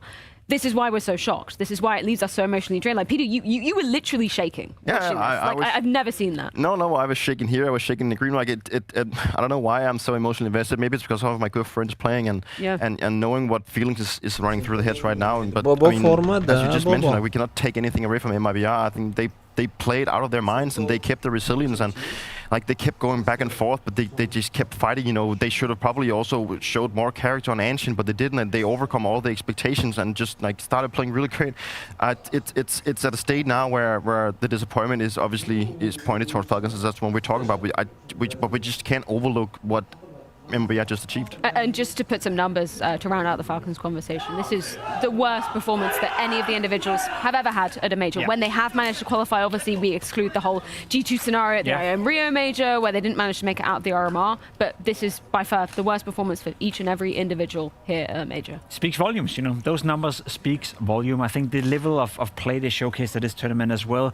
Let's be completely honest for a moment here as well. At no point did Falcons look like a team that was supposed to make it to stage 3. It's not like they were unlucky. It's not like they were hit by, you know, technical issues or whatever. It was a team that came into this tournament having boot camp leading up to the tournament, having been playing some of the best Counter-Strike we've seen this new version of Falcons ever play. So there was nothing pointing in the direction that this was going to happen. At the end of the day, I think it's fully deserved. I think it's fully deserved that Falcons are exiting the tournament right now. I don't think the level of gameplay were any better whatsoever. And there's more teams out there that we're going to see later on in this tournament that deserved it more than they did. Saying that out loud is crazy, but that's just the facts. I really appreciate how candid Kickson was, you know, when I posed that question to him, right? The fact that that is the reality. You haven't been putting up anywhere near these type of results. You know, it's been grand final after grand final, playoffs after playoffs. Shout out to him as well. He didn't have to give me that interview. He's the one that stepped up. He said to our stage manager, I'm going to take this on. Okay. So really, just a great kind of mentality coming in from him, leading by example. But not enough. Not enough in the tank. No, and I think it's so easily overlooked that Falcons is still a very new team. Like, let's just be honest. Like, the reason why people are expecting so much from this is because they made so many quick results after they got Monacy. And sure, they also had an event before getting him that they won. You know, so it's also. But at the same time, it's something like when you have the names you have, when you have the budget that you have, the expectation just is skyrocketing. And it's been like that for the Falcon team for as long as I can remember. And it still seems to be something that's haunting them when the pressure gets to them, when the expectations get to them to perform, it ends up in a position where they don't seem to be playing as well as they could. And I think, as you mentioned, Jacob, like from day one off, like you could see that something was off. Like whether it was the pressure or it was just like their own mentality, but everything just seemed to be not going the right direction. I will say though, and it's easy to come afterwards and saying this, but I think it's unacceptable for Falcons to enter a tournament for the second time in a row, a major for the second time in a row with a lineup that you know is essentially dead. You know roster changes is going to happen. I'm sure some of the players have been told that you are going to be left without a team after this tournament, find a new home. I know, you know, circumstances, contracts, all that kind of stuff. It's the last tournament before the summer break as well. But if you're Falcons, if you're a team that is built to not only win trophies, but contest for every single one, go deep into playoffs, have one of the biggest budgets in the game, entering 2 majors in a row with a lineup that you know pre-major is a dead lineup, I think from a manager point of view is unacceptable. And there's, as said, probably a lot of circumstances that we're not aware about, but the facts is remaining on the floor right here. If you're a player and if you're a team and you know you're coming in with a dead roster for a major, of course some of these other rosters are going to outplay you at some point. So it's easy to say, but I'm not really surprised in the sense that I think the management of Falcons and where they are right now has been, to my understanding, unacceptable. Well, the thing is that you don't know how long that's been going on for, so maybe it was something that came into the major, but it could also have been there in Dallas. It could also been when, like some of the previous events they already played, so we don't know for a fact like when all these kind of rumors existed. I think it's been a part of the Falcons' identity for as long as the team has existed. At least that, you know, there's always this kind of guy that will breathe you in the back that's come and take that's why they don't win. No, but I agree. I think it's definitely like a peer pressure. It's like it's something that you need to. You've been there, right? I've been there. You know, it affected me as well. Let's just be honest. Like when we got to know that Nico was going to step into the team, we were like, okay, so now we're actually going to fight for a spot. And sometimes I can create the right kind of, you know, competition within the team between the players. But I think it's just as much. Like you start comparing yourself so much to your teammates for thinking, okay, I need to be in the good position. I'm the one that needs to get some action so I can show that I'm the one that deserves to be here. I'm not saying that is the case with the Falcons right now, but that was the case with me back then. That's the only thing I can touch on. It's totally understandable. Obviously, there is a winner. They haven't qualified for the next stage, but they do indeed go to the 2-2 matchup. It's obviously only apt that we talk about Falcons just because of the huge expectations on their shoulders. But shout out to MIBR. I thought when we entered that overtime, I thought it was gone. I thought when we entered the second overtime, it was gone. one. I thought when we went to the third overtime, it was insane resilience. We can't fault that. To be able to pull that off with the little experience this lineup has at this kind of stage is, as you said, Freya, very insane. You know, it's admirable, and I think MIBR fully deserves that win. Obviously, it could have gone both ways. There was a 5v3 retake that they made happen at a very crucial moment in the game where realistically they should have lost it. At the end of the day, they were the better team. They were the guys showing the more experience there, say, compared to Falcons. So it's only fair they win it. And as you said, they haven't qualified yet. They stay alive. So that's also why we're tempering our expectations just a little bit. Yeah. They have to do it again tomorrow. But for them to stay alive at the cost of Falcons, that's a massive result also for the VS points. We've had a hell of a lot of emotions going down. And it's not done yet, gentlemen, because we do have one more matchup on the cards. That's going to be FaZe versus 3D Max. This time it's going to be for a qualification spot. Now, you probably saw in some of the camera cutting there, FaZe and 3D Max were joining us over here watching the game. It was quite a lot of fun, actually, to have them joining us over here. Let's start off the talk by mentioning FaZe. We talk about them, you know, as one of the firm favorites coming into this stage of the competition. What are your takeaways so far? We've seen 2 incredible best-of-1 wins. Not so good in the best-of-3 versus Legacy, though. No, I still think that FaZe remains a question mark for me. They had a good showing on the first day, and then they against Legacy, you know, Legacy has proven everyone wrong. You know, they have definitely played really great here, and then now we're standing with the question like, how good is FaZe actually? Because we only have the data from the first and second day. Now they're coming to the third one, and I mean, the individuals are there, and I know that Kerrigan, he works really good off of having good individuals, but one thing is that you don't have your individuals working. You also need to have them to perform so he can make his calling work. And sure, we will say that when we get Rain back, we will perform better. We will be a better team. But I mean, so far, I still feel like they have to prove it in the best of 3. I mean, going up against the likes of 3D Max now should be like a task they should be able to overcome. But I mean, we've seen so many things now about this major that you can't really rule anyone out. I think the way to summarize FaZe so far is that they can beat pretty much anyone. I guess the only team that realistically we don't expect them to be able to beat would be Vitality when they're entering the tournament. Apart from that, they can also lose to anyone, which we saw yesterday versus Legacy. Make no mistake, Legacy played good Counter-Strike, but FaZe should never lose to them. FaZe should never lose 2-0 in the fashion they did against Legacy. So I agree with you, a massive question mark. I expect them to beat 3D Max, but they can win against anyone, and they can most definitely lose to anyone, including... I feel like that's always a FaZe factor, isn't it? Like, that's always a narrative we're talking about. Yeah, it's been like that, yeah. We've got the vetoes rolling in at Nuke, the pick from FaZe, who you pointed my attention towards as probably also a double whammy pick. FaZe clan, No, the last 4 times that 3D Max has been playing Nuke, they've been losing, and it just took like a brief look at how 3D Max's map will look. It's like there's so many gaps, and I think that's also one of the reasons why they are a team that has not made it that far at the other tournaments they've been playing.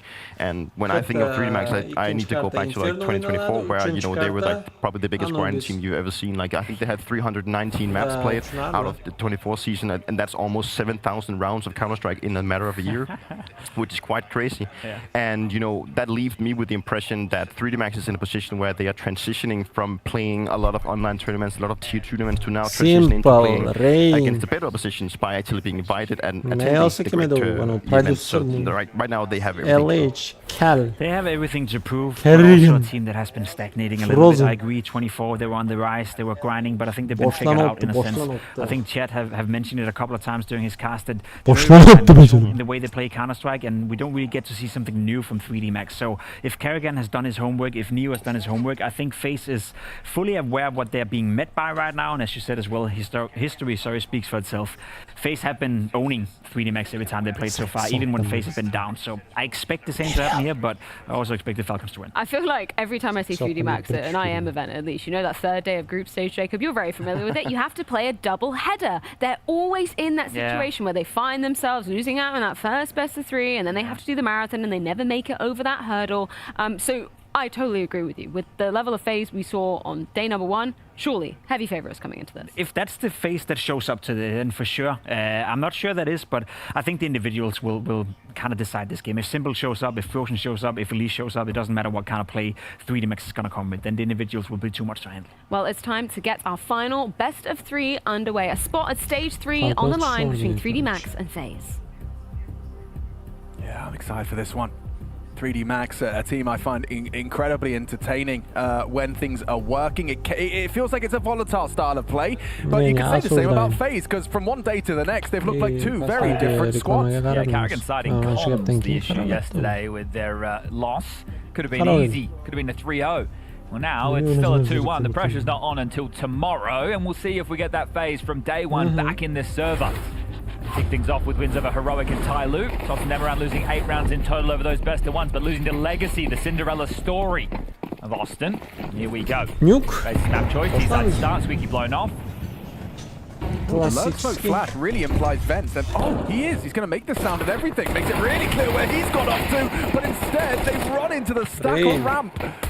Not bad from Body. What a shot to Simple. And surrounded, deathmatching now. Yeah, they know where Frozen was, huh? Yeah, so at this point, Frozen 1v3. Not going to see any kills. Maka, a bullet between the eyes, and a great start from the French. You're going to play heads-up Counter-Strike against the Frenchmen. They love to get stuck in and take those types of duels. So that is a tech. We're just going to sort some issues. We got everybody sitting down, and they were all sitting by. You heard there from the desk that these teams were hanging around with them while they were watching the conclusion of the previous series.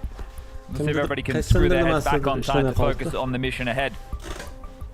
I think both of these teams, considering the field, I would have had as teams to make it through to stage 3 alongside Falcons, but we've spoken enough about them.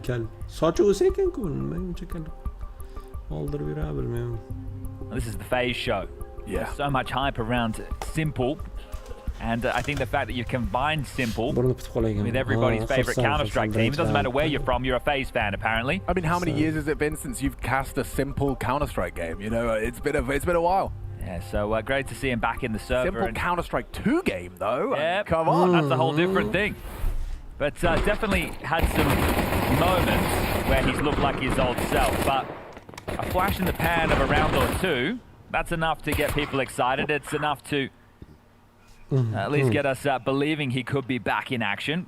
What you want to see it on a consistent basis, because Simple alongside of Frozen and Alige, there's an awful lot of firepower. And when the games get big and the stakes get high, that's when Rain starts to do his absolute best work. Yeah, I love the kind of the Simple Rain brotherhood between the two of them. Simple keeps bigging up and also had a lot of confidence about the aforementioned Heroic. You know, we witnessed that to start off proceedings. Yeah, there's a fun bit of trash talk.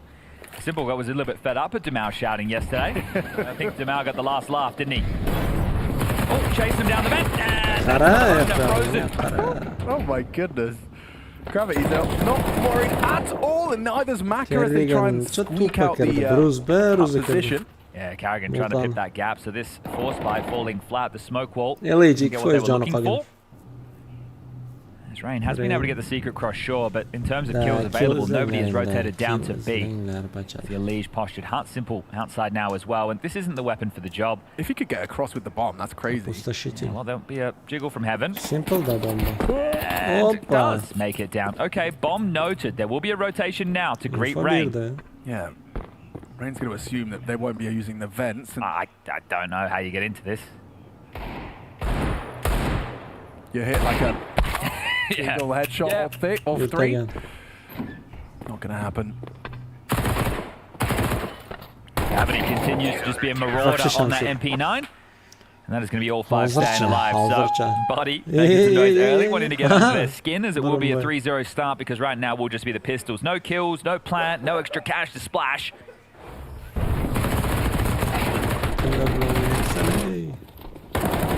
Been a mixed bag for 3D Max. This is their first best of 3 of the stage. They beat BetBoom, lost to Legacy, so both of these teams being felled by the Brazilians. And beaten Amiga in a Dust 2 game yesterday that was damn close, 13-11. We covered that off on the secondary stream. So a couple of Deagles, actually 5. Let's see if the knee cleavers of FaZe can find some heads.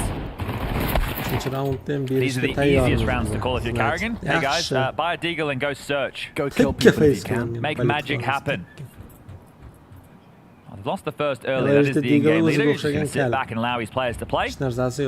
And then we can get into the rhythm of the rifle rounds. As Lucky, spot 1 top main. Yeah, Lucky, miss. Space has been accrued by Rain, so he's across. Really, unless we see a headshot coming shortly, this one is just likely to simmer out again. So everyone can just stay seated at the moment. Yeah, maybe now's the time to grab yourself a snack. I feel like there was a lot of calories burned during that last series. Yeah, going from match to match quite quickly here. So, okay, but a spam damage there from Alige. That's cheeky. Cheater. Minus Frozen, minus Elite. Okay, well, Simple. it's going to be the two remaining. Bye. Simple and Rain. Rain's been able to get in towards the lower deck, but with that Хотя 38 bombani seconds qo'ysalar left on the yaxshi. clock, we'll need to start to get a bit of a wriggle on. Хотя bombani qo'yish kerak. Yo'qda yo'q. Just seeing if anyone oversteps the mark. Just simple and Nice. What? Mana endi Deagle nimalar qila oladi mana. Okay, so down. It softens up the rotations a little bit. Maybe Simple could get a plant out of this. Chapta bor. Rain's about to be swept on the rug. Never mind, I think that plant was a hope and a prayer. Simple was going to walk out into exercise. Okay. Well, maybe he does get the... Oh, he's playing for frags. He's playing for damage. Simple with 2. Now he can plant. Sen nima qilyapsan bu They should be able to run him down. Body just can't play scared here, and he doesn't. Okay, nice shots. Fair play. I mean, the output from the two of them is way more than they bargained for. Yeah, they've actually gotten away with some decent damage and the plan to give Carrigan some extra cash to call behind. So now it will be AKs across the board. Did the Jane warm up? Yeah, he's giving everybody a demonstration. As well on the B stream, we had a little bit more player order. Yeah, we definitely had a little bit. We're hearing a little bit more. We did get some more nuggets of intel. I definitely have noticed the absence of that today. Please, production, can we have some more? Just a little bit more. Please. Yeah, really important. He's bang on. That is a full set of AKs with utility instead of, oh, I need to buy a Galil because I need to get a couple of extra nades. No. Get your weapons of choice right now. Going to be an AWP for Maka. Нормально. Endi bog'i o'yin right now. Yetadi sherga If you win this one, 3D Max are going to have some issues in the cash department. 5 So, ta kalash. you're blown off. Not yard control, but heavy nade damage. And fortunately for FaZe, tempered in their approach immediately. They avoid the HEs. Yeah, it's not too out of the box, is it, so far from the CT side? This first gun round, rather standard. Yeah, it looks like they were expecting a default spread, so they just went to see if they could isolate with some nade damage early onto Rain and the crawls. And that now the smoke's being dotted. That's what Carrigan was preaching, as Simple will be alongside the two of them. And Liege up on Silo and Frozen tending with Lobby. Now, smoke's missed, everybody. That's why this looks a little bit awkward. It's going to make crossing past Maka's orb nigh impossible. Yeah, well, one very good flash. Maka rethinks his angle of approach, allowing Rain to just narrowly get into that dead zone. Okay, into the warehouse, but look at this angle from Body. A little uncrouch, and it's going to be a jump scare for Rain. Burrows in, doesn't have to play next. Yeah, you bang on there. So with 45 seconds left, there is going to need to be a push through elsewhere to kind of draw the attention. Rain gets to activate and found the perfect timing. Yeah, this is perfect. Bilasan. Oh, and a step to confirm it. Well, does he clear lockers? Because that step might draw his attention. He might not be so diligent on the clear. Body coming back. Unga qara. Mana bu Rain kelsa mazalan qochiradi dedim. Gravity from behind. He's going to get shot in the backside. Frozen's the one to bring him down. Lucky still on the side. Hang on. A flurry of price. He's killed himself. Lucky! What a round! What happened? 3 kills! What happened to exercise there? He crated? I think he must have. Unless there was a molly on the floor, he like walked into his own. Yeah, we're going to have to catch that in the replay right there, but Rain gets 2 kills. They immediately start to cascade in towards that site, but they don't have the information. So Rain gets 2 kills. It's the Orpa and Body dead. How does Rain die? He's going up the ladder. Somebody's watching. This is the thing, right? So he goes straight up the ladder. Here it is, the exercise. He's going to fall off, I guess. Fall off. So really, what was lucky in a 1v3 because Exercise created in that situation, I suppose. Is that why I just heard from Maka? Yeah. I mean, fair enough after that incredible sequence out of Rain. Okay, well, Simple, with getting the bomb down and those couple of kills on the Deagle round, he has a little bit more cash, so he's going to invest right now into the AK. It's a partial buy. And then he's in so much trouble now. Dead man, both mains in trouble. Exercise out of Frozen Simple's AK, he's managed to connect, and now in the open is Maka. Wait, he couldn't finish. He hit 3 bullets. He's just missing that final connection. 22 points of health. Maka He prevails. Both teams throwing punches, but only one of them landing right now. Again, some great trade work. That looked over. Then Rain and Simple both happen. It becomes a 1v1 situation, and Maka connects the dots on the USP. So great. Gravity's pinned. They're so focused on him. There's no main smoke. Exercise and Lucky get to get 3 between the two of them. Whoa, USP. This has got an intensity to it at the moment. This is so back and forth in the early stages as far as these trading out of frags. So you're riding the high. This is the type of Counter-Strike 3D Max like to deal with, and you heard from the desk touching upon just the lack of proficiency for the French on Nuke. Another opener. Body finds this. Carrigan jumping in. He doubles up. What? This is game. This is a game of FaZe Clan versus 3D Max. This is what you have to expect when these two teams clash. It's already cinema. People flying off of rooftops, crazy multi-kills. It's only just begun. When Carrigan decides he's had enough. That's his first 2 frags. Okay. Whoa. Well, remember, the economy for 3D Max is still ropey. Only one man stays alive. So can they work into this and break the money?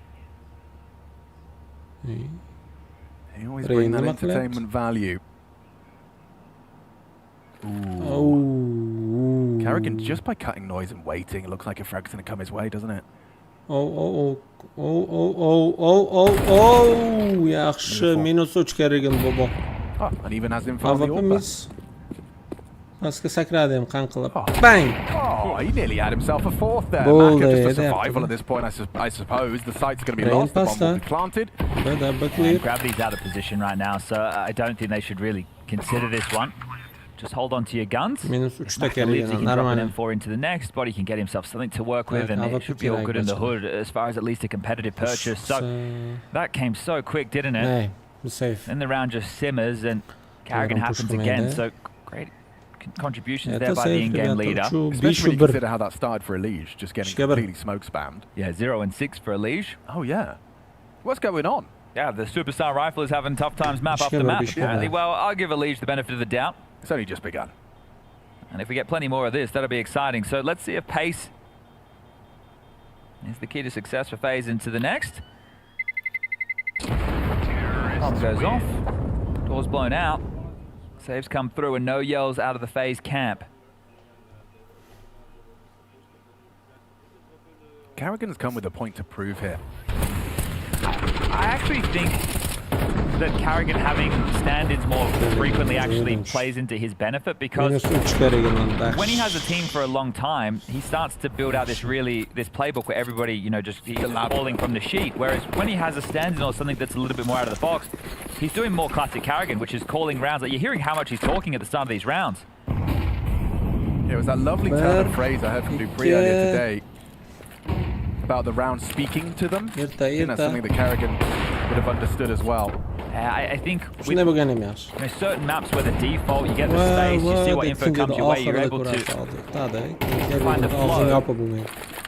Carrigan's a mad genius, and he's one of the absolute best in-game leaders of all time, and he's had so much success with stand-ins over the years, and it has to be for a reason. Like the way that he reads the game, the flow of the rounds that he calls, and always staying on top of the meta.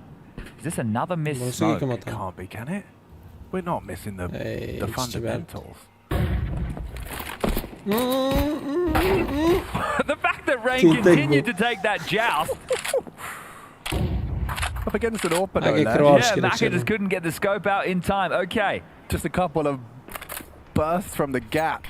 This one doesn't have the pace. That is not the perfect squeaky smoke. Quite deep. Well, it maybe invite them to play through it. So 2 over towards ramp with Lucky on the boost with the 5-7. Gravity already down towards B. Guys. And they're going to gamble stack ramp. Ooh, interesting. Carrigan is going to at least ask some questions of it. He is alone. But what information does he get? He gets nothing, really. He knows Lucky's up on the boost. That's it. Well, A's essentially open. Yeah, that's why he's trying to close it. Good pick off. FaZe already running out of resources. Just the 3 of them now. A disadvantage on the plant. Should give this one a go now, 3D Max. Yeah, certainly. Miss Molly, Miss Smokes. The nades are not behaving. Elige could get caught off, sidelined by Lucky. 0-7. Yeah, Frozen and Simple going to have to step up in the absence of the others. This Molly will connect. That buys time.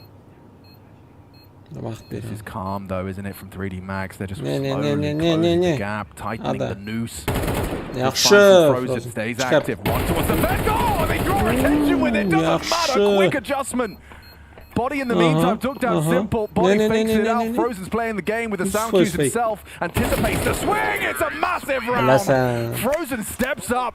Demonstrates his individual prowess. Well, that one there means an awful lot. Losing that, I think, would have been a real blow to the confidence, but consecutive rounds breaks the money off the French and puts them in eco territory. So a tough one to navigate there. A great shot from Body. I'm saying the sight's open. He had different ideas, but able to walk across the line. A massive clutch from Frozen. This is what you need to see. It started with a curious duel outside, to say the very least. And you see that from Alicia's perspective, a little bit of a fist pump there as Simple lets out a roar. They know what that means. A chance to draw this one round closer. 5-2, likely to read 5-3.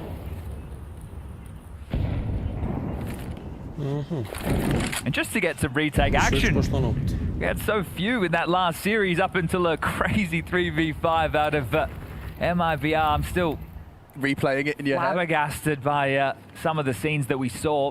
The Counter-Strike world's going to be reeling from that one for a couple of days.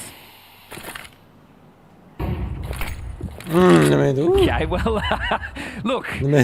Yesterday it was comms. Yeah, today it's nades. Hopefully tomorrow it's not aim. Yeah. I feel like that's an unlikely outcome when you look at the roster.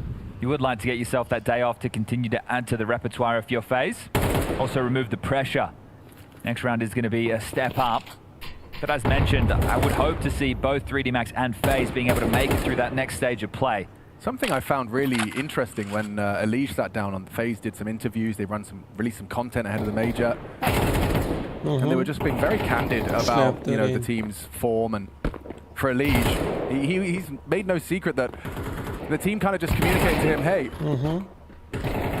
I know we've just picked you up, but we're bad now. Yeah, have fun with that. And for him, he feels like it's him. I mean, why wouldn't you? You join a team, and immediately it feels like, oh, they're no longer the team I thought I was joining. How do you not kind of start pointing fingers at yourself and going, is it me? Yeah, I don't think they were on a free fall since Twist had left, but they were definitely on a bit of a decline, and then they had the majors, right? Which I think insulated them.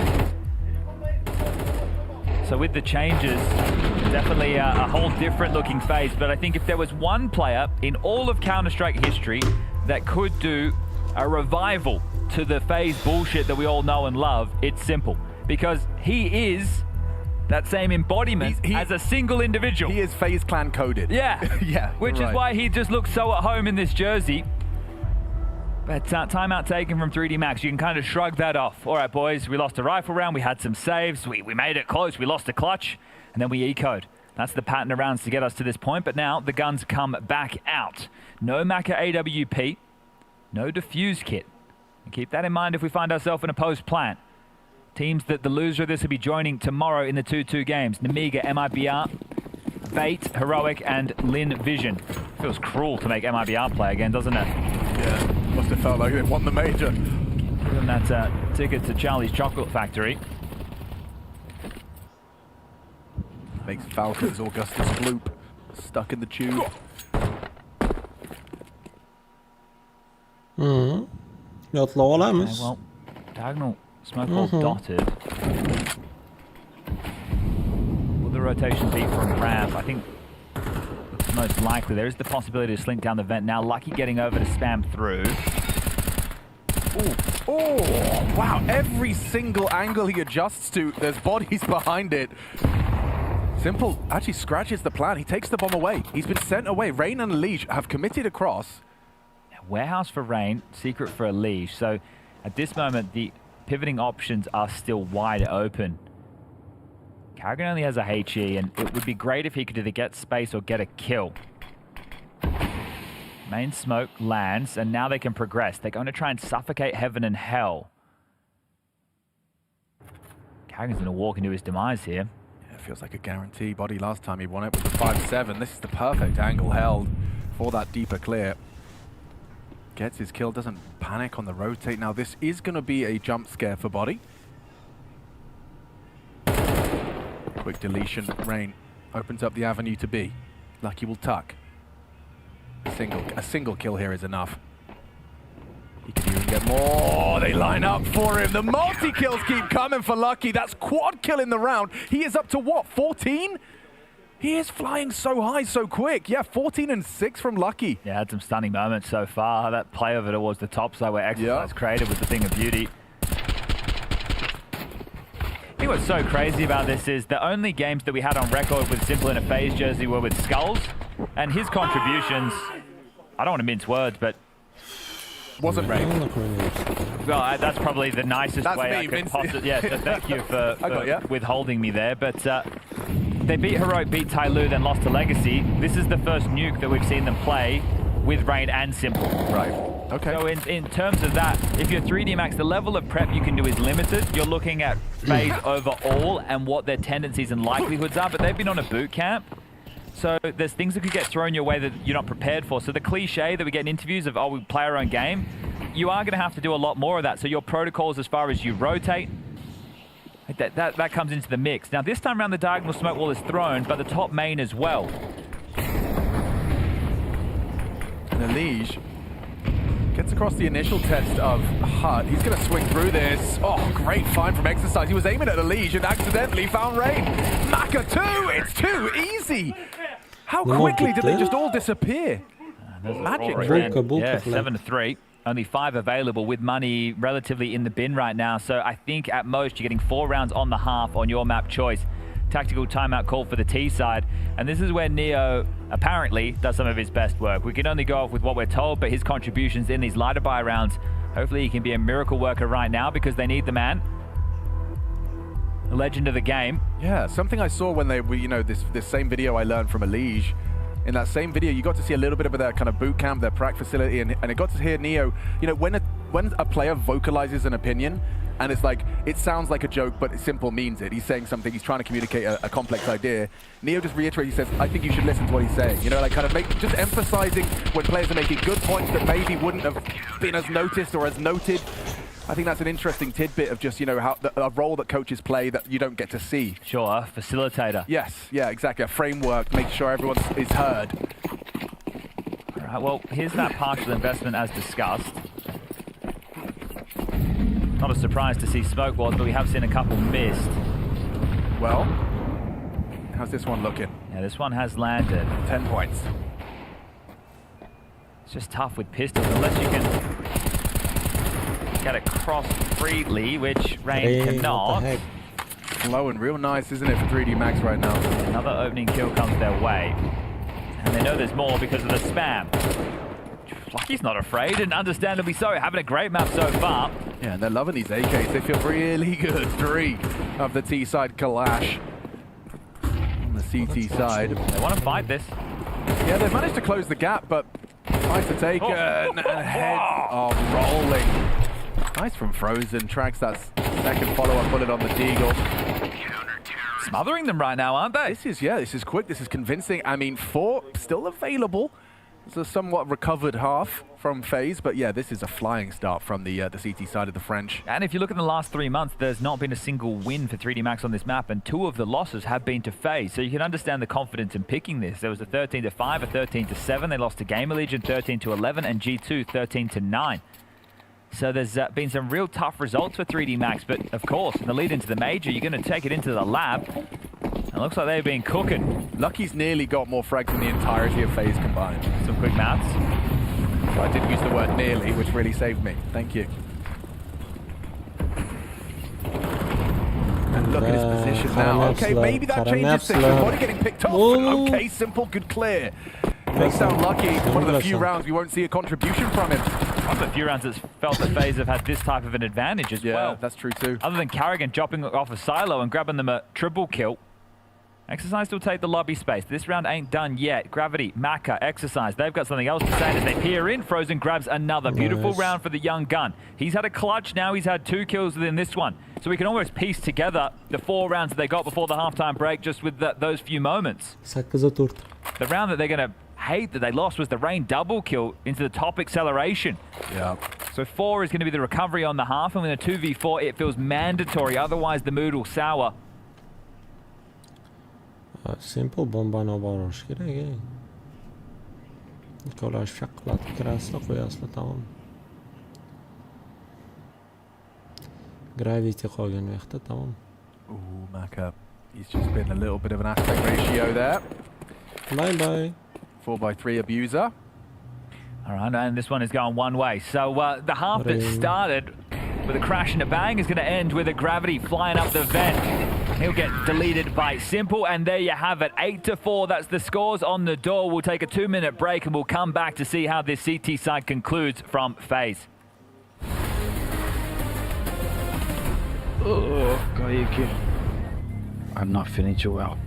Bosh. At least, was I good to you? Yeah, you were. You were. Do you think I was a good leader? I prefer art, to be honest. Work of art, you said? Yeah, work of art. Gabriel, you're a symbol for Brazil, CS. Without you, there is no me, there is no SK, there is no luminosity. Oh, man. That takes me back. Gabriel, you are so much more than all those who came before you. You played with fire in your heart and tricks in your sleeve. The whole world knew to listen when fallen and his up were in the clutch. Then it was all worth it. I'd give anything to have you back, my friend. What the hell is this? Bro, you just died, bro. No. It wasn't me. That was Bad Fallen. Yeah. Bad Fallen, really? Yeah, and I'm Good Fallen. Okay. I left to a friend, I came back as a prophet. I went far and beyond. Alright. I saw everything. Now I know what I need to do to win next major. Please tell me. First, we need a better upper. Okay. Who? I got a Molotov. Molotov? Motoboy? Who is this guy? Calm down, wait. I also revived a top 10 rifle in the world. Cold Zero, let's go. You wish, kid. Yekindar. Oh boy, Bad Fallen, please come back. Bad Fallen, please come back.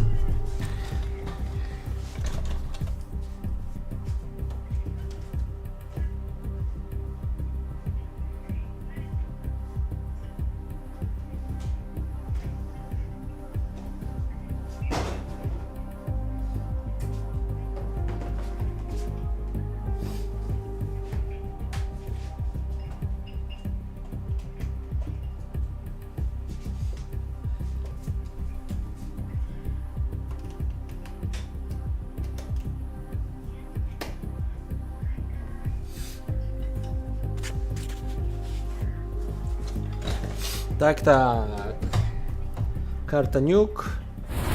3D Max FaZe Clan. Welcome back. Heading into the second half. First map, 3D Max and FaZe. This is for a spot in the next stage, but it's certainly not elimination stations just yet. 2 wins, 1 loss. Full best of 3 ahead of us. And it's our first look at FaZe Clan's Nuke with both Simple and Rain in the ranks. Of course, Rain taking time away for the birth of his second child. And so didn't attend Dallas, but coming in with their full roster, or full air quotes roster. Simple still up for debate. The one that they wanted to contend with, at least. So didn't get Dallas under their belt. Getting thrown straight into the fire here at the major. First half can be summarized: a Carrigan 3-piece feed, a Frozen 1v3, and then a couple of other light rounds to sprinkle on top.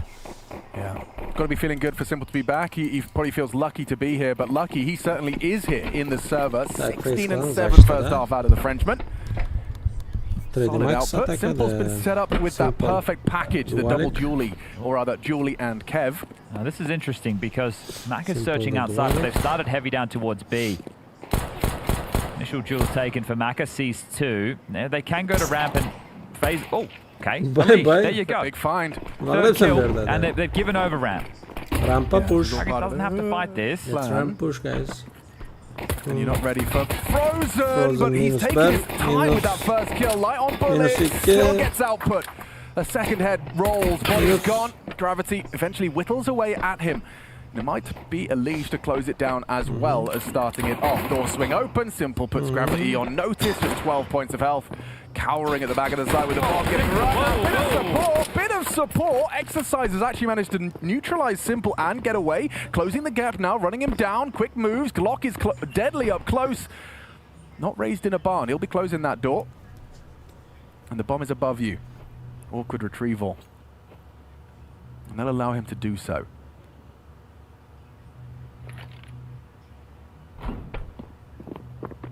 Oh, hello. That's a nice sound cue for Elise to know, and they're going to double swing him. 2 targets on his screen. Still got a little hectic, a little worrisome. Normal. But there we have it. CT pistol for FaZe. Yeah, a couple of touch and go moments there. You can see what Simple's thinking. We know that one player is isolated in the site. Let's swing on him because Carrigan, I think it was taking the duel with the player over towards ramp, but just a little bit late on the timing. Opener there from Elige. His first opening kill. It's rare to see CT start so heavy B. Do you think that is a kind of a researched position? Well, I think I don't know, research. I think just it's premeditated, right? You're giving up ramp in that situation. Right. You're starting a player clock and you're starting a player down secret. So that was out the gates. That was the decision. Yeah, it worked wonderfully. And didn't have to play for any info. So. Gonna split the pistols right down the middle, one apiece, as it is going to be the eco out of 3D Max. So we can all take a moment to take our breath. See top left-hand side of the screen. This is a 2-1 game for the context. Loser will drop down. Play a 2-2 game tomorrow in the final day of players. We've got the odds on screen favoring FaZe. Hasn't changed for the series so far. It's just tough to diagnose FaZe, right? In day number 1, they were in fine form against the likes of Tyloo and Heroic. They had score to settle with Youngstar and his squad. Yeah, winner of this one joins teams like Pain and Furia in that 3-1 qualification category. And the loser joining that stacked Namiga, MIBR, Bait, Heroic, and Lin Vision. It's crazy. But we were so focused on our match. Furia Bait ended while our Falcons MIBR series. It must have. Well, it was a 2-1. Oh. All the maps were single-digit wins, though. 13-3, 13-6, 13-7. So, yeah, okay, there must have been some pace to it. Which, it sounds disingenuous when I say this, but I mean this wholeheartedly, is that, like, that's an impressive result for Furia. I think so, too, right? Obviously, they've only added Molodoy recently. He's a permanent member of the team. We're going to bid for them to turn international. Yeah, I mean, you know, Bait are no slouches. We've learned that. So did Falcons. Yeah. Stand-in status. We'll see how that forward. But now, okay. Oh, that's the good stuff. There we go. Production gave us some more. But this buy is very interesting looking for the T-side first rifle round. It might actually be quick. So, Elige, the push might be coming your way. Ooh. Gravity, as well as Lucky, have opted to invest into MAC-10s. There's 2 Galils and an AK. So, they could have gone for heavy rifles. They've opted for something a little bit different. All right. Well, Gravity drops his nades and gets up close. It does feel like they're going to want to test Carrigan. He's ready to receive. Yeah, but look at that guy go. Gravity just bounces into the site. Double on the MAC-10. Effortless brilliance from 3D Max. Straight in, sight lost. Simple. What head armor as well. Just hanging around the smoke. Do you even want to give it a go? Not today, Simple, bro. Well, Rain's backing off to save. Frozen 2, Simple noted, and Gravity. The memory of Amanek 10 lives on in the French scene. That's perfect. Thing of beauty. The young gunny always has something to say. Might be a bit quiet this time round, but that's a blindsiding move in towards that top site. They were the ones who were hoping to find aggression on the second tempo, but getting the jump on them. Took a little available there. Nice. It's going to be tough to hold on to this. How much damage can you find? Setting up to try and remove these rifles going into the next scoreline, about to read 9-6. Bomb goes off, and that is confirmed. Gravity keeps his MAC-10, an AK for body, and Maka with the Galil. But the fact that this is perfect. Bouncing his head off for the first. This pathing so direct, just deleting player after player. And then Simple noted they'll track him down as well. Yeah, that was cheeky. Enter. All right, Lige is just asking for a HE there, Alex, so that he can use this to clear smokes outside. It's getting donated. Bit of utility. Simple's all. Used to be one of the absolute best in the world at the rotating position on Nuke. Only 6 kills to his name right now, but the CT side's where he's likely to do his best work. Oh, you just unlocked a long-forgotten piece of CS trivia about the simple electronic duo on CT side Nuke. Oh my god. Karol AWP oldu. Frozen dropping down to B immediately. Simple's off on ramp, a Lige outside. Smoke wall lined up late from Maka. Something you've been previously quite critical of was Elige's yard work, forgoing Rain in that legendary position. Not a major MVP in. Yeah, it's tough. If you're going to take it from anybody, right? Yeah, Rain is the one who's the blueprint for how a lot of players play it. But Rain, selfless in his old age, happy to make room for Elige. So yeah, you do have to deliver, but fortunately for him, Elige doesn't have to worry about anything outside right now. He's just playing red pole. They started with a setup that already will deal with them slipping down secret because of Frozen. So what that does is apply pressure towards this top site, Carrigan and Rain. They don't really have any rotation available, and they've actually doubled up T-Vent. This is a bit crazy. That is crazy, right? You don't see this one all too often, and Carrigan, he just plays first on double up the Bane. Exercise gets them both.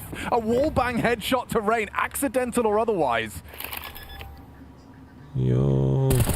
Again, condemned to a retake, staring at smokes, and this is for 10. This is for 3D Max to get into the double digits, convincing quickly. Simple with his AWP, he only just got his hands on it and he might not get a chance to use it. Yeah, you risk everything here if you go for this. I don't see a kit right now either. Okay, Frozen's like poised to go. They'll let him go and see what he finds. Makes a sound cue, picks up a kit. They push in, they lose it all. It's Exercise's turn in the sunshine now. He's gotten the quad kill, he's gotten the impact. Multi-kill, Mo down, see you later, Frozen. Let's go! Let's go! They've lost it all. Yeah, 2,400 lost, so this one, going to get away from FaZe very quickly. And that's top setup with only 2 players. There's no rotation available, right? Elige's red pole. Frozen's only way up is through the vent. That sucks for me, doesn't it? I think the fact he even gets a kill there is great production, considering how quick they were scaling on him. Simple's at ramp, so can't rotate fast up heaven. So they've completely misread the situation with their CT setup. Right, normally you want to make sure you have pieces who are linked together that can play off of one another, and right there, that wasn't possible at all. Yeah, it's still a crazy setup, but I can understand why. If we play top heart, we get Molly, we play backside, we get Molly, we play CTV, we get Molly. So okay, let's just play a little bit out of the box, and you even got the opening kill, just you're in a tough position to try and fight forward for Carrigan. Yeah, and you could see a world where it's almost like the double up fake out, where like Carrigan swings out, gets one and dies, and then they overlook Rain, run past him. It just, they actually parred out of Hut, and Rain was getting wrapped upon here. So it is going to be a hero M4 for Simple. Some upgrades for everybody else. Interesting. And Gravity just still wielding a Mac-10. Why the hell not? You found so much impact with that on the first rifle, quote-unquote rifle round. All right, this boost is a bit of a classic. Oldie but a goldie. All right, they're going to usher 2 into radio immediately. Just jiggling right there. It's the restraint from body that's on the question. Oh, there you go. Shows a bit of shoulder and even delete Simple. So M4 on the floor. Elige will scoop that up. Doesn't have any armor whatsoever to go with that. And now they might start pivoting into 2 on ramp. We could see 4 bodies around the corner. This doesn't surely go well. And that's where that Mac-10 really pays for itself. Look at him go! Yeah, he's earned it. $1,200. 2 kills on the Mac. No output from the Carrigan Deeg. And Elige. He's at least going to be able to bring that M4 into the next. So Simple will have a gun. Sit back, relax right now, 3D Max. This is a masterclass being on display. Highlighted coming into this. 4 losses on a trot on Nuke, and 2 of them being 2 FaZe in previous tournaments of the season. 3D Max are one of these squads that definitely hit and hit hard. Problem tends to come when they're versing some of the better teams in the world. I don't think they're as reliant in the mid-round as Maka will remove that. So that M4 getting carried through. As that's 11-6. Just 2 more rounds required. And then we head into Inferno. Diligent start from body. What the heck? Had to be the headshot there from Simple. Yeah, I think diligent stuff from Gravity as well. Gets 1, still jumps to clear the passive boosted position. All right, well, Simple's going to operate with an MP9. Going to limit his rotation options. Might have to be something a little bit more all-in, but 3D Max are in full control of this. No pressure whatsoever. And when you reflect on the type of T-side rounds that we recounted, like Carrigan with 3 kills, Frozen with a 1v3. Yeah. They're not really things that are too replicable, are they? And the CT side, that multi-kill output is yet to be found. You can see how light they are on U2 already. HE and 3 smokes. No flashes, no kit, no nothing. As 3D Max will take the space wherever they like it. This time a straight line main to CT blue. They're actually going to path in for a top split. Gravity again. He just flashed a molly back sight, forces Carrigan wide into the fight, but Rain perfectly positioned, ready for the main swing. A good start to the FaZe Clan round. However, Rain's got a double kill and they've lost the round before. It's very true, Body. Does he have a time? He might get sideswiped here and caught by Frozen. Now it's just Exercise and Maka in a 2v5. Best CT round yet from FaZe. Nice. That's good work from Rain. That's just going to be the save. Exercise, a smile on his face there. I'm not quite sure what is bringing joy. Maybe a bit of trash talk, because sure, you'll lose a round. We'll have a 40-second save coming through. Haven't even taken a look at what the matchup potentials are for tomorrow, regardless of the result of this one, but I'm sure there are some juicy morsels awaiting us. Yeah, believe it or not, I didn't put MIBR beating Falcons in the simulator. I didn't. No, me either. I didn't even look. Yeah, I didn't put them losing the Linvisional bait either, so it's just been a stage of surprises, hasn't it? Anyone with a diamond coin? Oh, let's choose my words carefully. No, there's going to be someone. I think there might be more than one. Yeah, well, I saw some guy on Reddit had his girlfriend select his pick'ems based on the prettiest logos. And they did get the silver coin. But then gold can still be valuable, everybody. That's right, gold is valuable. Diamond's good, gold's pretty good. I've got 2 diamond coins in my inventory. Elise just said they think we should do the same. The same? So Rain, kill 2. Yeah, that would be great, Rain. If you could kill 2 players again, that would be fantastic. We'll see what that requires with the opening. You're only getting partial points of the conversation, so don't worry about that. 3D Max have the cash to splash, and there's a little bit left over going into the next as well. So delayed smokes coming out from Exercise. Let's start with the typical procedures. All right, so Simple from heaven right now with the rifle. On the break, catches nothing, and there's an awful lot of bodies behind that. It's Carrigan who's dropped down to secret early. Those smokes negating one another. I wonder if Lucky wants to waltz through that. Yeah, who's going to be that first piece to move? Gravity's on top of main roof. And they have secret control as well, so they can pivot back into a Heaven and Hell wrap, a top split, a finish B. There's so many options right now. Locker smoke lands, that's telling of something else. There's B pressure applied at the same time. So 3D Max keeping FaZe guessing. Carrigan saw it, yep.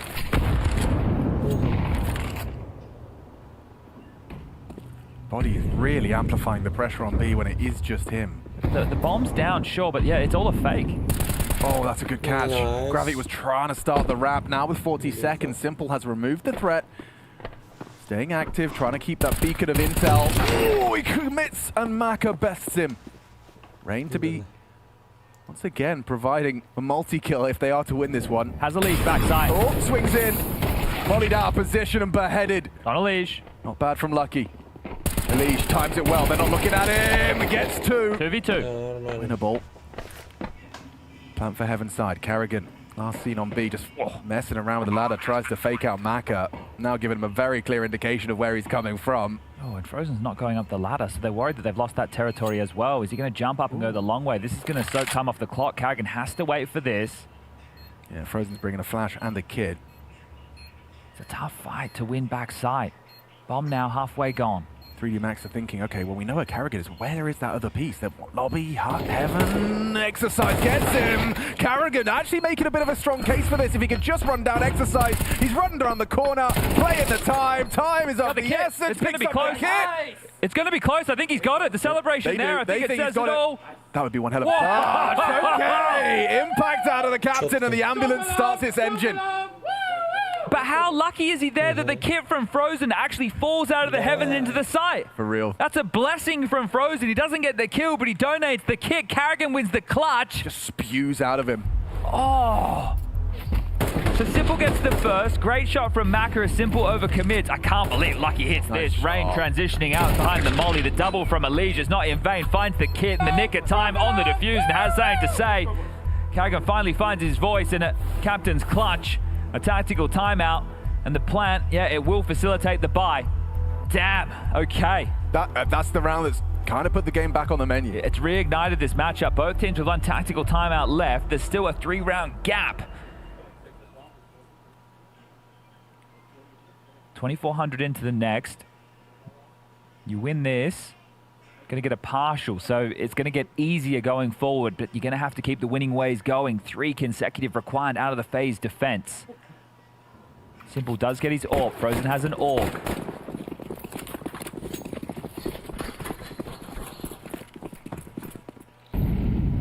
But what does the timeout from 3D Max change? Simple taking the squeaky door peek.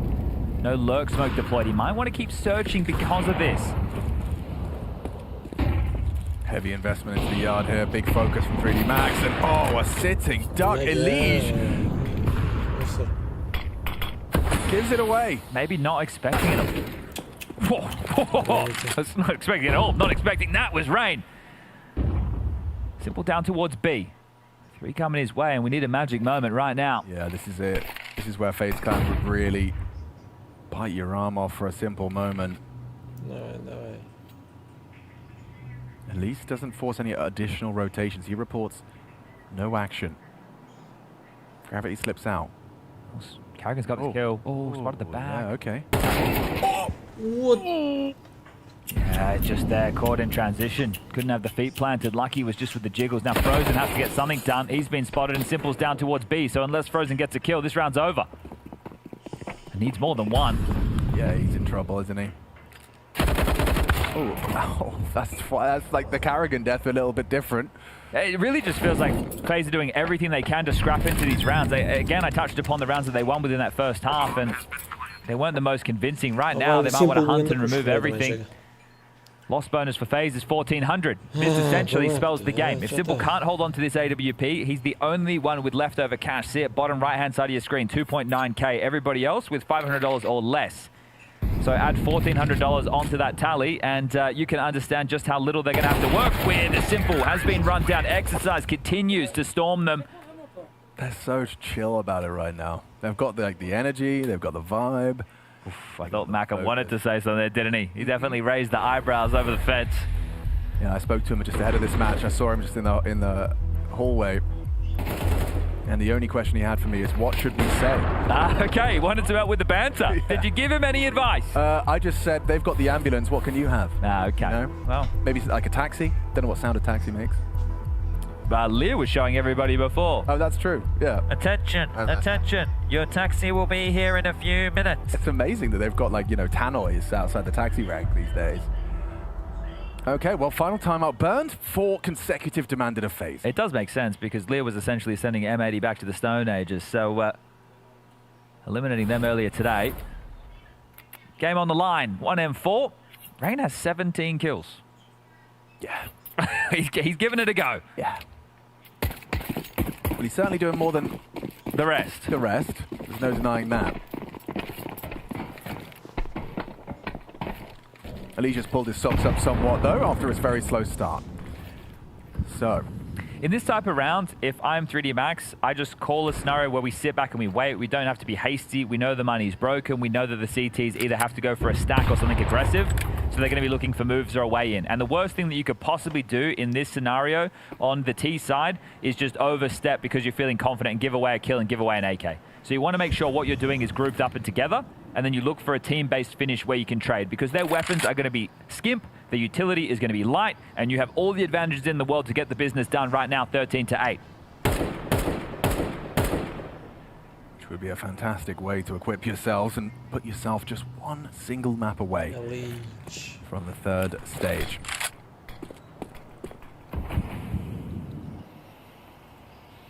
Elige, he's that beacon of intel.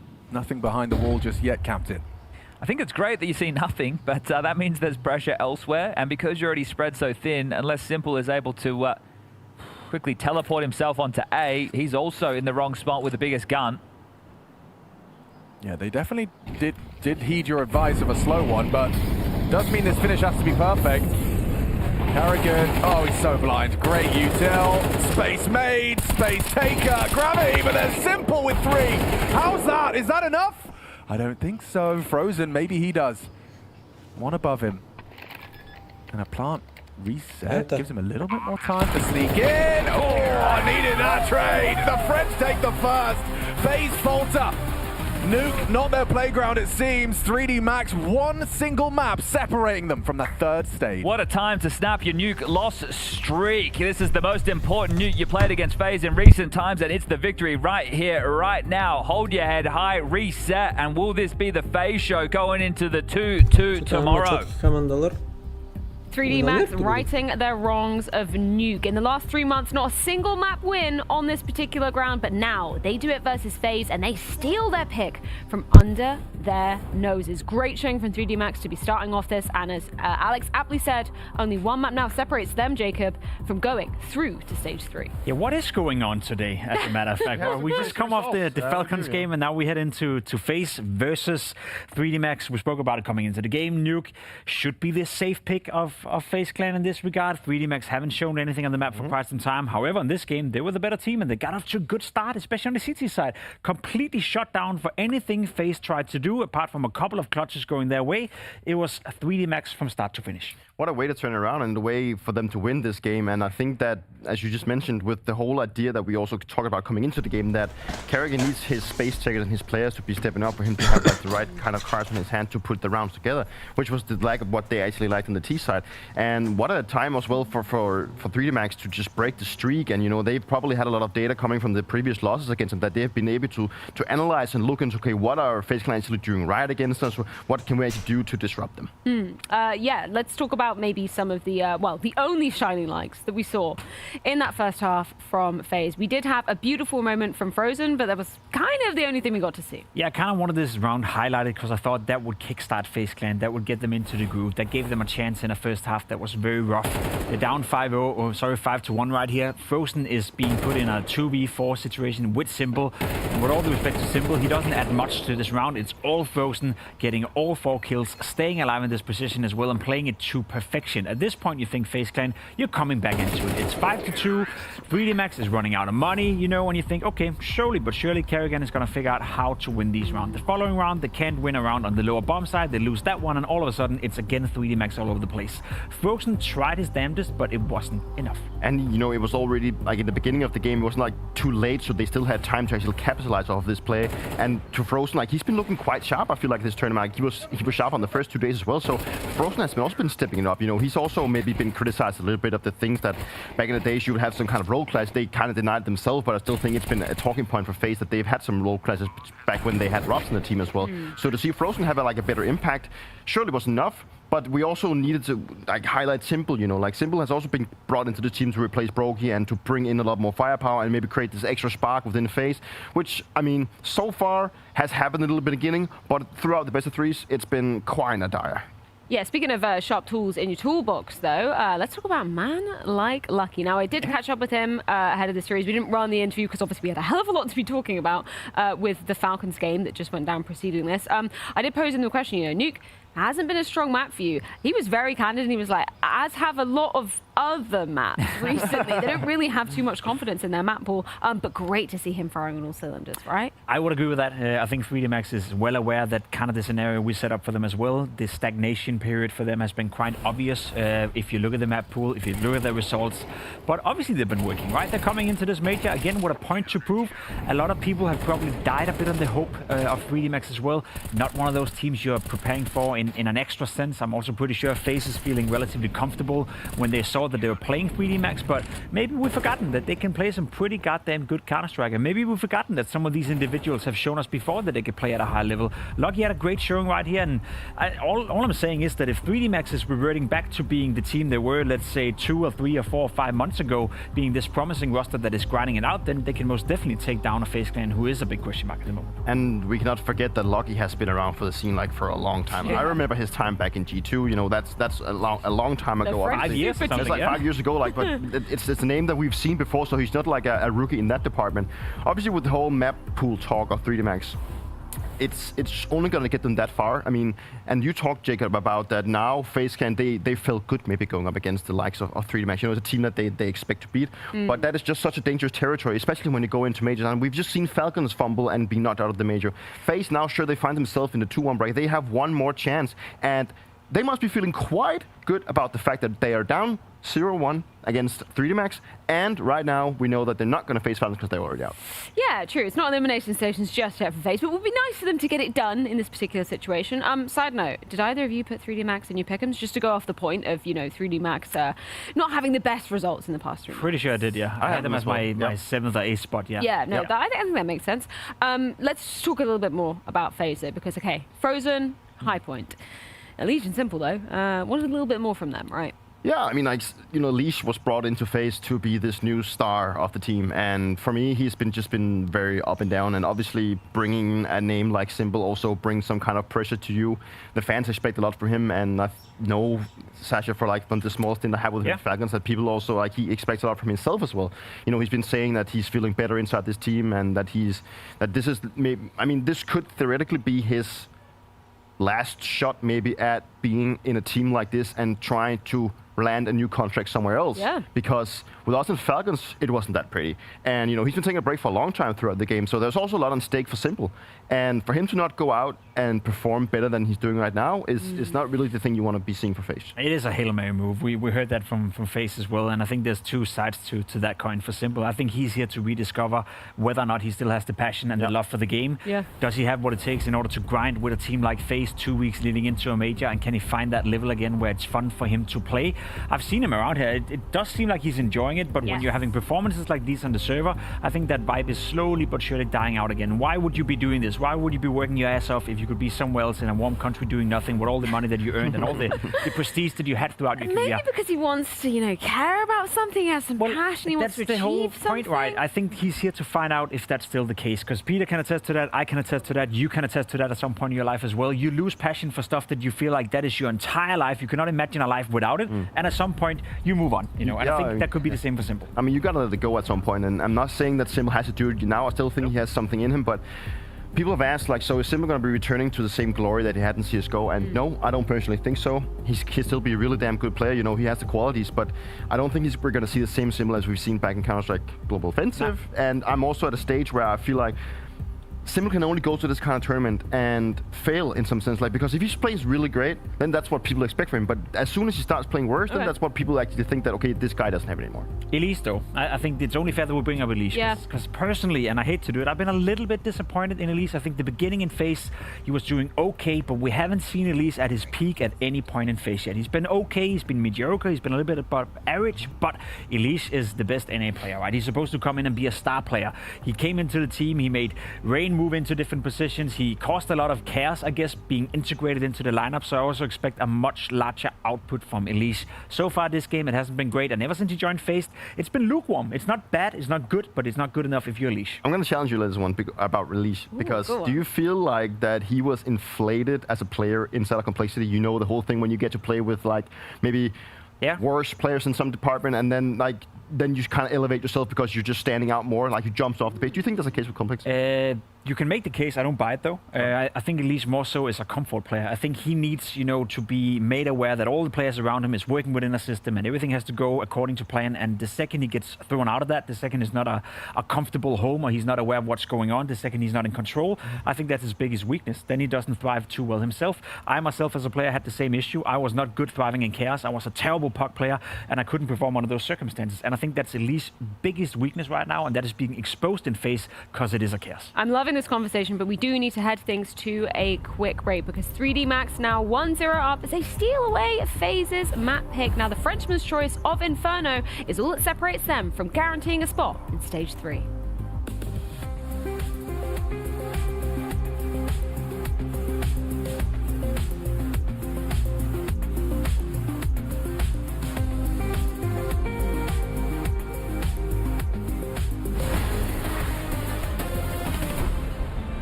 What's up, everybody? Agar from FaZe Clan here. We're gonna get them outfitted in a little bit of local flair, get you ready for the Austin crowd. What do you say? Yeah, let's get the American spirit going. Yeehaw! So you are gonna be a 7 5/8.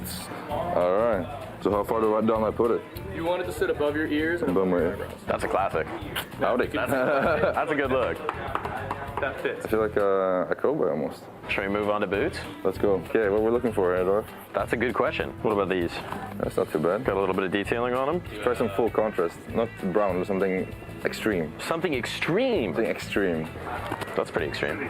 That's pretty extreme, but I don't know if you're gonna see the blue though. What else do we got that's more extreme? We've got green, red boots. This is ostrich. Ostrich? We're going ostrich. Let's do it. Let's try on some boots. I think I have the wrong pants for this though. I don't think you're supposed to have baggy pants. No, you might need some bootcut jeans for that. I feel like I'm gonna go work in the farm or something. Work some cattle? Work in the stall. You have to walk really strange though. Do you? Is it too tight or what is it? No, it's the height of the heel. Let's see what we got. Here, I'll grab the other side of it. Yeah, and the blue ones they're better. They're more comfortable. Jeans over. Jeans over, okay. You got it, pull back. Boom. It's that easy, brother. All right. Right? Do you want to try and grab some in FaZe colors? We won't really have red that much, so Understood. it'll probably be black, and then what we can do is get red and like a shirt. And here's the thing, black hat. The boots have to match the hat. Between that, you can wear whatever you want. Nice. Once you're in there, how does it feel? Feels fine. Yeah. So what do we need next? Belts. Belts. You want this one? Yeah. That's loud.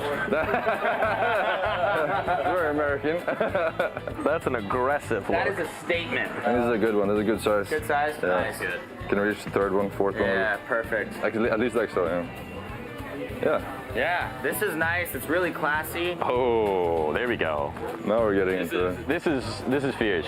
Oh, we got a look coming together here, Howie. Look like I'm ready to go and farm some cattle. Farm some cattle, you know, farm some people on the server. You know. Farm some people on the server, and then belt. Ooh. Howdy. Oh, that's a fucking look, man. All right, so I think we've got your local persona here. Yeah. What would your cowboy name be? Bootstrap Howie. Bootstrap Howie. I mean, I think you got to rock out on stage with this. You think so? I think this might be your fit. If we get to play us, actually, at least put a hat for the stage. Hell yeah.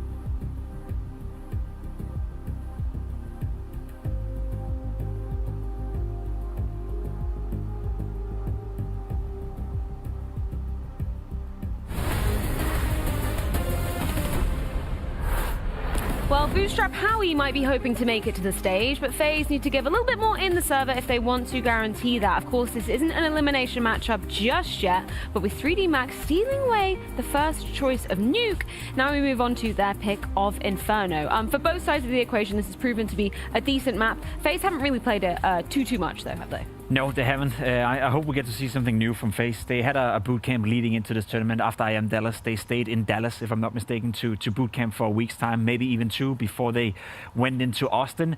They spoke about keeping Simple up to date, you know, integrating into the system, maybe find out how you can utilize him and how you can get the most out of him. I hope we get to see that here in Inferno. I'm sorry to say, but also with what we just saw with Falcons, the more I see FaZe play at this tournament, the more unsure I am whether or not they've actually figured it out. They have looked decent when they play well, but if you're struggling massively against the caliber of 3D Max, then even if you were to make it to stage 3, you're going to have a tough time. So I would like to see something that gives me confidence in FaZe Clan for not only this game, but also for the future of their tournament. And I just hope that FaZe Clan will start playing on their strength, and their strength has always been to play on the chaos side. Like, they don't let the opponent breathe. Like, they will always try and disrupt their way of playing. You know, that is what we've heard Karrigan say about, we need to play the FaZe way. So for them to go in and hopefully do that, that is going to be their strength, and it's going to be interesting to see if they can get that to work on Inferno, because Inferno seems to be a map that when you are on the, at least the defending side, it can be maybe a little bit harder going for these aggressive plays, but it's definitely what FaZe need to start getting just some disruption going.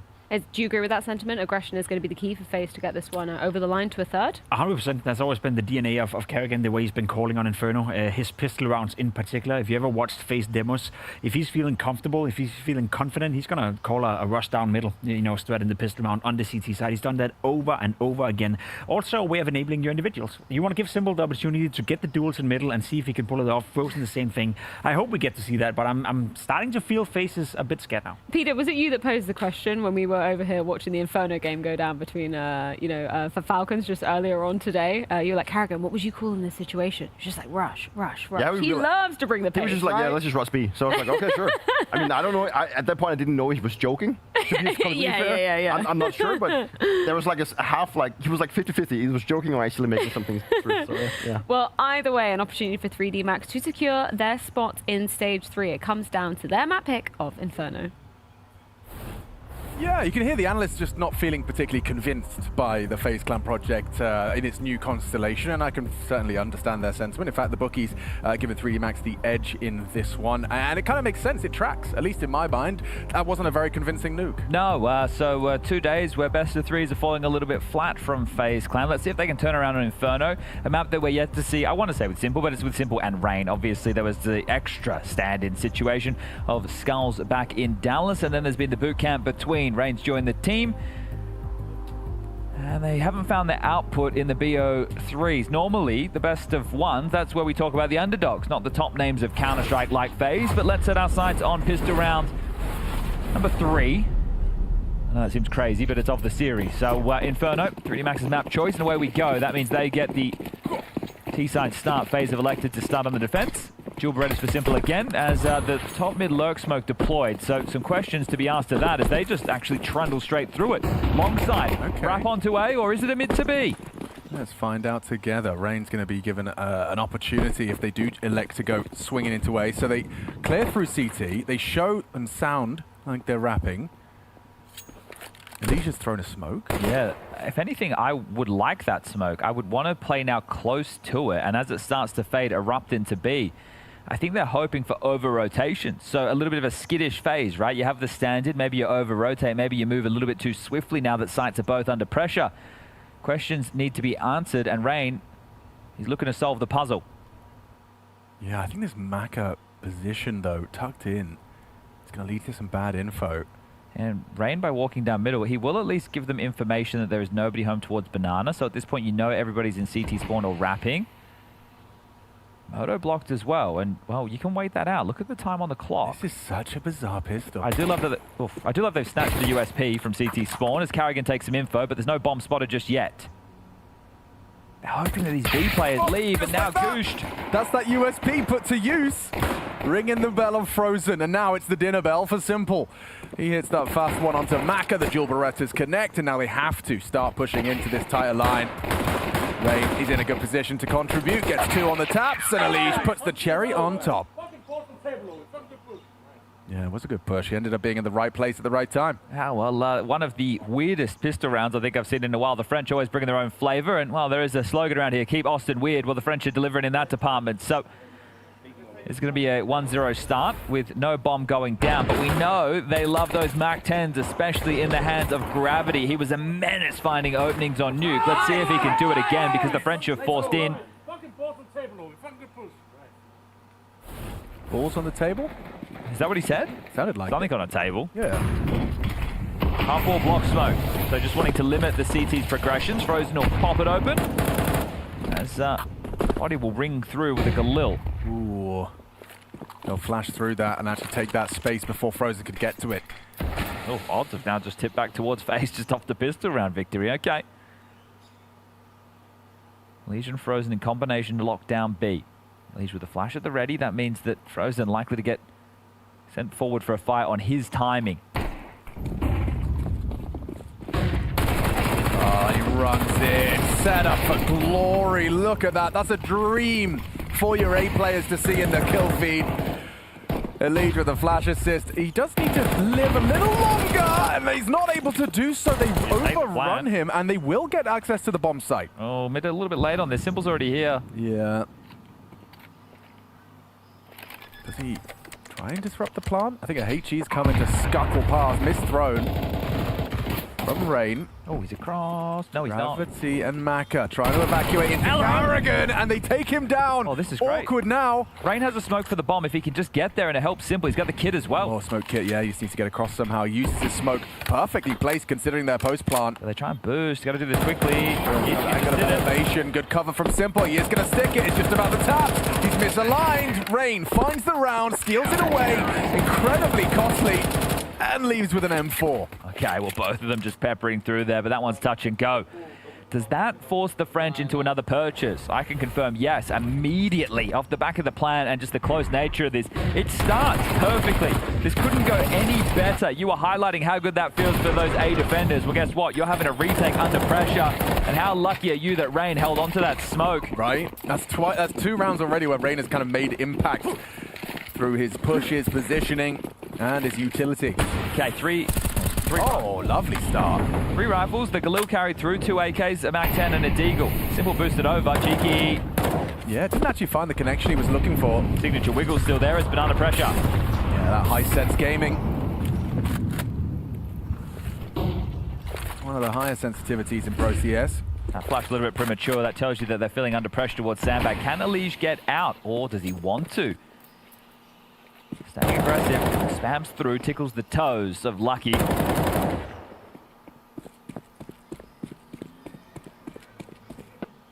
So maybe I'm overreading into this, but the fact that Carrigan said, balls on the table, Howie, that's what I'm talking about, makes me think that in their team talk after the nuke it wasn't a conversation about comms so much as he wants to see his players playing with more conviction, more confidence, and more proactivity. We're not seeing that just yet. No answers in middle. Simple's rotating over to join Johnny Jabs. Elige on B. Elige has a flash in back of the site. Simple to play from CT. There's util, and here it comes. Yeah, he's so blind. Just sitting in the open. Well to get one. Yeah, he gets gravity. Takes him down with a white screen. Good pickoff. Okay, Elige just takes over the round. A turret at the back of the site.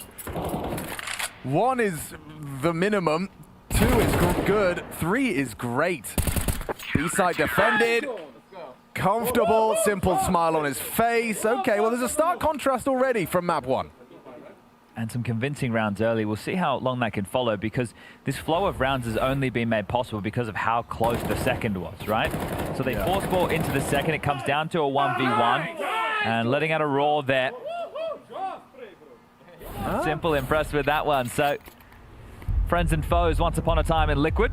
Yeah. Reunited many years later. As the tactical timeout called, this will be by the French. Now, bomb didn't get planted in that scenario thanks to the heroics of Elige back sight. There is the ability to get an AK out on Lucky. It's going to be 3,400 as the loss bonus into the next. So what is this 30 seconds worth of chat? Maybe it's just to screw back on your head, understand, hey, we're only 3 rounds deep. This is our map choice. It's the T side. We can still crack in. We get a partial buy now. We can get the full guns out into the next. Let's just do some damage again.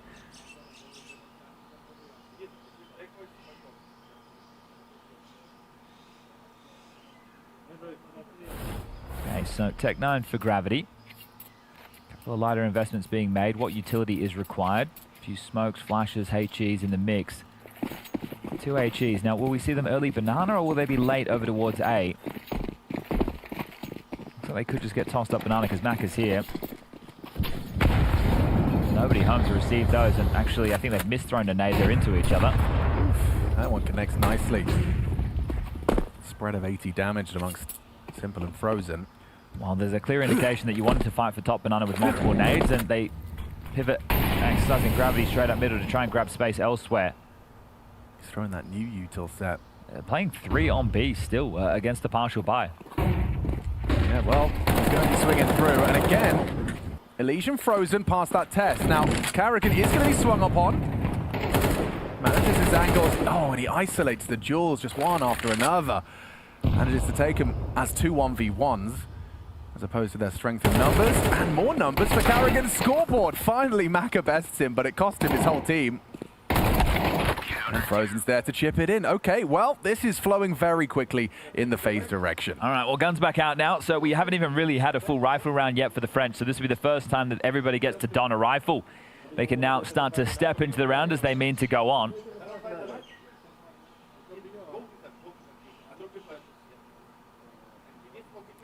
Yeah, Simple still with that intense communication that he's always had. It's just, yeah, it's a presence we haven't had in the Counter-Strike world for some time, and it's just hearing his voice. I know I sound like a simp. I'm just saying, it's like, oh my god, he's back. Needs to be back there. Nice nades. They're going to do limited damage. Oh, Naka gets the opener. Frozen won't get away with it this time. That is a dream start. Yeah, I mean, someone had to put him down. He's been getting away with murder, and Elise is sticking around, using that smoke to dip in and commit to a crouch spray. Trace of fire betrays. Yeah, it was ambitious. At M4A1, perhaps you could get away with that. The A4, it really does announce where you're shooting from. Well, they could just execute into B right now. That's both B defenders dead. The only question is how big is the rotation? And at the moment, we can see it's not. So Rain investigates apps. Here's nothing. Nobody's pushed in through apartment or boiler. There's no spam. There's nothing. So he might actually be able to start rotating over in time unless they're just calling the gamble and saying, hey, we don't actually believe they'll B finish. Oh, that's thrown from A, so that's going to alleviate a little bit of pressure on Carrigan for a moment, or will it? It seems like an invitation. Yeah, they're saying that's suspicious. They haven't thrown that from B. Does that mean it's clear? Oh, as he flash gets himself an opportunity. It had to be more than that, though. Rain finds anything here. Maybe there's a chance to get back in the clear. Imperfect. Listen, okay, I no longer understand how retakes work on this bomb site, apparently, so... Well, that's it. It was relatively tempered when rounds were going down until those crazy 3v5 moments on either side of the server for MIBR, but this one will just be standard as... Damn, oh, boom, that's a retro throwback right there, isn't it? Yes, sir. That is... even the sticker. It's like a 10-year-old skin. More. Yep. Because you've had one, that's how you know, isn't it? Yeah. Granddad. All right, well, 4 players to stay alive. Simple to retain the AWP. Rain to hold on to the AK. Can get some investments into the next with the 1400 loss. Simple or Rain can drop for Mr. Anderson. I will say I don't see like the A smoke, re-smoke for B too often in pro play. I've known it exists, but it's rare to actually see it utilized. And that is how Maka got it. Okay, well... Those skills ridiculous. Yeah, they're not replicable, that's for sure. I will say that Carrigan being anti and kind of being baited in by the trajectory of the smoke, I thought for a second perhaps he'd be overlooked and get the multi-kill to make a round out of that. But that's 3D Max on the board. Coach Wasink, he's going to be happy with what he saw. Yeah, and you can understand, right? I'm highlighting it. It's the first rifle round. They've won it. Before that, we weren't in gun rounds. They had some good opportunities, but now the gun's around. This is important to contextualize. Not every round of Counter-Strike is the same. They're not all worth the same either. You win this one, 3D Max. FaZe will hemorrhage, and you'll be able to find yourself just 1 round away from chasing their lead.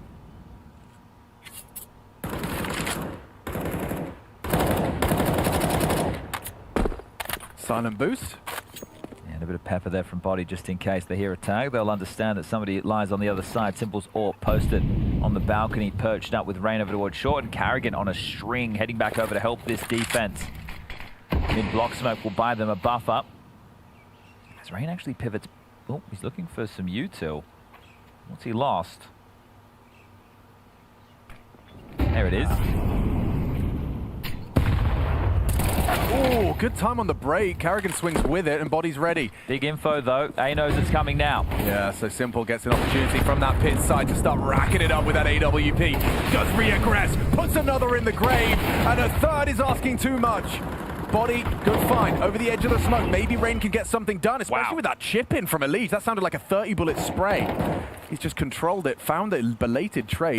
Rain's here somewhere. Down! Oh, okay. Rain's done very well. Exercise, just a bit shy of his predictive spray. It's another impactful round out of Elise.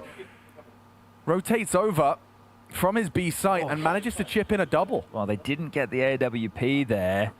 Could have walked away with 2 AKs. They were really scrambling to try and find Simple's up. I think it was more forward over towards truck. They were both looking more pit-centric as part of that hunt for the guns at the end. Yeah, they didn't know he pushed up after that first. He's immediately just accelerated forward, knowing the U2 is coming his way. This is a Liege at range, just doing his best to try and support that of Rain, and does a very good job, does a Liege. So,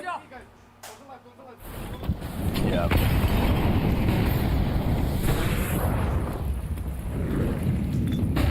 Maka's orbs out. Flak damage done. Gravity and Maka already low.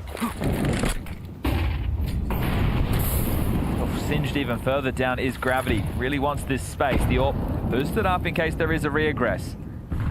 So on their haunches right now. And nay, destined. Ooh, if thrown correctly. Yeah, that could have been nice. Gravity was at the front as well. Low HP. And backing off, so they get the space, they force the U till block smoke comes in, and to finish the round, the French are working with 1 smoke, 1 flash, and a Molotov. Smoke's been donated over to in-game leader Maka. He's going to get the flash as well, so he's going to try and surge these rifles forward for bracket control. Like he needs to hit a banger, there's 3 on B. There's the smoke. All right, well, it's going to be that Carrigan and Rain duo that might have a lot of work cut out for them if the finish is on A. Bracket's taken now. Surging forward, the smokes arrive, they'll wrap. Frozen's pushing through. Oh, my goodness, it's lucky this let that one go. And on A, empty hands for Carrigan. Bit of damage, elevated angle from the graveyard. Rain with the pre-aim, he's going to get stuck on. He's in so much trouble. Bailed himself out for 1. Bomb plant, uncontestable. 3v3, all for the post plant. Yeah, Simple's cognizant he's got to be careful on his exit library here. Held by Maka. Maka going wide as well. Looks like he's kind of told the team that he'll play first. It's crazy, no one's watching the library. Frozen, is he going to give this a look? Is this for damage, is this for the round? The Leisure up short, Frozen, Apps, and Simple late library. They're giving this a go. Seems like it's going to be a hard post plant to break. But Simple connecting. It's very late retake. Good kill. Simple, not enough time. He gets 2. He wants to try and punish Gravity, and he'll even take the kill for his troubles. Won't get away with the orb. Nah, goes down to the bomb right there, so everybody loses their life in that one. Oh, he's brought back an oldie but a goldie. Okay, it's a classic. It's his original, so we'll give him that. And now they're definitely piping up a little. A map up, comfortable, Simple's all smiles, no stress yet. Yeah, I don't think he's used to people yelling at him ever, let alone some players that once upon a time he had in his back pocket and ate for breakfast. So that is going to be money bottomed out. There will be a force from FaZe. It's the only option when 1400 comes into the bank balance. So you win this one. As mentioned, they can draw it ever closer. They couldn't get it done.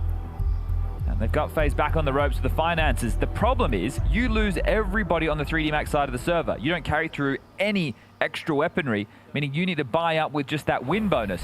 So you're fortunate you get that bomb down, as that is crazy that Lucky unable to connect the dots on that. We talk about it with pistols, that's one thing. With the rifle, feels inexcusable, but no harm, no foul as the round is converted. 3 MP9s.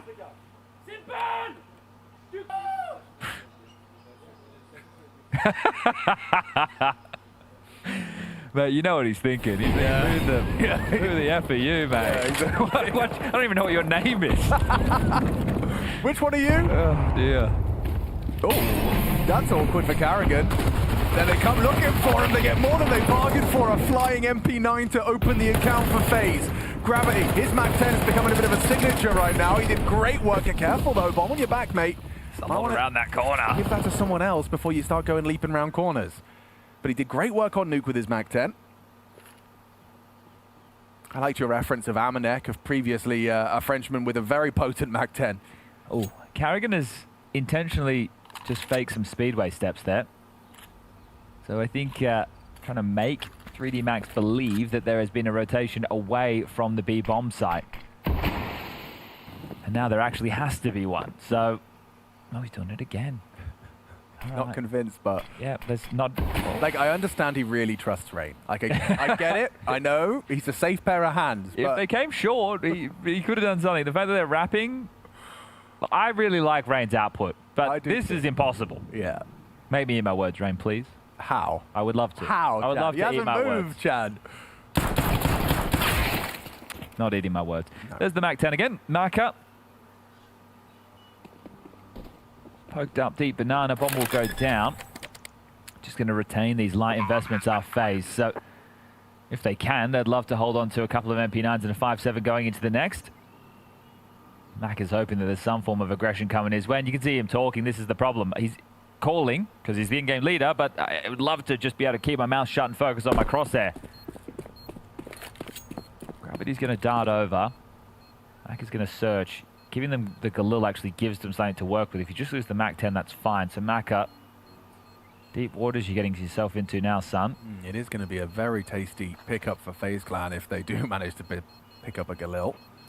But Gravity's there as an insurance policy. Down goes one, down goes it. Oh, that goes three. Gravity, you going to get that Galil? You going to pick up the Galil? No, he really likes the Mac 10. No, he really, really likes the Mac 10. It's his favorite gun, and he's still having a good time, isn't he? So they're not too upset about that. 5-3. It will have to be... Oh. He's going to start telling his teammates, you have to click. Yeah. What was that conversation there with the admin and exercise? He said, excuse me, sir, where do you get your nose strip from?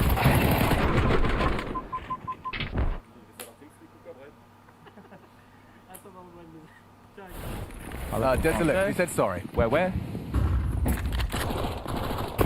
That's how dramatic the French are. Instead of saying sorry, they say, I am desolated. It's very dramatic. Well, actually quite a dramatic start to this round. You lose the opener with no trade potential. Yeah. So what should be an easy round without any worries. Let's see how bad it can get. Simple on the tippy top of the mid-boost tower. It's a very hard shot to hit. Just one frame of exercise crossing. Kagan can get another. He certainly could. And he's got a lot of damage, but covered nicely. See, Lucky perfectly primed and ready for that attempted trade. Gave it a go. Good damage. Dinks Gravity down. It's just going to be the one... Oh, sorry, the two meant to find us. Oh, it was just one step ahead. It is definitely one. Yeah. Exercise makes sure of that.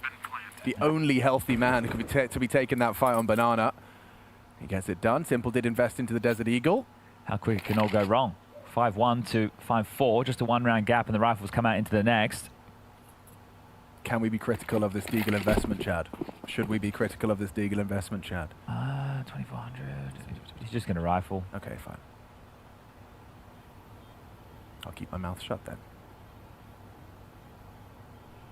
Carrigan could drop him and all, if they really want it.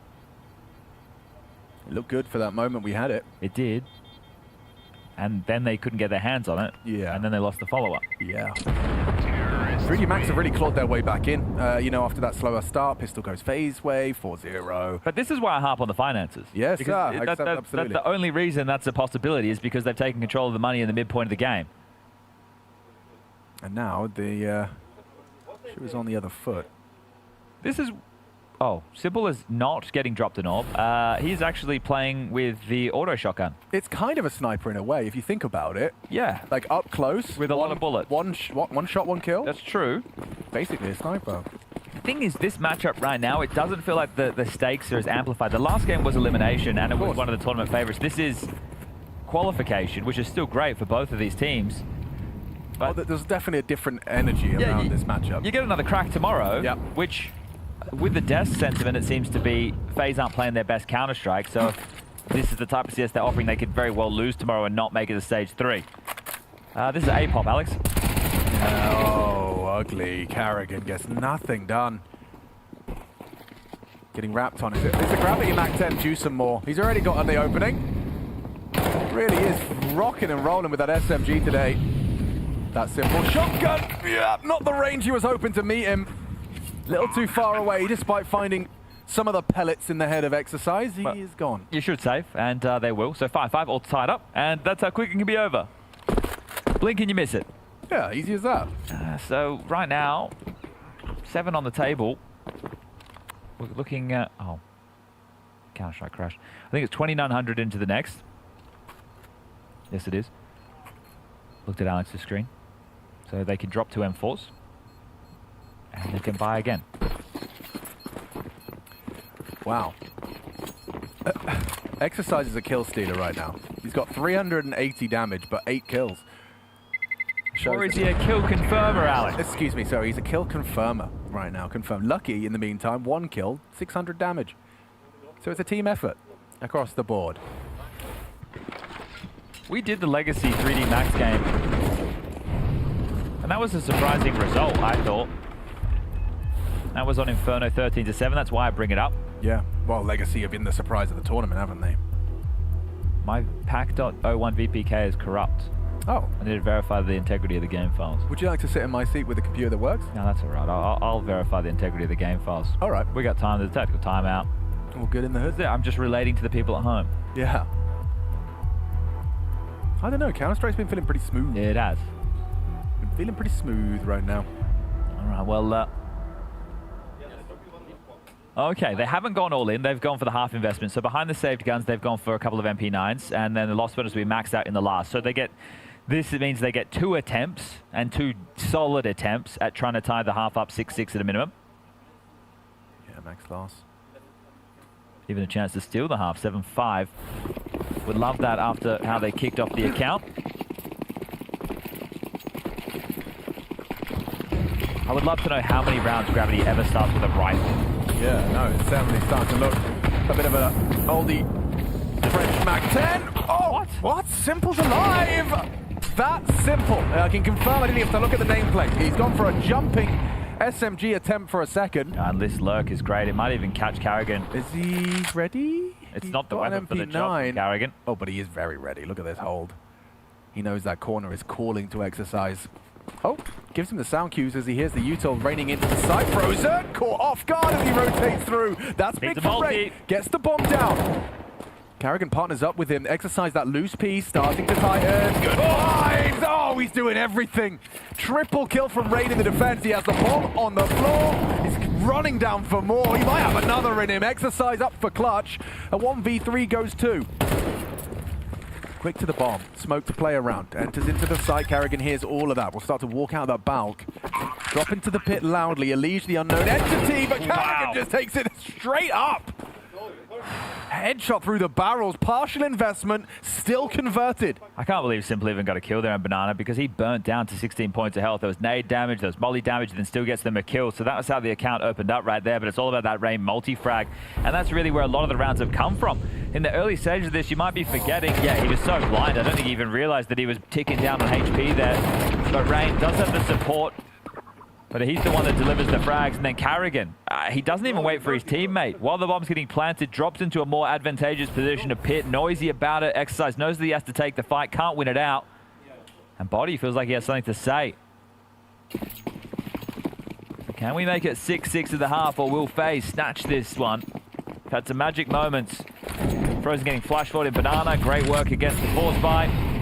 Elige from back of the side, making it look like a refrag clip. Oh, dream start for Lucky and Maka. 2 nades invested. Elige dunked on. Ooh, you may have expected just the one man here, but Simple reveals the AWP is here too. That doesn't scare them. They ain't scared. Charging in the whole squad. 5 Frenchmen walking to B. Certainly doesn't sound like a joke when you see the retake taking shape.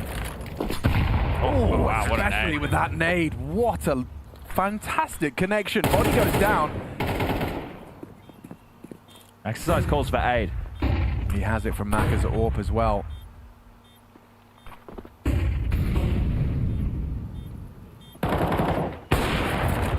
Maka plays first. Exercise stays tucked. Hang on, Elige. Sorry, Rain gets 2 on the way in and throws it a little late to the party. He's hit the first. So light on time. Got a kit. Exercise with you. Oh, just after peak, and he does put him straight in a grave. 6-6 at the half, dead even. FaZe fighting to end it today and secure the spot in the next stage.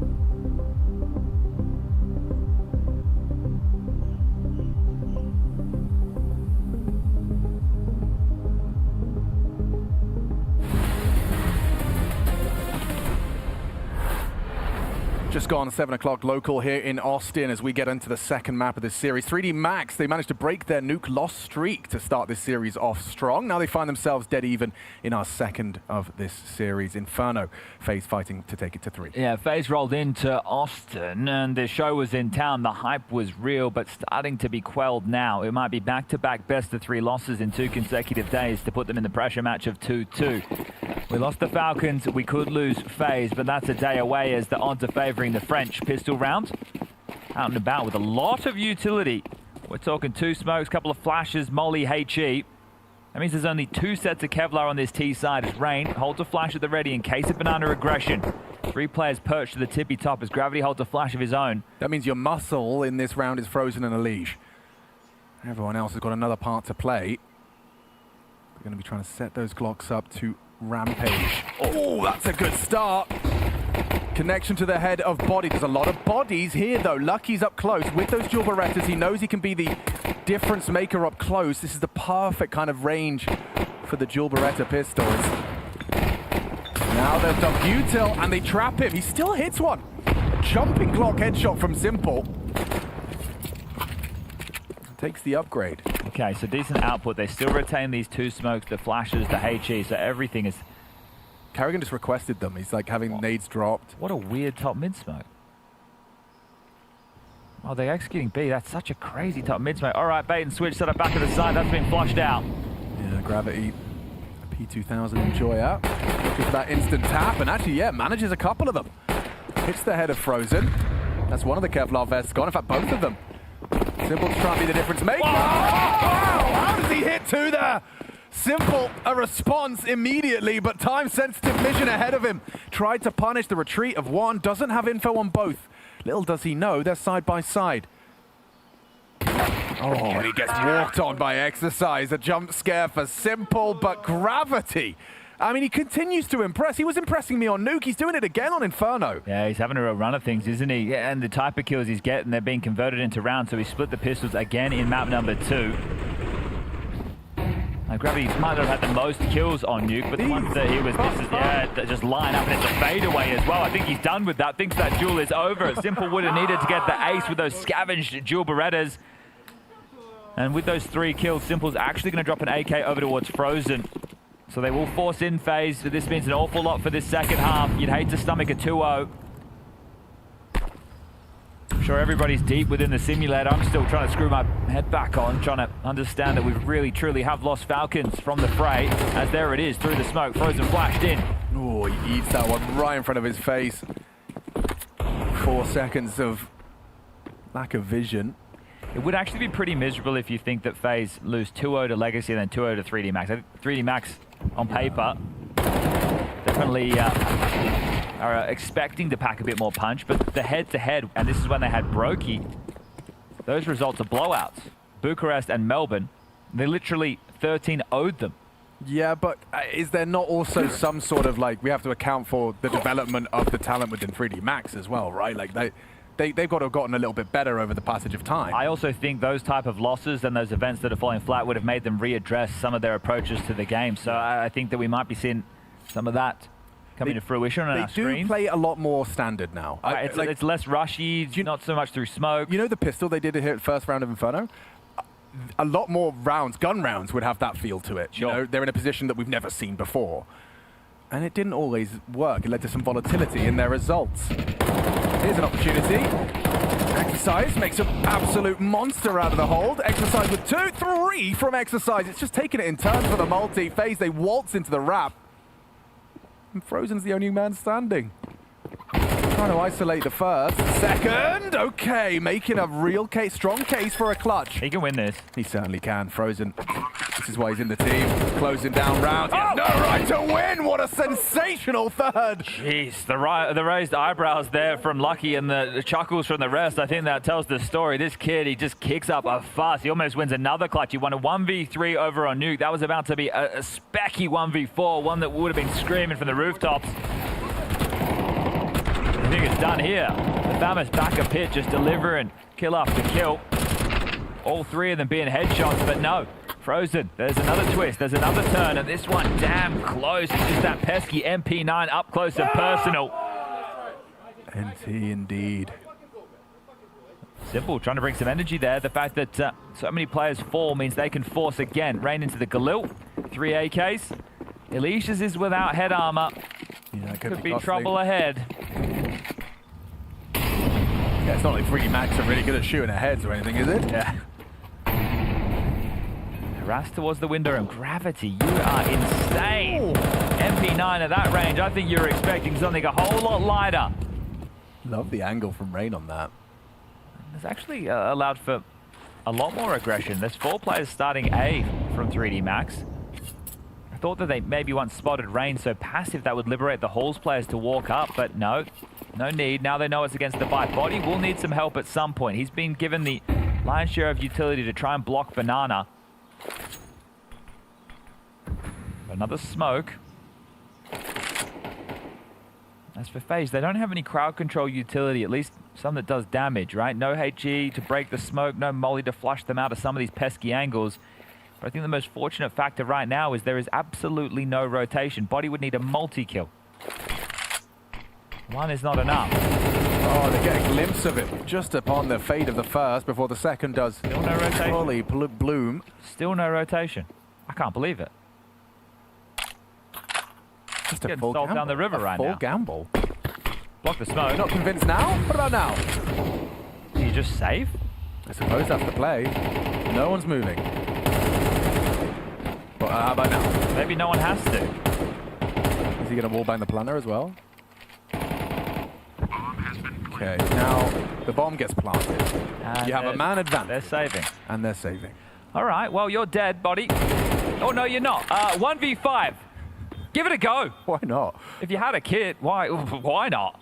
Yeah, that's why Lucky just started moving over like, do you want me? Should we go for it? No, the boss said we're saving. It's a rainy day. Hang on, wait. What an amazing 3v5. They get it into the bomb site. How do they do this? Well, that's an interesting turn of events. It is indeed. That's new too. That's new too. That's the definition of sticking to your guns. Yeah, for sure. And they still have all 5 of theirs. Oh, Frozen just went down to the bomb. That's not great. So 2 AKs can be dropped, and that means somebody needs a Galil. That's actually quite impactful. Yeah, because I think it's going to have to be Carrigan who's going to fire the Galil. You got to give Elysia an AK. Yeah, Carrigan will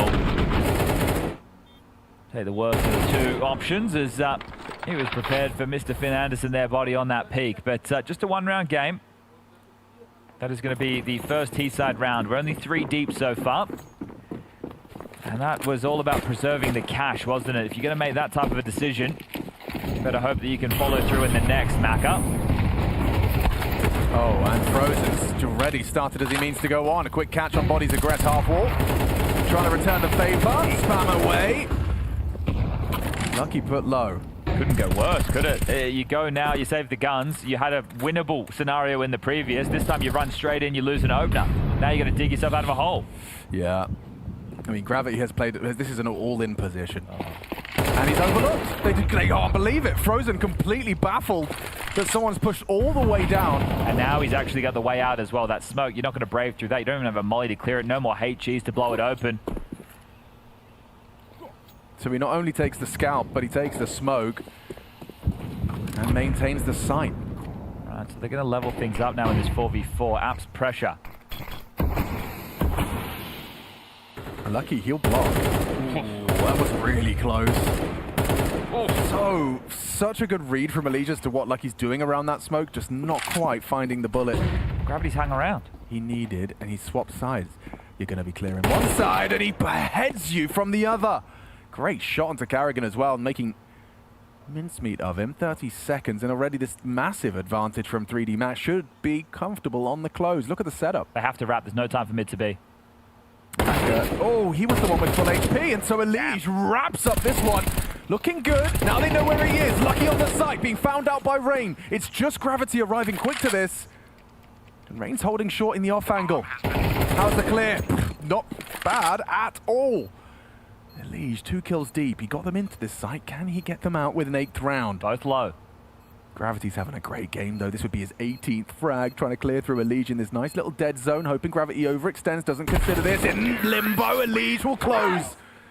Massive round from him. That's probably the most impact we've seen from him, and David too. You can see G'ing him up.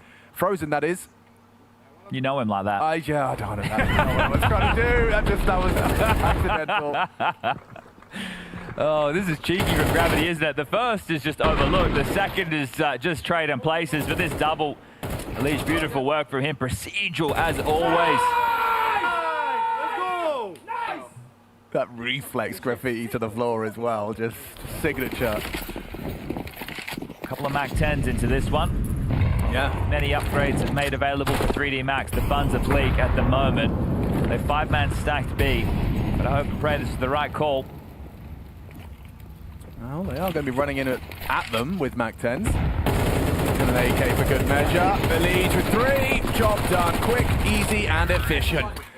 So FaZe will take the lead, and Elige back-to-back triple kills. This one less impactful than the last. All right, well, right now, Body can drop an AWP over to Maka, and that's exactly what he is going to do. So Straps back in, and without too many concerns, it is going to be a tactical timeout called from the French. 3D Max are going to use their second tactical timeout. They've still got one in the bank, as we are just one round the difference as we continue to go back and forth.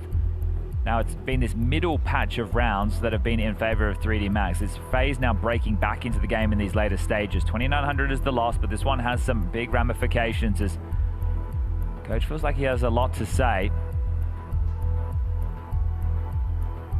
Tomorrow is the culmination of Stage 2. We have a one-day break. We've run 8 days straight, Stage 1 into Stage 2. First 32-team major, first major in Austin, Texas. Yeah, and a record-breaking amount of rookies as a product of that. 42 in total entered the competition in Austin. Very few still standing. Stage 2, I think we had... What was left?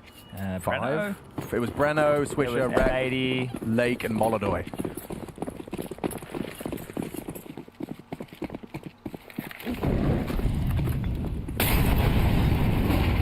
On the opposite end of the spectrum, you've got veterans.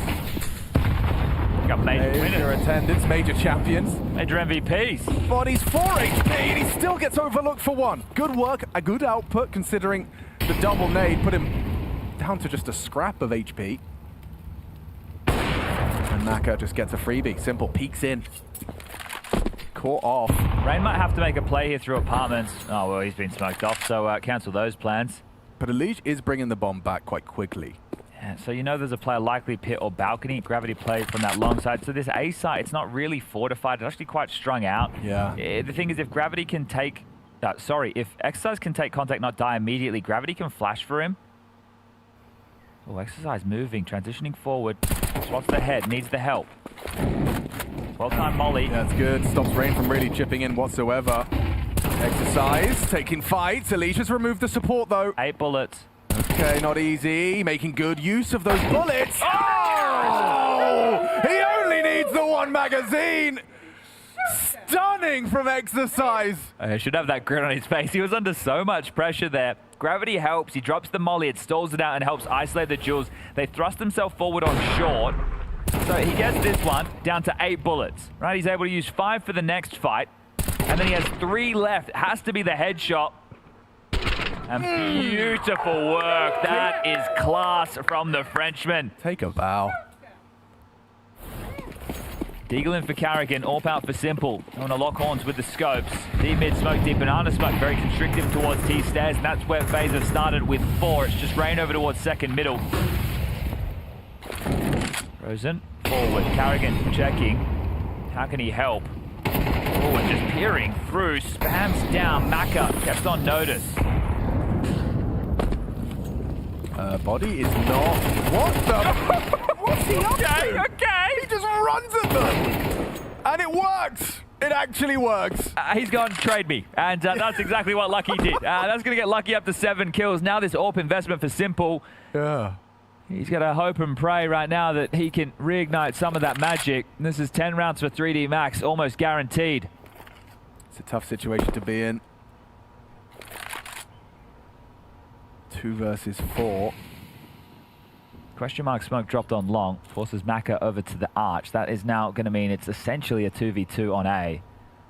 Yeah, and Gravity's spotting. Elevated on the box. Oh, Carrigan's going to throw the util. Oh, okay. Well, that now let's up. Flash and swing. Gets taken down comfortably. And what's he supposed to do now? He sticks around. He's going to get orbed out of the round. Yeah, fires off a shot. Lets him know. This is helpless. Exercise sharp as isn't he? Today. The 2 kills that he got, maybe we catch them in the highlight package there, but it was just instantaneous strapping out of Palace there for that first, Apartments there for the first kill onto Rain, and then just does it again on Simple. And him and Gravity combined are just having a field day. They have 38 kills between the 2 of them. This in Banana, Lucky stepped up massively, and this one, bang! Oh, it looked more rapid from Rain's perspective, but the second one definitely was. All right, well, it has to be the eco. Either team was going to get 1900 loss bonus after that round, and unfortunately for FaZe, it fell on them. Yeah, that run of 3 from FaZe had me believing we might need 3. Maps, that is. 3D Max, they're up for 11. There's for the taking. Just a couple of Desert Eagles. Well, let's see if there's any way in for this one. It traditionally is not worth its salt. Everyone can take a moment just to reflect over the day.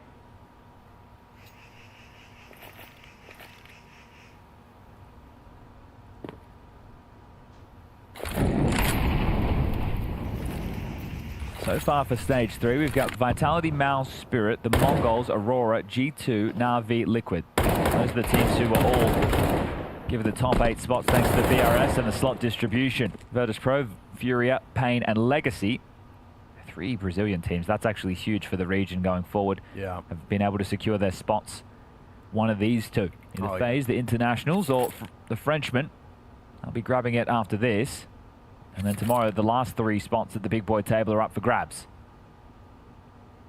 Simple last alive again. This time even more helpless than the last. Which is saying something. And there you have it. Maka keeps it clean, and there is a kitty of cash to work with going forward in case they even do lose a round. But comfortable scenes and not having to bring the smack talk today. They're happy just to focus on the Counter-Strike. And at this point, it might just feel a little bit disrespectful if you start getting loud. Yeah, well, I mean, you're beating them in a fair 3-map affair. You already bested them on FaZe's map pick, and now you want to close it out on your own. Neat, tidy 2-0. It was convincing, wasn't it? 13-8. Some crazy big rounds too from the individuals, Lucky especially. I mean, over the course of these 2 maps, it feels like the majority of the whole 5-man roster is impressed. I feel like he's trying to pop up mid-quick. Maybe missing a Maka moment. Lucky was very prominent on the first. Here they come. Easy peasy, lemon squeezy. Elige does find it a 1 back. He returns the favor and trades. Exercise now sidelined. Gravity just peeks and fights. They just fight in unison. That's what you want from Rain. He only had the Galil and still gets them both. Pivots through, body swings and aggresses into Frozen. Elige needed that. Missed shot from the sniper. And a very low HP body. Even has a HE. He can win this convincingly. With just 13 points of health on Elige. We'll find out if he's unlucky or not. With the extra cash, you may as well give this one a go. He's just got that. Oh, catch he this. only just moved. Bang! Bang! 1-on-1. What have you got, Rain? 40 HP. He's already delivered a double. He's the reason that bomb is ticking. Oh, body does better. Much fun, guys. Wake up, wake up. Wakey, wakey. Okay, that was good. That was what you could have started there. That's not bad. I think that's pretty good. I don't mind that at all from Maka. Low key as well, you know. We're not standing up. We're just letting you know that we got 12. And you feel hollow on the other side of the server, don't you? You did some good trade work right here, pivoting from Rain. Love that. He's still hitting hard. He certainly is, but I feel like the French are hitting harder. The old man's got hands. But also, I mean, it's just so... It is unlucky, actually. You know, I said, is it going to be luck?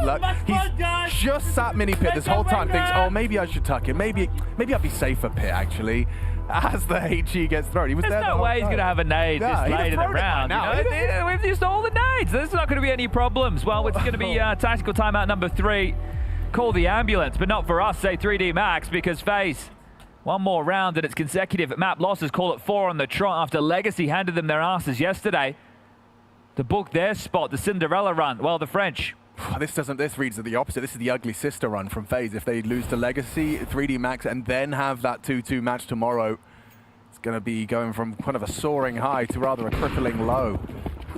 At least the FaZe show gets another day in the server as a guarantee. Yeah, that's for sure. It's luxury afforded to some. Get your tickets. Don't miss tomorrow.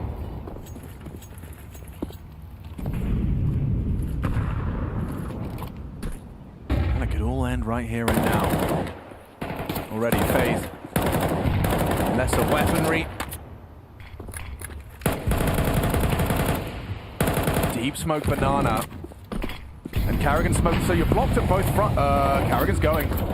Carrigan is gone. Elige caught off, completely sidelined. Oh, nearly two. Important from Gravity to finish what his teammate had started. So Carrigan and Elige are gone, but it's Rain and Simple that have taken their place. Important hold for Frozen. And the orbs in pit on Maka. Frozen, can you get the double arm? It is faded. There's the first. You saw the barrel on the second. He knows exactly what's up. Okay. It is just body here. Has a smoke. Oh, do you want to go through that? You can't. You'd be tempted. It would just be a three-man spray down there. Wait, there's a flash. No. They're coming through. Yeah, flash. Easy! Too easy! You can't go through, but they try it anyway. And Simple. A recurring theme in the second half is him left alone. Last man standing.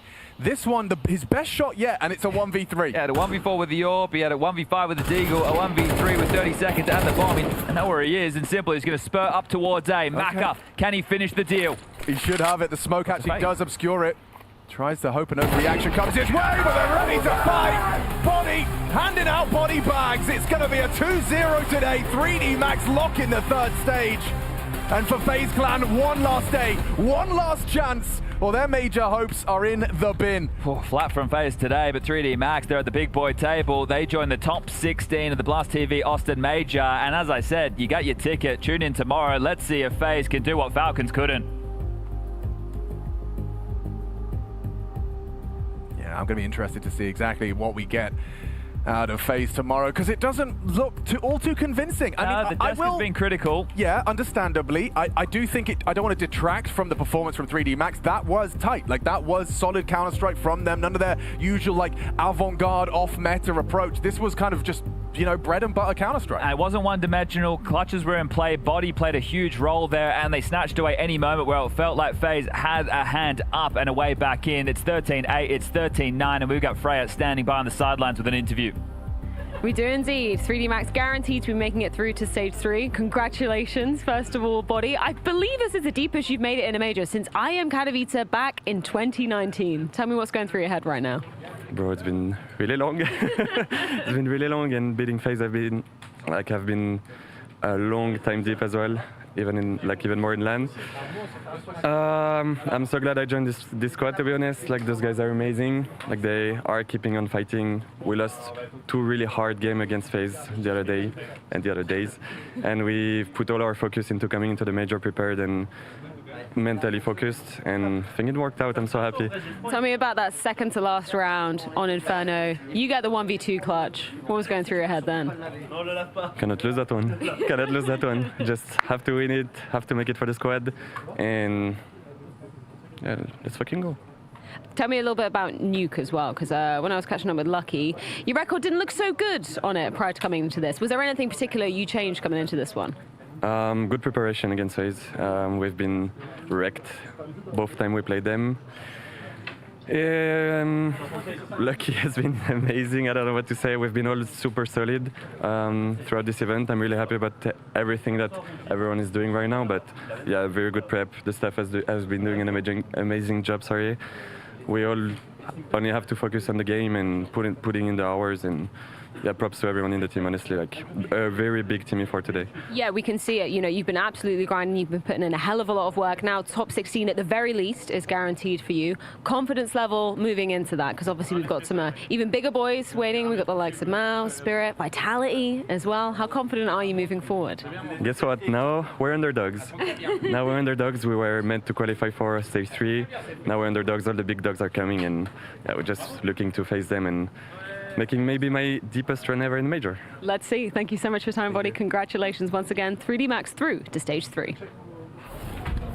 A well-deserved win for 3D Max. Not only winning this game, but doing it in a 2-0 fashion, Peter. Again, we come off the Falcons game. That was a big surprise. I'm inclined to say that FaZe losing is a little surprise. FaZe losing 2-0, that's a big one. I mean, 3D Max was the better team today by quite a margin, in my opinion. Like, they played super aggressive.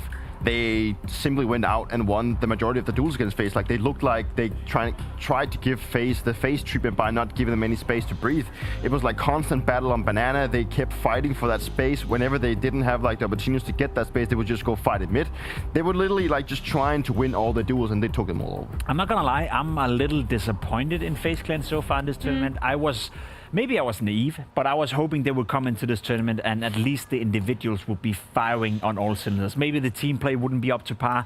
Maybe the practice has been more about, you know, getting individual level, but they've disappointed me so far. I know day one looked good, especially the first game where they owned Heroic, but apart from that, it's been very lackluster, and the individuals for you didn't show up today either. Obviously, just for context, it's not elimination time just yet for FaZe. They will be playing in the 2-2 matchup tomorrow.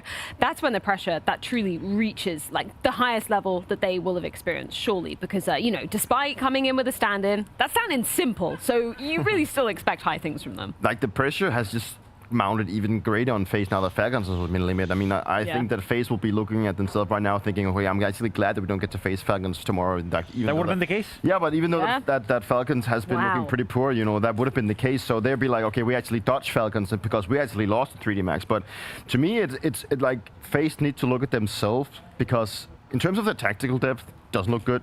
The individual looks even poor, in my opinion. I think they're in a position right now where they know that they were up 2-0, and now they find themselves going a game tomorrow where they will be facing elimination, and you know, to let that one slip through with also their own expectation, because they praise themselves, so hey, we're just going to get rain back, we're going to be playing so much better. That's not really been the case for me. So for them to having an elimination match tomorrow, it's going to be very difficult for FaZe. Yeah, just for added context, like when we were sitting here, obviously you saw the pictures FaZe were, you know, sitting with us watching that Falcons game go down versus MIBR. They knew full well, the simulator was saying if FaZe lost and Falcons won, they would have faced each other in that 2-2 game. Obviously, they don't have to worry about that anymore. They are going to be facing MIBR instead. But that was a pretty wild situation to be in, but the pressure is still, you know, super high for FaZe moving into tomorrow. Super high. Obviously, being 2-2 and facing elimination, the pressure will be on. On the other hand, I gotta give it to 3D Max. You know, we spoke about it. We said they were the better team. They were in control. They were playing aggressive. They played with confidence today, despite having lost to FaZe a couple of times. And just in isolation for 3D Max to qualify for stage 3 for that team, that's classic 3D Max. Now they're giving us that little hope here that maybe they're good, maybe they progressed, maybe they left the stagnation period. But I want to see it in stage 3. But so far, so good for 3D Max. I think tonight's win is the best version of them we've seen the last couple of months. I think FaZe maybe saw themselves as having this extra security net. Like, they know that they have, they can lose this best of 3 and still have a chance tomorrow. But also the fact that Falcons has been limited, they're thinking, okay, well, at least we have another shot tomorrow. And I don't think this kind of safety net is always good to have as a player. And I find myself in a similar situation before, where I know, like, okay, this match doesn't matter like that much actually, and also if we can go to the match tomorrow, then that's what's gonna matter. I don't think the safety net is always something that will make you play better. It will actually maybe take it, like, you'll be a little bit more loosened up, but you will just lose your performance way more. It's a really good point, and it's also kind of a shame that, you know, despite the elation, despite the highs for some of the teams today, that's going to be overshadowed by the absolute capitulation that came out from Falcons, right? That was a catastrophe. I saw on HOTV, you know, Nico did an interview with them as well. He said, it is simply unacceptable, the fashion that they lost some of those rounds in, which I would agree with, right? We saw the overtimes going down, multiple of them on that Inferno, situations that they should have closed out, plain and simply. It is without a doubt the biggest upset we've seen so far here at the Major in Austin, and the fashion it happened in, right? This room right now we're in right now, it was electric. FaZe was here, 3D Max was here, the players was here, every single guy with a camera in Austin, it felt like was in here as well, capturing those moments. For Falcons to lose and go out of the Major, that in itself is a disaster. But for it to happen in a game you already won, that 5v3 retake, as you said, that's going to haunt them forever and forever and forever. It's just a wild one, and I can't help to feel with the players. At the end of the day, it is unacceptable, it is horrendous, it is abysmal. We can add all those accolades to it, but then of the day, I also do feel for the players because they're not going to sleep tonight, Peter. And it's always when you go into major, like you want to show yourself the best possible way, and you also want to perform the best possible way. And I know for a fact that the way that the Falcons like to work is that they look at like the whole season, and then they point in like, okay, so we have these events leading up to the major. Like we want to be playing good in this and this. And I saw in the Nico interview that they said that the results didn't really matter too much for them coming into the major. Like they put all the effort into peaking and actually be good at the major. And I saw Lars talking about as well, their mental coach, saying that maybe they peaked too early. Maybe they already peaked a month ago. Like there are so many things that you can start like looking at what went wrong for Falcons. But if you just dive into how they played as a team in terms of their fundamentals and their protocols, it was just not good enough. And I think that's a fair point to raise, right? Yeah, for people who didn't watch the game, or for people who maybe only had half an eye on the game, it was deserved, right? The level of Counter-Strike they showed up with here at the major, it was deservingly that Falcons is not making it to stage 3. And it sounds ridiculous to say about what, at least coming into the tournament, were the second best team in the world. The team that came so close, taking down Vitality in Melbourne. Probably should have won that game too. Nightmares about that one, I guess, added on to that one. So for them not to show up with a better level, that's just unacceptable, as Nico said. That's the thing. That was the question I was going to pose to you guys. Is like, I don't even want to use the word blemish because that's not big enough. It's a massive stain on their record for the entirety of this half of the season, right? No matter how many deep playoff runs you make, no matter how many grand finals, you make back to back to back, it's all for naught if you don't do anything in the major, right? I think there's like a case where you could actually say that this is the biggest like upset or the worst performance that probably any of them have had in their career. You know, maybe it's the biggest upset they've actually experienced, you know, because sure, they're a new team and they haven't played with money for that long, but with all the resources and all the things coming into the major and what they've shown coming into this tournament as well, the pressure just got to them, in my opinion. They finished 22nd at this major, 20 to 22nd. That speaks volume for itself. I didn't think about the number. Yeah. That's kind of crazy because we are only in stage 2. You know, we're only in the beginning of what used to be the old majors, and stage 2 here at the new. So, yeah, it speaks for itself. You have Monacy, you have Nico, you have Sonic, you have 3 of the greatest, I guess, talents and or experienced players out there in each their different role, and you're not even close to making it at any significant level here at the major. So it is what it is. It's a huge surprise, but gives us something to talk about. Yeah, I still can't quite believe I'm saying it, but no Falcons moving into tomorrow, so we do need to check in with what is on the cards. Of course, despite FaZe losing here, doesn't mean they're eliminated, but that's not going to be until later in the day. We're going to be kicking things off with Heroic versus Namiga. Then it's going to be your boys Bait Peter versus Lin Vision. Finally, FaZe versus MIBR. Why are you on the bait hype train? Why are you loving them? I don't know. Baiting. No, but it's no, I'm not baiting. I've said it coming into today. It's like, don't sleep on bait. I actually had them going up and winning against Furious. Well, that did not happen, so they still have a shot. I don't know what it is with bait. I don't know. They just seem to be playing some very interesting Counter-Strike, and they're so young, and they just want to go for fights. And we just saw that with 3D Max as well. Like, when you play against teams that are like out of your caliber, like you just want to show that you're better than them, you know. And they are maybe the new generation, and I'm all in for like a generational shift. I love the FaZe MIBR game. Can I just say that? We saw MIBR, you know, end Falcons. We just spoke about it. Now they get another chance against FaZe tomorrow. Imagine a world where they knock Falcons out of the major, they knock Simple and FaZe out of the major, and they progress themselves into stage 3. All I'm saying is that I also do feel for MIBR in a sense. They probably woke up feeling like, oh, we're playing Falcons? God damn. And then they look towards them all. FaZe now? FaZe? Are you kidding me? Like, come on, man. Well, on that bombshell, I think it's time to bid everybody good night. Fantastic day of Counter-Strike here at stage 2 of the Blast TV Austin Major, and the final day of stage 2 going to be going down tomorrow. We'll see you same time, same place tomorrow.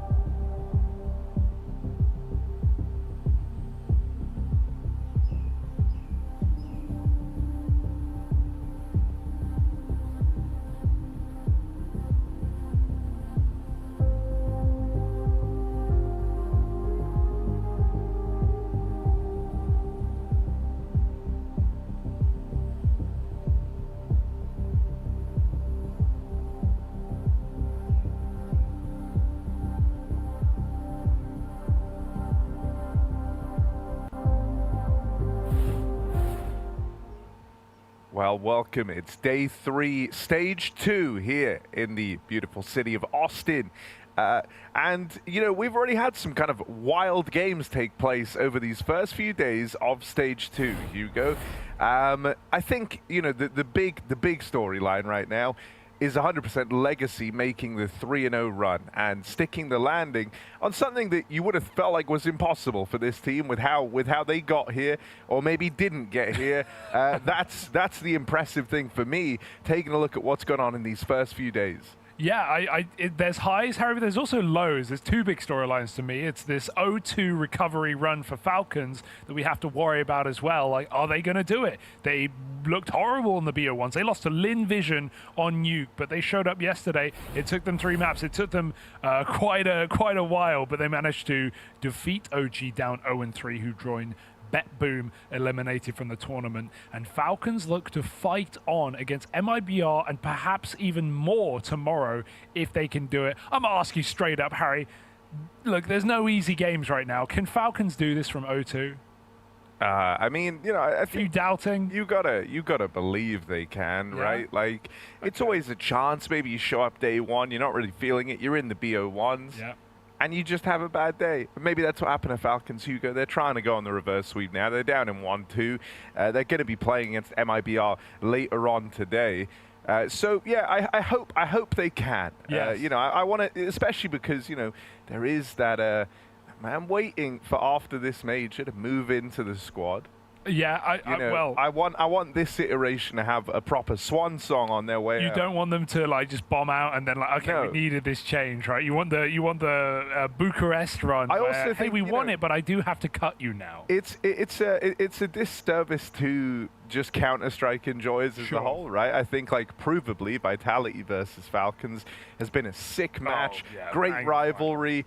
So, you know, I think in the big picture, would be a huge shame to lose them. Yeah, there's also FaZe versus 3D Max over on the A stream at some point today, and that is I'm going to call that game of the day. I'm going to call that banger alert, and I'm going to warn you that if FaZe do lose that and Falcons win today, there is also the possibility, not definitely, that we could see Falcons v FaZe, which is crazy to imagine for that final spot. But, you know, some heartbreak here on the way out of stage 2. And, of course, we have M80 versus Nemiga to find out who's going to be surviving one more day as well here in the Swiss bracket.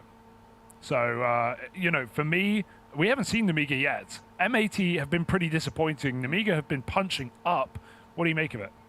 Yeah, you know, I mean, I'm hoping we can see a bit of a recovery from NA. I've been waiting for our chance to have more NA squads in this position. M80 now are like the last full flag-flying crew to try and do it. Other than that, you're going to be looking at like Elige and Liquid in the hopes that you're going to have some NA players making it into that next stage. So, yeah, I don't know. I think it would be sick. But I think we have some interviews ready to go. So let's go ahead and listen into them and see how the players are feeling.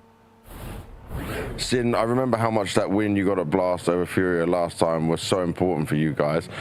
On the other side now, losing to them the way you did on Dust 2, how did that feel for you? I think we had a good showing on CT. There was definitely more rounds in there in that game. For example, one of the last rounds on the CT side was a B stack.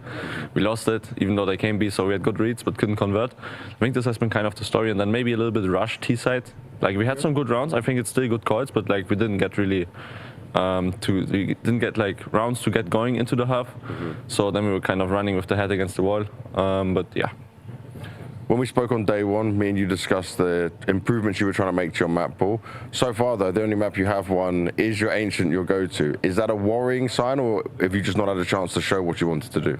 No, I think, for example, also our train has been better in practice, but in the first game versus Tyloo, I think, yeah, just like, I mean, we played stuff like we did in practice, and practice was really good, but then just, I guess it's the official jitters, right, the first game. So new stuff happens also, and we couldn't really adapt in that game. So time for the best of Reese now, so plenty of other maps to come. Plenty of other maps for sure, but how much of this, in terms of the veto, depends on, like, is Ancient a must-win for you guys in this series?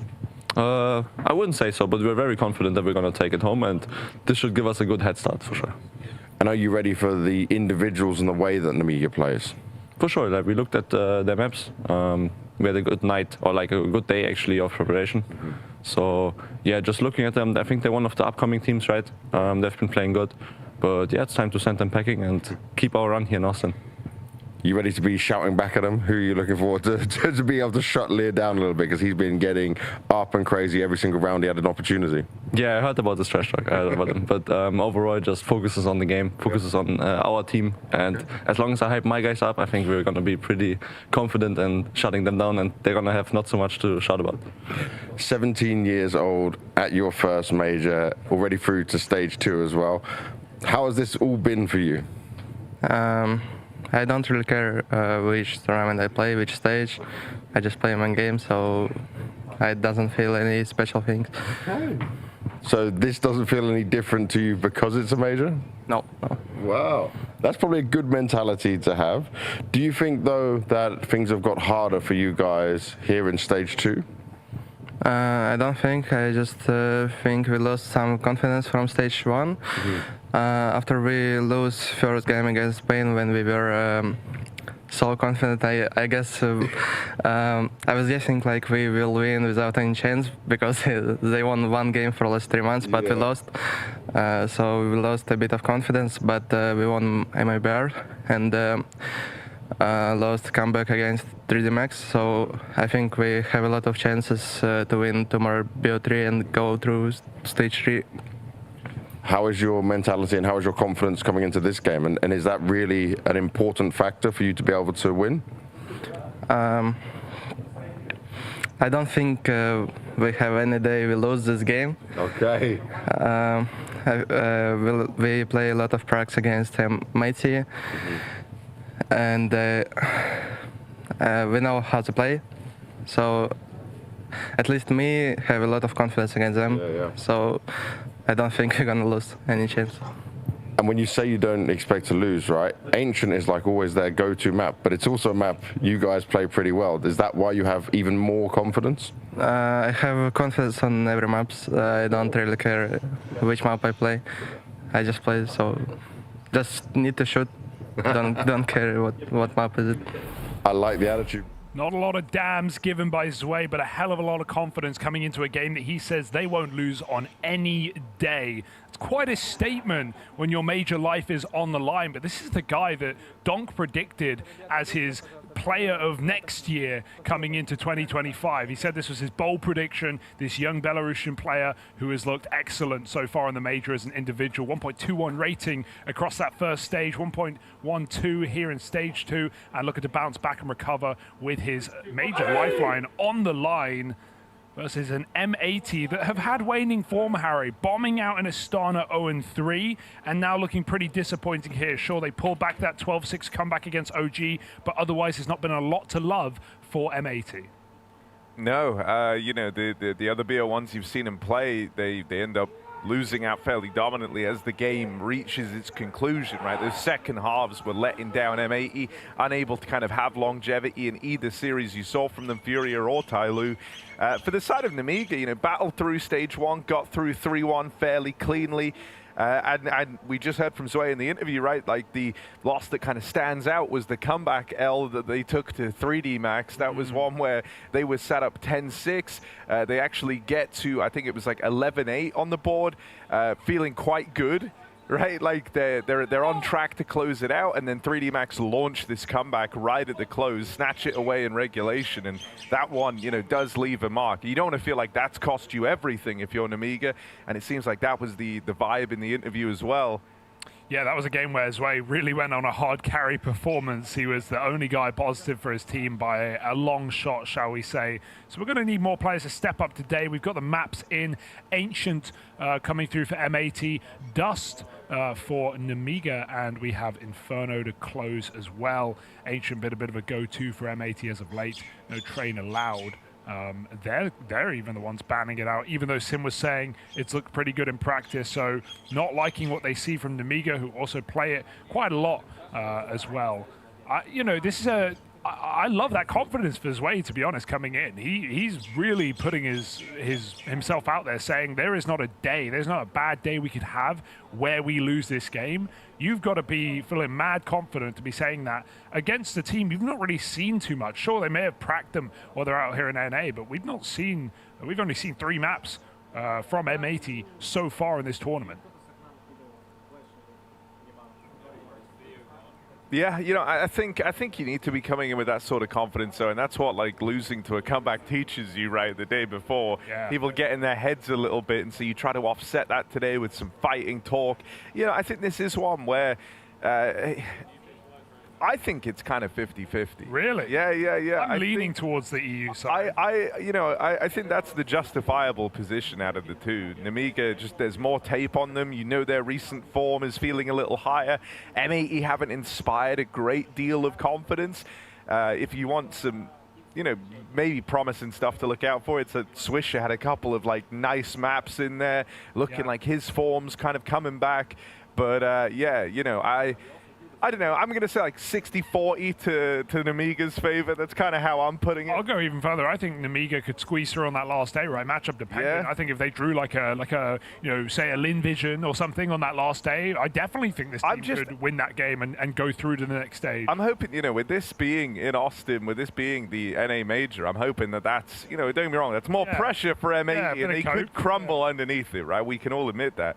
You can crumble under the pressure, but I hope it kind of, you know, really forces them to level up. Very mobile right now. Yeah, I am. I'm hoping that we get to see the most, you know, in-form M80 we've had, because this is their lifeline. This is their opportunity to try and fight to make it in to that next stage. I'm with you.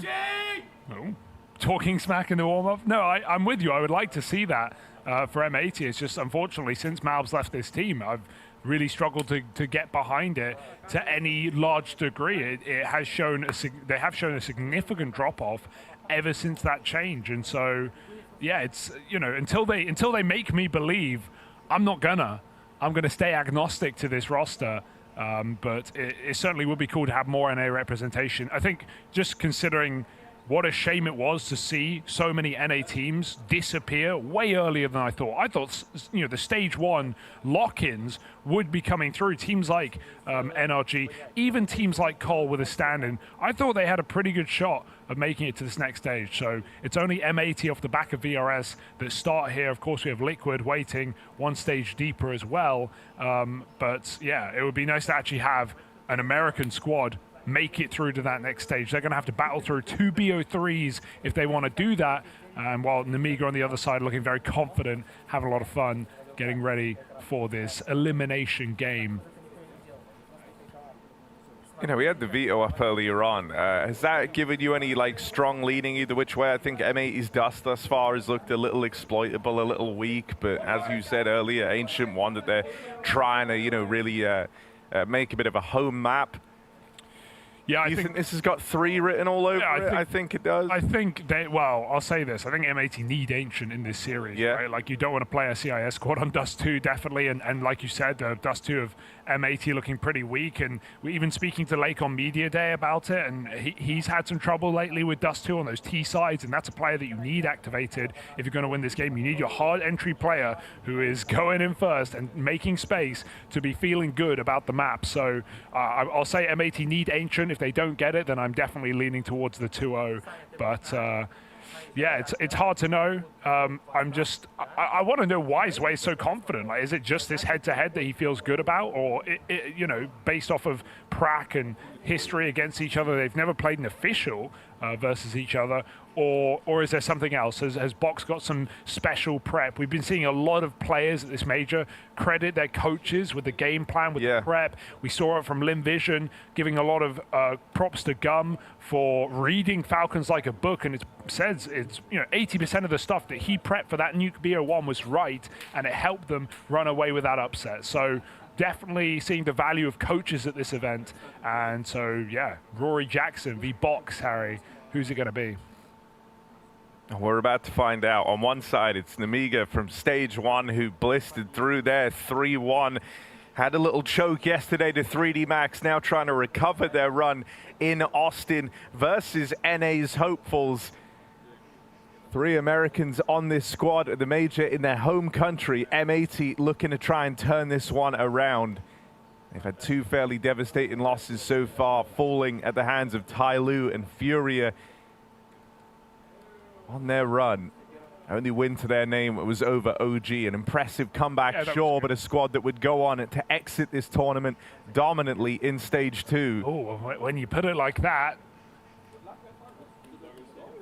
Good luck and have fun as we get into the game. Fist bumps out, live on 3, M80, Nemiga, tournament life on the line here in stage 2. Loving the energy we're getting right now this morning. Let's see who keeps it up.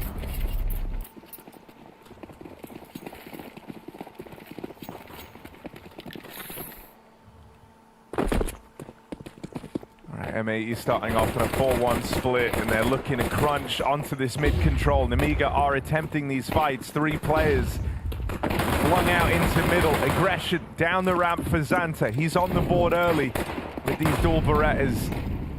It's a good play. He knows that Cave's been taken now. He is vulnerable to this wraparound from behind, but it's not even needed. Sin's going to get there ahead of time. Deal with Xanta. That's opened up the route to the bomb plant here.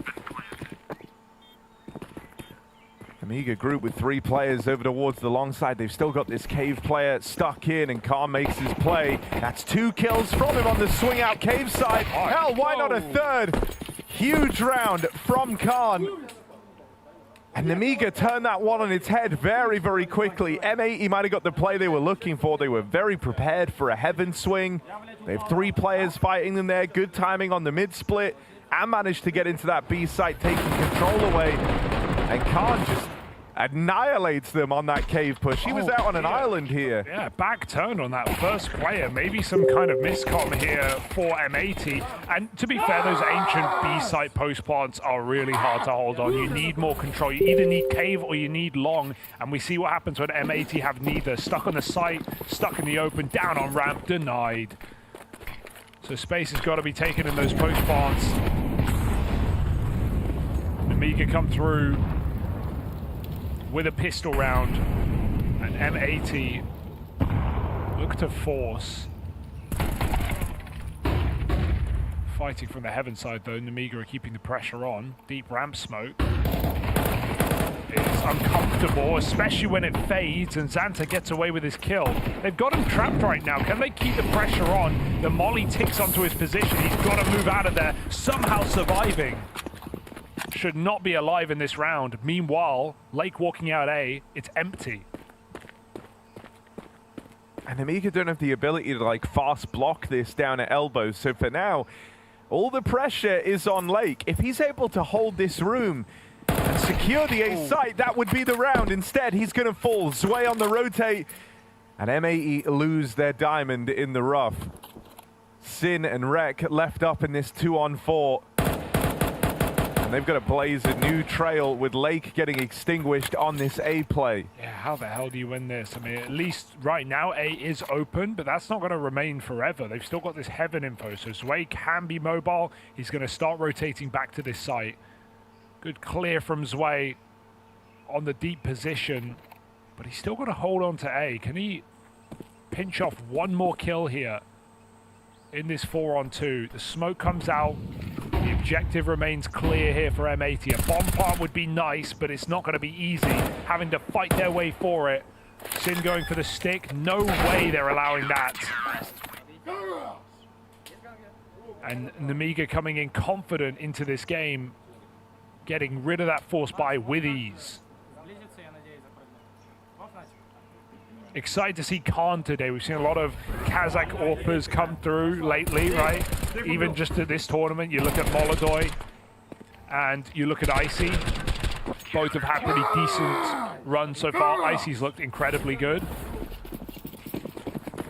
Peaking at the right time. Can Khan find that form as well? He's been solid.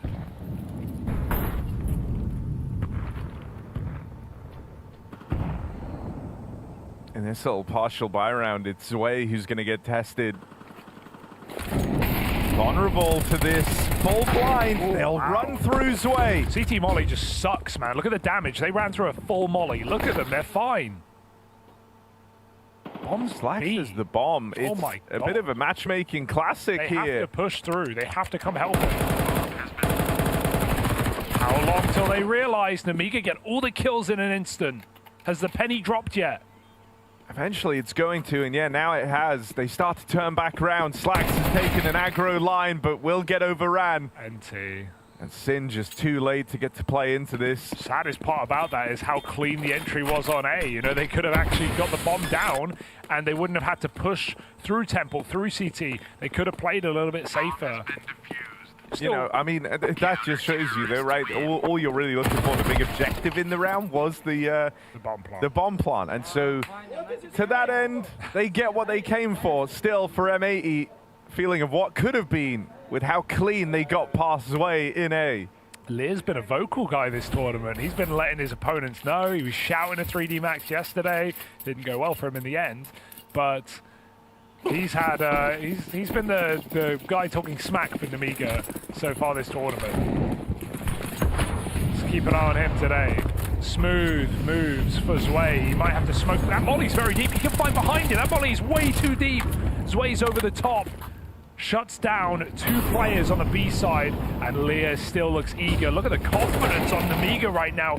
Full blind will not stop them. They go back for more, fighting every step of the way, and forget what your call is, M80, because the round is just unfurled in front of you. Yeah, that's brutal. I mean, you know, that's the rippling effect of one slightly off Molotov, giving all that room to the swing out from heaven. Zwei gets a free double kill in a fight that, as far as M80 were concerned, he shouldn't be able to take at that point in the round. And so, you know, one small mistake has these huge rippling consequences. Lake left in this alone. Someone high-five him. Come on! He's earned it. Yeah. Had to stand up for that one, Jesus. Everyone's so locked Felt in. like I was watching a skit for a second. Yeah, that was good. Like everyone ignoring it. That was good, yeah, the way that no one reacted. Yeah, this molly is not good. It's not good at all. Lear is very locked in. Don't play it again. Such a delay. Whatever else throws it in place. Oh, everyone's flagging. That's a good bit. Lear might be my new favorite. Yeah. He's so real. He's so real for that. Oh, careful Lear though. Out of ammo. Keeps 3 bullets on the reload. Swisher can walk in if he wants, but M80 just want to feel like they got to play around. Right now, they've not had great chance of doing so. Xanta, double setup with Lear. We don't really have the util to clear this out. It's close. Oh, lazy check, but he's been given a second chance. They have to trade this kill at worst case. They'll get it cleanly. Damage done through the wall. Lear survives. M80, this is the round you've been waiting for. 5v4, a lot of control. Got to bring that bomb back through spawn and set their sights on B.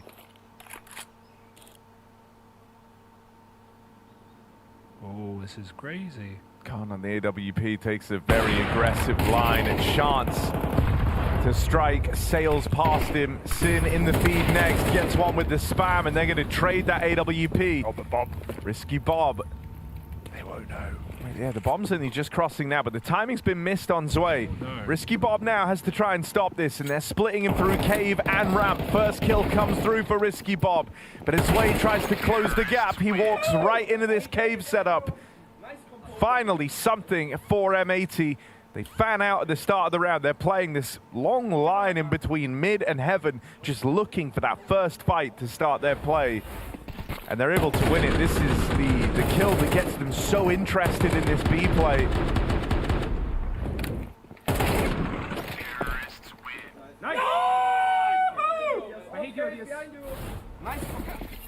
Okay, M80 still feeling good. On the board early at least after some closely contested rounds. Contorping on the A site. And running through the molly on B, Xanta, he's already trying to piss him off, and he's doing a good job. Swisher just gets run down at the B lane. They have to pick up the pace on mid. Moving through Donut. Khan can watch this. He sees it. Oh my god, was not ready for that pace. Just jumping out of Brokey. Lake with a double entry, and that is more like it. M80. They get caught off guard on B, and then they throw it right back in Nemiga's face. should save here. If you want to buy next, should just call it instantly.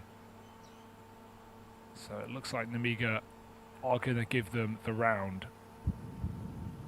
Nice entries from Lake. Good speed up call when they lost that B control.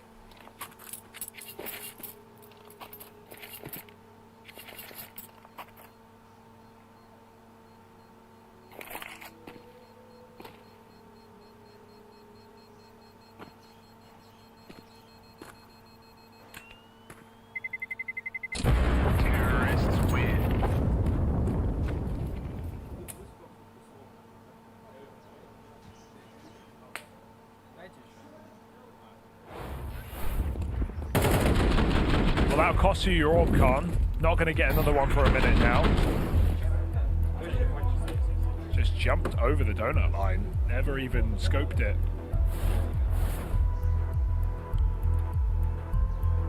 I like that Sin's kind of gone back to some like simple, just grouped calls in the last 2 rounds for M80. Whenever they've gone for like the more of a default start, right? Player trying to harass mid, guys looking to take away the lane control. They felt a little bit strung out. They haven't all been on the same page to help there and actually lend assistance. You think about that devastating round where they missed the molly heaven, lane gets shut down, then the mid guy, when he tries to react, you know, everyone's ready for it on the side of Nemiga. So, you know, going a little faster, a little more direct in these last 2 for M80, grouping with like immediate reactions to the first bit of info or the first kill that comes through. It's a nice way to kind of squeak some rounds past, but this push from Lear should have the kill on lane, dead to rights. There's the backstab for Swisher, and here's that fast reaction. Once again, they wait for the early lay of information, early lay of the land, and now they're going to try and react quickly, but they've been blocked on main. Yeah, 2A, they're in donut, they heard every step, so this has been given up. Some very obnoxious CS being played by Nemiga. I'm enjoying what I'm watching. The late smoke on the molly and just running down B ramp from Leah. Him and Xanta have both done that now, and M80 have been completely caught out. Swisher alone in this position. Does not look fun. They're throwing A smokes, but I don't know if they're going to go here. They know it's a bit predictable. Donut smoke comes in to block a potential AWP. And M80 try and use middle with red room smoked as well. This will have to end A, and so Nemiga are fine in this position. Through the smoke, Leah. Well, hang on a second. Nemiga, they've also traded places back in A. This push isn't going to work. They've fed M80 2 kills with the aggression. Yeah, the silence. Nemiga got paranoid.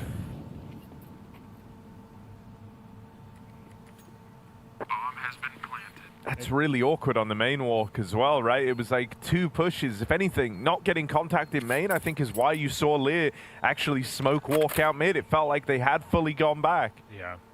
Did he let him go through main and take that shot late? Because he killed him on the A main steps.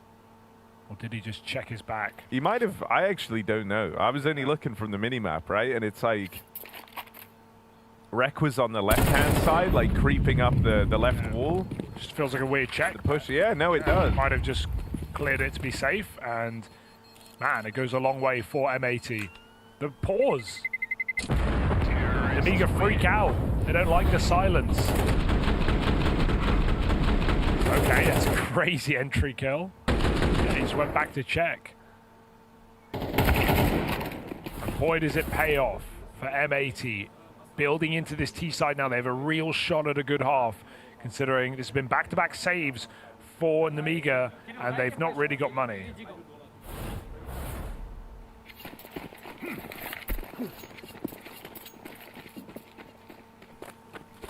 They still have to treat this one like it's a full buy with these 2 guns in play.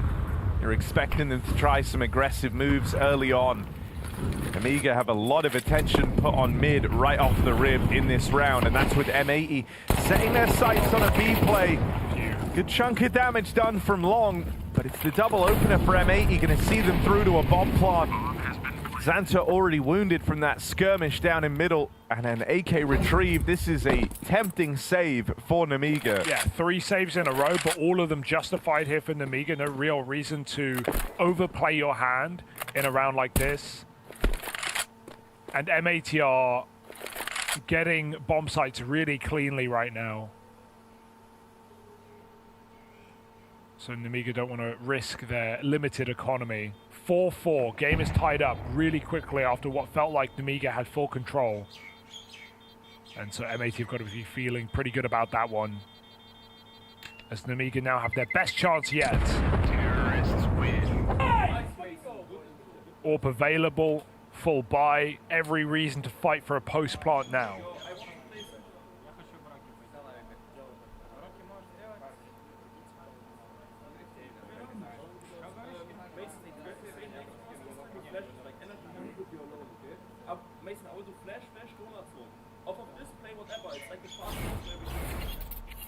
I do like listening in.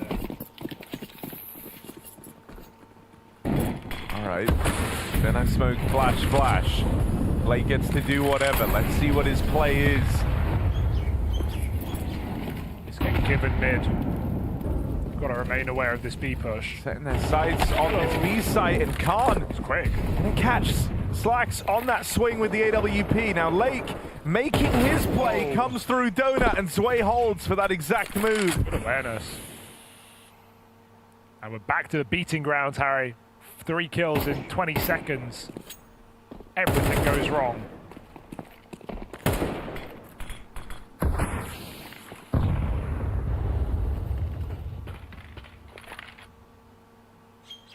I mean, this B site has been a tough nut to crack for M80. Reckon to pull one back. Hold on a second. Can he make this at all more interesting? They know they have a second player. The other A guy trapped back in the donut. Sway gets that smoke hit in time to slow the roll of M80. Back to B. I like this. It's decisive. They make steps red and they just go back, and they've actually pulled the AWP back to red as well to cover this flank. Sway's making a really nice info play, but they still have good timing on this 2v2. Lear gets the spot.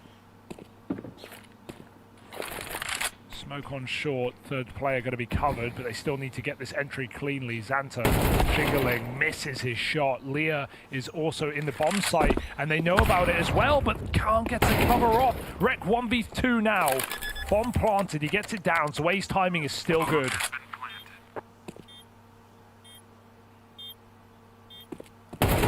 Swing onto the AWP, car knocked out. And Rek not quite ready for that second player. Zway will catch him. Yeah, it didn't feel like it mattered at the start of the round, but immediately going back donut and walking A main the whole way gives Zway such good timing when it comes down to the 1v1. It's a wild near 2v5 turnaround for M80 coming down to that 1v1 at the close. But Nemiga keeps the lead, refusing to give that over to M80. Both these squads thus far having streaked together 4 rounds in a row. That's Nemiga breaking the M80 streak right there. Yeah, it may feel like a good round because you made it so interesting, but just remember how it started. Again, 3 blistering kills from Nemiga, winning on all parts of the map. So something to say for the coach of M80. It's not really been going to plan.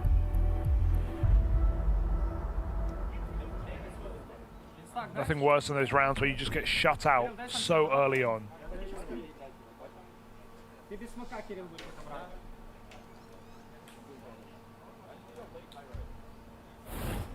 Can M80 bounce back with this full buy? They've got a lot of money.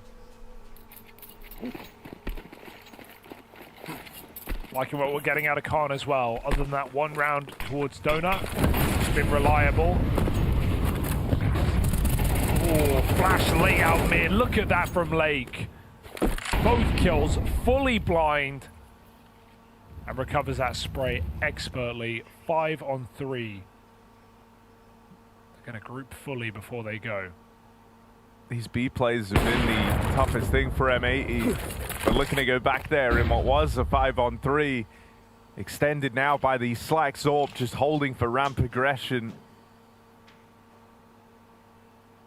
There's still 2 players here for Nemiga, both the remainers. Locked in over towards this B site. Khan on the AWP moving over. Holds the long line out towards ramp. Blake dead first. A follow-up tag from that AWP, but not the killing blow. And Lear nearby, sure, on the extremities of this B site and not going anywhere quickly. But should never be in a position to play for this round. Yeah, no kit means this is going to fizzle out here. And he probably should just leave while he's got the chance of fighting him, and he abandons ship.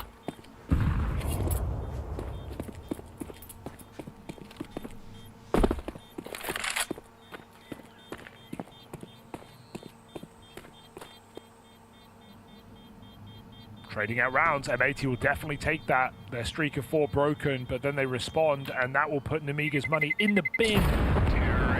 We now have the chance for a very healthy half for M80. Oh, I wanted to hear what they thought the buy was, because it's a decision Nemiga have to make. The smart play is to just eco this and get a full buy in the last.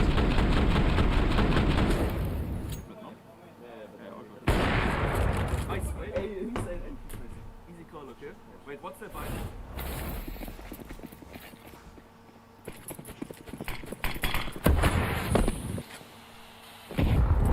Making a gamble. Good round to do it. M80 fearless out middle though after that last round.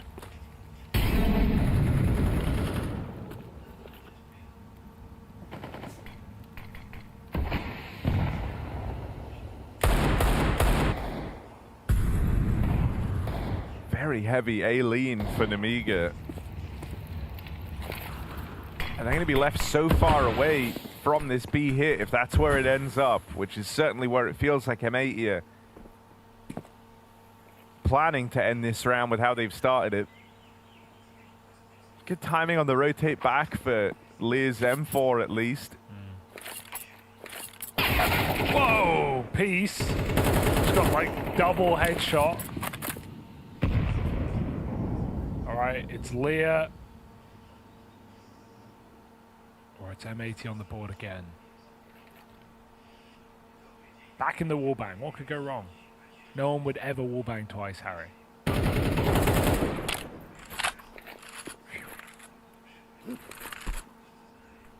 And look at the gamble. They went from 3A to 4B. And they block. Uh-oh. You're going to go 30 through. seconds, yeah, that's a big problem. Rek does have a nade. Put down on this smoke now. Oh no. But it's not planned out. The M4 delivering. Deagle spam will whittle down Sin. Slacks and Swisher just going to close the gap in time. And so M80 dodged the embarrassment there, playing through the ramp smoke. Forced that play at the hands of Nemiga. Yeah. Good timing on the stack in towards that B site, getting in there. Limited util at the perfect time. Slow burning round for M80 nearly comes back to haunt them, but they're able to close it out and now looking to win out this first half. Good grenades from Nemiga, right? Like they stall it out really well. Xanta and I think Lear. But it's Sin, the captain, finds a triple late in the round. And here we go. This is what Nemiga have been waiting for. They get pushed at middle. M80, Lake, suffocated. Down to 3 health. Meanwhile, they're boosting A main for a pick. Khan is moving in. So there will be potential for an all-B-all battle. Swisher playing outside the B doors. He's seen Xanta and Lear take the space a lot. It hasn't changed. Meanwhile, Nemiga stack A. And for good reason. M80 probably shouldn't go while that B door smoke is down.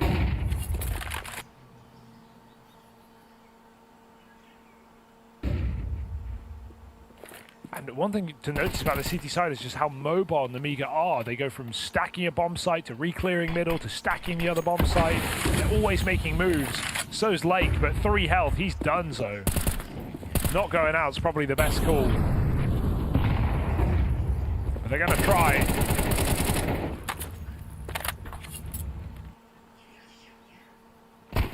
That's so sad. Swisher sat there all round. The second he peeks, he gets spotted. 30 seconds. Desperation for M80. Can a B play answer their call? I mean, look, M80 started this game 4-0 down, right? This would be one hell of a recovery, but to stick the landing, they've got to break through a triple B stack. Lake and Slack seem to believe they can. Bomb now planted.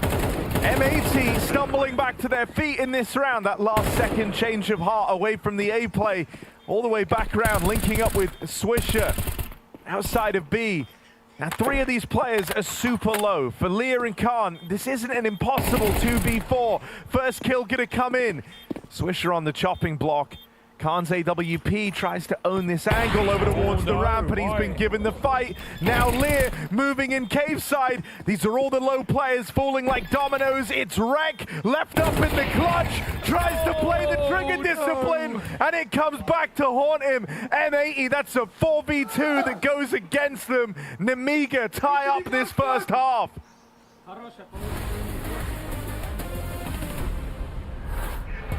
Stage 1 of the Blast TV Austin Major is done, and now we're going to look back and rank the best pop-offs from the Major. Time for the Roar Roundup Part 1.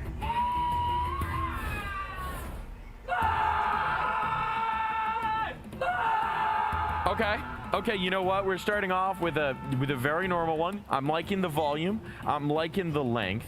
I'm liking the lung capacity here. This is like a solid middle ground. There's nothing too exciting. There's nothing too creative. There's a medium amount of passion into it. I'm going to start us off low with this one. I'm going to go in with like 3.7.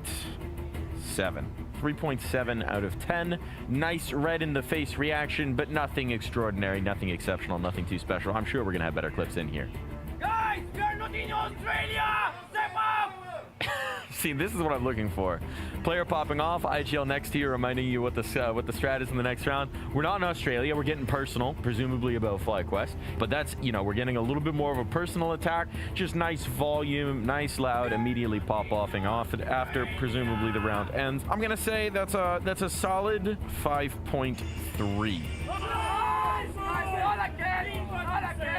Guys, you have to win those. Come on. Oof. That's a classic shit talk strategy there, which is to show mock sympathy for your opponent. We don't know the exact context, but I have to assume they failed a man-up situation, maybe lost to ecos a couple of times. So Cruisin showing them just a little bit of sympathy and reminding them that you really do. You gotta win those. That's a classic. Nothing too special, nothing too complicated there, but personalized to the moment, which I always do enjoy. So we're gonna give that a 5.6. 5.6 there. I don't even know which one to rate. I think it's the team synergy there. I mean, you always love seeing G on your screen. You really do. Good mouth shape there to get maximum volume out on your pop-off. Full extension. Speaking from the chest there, little diaphragmatic projection, so you know your opponents are going to hear it. We'll give it a 5.2. 5.2 out of 10. What? Is he playing Counter-Strike or did he see a mouse? Can I get that one more time? I don't know if that's going to inspire fear or if that's going to see if they should call an exterminator. Good for comedic value. I don't know if that's putting fear in the hearts of your opponents. We're going to 2.4 on that there, Viddy.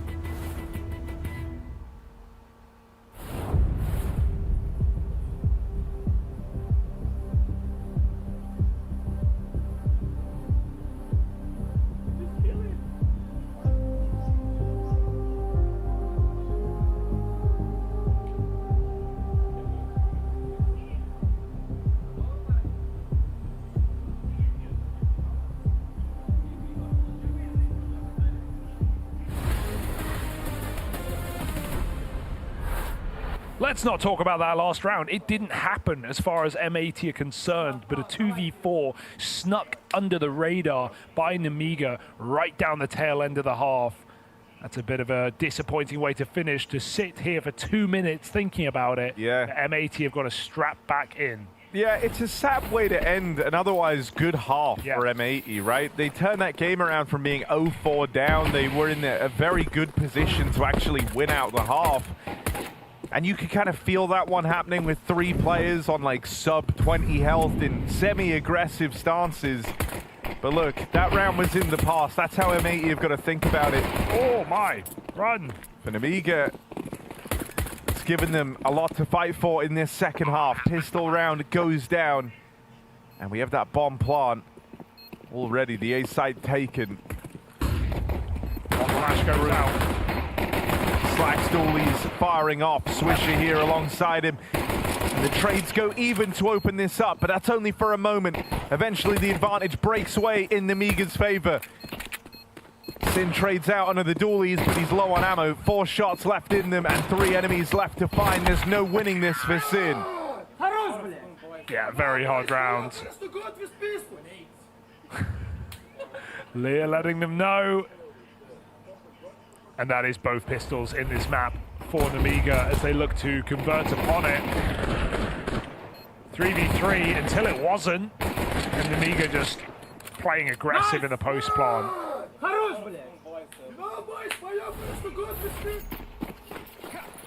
Got the force for M80.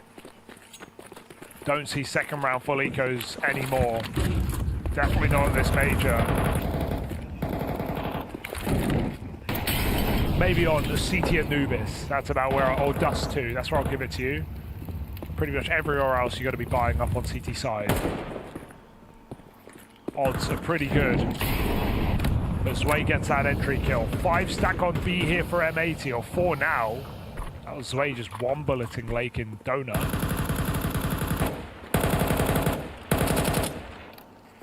And so Nemiga going into the stack, or maybe the stack will come to them.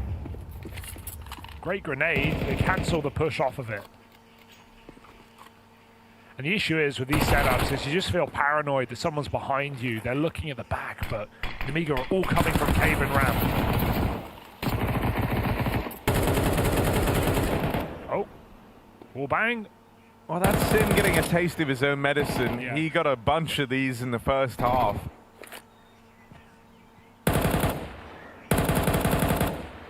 But that's the force fire up for M80 getting picked apart. And look at that paranoia. I think it's also partly you're trying to save. You know you can't win this round. So M80 get out of there. By the time they realize it's too late, bombs planted. And they'll try and give it another go, but Nemiga converting on both pistols in this game, so it seems.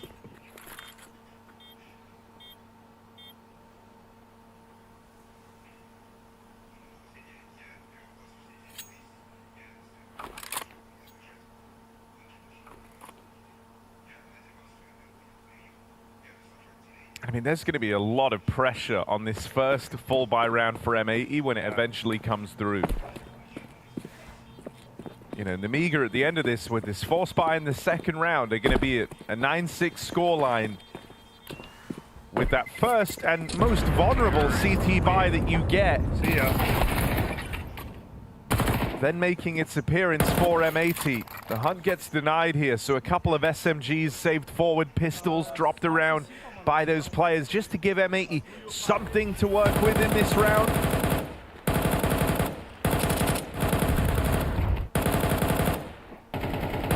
Any wallbangers?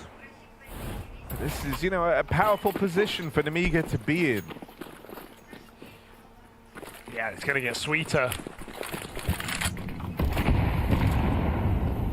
Wide mid-smoke. They're coming through this. Oh my god, on the boost timing. That's great timing for M80. Catching players jumping. Hello, Zwei. They are in your spawn. He was knife out for a second. Oh my god, he's fighting for his life. And maybe the round as well. Just trying to survive. To a corner. Zwei run through the molly. They know they have one guy trapped right here. But no, what's that from Khan? Oh. Lear could still win this. Lear could still close, and he's going to answer back. 1v2. Spawn push denied. You really want to shout after that round? It's a very chaotic round. Lear tries to break that tension by telling M80 this was easy. I've never seen the bomb get trapped in spawn on Ancient T side while pistols run at you. Look, good double for Zwei. Khan pulling the nade is not ideal. We've all been there. But luckily Lear keeps it under his thumb. Okay, this is the round you're talking about, though. This is the round that could break the backs of M80. If they fall down here, you know, suddenly Namiga are sprinting towards that finish line. The money would be broken for this M80 squad. And so this is a round that they have to win. If they want to pick up Ancient, if they don't want to have to do this with their backs against the wall the entire time, they have to stick the landing now. There's even an AWP in play for Slacks, and it's in the right place.